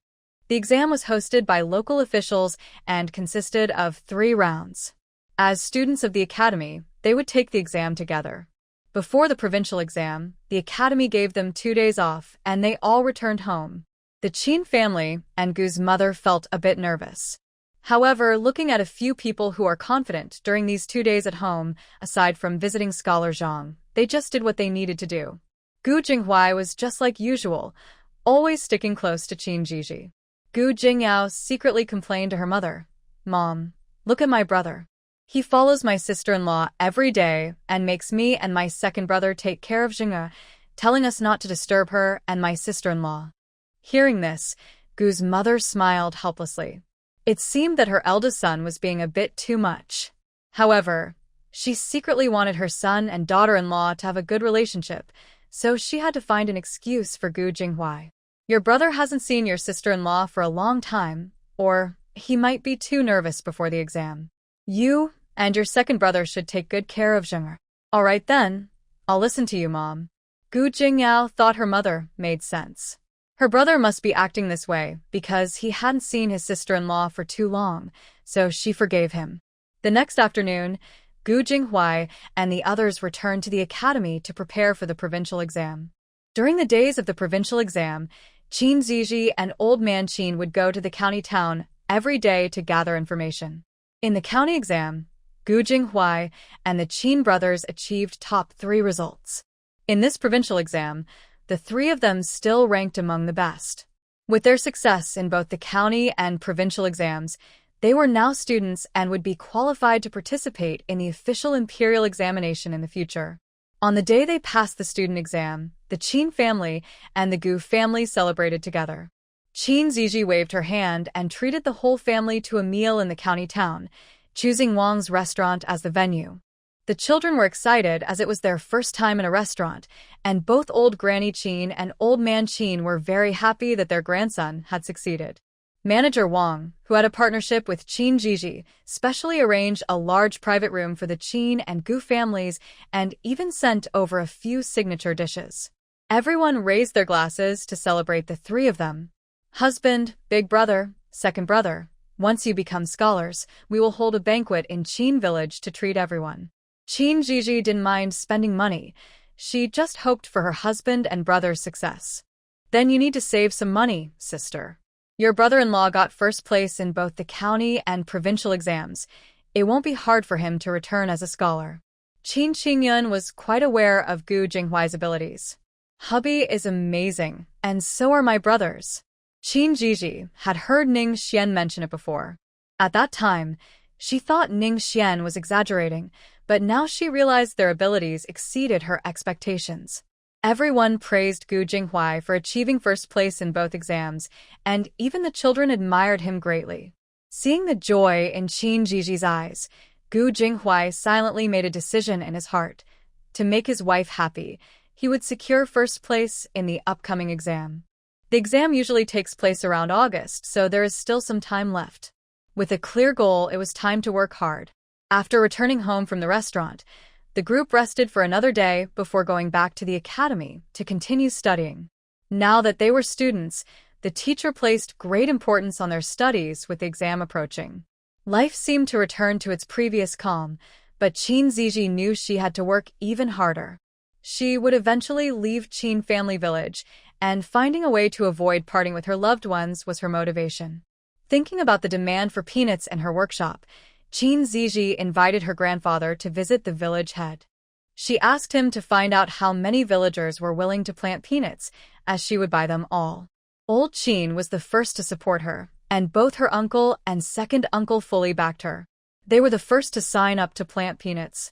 The families working in Qin Zhizhi's workshop discussed it and decided to join her in planting peanuts. In the end, it was found that 1/3 of the families in the village were willing to plant peanuts. After discussing this with their families, the Li, Wang, and Zhang families all agreed to plant peanuts, not only for themselves but also encouraging relatives and other villagers to join. Zhizhi planned to collect the peanuts later and, if needed, exchange some for more. Her workshop could operate normally this year. However, to gain wealth faster, she thought about reclaiming land. This time, instead of doing it herself, she asked the village head to organize everyone to work together. The reclaimed land would be used to plant peppers, and once they matured, Zhizhi would buy them all, distributing the money among the villagers. The villagers, eager to help, agreed to this arrangement since it didn't interfere with their farming, and they could earn some money for their efforts. The village head asked Zhizhi about her expectations, and then enthusiastically led the villagers in the reclamation effort. In just half a month, the entire village, young and old, managed to clear nearly 30 acres of land. After teaching the villagers how to transplant pepper seedlings, Zhizhi had the village head distribute the seedlings she had prepared. To encourage everyone to work hard, she offered a daily subsidy of 15 coins for each household that helped with the transplanting. This motivated the villagers even more, and within just a few days, all the pepper seedlings were planted. Looking at the nearly 30 acres of peppers, Zhizhi felt as if more wealth was beckoning to her. Considering the inconvenience of doing business in the future, she also decided to pay the villagers to help repair the roads. Everyone is very motivated. They get paid and can repair the roads in their village, making it easier to get in and out in the future. With the village leader taking charge, Zhizhi and the villagers worked hard. Some older villagers came to supervise the road work when they heard about it. Although they are old and may not be able to do heavy labor, they still help with what they can and are very grateful to Zhizhi. What was originally planned to take 2 months was completed in about a month, and Zhizhi was very satisfied. After the road was finished, it was much wider, making it convenient for both carts and pedestrians. Following Zhizhi's suggestion, the villagers brought in stones and small gravel to lay underneath, so even during heavy rain, the road would not become muddy. News of the road work in Qin family village spread to other villages, and some village leaders came to visit. The leader of Lin family village felt embarrassed to come because of past issues between Lin Heng and Zhizhi. However, when he heard that Zhizhi funded the road, he scolded Lin Heng and Lin Posey at home late at night. Lin Heng married the county magistrate's daughter last year and now lives in the county, so he was unaware of these events. After hearing from Lin Posey about Zhizhi's road work, Lin Heng's interest was piqued. He thought that since Zhizhi had money, she should spend it on him, and he plotted with his wife. Thus, when Zhizhi and Gu Jinghuai went to the county, they ran into Lin Heng. Gu Jinghuai finally managed to take some time off to go to the county with Zhizhi, but they ran into Lin Heng. Since marrying Zhizhi, Gu Jinghuai had not seen Lin Heng. Today, Zhizhi accompanied Gu Jinghuai to the bookstore, but they didn't really need to buy anything. Gu Jinghuai had his own little motive. He wanted to spend time alone with his wife. So, he used the excuse of buying books to take Zhizhi out. While Gu Jinghuai was choosing books, Zhizhi quietly waited at the door, appearing to be daydreaming but actually chatting with Wanwan. "Master, your husband has been acting strange lately. He's not really here to buy books. He clearly just wants to take you out on a date." How sneaky. Wanwan had already seen through Gu Jinghuai and complained to Zhizhi. Don't say that. My husband is not like that. Our main task today is to buy books, and we'll take a little stroll afterward. In Zhizhi's eyes, Gu Jinghuai was not at all like what Wanwan described. "Master, you're also learning to deceive yourself. Beauty can lead one astray." Wanwan joked with Zhizhi, knowing she was someone who valued looks. If Gu Jinghuai weren't good-looking, she definitely wouldn't have chosen him on their wedding day. "You single dog wouldn't understand. Just looking at my husband makes me feel happier," Zhizhi said, unable to resist Gu Jinghuai's appearance. "Master, let's focus on our career and not get lost in handsome guys." Wanwan was a system that helped with exchanges, aiming to gain more energy to become stronger. Only kids make choices. I want both my career and my husband. If Zhizhi could get Wanwan, she would definitely tap its head to see what it thought. Feeling happy and smiling brightly, she heard Wanwan remind her, "Master, a bad guy is coming. Be careful, and if you can't handle it, just call Wanwan." Zhizhi looked up, and her smile faded. She had run into Lin Heng again. Last time in the shop, she didn't want to cause trouble and let the bad guy go. If he dared to bother her again today, he wouldn't be so lucky.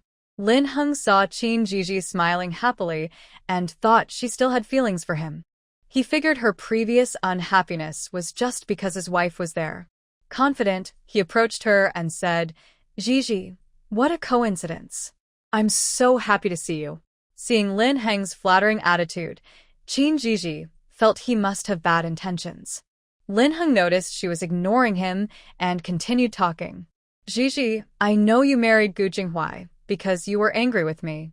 If you're willing to come back, can we be like we used to? Like we used to? Are you planning to divorce your wife, Scholar Lin?" Zhizhi said mockingly. "Zhizhi, I can marry you as a secondary wife. You and a Ru can be equal. No distinction," Lin Heng said sincerely, his face pretending to show deep feelings. Zhizhi felt like she would be sick listening to him. What if I say no? "Zhizhi, what good is it to be with Gu Jinghuai? He isn't even a scholar now. You will only suffer." Zhizhi laughed in anger. "My husband is taller, better looking, and works harder than you. He passed the county and provincial exams in one go, unlike you who failed several times." "Zhizhi, I was sick and that's why it took me longer to pass," Lin Heng said, nearly losing his composure but holding back for his goal. "I'm not interested in your excuses. If you have nothing to say, don't stand in front of me. It makes me feel sick." Zhizhi truly didn't want to look at Lin Heng again. Even one more glance made her feel nauseous. "Zhizhi, you've changed. You weren't like this before. We grew up together, and you used to call me Brother Lin." Lin Heng tried to persuade Zhizhi by recalling their happy memories, but Zhizhi was unyielding. "I am now my husband's wife. If I remember those things, my husband will get jealous, so please, Scholar Lin, don't say anything that makes me uncomfortable." "Zhizhi, I don't care that you were married to Gu Jinghuai. Now that you are divorced, will you marry me?" Lin Heng, feeling excited, reached out to hold Zhizhi's hand, but she pulled away as if avoiding something dirty and stepped back. "Scholar Lin, please have some self-respect. I have high standards, and I don't think highly of someone like you. Zhizhi, I know I was wrong before. Can you give me another chance? Scholar Lin, you are educated, so you should understand the importance of honor and integrity. Don't lose the dignity of a scholar. We have already signed the divorce papers. From now on, we will go our separate ways and have nothing to do with each other. There's nothing here worth your concern." Zhizhi understood Lin Heng. He wasn't regretting anything but was likely seeing her as an opportunity. "Zhizhi, I was foolish before. I have already discussed it with my wife. If you agree, I can marry you right away." Lin Heng was getting excited. Zhizhi was beautiful and now had money. His wife also agreed. Even though she was divorced, it would be easy to manage. "Scholar Lin, please be careful with your words. Even if you have no shame, you shouldn't insult my wife like that." Gu Jinghuai didn't know how much he had heard, but he definitely caught Lin Heng's last remark.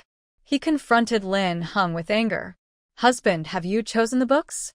If you're ready, let's go." Seeing Gu Jinghuai, Zhizhi quickly walked over and took his hand, worried he might lose his temper and confront Lin Heng. Her husband was about to take an important exam, and if he got into a fight with a scholar, it could affect his test. She couldn't let this troublemaker ruin her husband's chances. Gu Jinghuai was indeed very angry, but when Zhizhi approached him, his anger faded, and he took her hand, ready to leave. "Gu Jinghuai, stop right there. Who do you think you are to marry Zhizhi? You're just a man living off her, relying on her to support you." Lin Heng shouted this out of jealousy. He remembered when Zhizhi was engaged to him, she had no money or status. After marrying Gu Jinghuai, she became strong and started earning money. Why should Gu Jinghuai enjoy all of this while she cannot? Zhizhi suddenly realized that this scoundrel was trying to take advantage of her newfound abilities. Lin Xiaozai, if you are jealous, go home to your wife. I enjoy supporting my husband and spending money on him. If I don't spend money on him for a day, I feel uneasy. Zhizhi's words pleased Gu Jinghuai, but nearly made Lin Heng faint with anger. Zhizhi, how can you be so lowly? As soon as Lin Heng finished speaking, he was slapped. Does your hand hurt, my dear? Zhizhi, how can you hit me? Two different voices spoke at the same time. Gu Jinghuai looked at her with concern, wishing he had acted faster to protect her hands. Lin Heng was in disbelief. He never expected Zhizhi would hit him. He always thought she had special feelings for him. Zhizhi is fine, you don't need to worry, my husband. Facing Gu Jinghuai's concern, Zhizhi was gentle and obedient. But when she turned to Lin Heng, her expression was filled with disgust as she coldly said, I don't need a special occasion to hit you. You've made me sick, so I acted. Just wait a moment, my husband. Before Gu Jinghuai and Lin Heng could react, Zhizhi directly gave Lin Heng a beating. This time, she was clever and didn't just slap him. She used her fists instead. Before she had entered this story, she had learned some self-defense skills as a single woman. Little did she know she would use them today against a scoundrel. Lin Heng, a scholar, was usually pampered and never had to work hard, making him an easy target for Zhizhi. As Lin Heng covered his head, he shouted, Zhizhi, since you dare to hit a scholar, I will report you to the county magistrate. Zhizhi became even angrier upon hearing this. It seemed she hadn't hit him hard enough if he still had the energy to threaten her. Go ahead. I want to see if the magistrate will allow someone like you, who forces married women to divorce and has no morals, to continue taking exams. While she continued to hit Lin Heng, she threatened him. It wasn't just Gu Jinghuai who needed to take exams. Lin Heng needed to as well. You shameless woman. We're going to the county office right now, so I can find you when I report you. Zhizhi dragged Lin Heng away, and he became frightened. Let go of me. I'm already injured. I need to see a doctor. Lin Heng stubbornly refused to leave, crying out as if he were seriously hurt. Zhizhi had only meant to scare him. Now that she was no longer angry, she didn't want to cause trouble for her husband. She kicked Lin Heng twice before following Gu Jinghuai away. Once the two were far enough away, Lin Heng dared to get up, grumbling as he headed home. He felt relieved that he hadn't married Zhizhi. This beating had completely erased his desire to take her as a concubine. On the way, Zhizhi felt a bit embarrassed. She had been so focused on dealing with the scoundrel that she worried her husband might be scared by her fierce side. Gu Jinghuai, on the other hand, was filled with regret.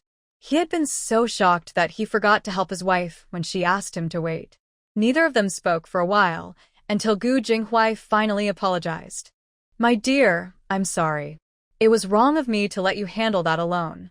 He stopped and, thinking about how Zhizhi had just hit Lin Heng, gently took out a handkerchief to wipe her hands.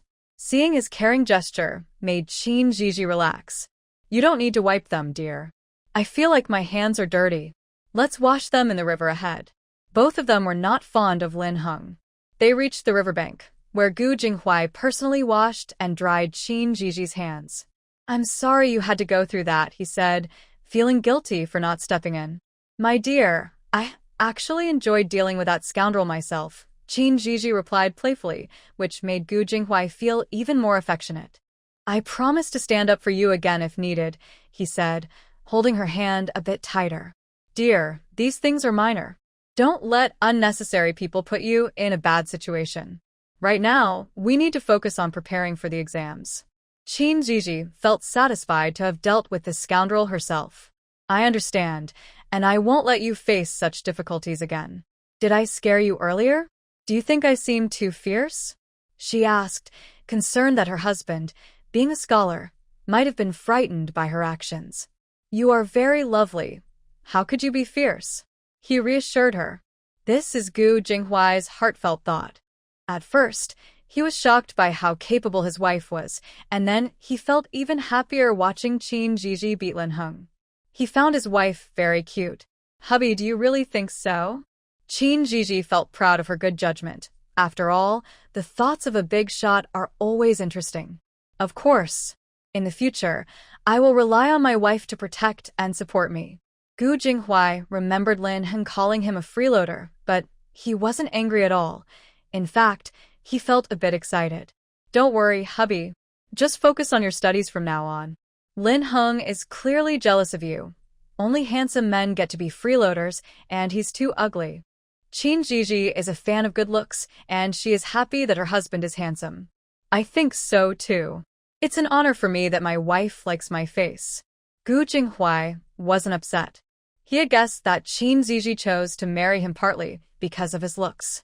He was grateful to his parents for giving him such good looks that made his wife fall for him. It's not just because of your looks, it's also about your character. Over the past year, Zhizhi had slowly fallen in love with Gu Jinghuai, appreciating his character, personality, and respect for her. Today, since we have some free time, let me take you out for a nice stroll. Gu Jinghuai was in a great mood thanks to Zhiji's coaxing, and he took her around the county town. They bought Zhiji's favorite snacks and visited a makeup shop and a jewelry store. No matter where they went or how long they spent shopping, Gu Jinghuai patiently stayed by her side, sometimes offering suggestions without any impatience. By the time they returned home, Gu Jinghuai was carrying quite a few small items. In addition to the snacks for Zhiji, he also bought treats for the kids. When they got home, Gu's mother had already prepared dinner. Gu Zheng, who hadn't seen his sister all day, temporarily forgot his anger when he saw the snacks Zhiji bought. Although his sister had been taken away by her husband, she still remembered him, but Gu Jinghuai didn't get such a warm welcome. As soon as he saw Zhiji, Gu Zheng stuck to her closely and shot a fierce glare at Gu Jinghuai. Gu Jinghuai felt helpless. Both of them were trying to take his wife away from him. How unfortunate he was. But thinking that his wife would still be with him at night, he chose to ignore Gu Zheng's provocation. Who can act cute? His wife definitely preferred his cute side. After dinner, when Zhiji finished washing up and returned to the room, Gu Jinghuai was already lying in bed waiting for her. Zhiji asked in surprise, "Aren't you studying today, my husband?" Normally, Gu Jinghuai would review his lessons after spending the day out, but he was in bed even earlier than she was. Seeing his wife approach, Gu Jinghuai felt a little excited. Spending time with her was more important than studying. Zhiji had just finished bathing, and her hair was still wet. Gu Jinghuai quickly got up to help her dry her hair. "Wife, let me dry your hair first. Be careful not to catch a cold." "I can do it myself, dear," Zhiji replied, thinking it was too much trouble since he was already lying down. "I'll help you," Gu Jinghuai said as he got up, took the towel from her, and knelt on the bed to dry her hair. He was gentle, afraid of hurting her. This wasn't the first time Gu Jinghuai had dried her hair. When they first arrived in this time, there was no hairdryer, and Zhiji was not used to it. He had helped her back then. However, he usually spent little time at home, and he didn't always catch her after she washed her hair. Zhiji had long hair, and it took several towels to dry it completely. Gu Jinghuai showed no impatience, treating each strand like a treasure. "Wife, your hair is dry now. Come to bed quickly so you don't catch a cold." After drying her hair, Gu Jinghuai called her to bed, worried she might get chilly. "Just wait a moment, dear. I need to apply some cream on my face," Zhiji said as she took out a jar of skincare cream, warmed some in her hands, and gently patted it on her face for better absorption. These skincare products were exchanged by Zhiji and specially put into these jars. After applying the cream, she also used some body lotion, as her skin had been a bit dry lately.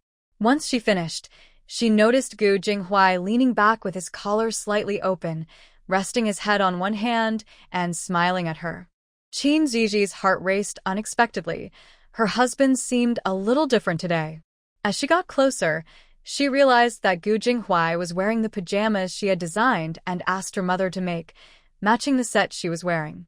She had thought he didn't like the pajamas, since they had been sitting in the closet for a while. Seeing him in them now was unexpectedly charming. Zhiji felt her heart racing. Her husband's handsome face, combined with his perfect expression at that moment, made her feel like she was losing control. She walked to the bed, turned down the bedside lamp, and lay down. Just as she settled in, Gu Jinghua pulled her into his arms. His chin rested on the top of her head as he spoke in a low, restrained voice. "My dear, I've been waiting for you for a long time. If you're tired, you can sleep first next time." "You don't have to wait for me," Zhizhi said, thinking that she had taken too long today and made Gu Jinghua anxious. "But I can't sleep without you here," he replied. "Now that I'm back, you should go to sleep," she urged, sensing the atmosphere becoming more intimate. Hearing her prompt, Gu Jinghua felt that his charm wasn't enough for her to want to stay awake. So, he took her hand and placed it on his abs. "You have to touch them before I can sleep." Zhizhi was taken aback. Had her husband been influenced by Lin Heng during the day and unlocked a new skill? But since his abs were there, she couldn't resist touching them. As she grew bolder, Gu Jinghuai's self-control finally broke. Just as Zhizhi was enjoying herself, he held her hand and began kissing her forehead, cheeks, behind her ears, and neck. The faint scent of body lotion heightened Gu Jinghuai's senses until Zhizhi was breathless, prompting him to end the kiss. "My dear, remember to breathe," he said, and after a brief pause, he kissed her again. At that moment, Zhizhi felt completely defenseless, and she realized that the top 2 buttons of her pajamas had come undone. Her shoulders were exposed, and the dim candlelight made it hard to resist. Gu Jinghuai's kisses traveled downward, landing on her chest, and another button popped open, followed by a soft sound from her. Zhizhi felt both shy and annoyed. How could her husband kiss there?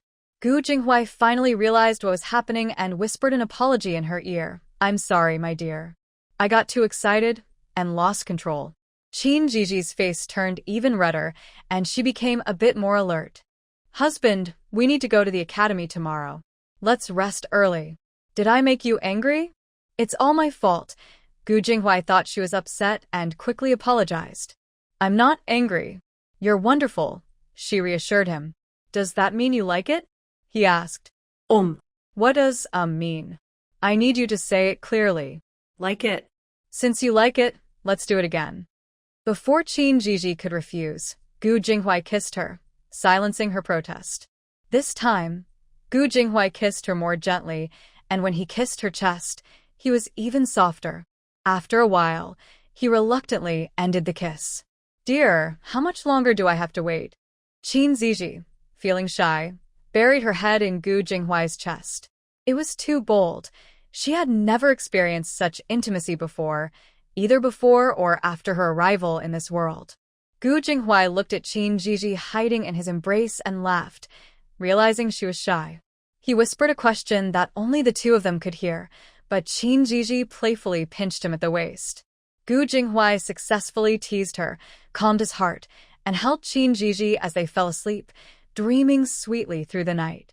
The next day, as soon as Zhizhi opened her eyes, she saw Gu Jinghua looking at her, eager to help as soon as she woke up. He personally chose her outfit for the day, assisted her with washing up, and even drew her eyebrows himself. Seeing her eyebrows looking more exquisite than her own work, Zhizhi was thrilled, surprised that her husband had such talent. "If you like it, I'll draw for you every day," Gu Jinghua said, smiling happily at her delight. "Then I'll have to trouble you from now on." "It's no trouble, as long as you like it." Once they were ready, they left the room together. Breakfast was still made by Gu's mother, who felt sweet inside watching her son and daughter-in-law's good relationship. Everyone in the Gu family sensed Gu Jinghua's good mood that day.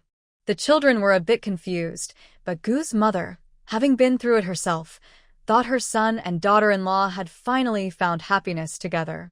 Before they knew it, June had arrived, and the weather was getting warmer.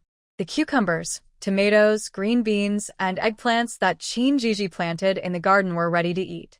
Sugar-coated tomatoes had become the children's favorite. Today, Zhizhi went to the garden and picked a basket of ripe tomatoes. After washing them with clean water, she placed them in a basket to cool in the well water. Zhizhi used to love eating chilled tomatoes from the refrigerator, but since there was no refrigerator here, she had to use well water instead. Once the tomatoes were chilled, she sliced them thinly, arranged them on a plate, and sprinkled sugar layer by layer to enhance the flavor. When the sugar melted, they were ready to eat, tangy, sweet, and refreshing. On hot days after school, the children eagerly looked forward to tasting such a delicious treat. It was another holiday, and this time not only Ning Xian came, but he also brought his sister Ning Ning. The moment Ning Ning saw Qin Zhizhi, she liked her immediately and approached to greet her, saying, "Sister Zhizhi, I heard from my brother that you have delicious food here, so I asked him to bring me along. I hope it's not a bother." The little girl was slightly chubby with a round face, and she looked very cute when she smiled. "Welcome to the Gu family. If you want to eat something, just tell your sister and I'll make it for you," Qin Zhizhi said, holding the little girl's hand with a sincere smile. "Thank you, Sister Zhizhi." Seeing that Qin Zhizhi genuinely welcomed her, Ning Ning finally felt at ease and decided to follow Qin Zhizhi instead of her brother. "Sister Zhizhi, I'll help you." Ning Ning cheerfully followed behind Qin Zhizhi. Qin Zhizhi noticed that the little girl had never done these things before, but she was very eager to learn, so she first taught her how to pick vegetables. Seeing that Qin Zhizhi really gave her tasks, the little girl learned with great focus. Ning Xian and Qin Qingyan watched them for a while and, seeing that the two got along well, they felt relieved. "I told you bringing my sister would make her happy." Ning Xian had wanted to bring Ning Ning over for a long time, but various reasons had delayed him. The reason it went so smoothly this time was that something had happened to his sister a couple of days ago, so he used the excuse of taking her out to relax to bring her to the Gu family. "The countryside is different from the county town. I was worried she wouldn't be comfortable here." Qin Qingyan didn't mind bringing Ning Ning over, but he was concerned about causing trouble. Ning Ning was the youngest daughter of the Ning family and was very cherished. My sister isn't that delicate. You'll see once you get to know her better." In Ning Xian's eyes, his sister was the cutest, while Qin Qingyan thought she seemed delicate because he didn't know her well. Qin Qingyan thought his good friend had a strange way of thinking. How could a man from outside be close to the daughter of the county magistrate? Not wanting to argue with Ning Xian, Qin Qingyan turned to find Gu Jinghuai and his older brother first. "Why are you walking so fast? We were just talking about Ning Ning. Ever since you saved her, she sees you as her brother." Before Ning Xian could finish, Qin Qingyan covered his mouth. "Sure, don't mention this again, especially in front of my sister, my brother, and Jinghuai." Ning Xian struggled to say something, but with Qin Qingyan covering his mouth, he could only make muffled sounds. "Promise me first, or I won't let go." Qin Qingyan threatened Ning Xian, and since he was under his roof, Ning Xian could only nod in agreement. Ning Xian nodded, and only then did Qin Qingyan release his hand, looking quite disgusted as he took out a handkerchief to wipe his hands. "Qin Qingyan, don't go too far. You covered my mouth, and now you act like you're disgusted with me." Ning Xian was furious, wanting to confront Qin Qingyan. "Watch your mouth, or I won't let my sister cook for you." Ning Xian pointed at Qin Qingyan, stammering, You. After all, Qin Qingyan had a hold over him, so he reluctantly said, "Got it. Adjust your expression. Let's go to the study." Qin Qingyan was worried that his older brother and brother-in-law would notice, so he made sure Ning Xian managed his expression before they headed to the study. Ning Xian noted everything Qin Qingyan did in his mind, waiting for his chance. He waved his folding fan and returned to his gentlemanly demeanor, which pleased Qin Qingyan greatly. For lunch, Qin Zhizhi planned to make a dish in an iron pot. The chicken was from their own farm, and the ribs were just bought by their father today. They had potatoes at home, mushrooms picked yesterday, and green beans from the garden. Qin Zhizhi wasn't skilled at catching or killing chickens, so she had to ask her mother-in-law for help. "Mom, can you help me catch a chicken and kill it?" "Just a moment, I'll be right there." Mother Gu heard Qin Zhizhi calling for help, finished her last stitch, and went straight to the chicken coop. Once the chicken was prepared, Qin Zhizhi had also boiled water ready. She placed the chicken in a basin, poured the boiling water over it, and used something to turn the chicken so it was fully submerged. "Zhizhi, I'll handle the chicken. You go do something else." Zhizhi helped Mother Gu carry the basin to the yard, where Mother Gu found a stool to sit on, rolled up her sleeves, and got ready to pluck the feathers. While Mother Gu handled the chicken, Zhizhi prepared the other ingredients, washing the ribs, peeling and cutting the potatoes into small pieces, cleaning and slicing the mushrooms, and cutting the green beans in half. After the chicken was cleaned, Zhizhi blanched the chicken and ribs, then set them aside to rest. Next, she added some flour to the pot to let it sit for a while. Then, she poured oil into the pot and added rock sugar to caramelize it, adding the blanched ribs and chicken pieces to the pot, stirring until they were coated in the caramel. She then added the pre-prepared ingredients, stir-fried for a while, and poured in boiling water to cover the ribs and chicken, covering the pot and simmering on low heat. When it was almost done, she added the potatoes, green beans, and mushrooms to continue cooking. Finally, place the pancakes around the edge of the pot. The pancakes can also be half on the vegetables and half on the pot, so they soak up the flavors as they cook. Zhizhi personally prefers pancakes with sauce, as they absorb all the juices, making each bite delightful. However, she worried that some might not like this style, so she only made half with sauce. The iron pot stew is hearty, and to avoid it being too rich, Zhizhi also prepared refreshing cold cucumber salad, a plate of previously pickled bamboo shoots, and a sweet tomato salad with fried peanuts. Concerned that there might not be enough pancakes, she also cooked some rice, which pairs well with the stew. At the Gu family's dining table, Ning took a bite of the iron pot stew, and her eyes lit up. She and her brother both love food, but the little girl is a bit chubby, so she usually doesn't eat too much. Try this. Zhizhi pointed to the cold cucumber salad. Ning isn't fond of green vegetables and felt a bit reluctant at first, but since it was recommended by Zhizhi, she decided to give it a try. It was crunchy and very appetizing. Unable to resist, she took another piece, feeling very satisfied, and then tried the sweet tomato salad, pleasantly surprised. While enjoying the delicious food, Ning couldn't help but glare at her brother. It was such tasty food, and he only brought her here now. However, Ning Xian, who was focused on eating, didn't notice his sister's signal. Sitting next to Ning Xian, Qingyan noticed the little girl glaring at her brother while enjoying her food. He nudged Ning Xian to remind him to look at Ning. Ning Xian, happily eating, asked, "Qingyan, why are you bothering me while I'm eating? You knocked my rib off the table, what a waste." Seeing the rib that Qingyan had knocked onto the table, Ning Xian looked regretful. If it weren't for the situation, he would have picked it up to eat. Ning guessed what her brother was thinking from his expression and smiled. Zhizhi quietly observed the expressions of the three and felt there was definitely a story there. She planned to ask Ning about it later. When Ning looked at her, Qingyan quickly focused on his food, secretly planning how to send the brother-sister duo away soon. Zhizhi picked a piece of chicken breast for Guzheng, which is his favorite. "Thank you, sister.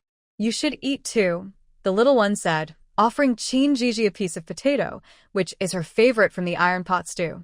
The little one shot a glance at Gu Jinghua, as if to say, "You only care about yourself and don't even think to serve your wife." Gu Jinghua smiled helplessly and then placed a rib into Zhizhi's bowl. Zhizhi felt a bit shy. With so many people around, she had privately discussed with Gu Jinghua about not serving food, fearing it would be awkward. However, today Gu Jinghua, influenced by Gu Zheng, unexpectedly served some food. The others laughed at their interaction and continued eating. Ning felt envious. Sister Zhizhi and brother-in-law Gu were truly affectionate. Watching her brother still focused on his meal, Ning couldn't help but think how different things were. No wonder brother Gu had a partner, while her own brother was still single. She decided to tell her brother to learn from brother-in-law Gu so he could find her a sister-in-law soon. Ning Xian snatched the last piece of rib from the iron pot, even taking it from Qingyan. He felt satisfied, having bullied someone who threatened him. All the lunch prepared by Zhizhi was eaten up, even the soup was finished by the kids with their rice. After the meal, Gu Jinghua and the Qin brothers took the initiative to wash the dishes, leaving Ning astonished. In her mind, men didn't do such chores. "Zhizhi, do brother-in-law and brother Qin usually do this?" Ning quietly asked. Yes, they ate too, so they should help out. You also helped your sister pick vegetables, Zhizhi replied. She didn't want to change others' views alone, but she hoped everyone would participate in her own home. Brother-in-law and brother Qin are really nice, Ning sincerely praised. Look, your brother is also doing well. Following Zhiji's gaze, Ning saw her brother cleaning the table and sweeping with the kids, and she was shocked. Her brother had never done these things at home after meals. It's my first time seeing my brother so hardworking. It's true that you become like those you spend time with, Ning remarked, making Gu's mother and Zhizhi laugh. The Ning family had servants, so the siblings didn't need to do these tasks. The young lady raised in luxury and the young master aiming for a career didn't need to do such work. This break was still 2 days long. Seeing his sister enjoy her time with Zhizhi, Ning Xian decided to stay the night and take her back the next day. That evening, Zhizhi arranged a barbecue. To balance work and relaxation, she assigned everyone tasks from preparing ingredients to grilling, emphasizing self-sufficiency. Ning had never experienced such a life before. Although it was tiring, she was very happy. She didn't know how to do many things, but she was energetic and eager to learn, busying herself alongside Zhizhi. Zhizhi, are these grilled foods really delicious? That depends on who is grilling. I have a special barbecue sauce that I will sprinkle on later. I guarantee it will smell amazing. Barbecue is a very popular food nowadays, and she couldn't believe that anyone wouldn't like it. Zhiji's cooking is so good, but unfortunately, I'm too heavy to eat much. Sigh. Ning sighed heavily when she thought about her weight. Where are you heavy? You just have a baby face. Just control it a bit. You don't need to worry too much. Zhiji smiled and comforted her.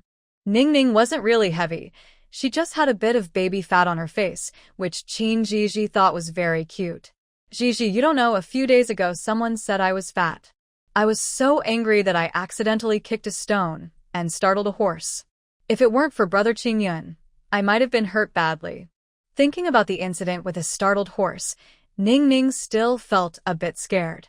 Zhiji immediately sensed some gossip and asked with a smile, Your second brother saved you? Yes, Brother Qingyun is really amazing. If he hadn't calmed that horse, I would have definitely been hurt. The little girl looked full of admiration, and Zhiji's curiosity was instantly piqued. Tell me more. I thought your second brother only studied. I've never seen him do something so impressive. Brother Qingyun is really capable. Ning instinctively defended him, making Zhiji even more excited. Did you know my second brother before? Zhi asked curiously. Brother Gu, Brother Qin, and Brother Qingyun are classmates with my brother. I've only seen them from a distance at the mansion before. Ning's previous interactions with them were limited to polite greetings.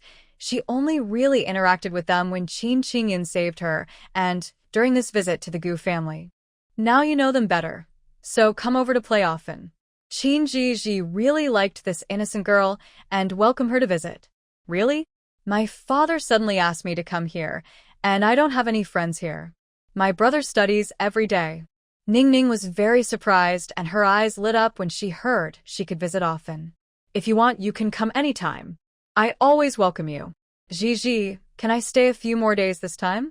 I really like it here. Ning took the chance to make her request. As long as your family agrees, of course. I will make you delicious food every day. Okay, I'll go tell my brother. Ning was extremely happy to hear she could stay longer. She put down the skewers and ran to find her brother. Zhiji smiled as she watched the little girl happily running away. Ning was so focused on finding her brother that she forgot to watch her step and accidentally tripped. Just as she thought she was going to fall, a strong pair of hands caught her waist. Be careful. Qingyun was quick to catch Ning, even faster than Ning Xian. After studying her, he quickly let go and kept a little distance. Ning noticed the deliberate space between them, and her eyes turned red. She thought, I only gained a little weight. Why does even Brother Qingyun seem to dislike me? Seeing his sister's eyes were red, Ning Xian thought she might be hurt and asked with concern, Are you in pain? Did you get hurt anywhere? No, the little girl replied, sounding wronged. Ning Xian checked her over to make sure she was okay before feeling relieved. You're old enough now. You can't be so careless. If you got hurt, Mother would definitely be upset with me, and she wouldn't let you come out to play again. Ning Xian patted his sister's head, not scolding her.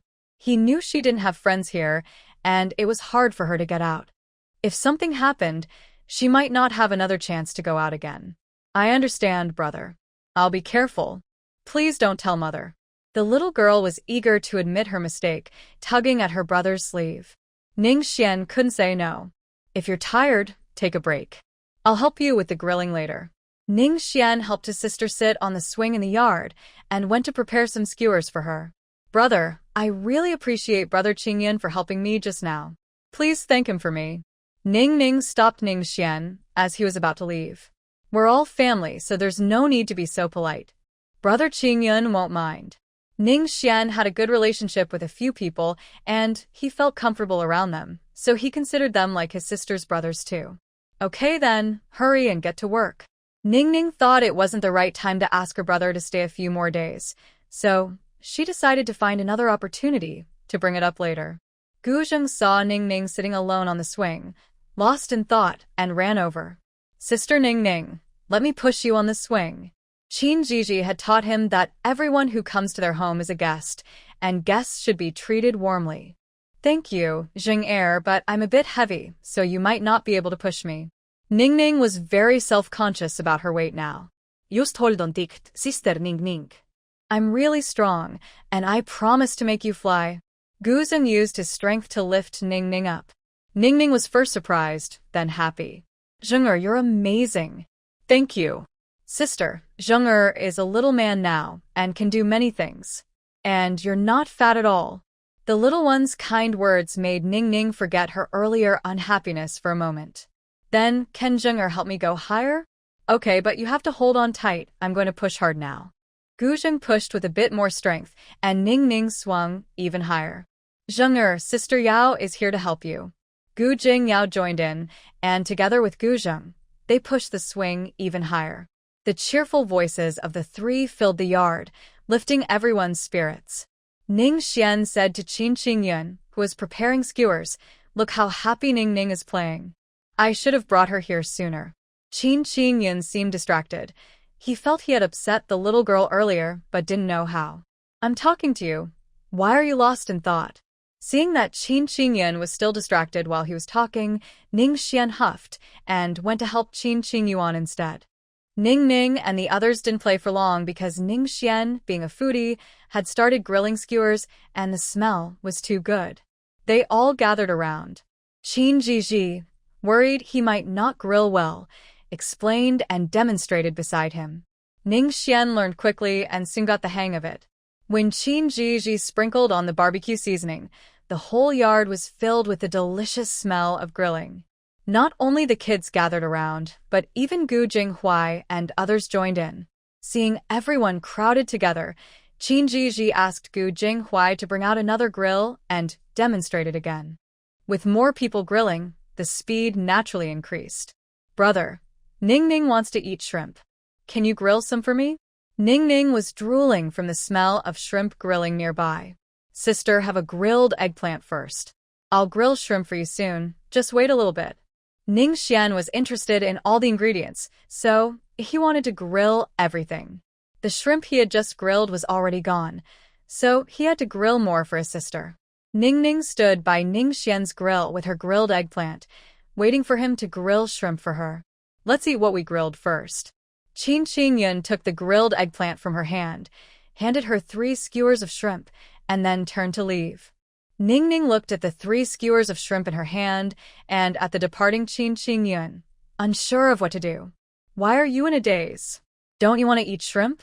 Hurry up and try it. Is it better that I grilled it or that Qingyun grilled it?" Ning Xian urged as he noticed his sister staring at the shrimp in her hand. Ning Xian's voice was loud, and Ning, worried that Qingyun would hear, quickly took the grilled eggplant that Qingyun had placed on the plate and stuffed it into Ning Xian's mouth. "Brother, you worked hard. Eat some grilled eggplant. It won't taste good if it gets cold." With his mouth full of eggplant, Ning Xian could only chew vigorously and remained silent for a moment. Once he finished the eggplant, he saw his sister enjoying the grilled shrimp as if it were a rare delicacy, and he felt a bit uncertain. He thought that Qin Qingyun's grilling was better than his, so Ning Xian ran over to where Qin Qingyun was, grabbed a few skewers of grilled shrimp, and hurried back. He handed 2 skewers to his sister and ate the remaining 2 himself. Ning Xian realized that Qin Qingyun's grilling was indeed tastier than his own. Feeling competitive, Ning Xian continued to work hard, determined to grill something even more delicious. Ning Zhizhi guessed Ning Xian's thoughts from his expression and waved to Ning Ning, calling her over. "Ninger, come try the fish I grilled." Hearing her call, Ning Ning happily went to Ning Zhizhi without waiting for her brother to give her shrimp. "Ninger, come taste this, it's really good." Ning Zhizhi presented the freshly grilled food to Ning Ning. With her guidance, the food turned out quite tasty. "Thank you, Zhizhi sister. You should eat too." Ning Ning took the plate and placed it on the table, pulling Ning Zhizhi to eat together. "Jingyao, come over and join us." Ning Ning called to Gu Jingyao, who was gathered around Ning Xian's grill. The group sat together, enjoying the barbecue and stealing glances at Qin Qingyun, which made them even happier. Qin Qingyun felt someone looking at him, and when he looked up, he saw the little girl enjoying her food, a smile forming on his lips. Gu Jinghuai followed Qin Qingyun's gaze and smiled mysteriously, finding the situation increasingly interesting. In the end, Ning Xian successfully grilled barbecue that was even better than what Qin Qingyun had made. The children had eaten their fill and went off to play, leaving just a few people gathered to eat and chat. Qin Zhizhi had also prepared some drinks, which pleased everyone. Eventually, feeling tired, Qin Zhizhi decided to go back and sleep while the others continued chatting. They talked late into the night, cleaning up and washing everything before heading off to bed. When Gu Jinghuai returned to the house, Qin Zhizhi was already fast asleep. To avoid waking her, he quietly took off his outer shirt and soon fell asleep holding her close.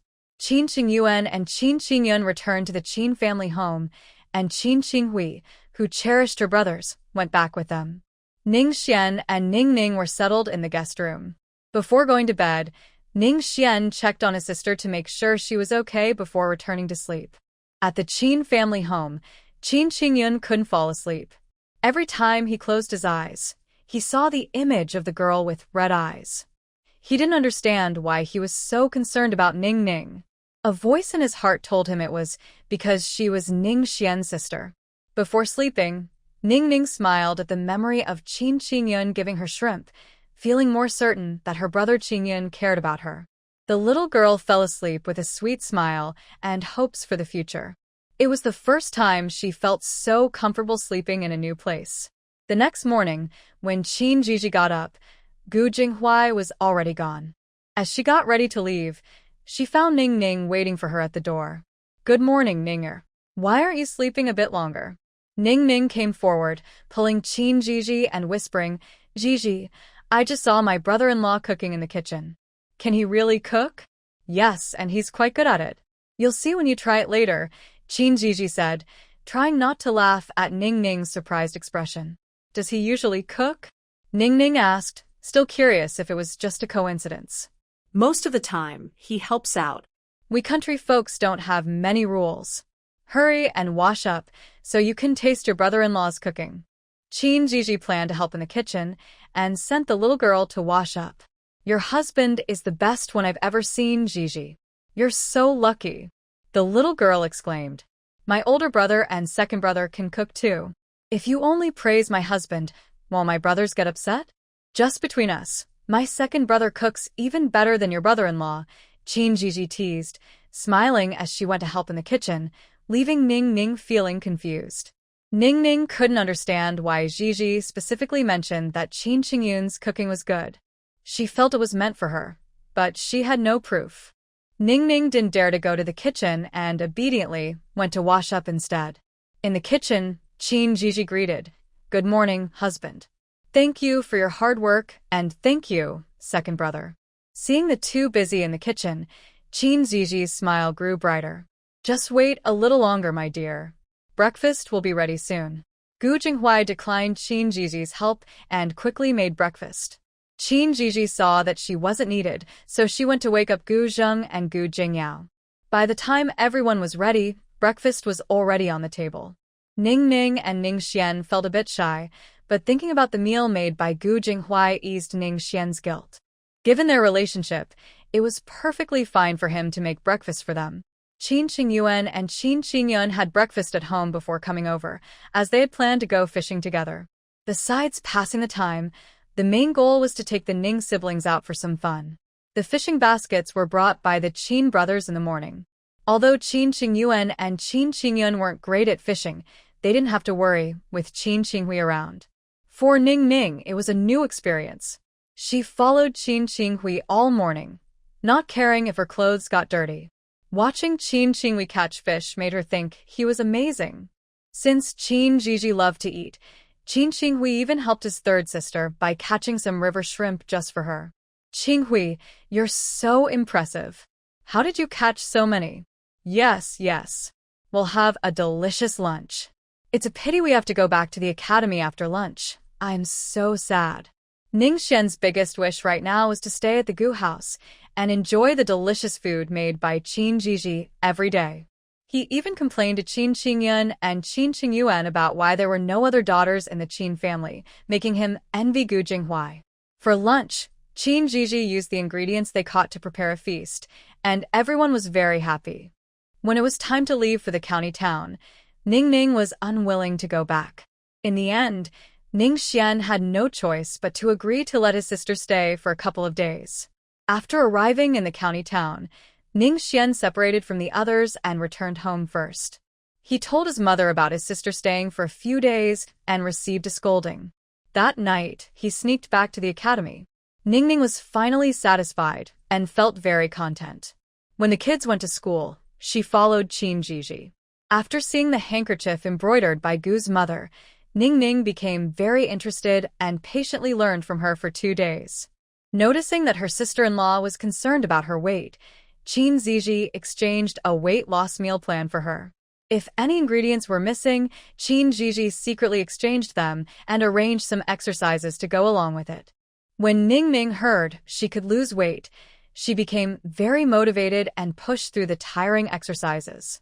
Although the meals were lighter, Qin Zhizhi's cooking was delicious. Watching herself gradually lose weight made Ning Ning extremely happy. A few children were sweet-talking, surrounding Ning Ning and getting lost in their praises of sister. You look thinner again. The county magistrate's wife visited on a day off, accompanied by her son, Ning Xian.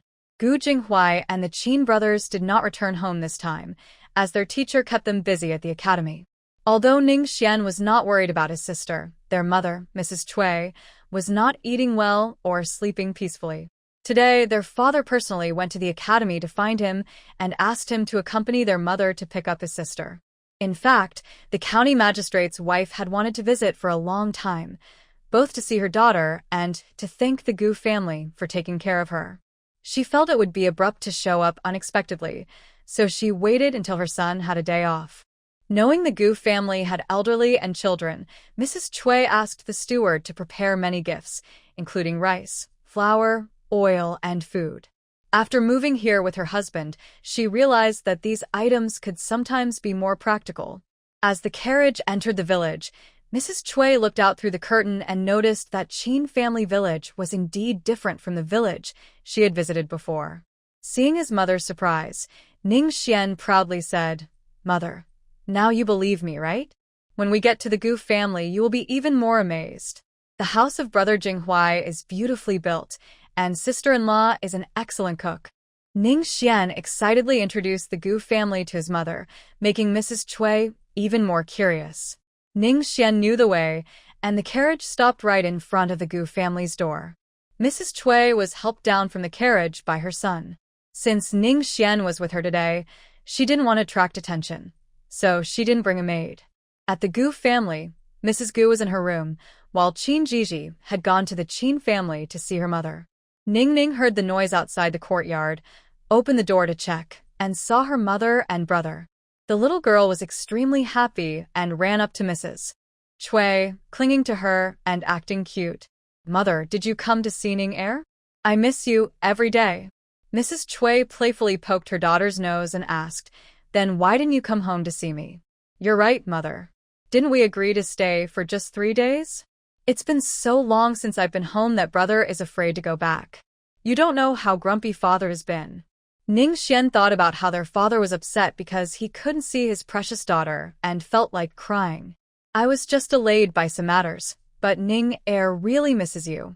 Ning Ning continued to act cute, knowing that her parents were easily swayed by her charm.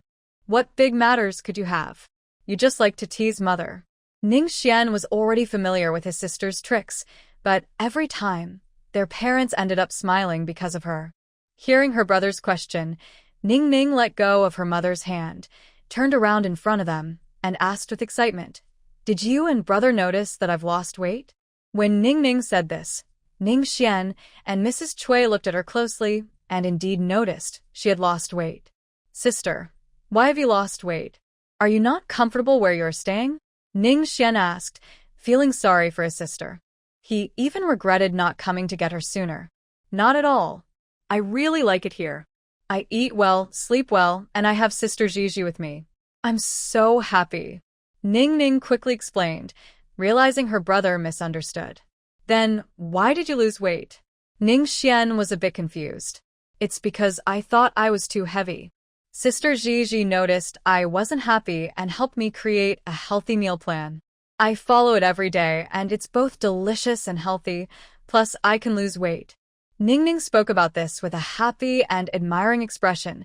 She really liked her current self. In her mind, all the credit went to Qin Zhizhi, and her own efforts were minimal.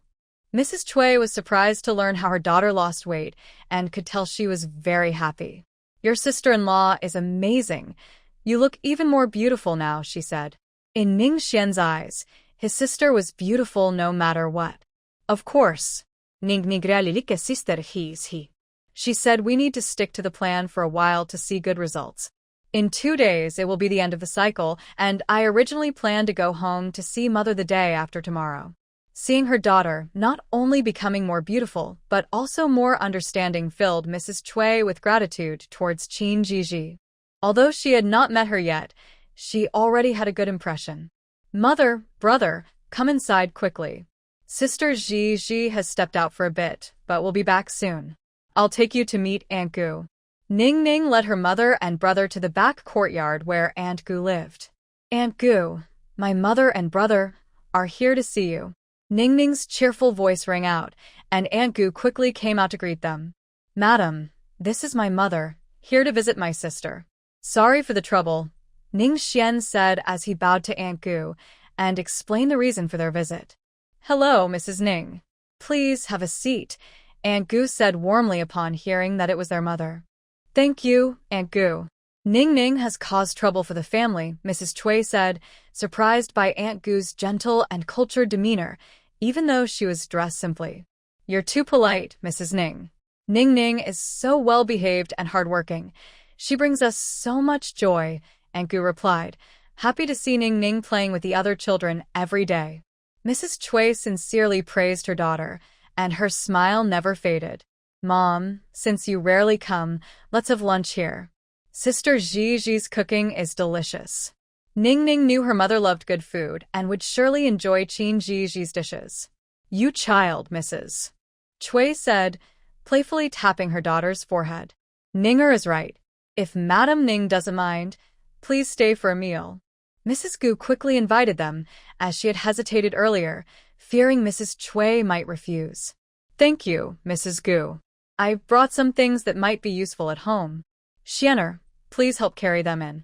Deciding to stay for lunch, Mrs. Chui remembered the items she had brought. Since there were only 4 of them at the Gu household, it was most suitable for her son Ning Xian to help. Got it, Mom. Ning Xian turned to go get the items, but was stopped by his sister. Brother, go later. School will end soon. Let's wait for them to come together, okay? Ning Ning always thought of the children, believing it was more meaningful to do things together. Do you want to wait for Sister Jingyao too? Ning Xian guessed his sister would like that. Yes. They always include me in everything, and I can't do things alone, or they'll be upset. Ning Ning felt that friends should do everything together. Ning Xian was momentarily unsure how to respond, but since his sister asked, he agreed. Mrs. Gu and Mrs. Cui chatted over tea, with Ning Ning and Ning Xian keeping them company, discussing the children without any awkwardness. Mom, Ningar, I'm back. I saw a carriage at the door. Are there guests at home? Qin Zhizhi, carrying a basket of vegetables, asked from the yard before entering. Sister Zhizhi, you're back. My mother is here. Ninger, take Sister Zhizhi to meet my mom.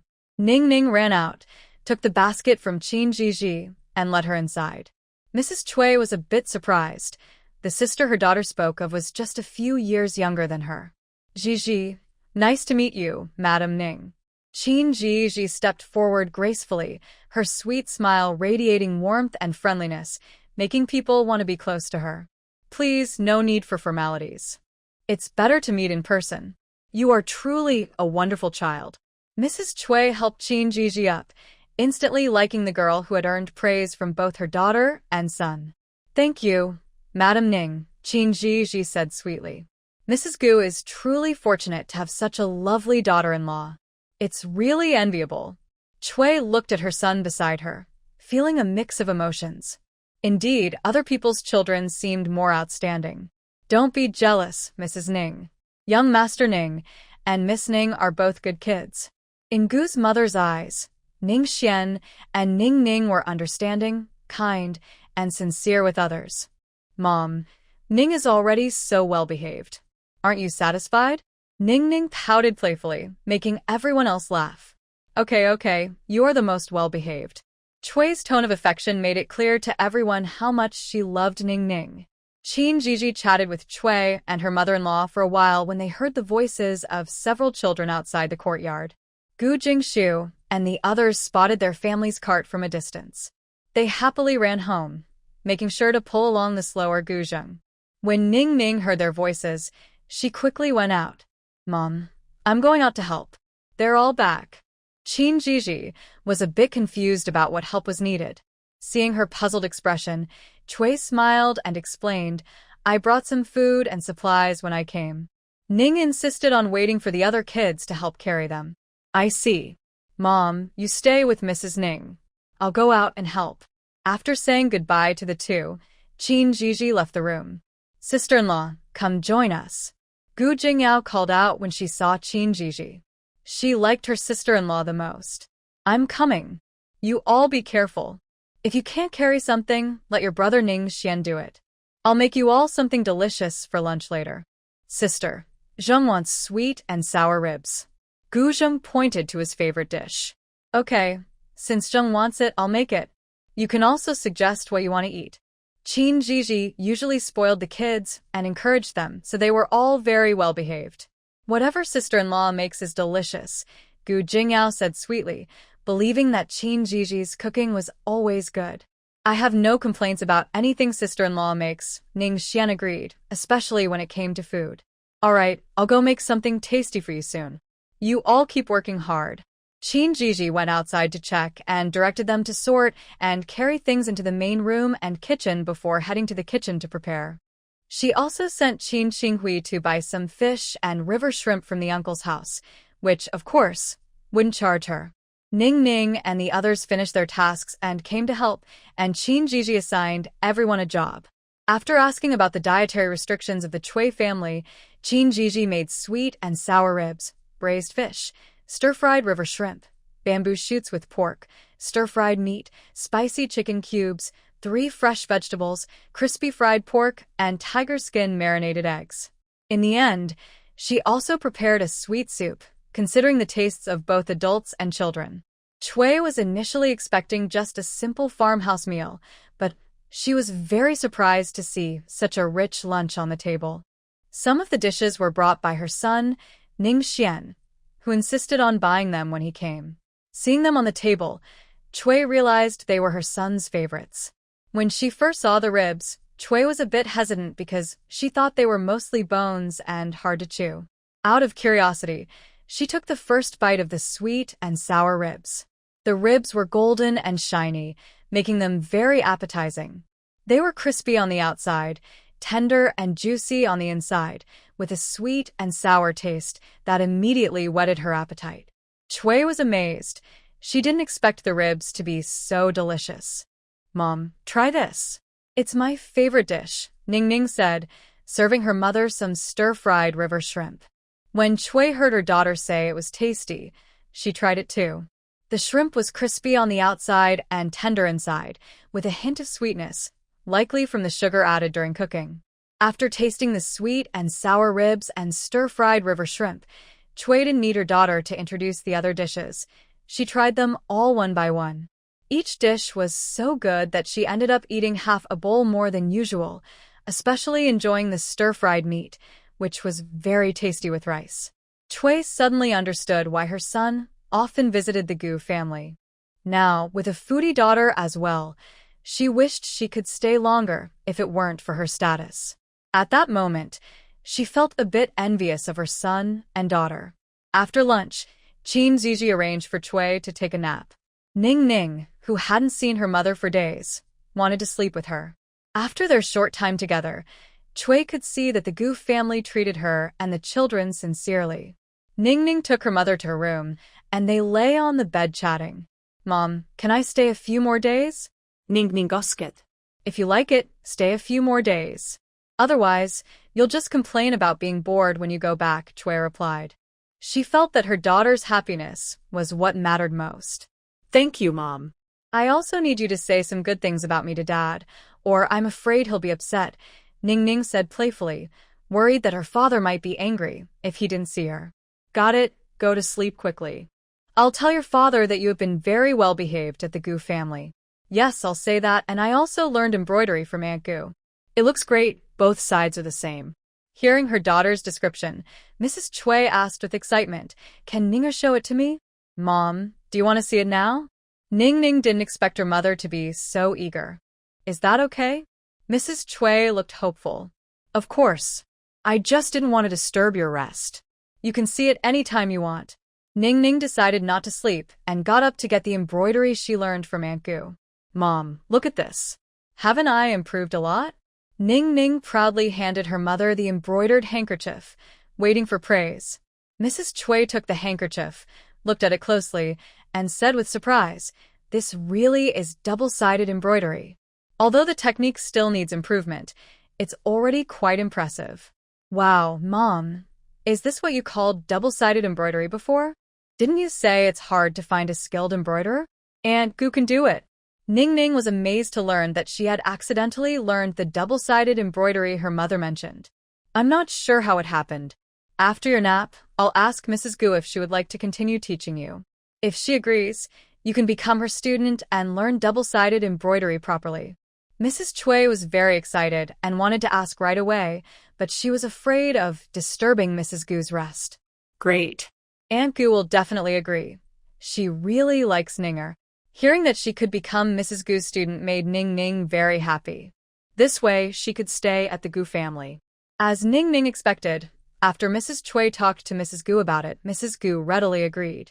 She already liked the little girl Ning Ning, and seeing her eager to learn, she had no reason to refuse. Since her daughter-in-law Qin Zhizhi and daughter Gu Jingyao didn't like embroidery, it was nice to see that Ning Ning was interested in carrying on the craft.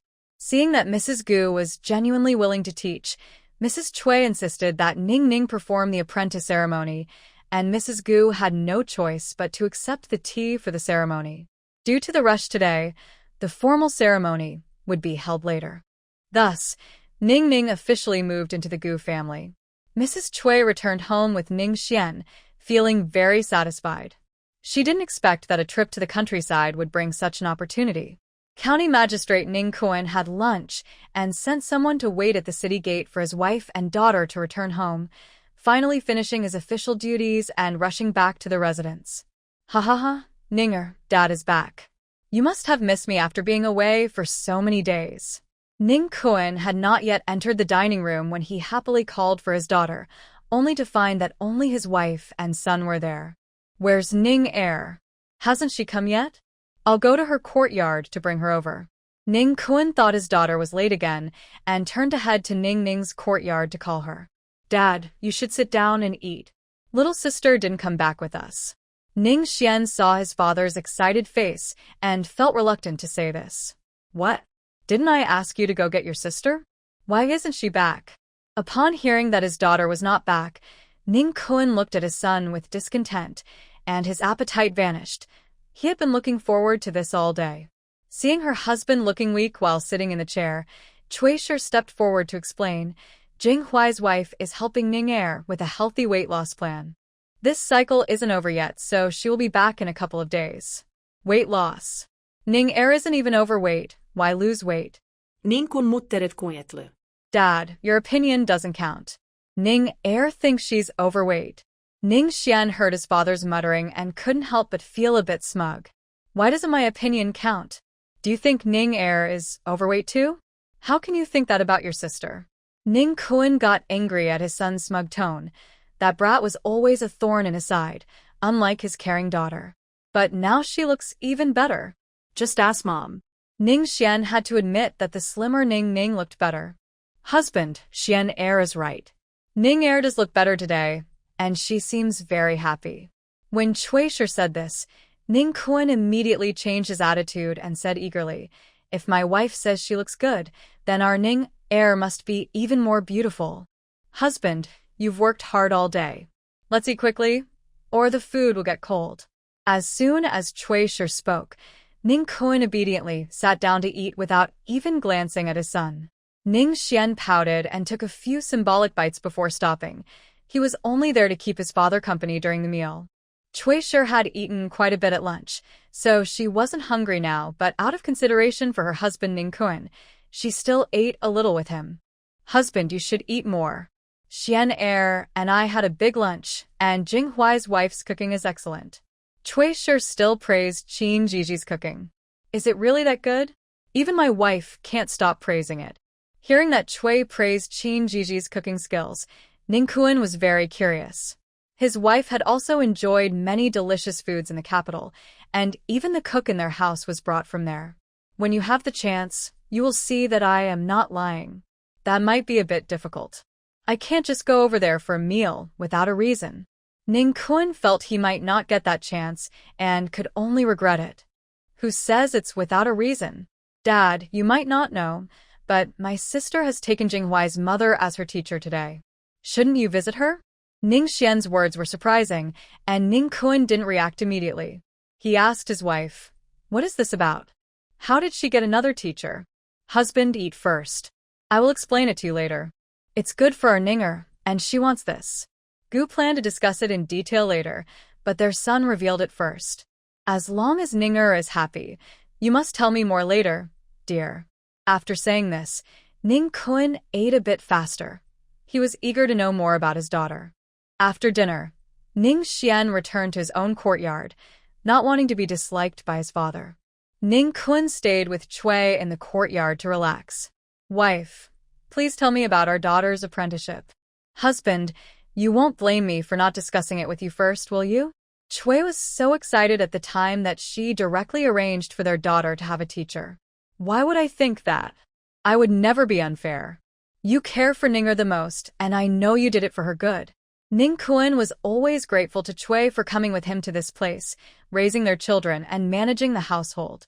I had mentioned before that I wanted to find a teacher for Ninger who could teach her double-sided embroidery, but I hadn't found one.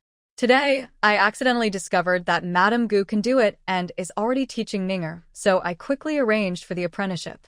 Cui explained the reason for their daughter's apprenticeship in a few simple sentences. Ning Kun was very surprised. He had been asking around for a suitable teacher, but had not found one. He never expected that their daughter would find one herself after a trip to the countryside. That's truly amazing. I can't believe Ninger found it herself. This apprenticeship is wonderful. Ning Kun was very happy. Isn't it? Plus, Madame Gu treats people and things very well. She doesn't seem like a country person at all. Cui had spent almost a day with Madame Gu and had a very good impression of her. Oh, it seems the Gu family has some background, and Jing Huai seems exceptional. He will surely achieve great things in the future. Ning Kun had a deep impression of Gu Jinghuai. Besides being his son's classmate, he was also the top scorer in both the county and provincial exams. Today is a bit rushed. Let's find another time for my husband to visit, and we can also bring the gift for our teacher. That's a good idea, madam. It will also give me a chance to enjoy a meal and taste Jinghwai's wife's cooking. I promise you will be pleasantly surprised. Please prepare the teacher's gift quickly, so we can visit and also see our daughter. Tasting delicious food is important, but seeing their daughter is even more important. Chui has 3 children. The eldest son works in the capital and has his own family. The second son is Ning Xian, who is still studying, and Ning Ning is the youngest daughter, who is the most cherished. Not only are her parents fond of her, but both brothers also dote on their little sister, and even the elderly matriarch spoils her greatly. This time, Ning Kun took Ning Ning with him on his trip, and the matriarch was so upset that she hasn't spoken to her son since. If it weren't for Ning Ning insisting on following her parents, the matriarch would have kept her in the capital. By the way, husband, I find that Mrs. Gu looks very familiar, but I can't recall where I've seen her before. Chui thought more about it and felt she recognized her, but couldn't remember who she resembled. Could it be that you met her mother, madam? Since you've seen Jinghwai a few times, you might feel familiar when you see Mrs. Gu. Chui considered this possibility and smiled, saying, "You might be right. She could look like Jinghwai. We'll know for sure when you see her next time." Now I'm even more curious after what you said. Ning Kun was already planning his free time in his mind, eager to visit the Gu family soon. A few days later, Ning Ning finally decided to go home. Today, she was accompanying Zhizhi to the county to find Manager Wang, and then she would spend a few days with her mother before visiting the Gu family. Early in the morning, he drove the ox cart with her and Zhizhi, mainly because Zhizhi wanted to buy some things, so they set off early. Although Ning Ning was a young lady from a noble family, she was not spoiled at all and chatted happily with Zhizhi on the cart. "Uncle Qin, this is my first time riding in an ox cart. It's so much fun. How long will it take to reach the county?" Ning Ning was excited about everything on her first ride. "Miss Ning, the ox cart is slower than a horse cart. It will take us half an hour to reach the county. Please hold on tight, as the ride can be a bit bumpy." He was concerned that the young girl might not be used to the ox cart and worried she wouldn't handle the bumps well. "Uncle Qin, don't worry. Ninger is sitting very steadily. Also, you don't have to call me Miss Ning, just call me Ninger like Zhizhi does. It feels less formal that way." Ning Ning often visits the Qin family and is already familiar with everyone there. She likes being called Ninger by everyone. He is still getting used to it and sometimes calls her Miss Ning. It's all Uncle Qin's slip of the tongue. "From now on, I'll call you Ninger," he said, feeling a bit embarrassed since Ning Ning had mentioned this before. "Sister Zhizhi, I'll go with you to the restaurant later. Since we're already in town, it doesn't matter if we go back a bit later." Ning Ning clung to Zhizhi's arm playfully, wanting to spend more time with her. "All right, if you want to go, then let's go together," Zhizhi said, not minding bringing Ning Ning along to handle some business at the restaurant. If the timing is right, they can even have lunch there. "I'll go to the county office first to surprise Dad," Ning Ning planned, excited to see her father, Ning Kun. "Are we taking the ox cart?" Zhizhi teased. "Of course. I want to ride in the ox cart driven by Uncle Qin today." The little girl, realizing Zhizhi was joking, became even more determined to ride in the ox cart. Okay. If our Ninga wants to ride in the ox cart, then we'll take the ox cart," Zhizhi said, wrapping an arm around Ning Ning to keep her steady. "Sister, what are you going to do at the restaurant?" Ning Ning was unaware of Zhizhi's business dealings with the restaurant. "I'm going to discuss some business with Manager Wang," Zhizhi replied, not intending to hide it from Ning Ning. Hearing that Zhizhi was going to discuss business made Ning Ning admire her even more. "Sister Zhizhi is amazing. I also have a few shops, but they're all in the capital. When you go to the capital with Brother Gu in the future, I want to work with you too. I'll be waiting for that. When we get back, I'll make sure to encourage your brother-in-law to study hard." "No need to encourage him. Brother Gu is already very capable. I've heard Dad praise him." Ning Kun had praised Gu Jinghwai while scolding Ning Xian, and Ning Ning happened to overhear it. Qin Zhizhi became interested when she heard Ning Ning mention the county magistrate praising Gu Jinghuai and curiously asked, "Oh, how did your dad praise your brother-in-law?"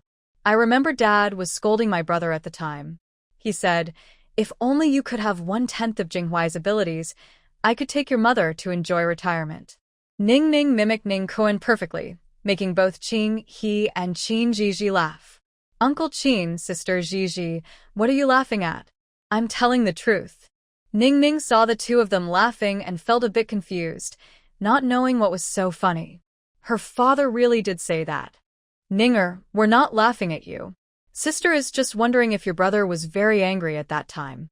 Ning Ning thought seriously for a moment and said, "He probably wasn't. That day at dinner, he even took my lion's head meatball and got scolded by Dad.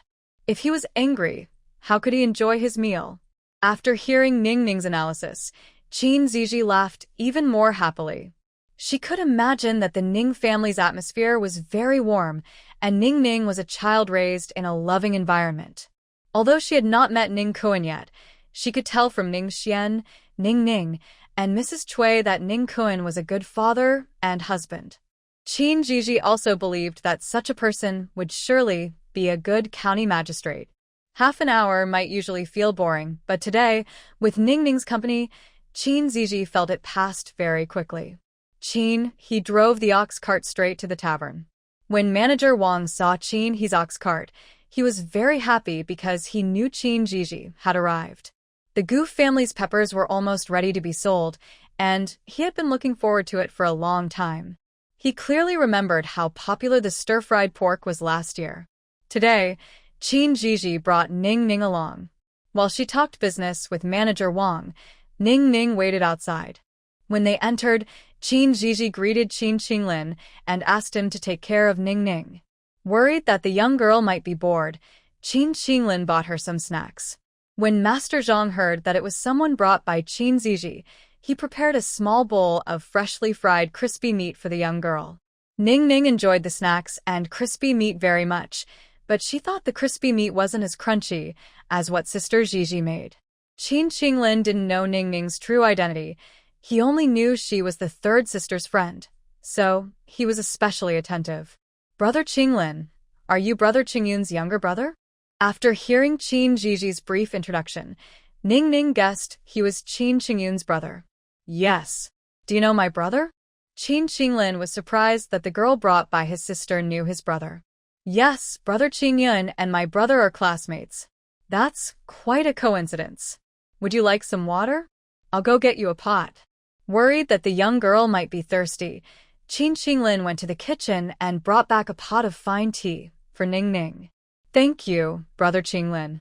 Do you think the manager will deduct your pay if he finds out?" Ning Ning asked cautiously. "Don't worry, he won't.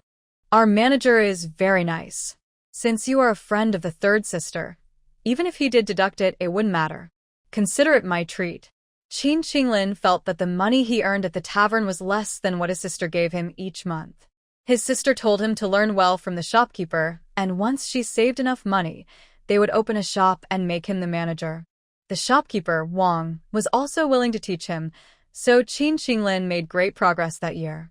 "Thank you, Brother Qinglin." "You're welcome. My sister's friends are my friends."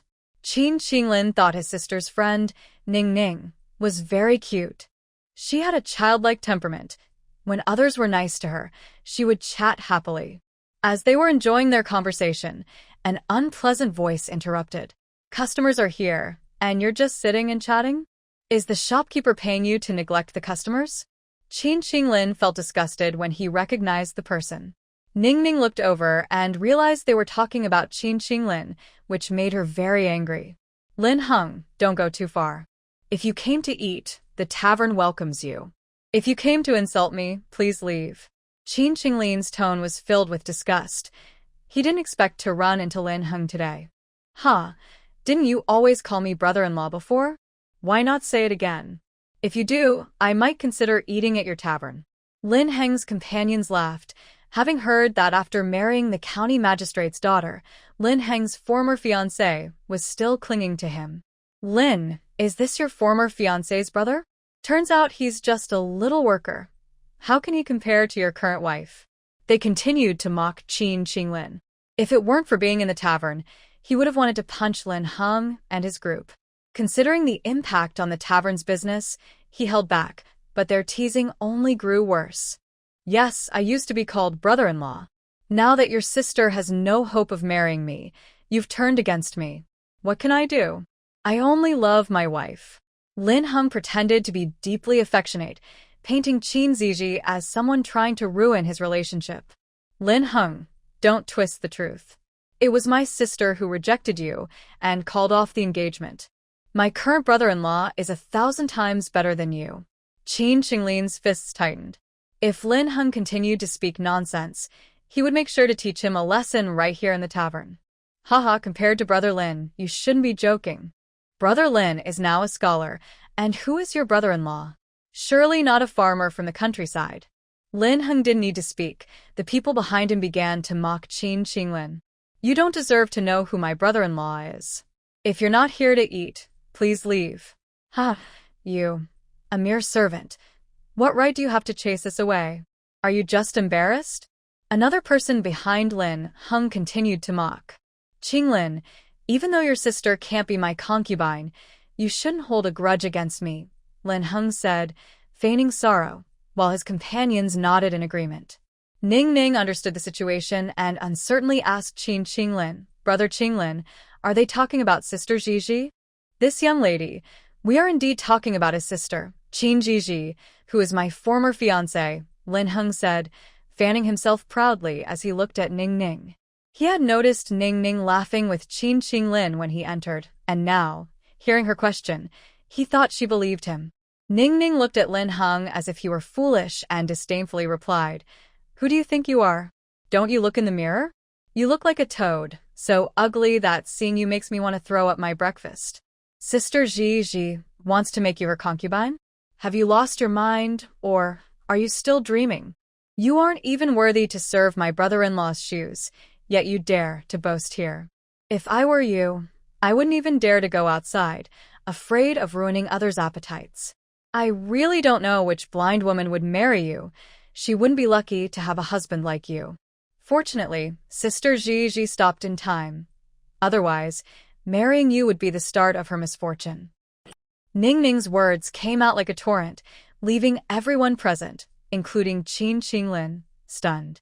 Who would have thought that such a sweet and cute girl could speak so sharply? You are lacking in manners, Lin Heng finally managed to say after a long pause, completely taken aback by Ning Ning's insults. Whether in the past or after marrying the daughter of the county magistrate, others had always praised him. Today, being scolded so harshly by a young girl, especially about his looks, made him furious. He had always believed that both the former Qin Zhizhi and his current wife liked him for his knowledge and appearance. Whether I lack manners is none of your business. You should reflect on your own character before trying to impose morals on others. Ning Ning's arrogant tone almost made Lin Heng faint with anger. Brother Lin, don't be upset. Let me help teach her a lesson. A man behind Lin Heng approached Ning Ning with bad intentions, but before he could reach her, Qin Qinglin kicked him away. He fell to the ground with a groan. Qin Qinglin worked at the tavern every day, quick on his feet, and though he looked thin, he was quite strong. Brother Qinglin, you're amazing. Ning Ning clapped her hands in excitement. The group lost face and, in their anger, surrounded Qin Qinglin and Ning Ning. Qin Qinglin felt anxious. If he were alone, he wouldn't mind getting hurt today, but he needed to take down those who spoke ill of Lin Heng with his sister. However, with Ning Ning there, the little girl his sister asked him to take care of, he couldn't let her get hurt. Ning when Brother Qinglin holds them off, you go find Sister San. Don't get hurt. Don't worry, Brother Qinglin. I won't hold you back. I've learned some martial arts, and today I'll stand up for Sister Zhi. Ning Ning was excited, finally getting a chance to fight. Qin Qinglin wanted to say more, but the opponents threw punches at him, mainly targeting him and not paying attention to Ning Ning. However, before they could reach Qin Qinglin, Ning Ning kicked one of them away first. Qin Qinglin was momentarily stunned but quickly joined the fight. Although there were 6 opponents, they couldn't get close to the two of them. When Zhizhi and Manager Wang rushed over and saw the scene in the tavern, Manager Wang was furious. How dare they cause trouble in his tavern? He wouldn't let it slide. He signaled to the waiter, who quickly closed the tavern doors. Qinlin and Ning had just gotten into the fight, but they were already feeling tired. Seeing that Zhizhi was completely unfazed, Manager Wang jokingly asked, "Aren't you worried your brother will get hurt? Who is that girl with him? She's quite skilled. Once trouble comes, there's no use in worrying. Life and death are at stake. If they don't back down, we fight." Zhizhi said in the gentlest tone while expressing the strongest sentiment. "Huh, I like your spirit." "Thank you, Uncle Wang." Zhizhi appreciated Manager Wang's support and kindness.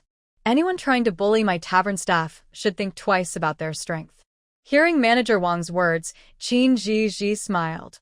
This protective uncle was truly lovable. Uncle Wang is so righteous. As an apology, today Zhizhi invited Uncle Wang to try the new dishes. "That's great. These clueless ones are somewhat useful. I might as well ask for more compensation later." Uncle Wang was very happy. Zhizhi was going to give the restaurant free recipes. In just a few moments, the fate of the people downstairs was decided. Zhizhi and Uncle Wang watched from the second floor, getting more excited as they observed. "I didn't expect Qingling to be so skilled. It's a shame to have him working here." This was Uncle Wang's first time seeing Qingling's fierce side. Usually, he greeted everyone with a smile, and the customers were very satisfied with him. He didn't expect him to be so powerful when it came to a fight. He's not wasting his talent. It's a blessing for him to learn from Uncle Wang. "Don't worry, I will definitely bring him out." "Zhizhi, why don't you tell them to stop? Otherwise, don't blame me for reporting you to the county office." Lin Heng had been kicked many times and was in pain all over. Qingling and Ning were particularly focused on him, so he was hit the hardest. "Lin Xiaokai, that's a strange thing to say. I didn't ask them to fight, so how can I tell them to stop? If you want to report me, go ahead." Zhizhi had an attitude of "if you can, go for it. I'm not stopping you," which made Lin Heng tremble with anger. "How dare you look at Zhizhi like that? You clearly haven't learned your lesson." Ning added another kick, feeling that Lin Heng's attitude towards her sister was too rude. Zhizhi laughed at the little girl's fierce expression and called out, "Ning, we are ladies. Come over here to your sister." Zhizhi walked down from the second floor gracefully, showing calmness and poise, not at all like a simple village woman. Ning listens to Sister Zhizhi. Ning instantly changed her expression and happily ran to Zhizhi's side. Ning is amazing. Zhizhi patted the little girl's head, feeling touched by her brave friend, someone worth risking her life for. Ning has lost some skill. She's not as good as before. If cousin finds out, he will tease her again. The strong-willed little girl feared nothing except her cousin's teasing. Ning is already very impressive. Look at your sister, who can't fight at all. Zhizhi smiled to comfort the little girl, worried she might feel sad. "Sister Zhizhi, it's okay if you can't fight. In the future, if anyone bullies you, Ning will take care of them." Ning's fist clenching made Zhizhi think she was incredibly cute. Several people were knocked down, so Qinlin also stopped. The others lay on the ground, moaning. They regretted coming out with Lin Heng today. He was reckless and nearly got them hurt. Now they no longer dared to act so arrogantly. They just wanted to leave quickly, fearing another beating. However, the innkeeper would not let them off easily. "Gentlemen, you come to our inn so early and cause trouble, breaking so many things. You can't just walk away. Innkeeper, we are the victims. They attacked us, so you should ask them for compensation," Lin Heng said, shifting the blame to Qinlin and Ning. He didn't believe the innkeeper would protect a young worker. "That's nonsense. You are the ones who spoke badly about Zhizhi first and tried to attack Brother Qinglin, which is why we had to fight back," Ning argued, feeling that Lin Heng was just full of lies and lacked the grace of a scholar. "Innkeeper, since everyone was involved in the fight, let's split the cost," Lin Heng suggested. He had money now but wanted to see Qinlin embarrassed, thinking the Qin family couldn't afford the damages. Since young Master Lin said so, they would split it. The accountant came to calculate the losses. He quickly took out an abacus, needing to tally up the damage caused by these reckless individuals. The accountant soon finished counting. Innkeeper, the total is 400 taels, 200 for each side. What? How could it be so much? Lin Heng asked in surprise. That's a strange question, young master. Do you think Aaron would cheat you? The items you broke were brought from the capital, the accountant replied. Zhizhi, do they really want to avoid paying, or do they not even have 200 taels? That would be too poor. Ning Ning's words hit Lin Heng hard. His family's money was managed by his wife, and he didn't have that much. You sound like you have the same amount, Lin Heng retorted. Of course I do. I have plenty of pocket money, Ning Ning said, pulling out several 100-tael notes from her pouch and handing 2 to the innkeeper. Innkeeper, count this. My father says honesty is important and we did break the items, so compensation is only right. All right, I'll accept this, the innkeeper said, taking the notes and encouraging them. Young Master Lin and the others should hurry up. Lin Heng only had 100 taels, and the other 5 pooled together another 100, reluctantly handing it over to the innkeeper. At this moment, the door of the tavern was quietly opened by a waiter, and the few people lying on the ground did notice that the door had been opened and closed again. Lin Scholar, we can't just let them go like this. You all wait here. I'll go report to the authorities and have the county magistrate bring us justice. One of the men, who had been beaten the least, said this and limped out of the tavern, leaving the others inside to wait for him to report to the authorities. Qin Zhizhi looked at them as if they were foolish, thinking they were stubbornly choosing a difficult path instead of a better one. Ning Ning was confused. The county magistrate they mentioned must be her father. She hadn't expected to see him after so many days away, and this surprise was even more than she had imagined. Qin Qinglin nervously called out to his sister, determined to take all the blame himself and not involve Ning Ning. Manager Wang and the entire tavern firmly supported Qin Zhizhi. The man left quickly and returned just as fast. He had not gone far when he encountered Constable Liu and reported the incident. Constable Liu was brought from the capital by the county magistrate. Although he was a constable, he was a trusted aide. When he heard that someone had attacked a scholar in the tavern, he took it seriously and immediately followed the man back to the tavern with some officers. Upon entering, he saw the county magistrate's son-in-law and several men lying on the ground, bruised and battered, which looked painful. Just as he was about to ask who had attacked them, he saw his young lady looking at him in surprise. Constable Liu was stunned. Why was his young lady here? Wasn't she supposed to be studying with her master in the countryside? His master mentioned it countless times a day. Constable Liu, we were attacked by them. You must help us. Lin Heng, upon seeing Constable Liu, felt as if he had found a savior. He got up and pointed at Qin Qinglin and Ning Ning. Constable Liu kicked Lin Heng and told the officers behind him, quickly inform the magistrate. A group of reckless people attacked the young lady. The officers received the order and ran out quickly.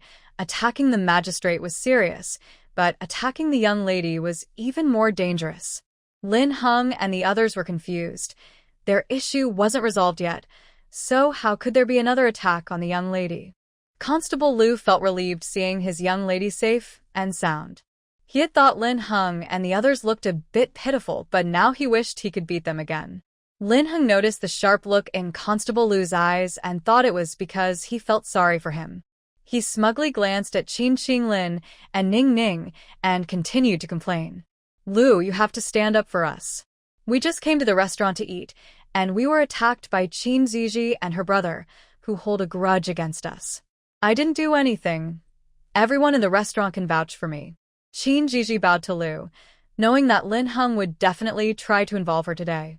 Liu, I can testify that Madame Gu did not attack anyone, said Manager Wang, directly contradicting Lin Heng. Even if she didn't hit me, she must have told them to do it. Lin, as a scholar, you should know better than to make baseless accusations. Can I report you to the county magistrate for slander? Qin Zhizhi looked at Lin Heng as if he were foolish, not understanding who he was provoking while still making a scene. You are lying. We arrived at the restaurant first, and you came later. How could Zhizhi know you would be here? Besides, Zhizhi was talking business with the manager. How could she have told us to attack you? How can you not understand something so simple? How did you even become a scholar? Did you just get lucky? Ning Ning was not going to let him off easy, hitting Lin Heng where it hurt. You're young. Don't speak so recklessly. Lin Heng's voice became more serious. He cared deeply about his status as a scholar. You're old enough to talk nonsense, so why can't I? You. Lin Heng was so angry, he couldn't speak. Who was this wild girl that seemed to be targeting him? Ning, you're amazing. Qin Qinglin admired Ning Ning's ability to make Lin Heng so furious with just a few words. Brother Qinglin, you just need to practice a bit more. I usually can't do this. It's just that he's so infuriating. The two were discussing how to insult someone, completely ignoring the feelings of those who had been beaten and scolded. Captain Liu asked everyone present a few questions and concluded that these people deserved to be beaten. Lin Heng still wanted to use his father-in-law's position to intimidate Qin Zhizhi and the others, but Captain Liu paid him no mind. Before long, Ning Kuan rushed in, having heard that his daughter was attacked. He rode in quickly, leaving everyone else far behind. As soon as Ning Kuan entered the restaurant, he spotted his precious daughter, who had been away for days, standing next to a young lady, smiling happily at something she said. Seeing his daughter safe and sound, Ning Kuan finally relaxed. Lin Heng's eyes lit up when he saw Ning Kuan enter. He recognized the county magistrate from when he had visited his father-in-law. I didn't expect my father-in-law to have such influence. His being attacked could actually prompt the county magistrate to intervene personally, and he looked quite pleased as he watched Qin Zhizhi and the others. Ning Ning, who had been happily laughing, suddenly felt wronged after not seeing her father for days, and tears started flowing down her cheeks. Qin Qinglin, thinking the little girl was scared, quickly comforted her, saying, Ninger, don't be afraid. It was all me who fought. It has nothing to do with you.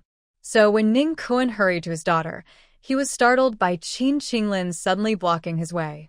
County magistrate, it was all my doing. Please take me away. It has nothing to do with the others.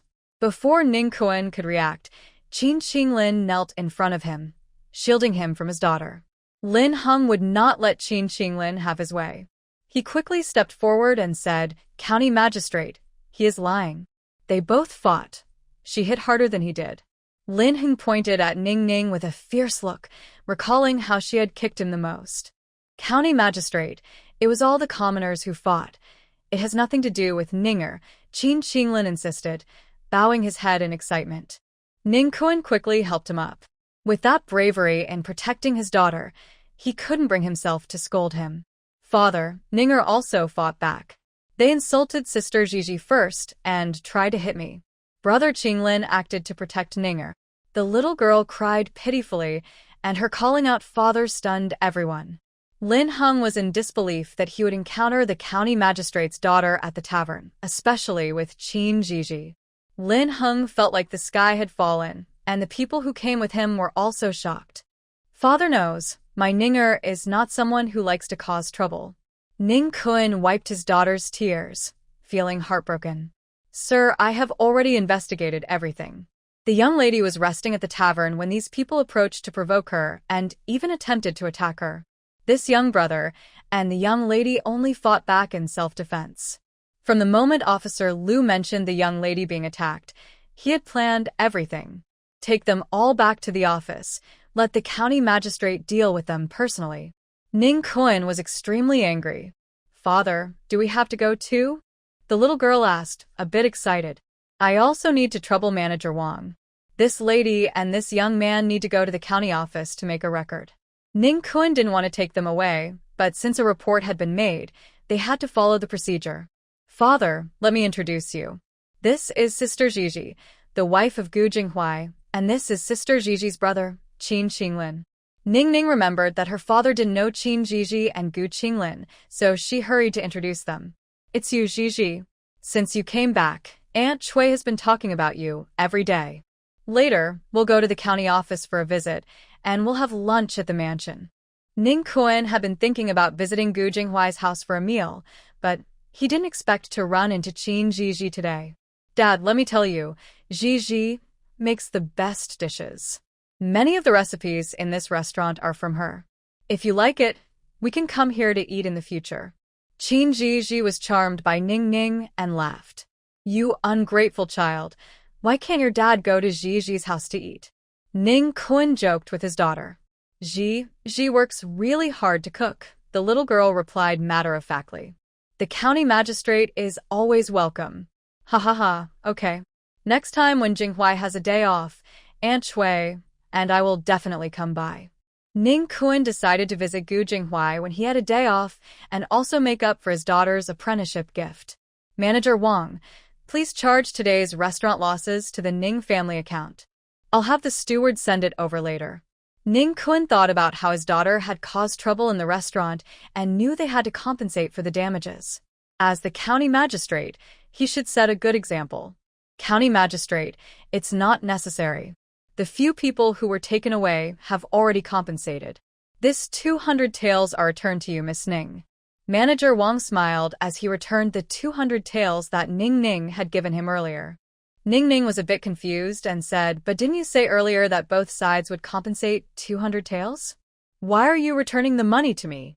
Miss Ning, I made a mistake while calculating earlier, so this 200 taels is extra. Besides, they started the trouble and should compensate fully. The accountant's words made everyone understand that the restaurant had intentionally miscalculated to help Qin Zhizhi and her friends. The restaurant never intended to ask for compensation from them. I see now, Uncle Accountant did it on purpose. Ning Ning's comment made everyone laugh. Miss Ning, it's just that I'm getting old and my memory isn't good. Thank you for understanding, everyone. Meanwhile, Qin He, waiting at the back door, had no idea what happened in the restaurant. It wasn't until he drove the cart to take a few people to the county office that he learned his daughter had run into Lin Heng again. Angry, Qin He wanted to rush into the county office to confront Lin Heng, but he was stopped by Qin Zhizhi. After learning that his nephew and Ning Ning had fought with Lin Heng, Qin He first praised Ning Ning and then patted his nephew on the shoulder. Good job, kid. When we get back, I'll tell your grandma about your great achievement. We've wanted to teach him a lesson for a long time. Thank you, Uncle. If I wasn't worried about the restaurant's business, I could have given him a worse beating. At Qin Qinglin's age, he was impulsive and had long wanted to confront Lin Heng for speaking ill of his third sister. When they arrived at the county office, it was just a formality. The others received a warning and were told to take him home. The county magistrate was so angry he wanted to slap Lin Heng. He had opposed his daughter marrying him from the start, but Lin Heng was charming and deceitful. His daughter insisted on marrying him, even threatening him and his wife. As they only had one daughter, they eventually agreed. Before the wedding, he warned Lin Heng to study hard and not cause trouble, and Lin Heng had promised to behave. However, after the wedding, Lin Heng couldn't quite control himself. He reminded him several times, but Lin Heng only pretended to agree while acting differently behind his back.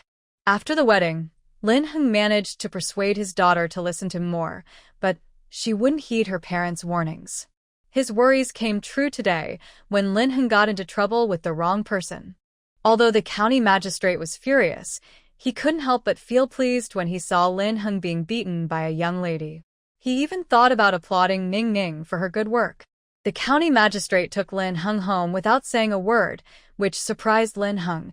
He expected to be scolded by his father-in-law. The county magistrate had no time for Lin Heng. After bringing him home, he went to share the news with his wife. His wife asked worriedly, "Dear, won't this cause trouble with the county magistrate's family?" In a good mood, he replied, "Don't worry, my dear. The county magistrate and his wife are reasonable people. Tomorrow, prepare a generous gift to thank Miss Ning. What if our daughter finds out and causes a scene?" The county magistrate's wife knew their daughter's temperament. If Lin Heng stirred things up, their daughter might indeed react strongly. Just tell her it's for her husband's future, that we're apologizing to the county magistrate's family. Lin Heng would be glad for us to go, and won't provoke her. I understand what to do, but I feel sorry for our daughter. If we're not around in the future, she will suffer. The county magistrate's wife was very worried, blaming herself for not raising their daughter better. Meanwhile, at the Ning residence, Ning Kuan had already sent someone back to inform Chui. Later, my daughter and Zhizhi will return to the house for lunch. As soon as Mrs. Chui heard the news, she asked the housekeeper to arrange for someone to buy groceries. She thought it was the Gu family and the Qin family accompanying her daughter back, and she was very happy. Since going to the government office was just a formality, the people the housekeeper arranged to buy groceries returned just as Zhizhi and the others arrived. Mother, Ninger is back. Are you happy? Ning happily ran to hug Mrs. Kui. Although Mrs. Chui felt joyful inside, she was a bit shy in front of so many people. You're already grown up. Why are you still acting like a child? Ninger will always be her mother's daughter. The little girl acted cute, and Mrs. Chui couldn't help but give in.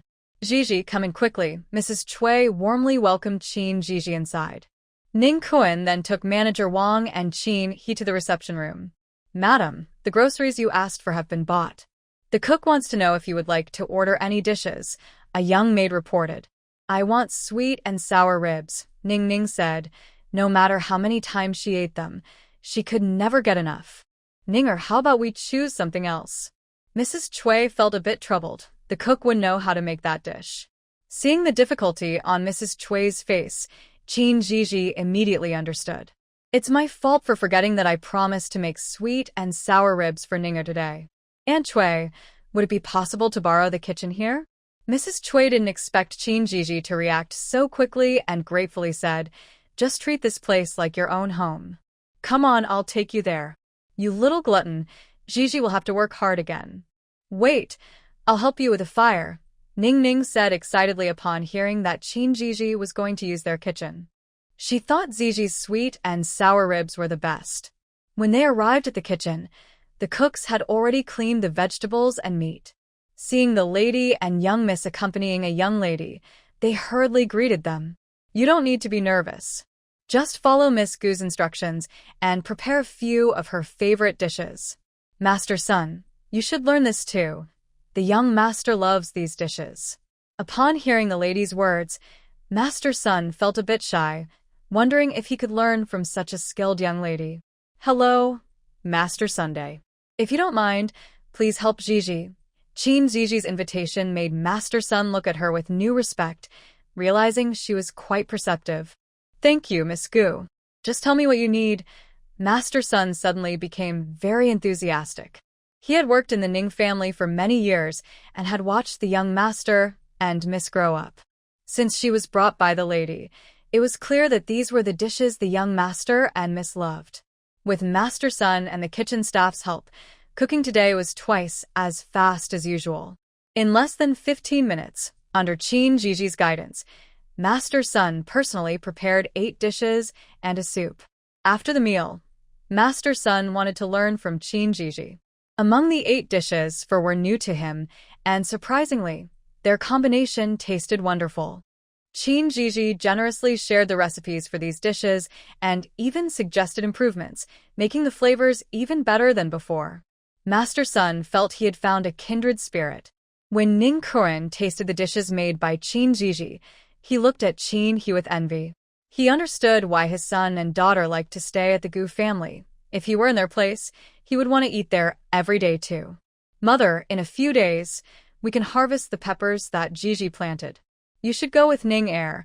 You love the stir-fried pork that Zhiji makes. Last time, when Madame Chui visited the Gu family, Zhiji made a stir-fried pork dish that Madame Chui really liked, and Ning remembered that her mother enjoyed it. All right, I was planning to visit your master with your father in a few days. Madame Chui indeed liked the stir-fried pork and was looking forward to having it again. Last time Aunt Chui came, the peppers were still a bit young, so the stir-fried pork didn't taste as good. It should be better in a few days. Zhiji wasn't completely satisfied with the last dish, but since Madame Chui liked it, she planned to make it again soon. What kind of peppers are you talking about, father? I've never heard of such a crop. Ning Kuan was very curious about what they were discussing. Father, peppers are something you can eat. When they first grow, they're green and spicy, and when they ripen, they're red. Eating them makes you feel warm and can even make you sweat. Ning Ning described it in her own words, making Ning Kun even more curious. Such a magical thing exists? I want to see it too. Zhizhi, when do you plan to harvest the peppers? I want to go and see. Ning Kun felt that since his daughter spoke so highly of it, he should go and check it out himself. If all goes well, it should be the day after tomorrow, just when my husband and brothers have a day off. Then I will join you and Aunt Chui. Ning Kun's timing was perfect for a family outing. You're welcome.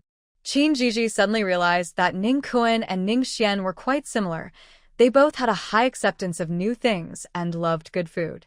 Zhizhi, my niece, were you lucky enough to see the chili pepper picking the other day? Previously, Manager Wang only knew that chili peppers could be used in many dishes, but after Ning Ning described it, he wanted to see it for himself. Of course. The restaurant can serve this dish the day after tomorrow. We can pick them fresh and send them straight to the restaurant. Although chili peppers can be stored, Zhizhi thought fresh ones tasted better. Ha ha, great. We're on the same page. Do you have enough help on your side? If not, I can send someone over to assist. Manager Wang now looked at Zhizhi like a treasure. Last year's stir-fried chili pork was very popular, and he had already arranged with the owner to serve this dish in the restaurant today. This year, the demand for chili peppers was a bit high, and he had raised the price slightly, signing an agreement with Zhizhi to sell only to his restaurant. No need, Uncle Wang. I've already asked the village head to recruit workers from the village, so everyone can earn some money at home. Zhizhi always insisted on using local villagers as long as they worked hard. She was very willing to help. Zhizhi, you are as capable as any man. Manager Wang admired Zhizhi. She had given the fish delivery job to a relative and taught them to bring bean sprouts to the restaurant, while also hiring local women to work in her workshop. Helping the rich to uplift the poor, Zhizhi hopes everyone in Qin Family Village can have enough to eat. Thinking about her previous life of luxury and seeing how hard the villagers worked, Zhizhi really wanted to help them. Ning Kun was taken aback. He didn't expect Zhizhi to have such grand ambitions. Zhizhi, it's a pity you're a girl. If you were a boy, you would certainly match Jinghuai. County Magistrate Ning, you must not let my husband hear that. If he knew, he would want me to study, and that would be terrible. I don't like that. Zhizhi's joke lightened the mood at the table. During the meal, the Ning family confirmed their visiting time, and Manager Wang set the selling date for this year's stir-fried pork. After lunch at the Ning residence, Mrs. Chui kept Zhizhi for a chat. Ignoring her objections, she gifted her a beautiful hairpin. In their conversation, Zhizhi learned that Mrs. Chui had low blood sugar. She exchanged a small porcelain bottle of chocolate beans with Wan to give to Mrs. Chui. Aunt Chui, thank you for the hairpin. Please take this. Whenever you feel faint, eat 2 to 3 pieces, and you'll feel better quickly. Chui was very surprised. She had seen many doctors who were helpless, but she didn't expect that Zhizhi would say that just a few pills would help. Chui looked at the delicate porcelain bottle, thinking it contained precious medicine, even though she was actually afraid of bitter tastes. Aunt Chui, open it and try one. Seeing Chui's expression, Zhizhi realized she had misunderstood and smiled, encouraging her to try.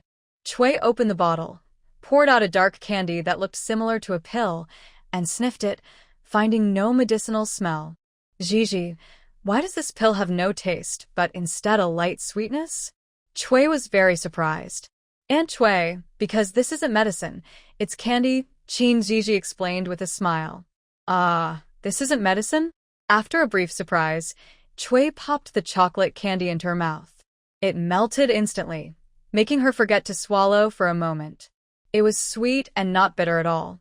Zhizhi, this candy is so delicious. Aunt Chui, you need to eat breakfast on time after getting up in the morning. If you forget and feel dizzy one day, you can have a few of these. Zhizhi guessed that Chui might have low blood sugar, which is why she suggested eating breakfast regularly. Aunt Chui will listen to you. With the chocolate candy, Chui was very happy.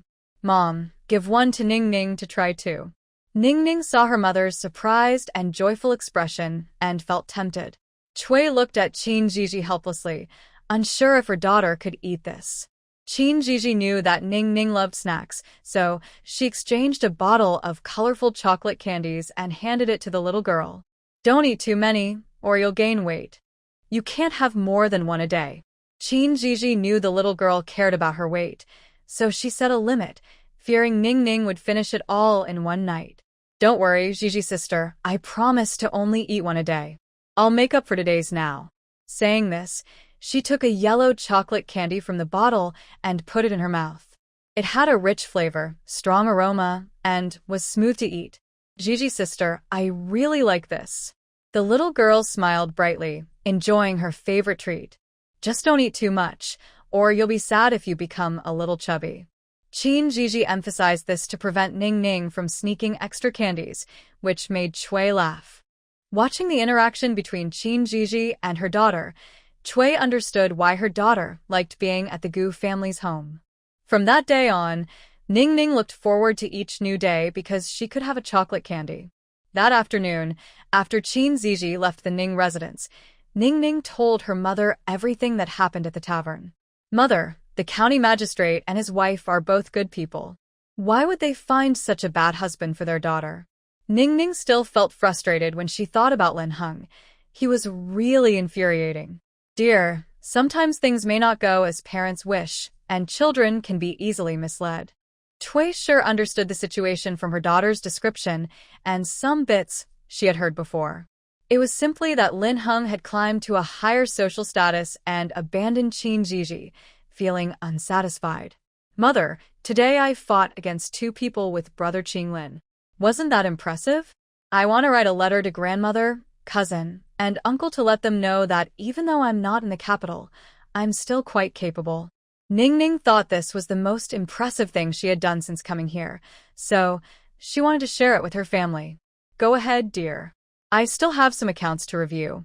Chui sure was the head of the household and was quite busy every day. Ning Ning didn't realize that her bragging letter would bring her father some trouble. Their county magistrate was first scolded by his mother for 3 pages of letters, then reprimanded by his elder brother, and even his nephew reminded him to take good care of his sister. Ning Kun felt helpless and wished he could catch Lin Heng and give him a good talking to for causing trouble. Meanwhile, at the Qin family, although Qin Qinglin and Ning Ning won the fight, it was hard to take on 4 opponents, and he had to protect Ning Ning, so he still got hurt.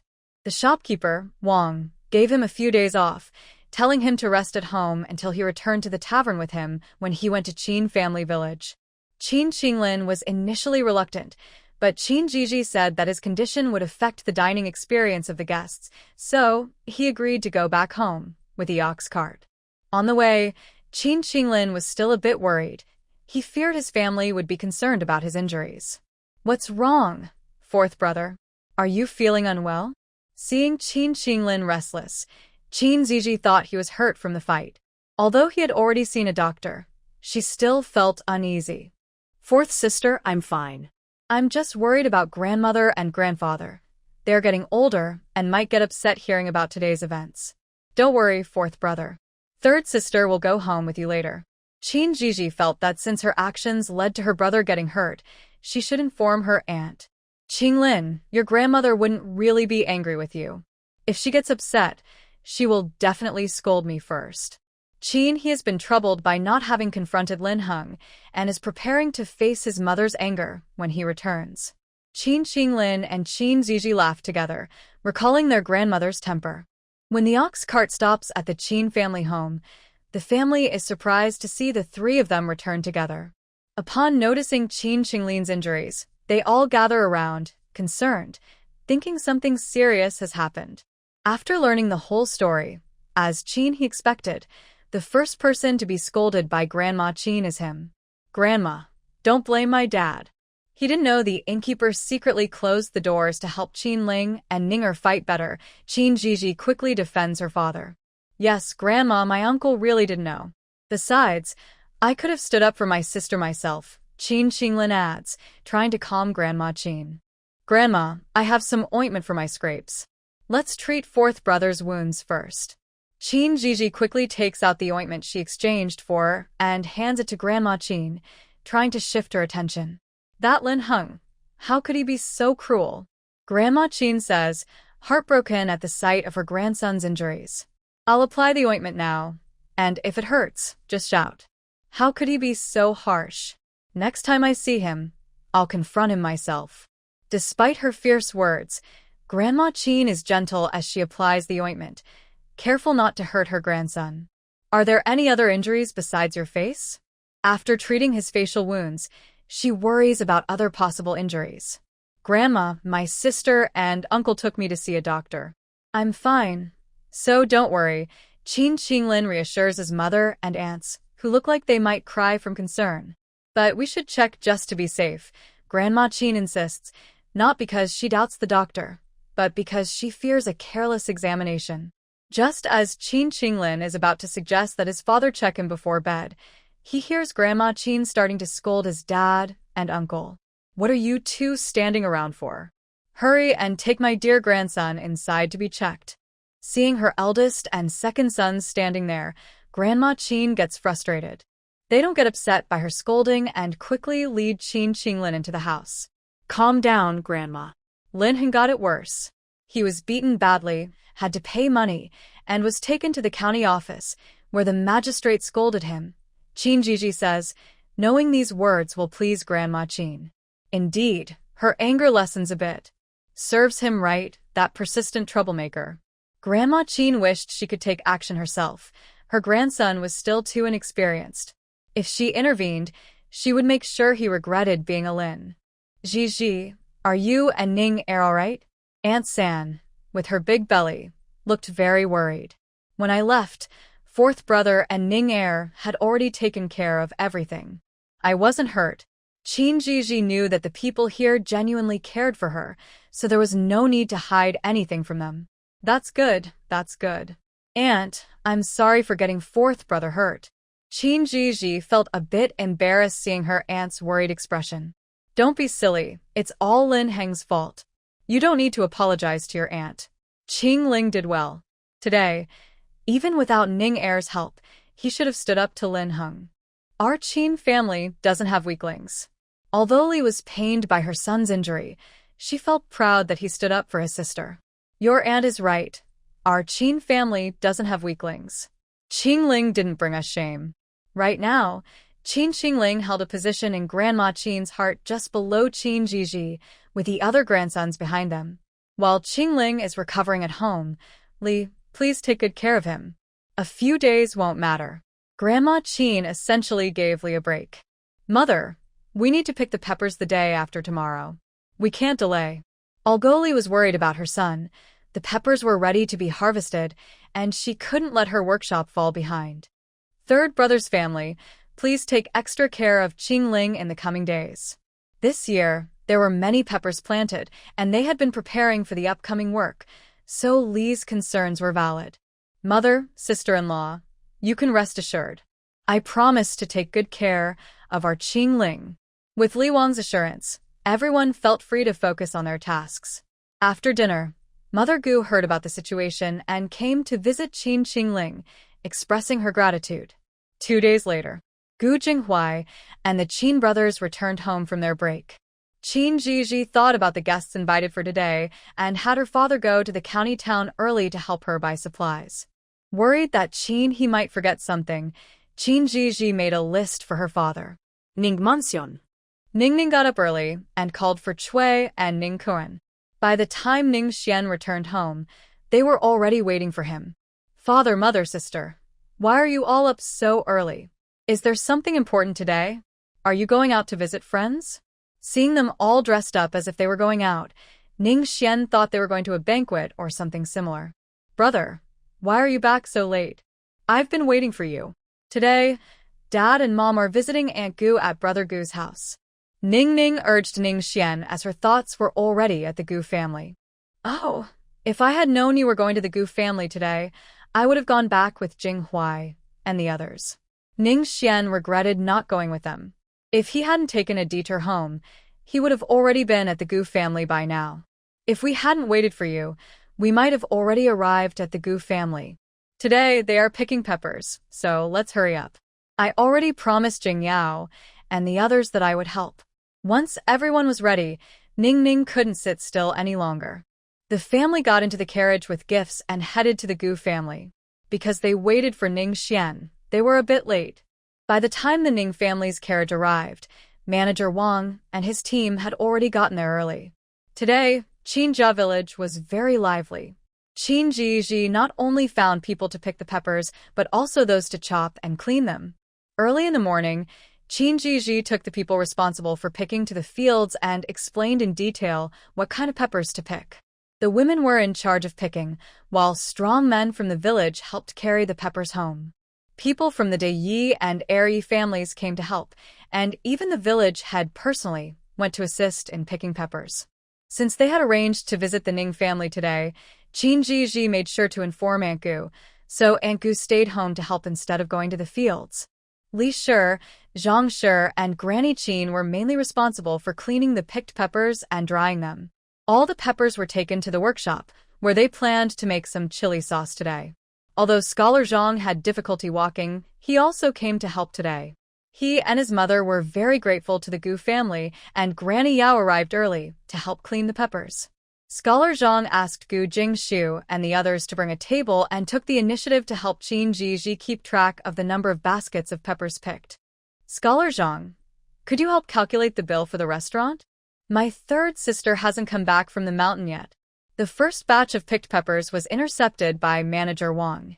Since Qin Zhizhi was still in the fields and Manager Wang and Qin Qinglin wanted to return to the restaurant early, Qin Qinglin had to ask Scholar Zhang for help. Of course, you go get your grandfather to weigh the peppers and call Jingshu to help me with the accounts. Thank you, Scholar Zhang. I'll go right away. Old Man Qin and Gu Jingshu were not far away, and Qin Qinglin quickly called them over. Then Old Man Qin took charge, Scholar Zhang calculated the costs, and Gu Jingshu supervised. They quickly weighed the several baskets of peppers needed by the restaurant and figured out the payment. Shopkeeper Wang directly handed the money to Scholar Zhang to pass on to Qin Zhizhi, while he hurried back with Qin Qinglin and the peppers. Wang calculated the time in his mind, hoping they wouldn't delay the restaurant's lunch, which included a stir-fried meat dish. Scholar Zhang counted the money again in front of Gu Jingshu, and then put it away to give to Qin Zhizhi later.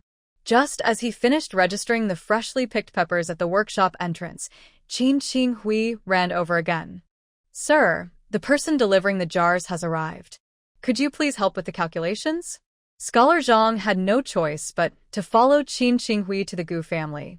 When he arrived, Old Man Qin and others had already counted the jars, and they just needed to settle the payment. Scholar Zhang helped with the accounting and took some money from what shopkeeper Wang had given him to pay the jar delivery person. Seeing so many jars outside the Gu family's yard was not ideal, so he arranged for people to move them to the workshop. Just when Scholar Zhang thought he could finally take a break, Gu Zheng ran over again. Sir, the county magistrate has arrived.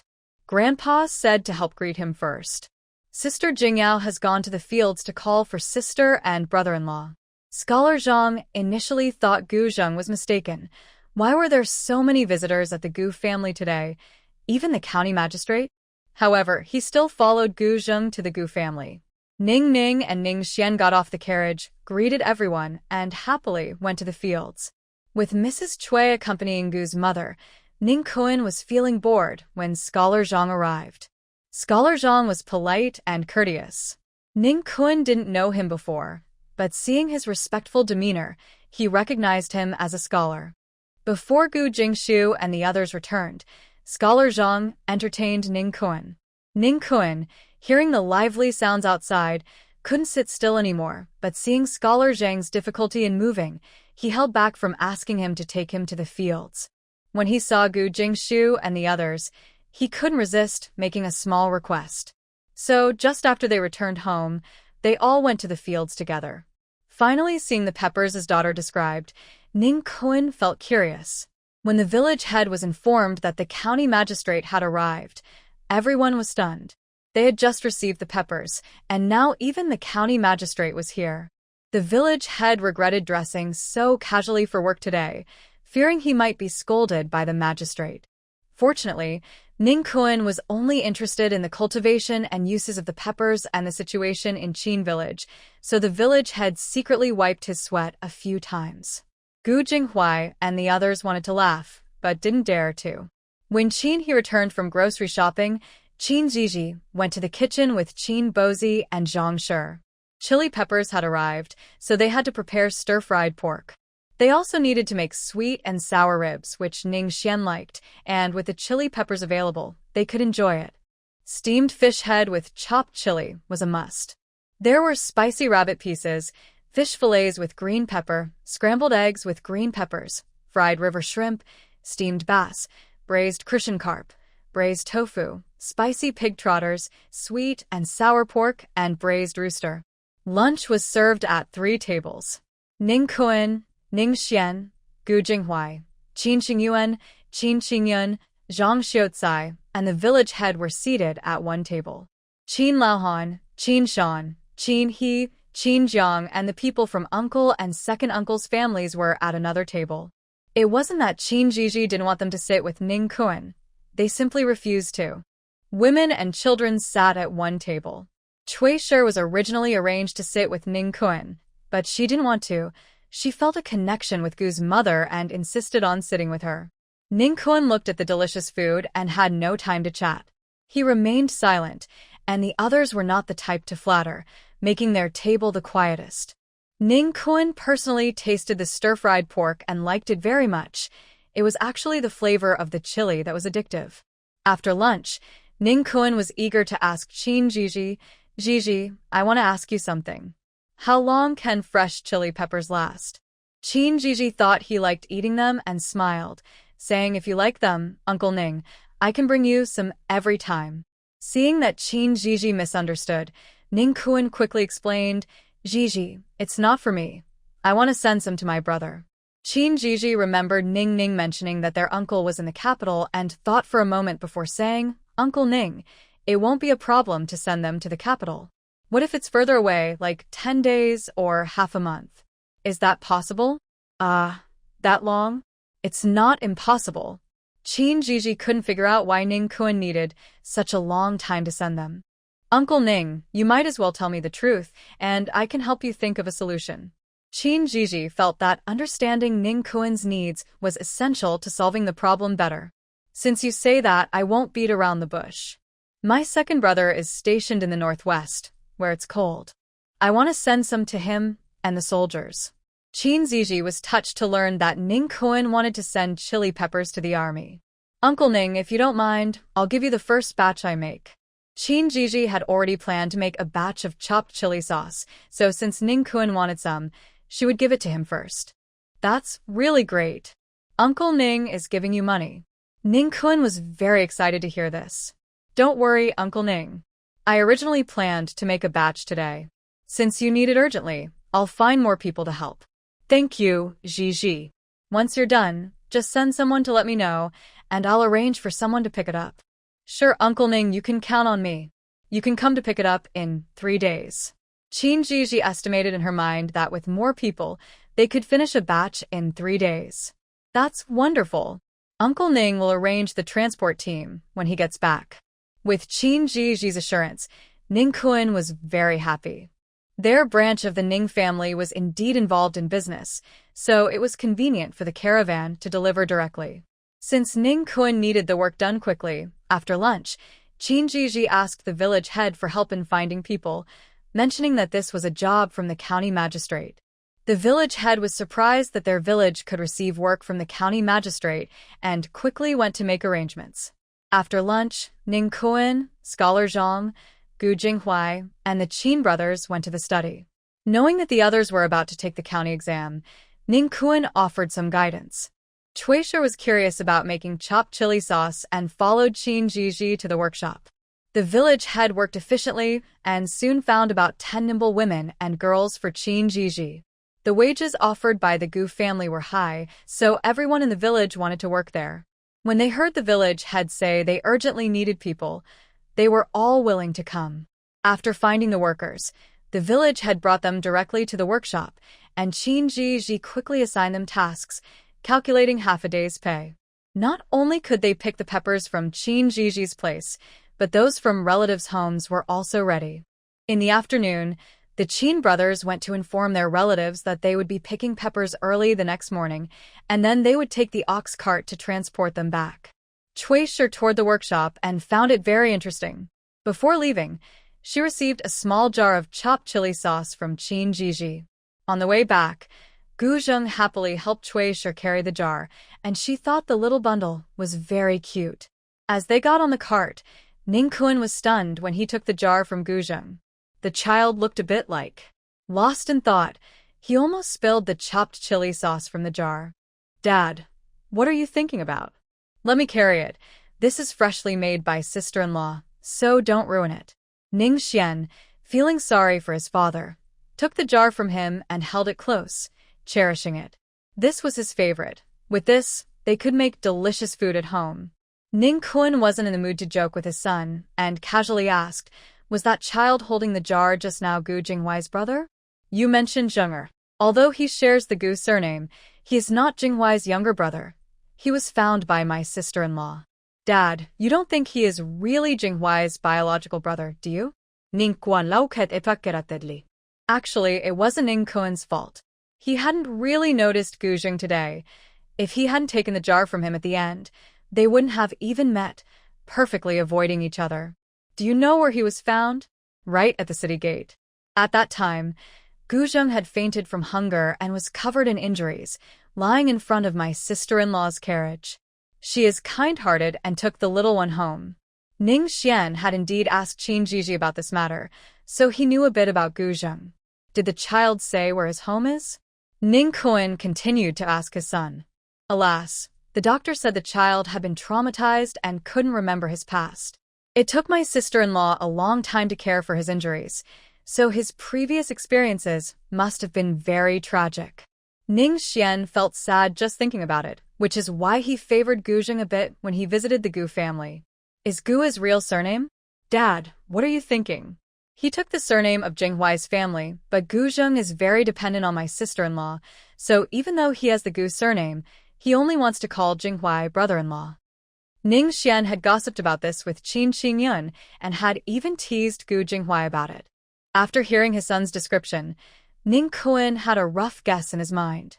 Seeing his father deep in thought, Ning Xian felt a bit nervous and asked, "Dad, you don't think the Gu family adopting Gu Zheng is illegal, do you? You don't want to take him away, right?" Ning Kun was stunned by his son's line of thought. "What nonsense are you talking about? Am I that kind of person? Then why do you keep asking about Gu Zheng? You said you weren't interested." Ning Xian was now wary of his father, fearing that he might actually take Gu Zheng away, making it difficult for him to visit the Gu family for meals. "You little rascal, what are you saying? I just asked a few more questions, and you think the worst of me. Is it because I haven't scolded you lately?" Ning Kun was almost infuriated by his son. He had only asked a few questions, and the little rascal had imagined so much. "Dad, whether you have thoughts or not, you should stop. Your precious daughter is still at the Gu family. Think carefully," Ning Xian advised seriously, while Ning Kun helplessly rubbed his forehead, wondering why this little rascal was so off track. At least his daughter was thoughtful. Cui had long been used to the banter between the father and son. The eldest son was taught to be well-behaved, while the younger son was raised to be lively, but it seemed they hadn't found the right balance, resulting in this situation. But the son also brings a lot of joy to the family, so Cui feels it's okay. However, seeing her husband act so strangely, she thinks Gu Zheng must have some secrets. After returning from the Gu family, Ning Kun hurried to the study. Ning Xian couldn't help but complain to his mother. "Mother, look at father. He isn't still thinking about Gu Zheng, is he? You really need to talk to him. Don't say such nonsense. Your father has been busy all day. He must have official matters to attend to. Don't make things worse." Cui was quite troubled by her son's thoughts and tried to distract him. "Don't you like that chili sauce? Hurry and have a servant take it to the kitchen for Master Sunday. If you wait too long, you won't get to enjoy it with dinner." "Thank you for the reminder, Mother. I'll take it myself. This sauce goes perfectly with egg pancakes. Let's have egg pancakes with rice porridge for dinner." Ning Xian thought about the egg pancakes and rice porridge that Zhizhi made last time, and he could almost taste it. All right, your father and I are not picky. We can eat anything. Chui had never tried egg pancakes or this chili sauce, and she felt a bit curious after hearing her son. Okay, then you go rest in your room for a bit. I'll go to the kitchen and talk to Master Sun about dinner. Ning Xian happily went to the kitchen to find Master Sun with the jar. Chui was indeed tired and prepared to lie down with the maid's help. Ning Xian arrived at the kitchen and showed Master Sun the chili sauce that Zhizhi sent, explaining its uses. He also described how to make egg pancakes, and Master Sun immediately tried it, successfully making a few. Master Sun, I think adding more eggs would make it taste even better. Ning Xian felt that there weren't enough eggs, and the texture was a bit different from what Zhizhi made. Master Sun added a few more eggs and cooked another one for Ning Xian to taste. This tastes much better. It's closer to what sister-in-law made. Hearing that it was similar to what Zhizhi made, Master Sun was very happy, feeling he had unlocked new cooking skills today. He couldn't help but think how nice it was to have a food-loving young master in the house, as it helped improve his cooking skills. Ning Xian asked Master Sun to make another one, then rolled it up with the chili sauce and shared half with him. The unique taste of the chili sauce made Master Sun fall in love with it immediately. His young master truly had a talent for food, discovering such a unique way to enjoy it.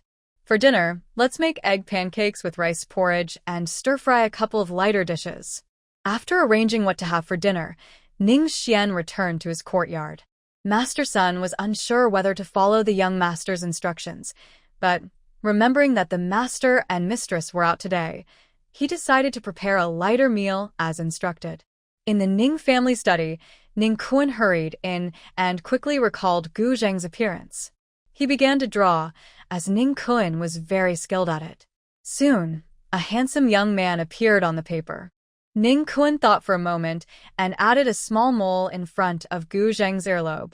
Gu Zheng's mole was small and hard to notice unless looked at closely. If Zhizhi saw this drawing, she would surely admire Ning Kun's observation and memory.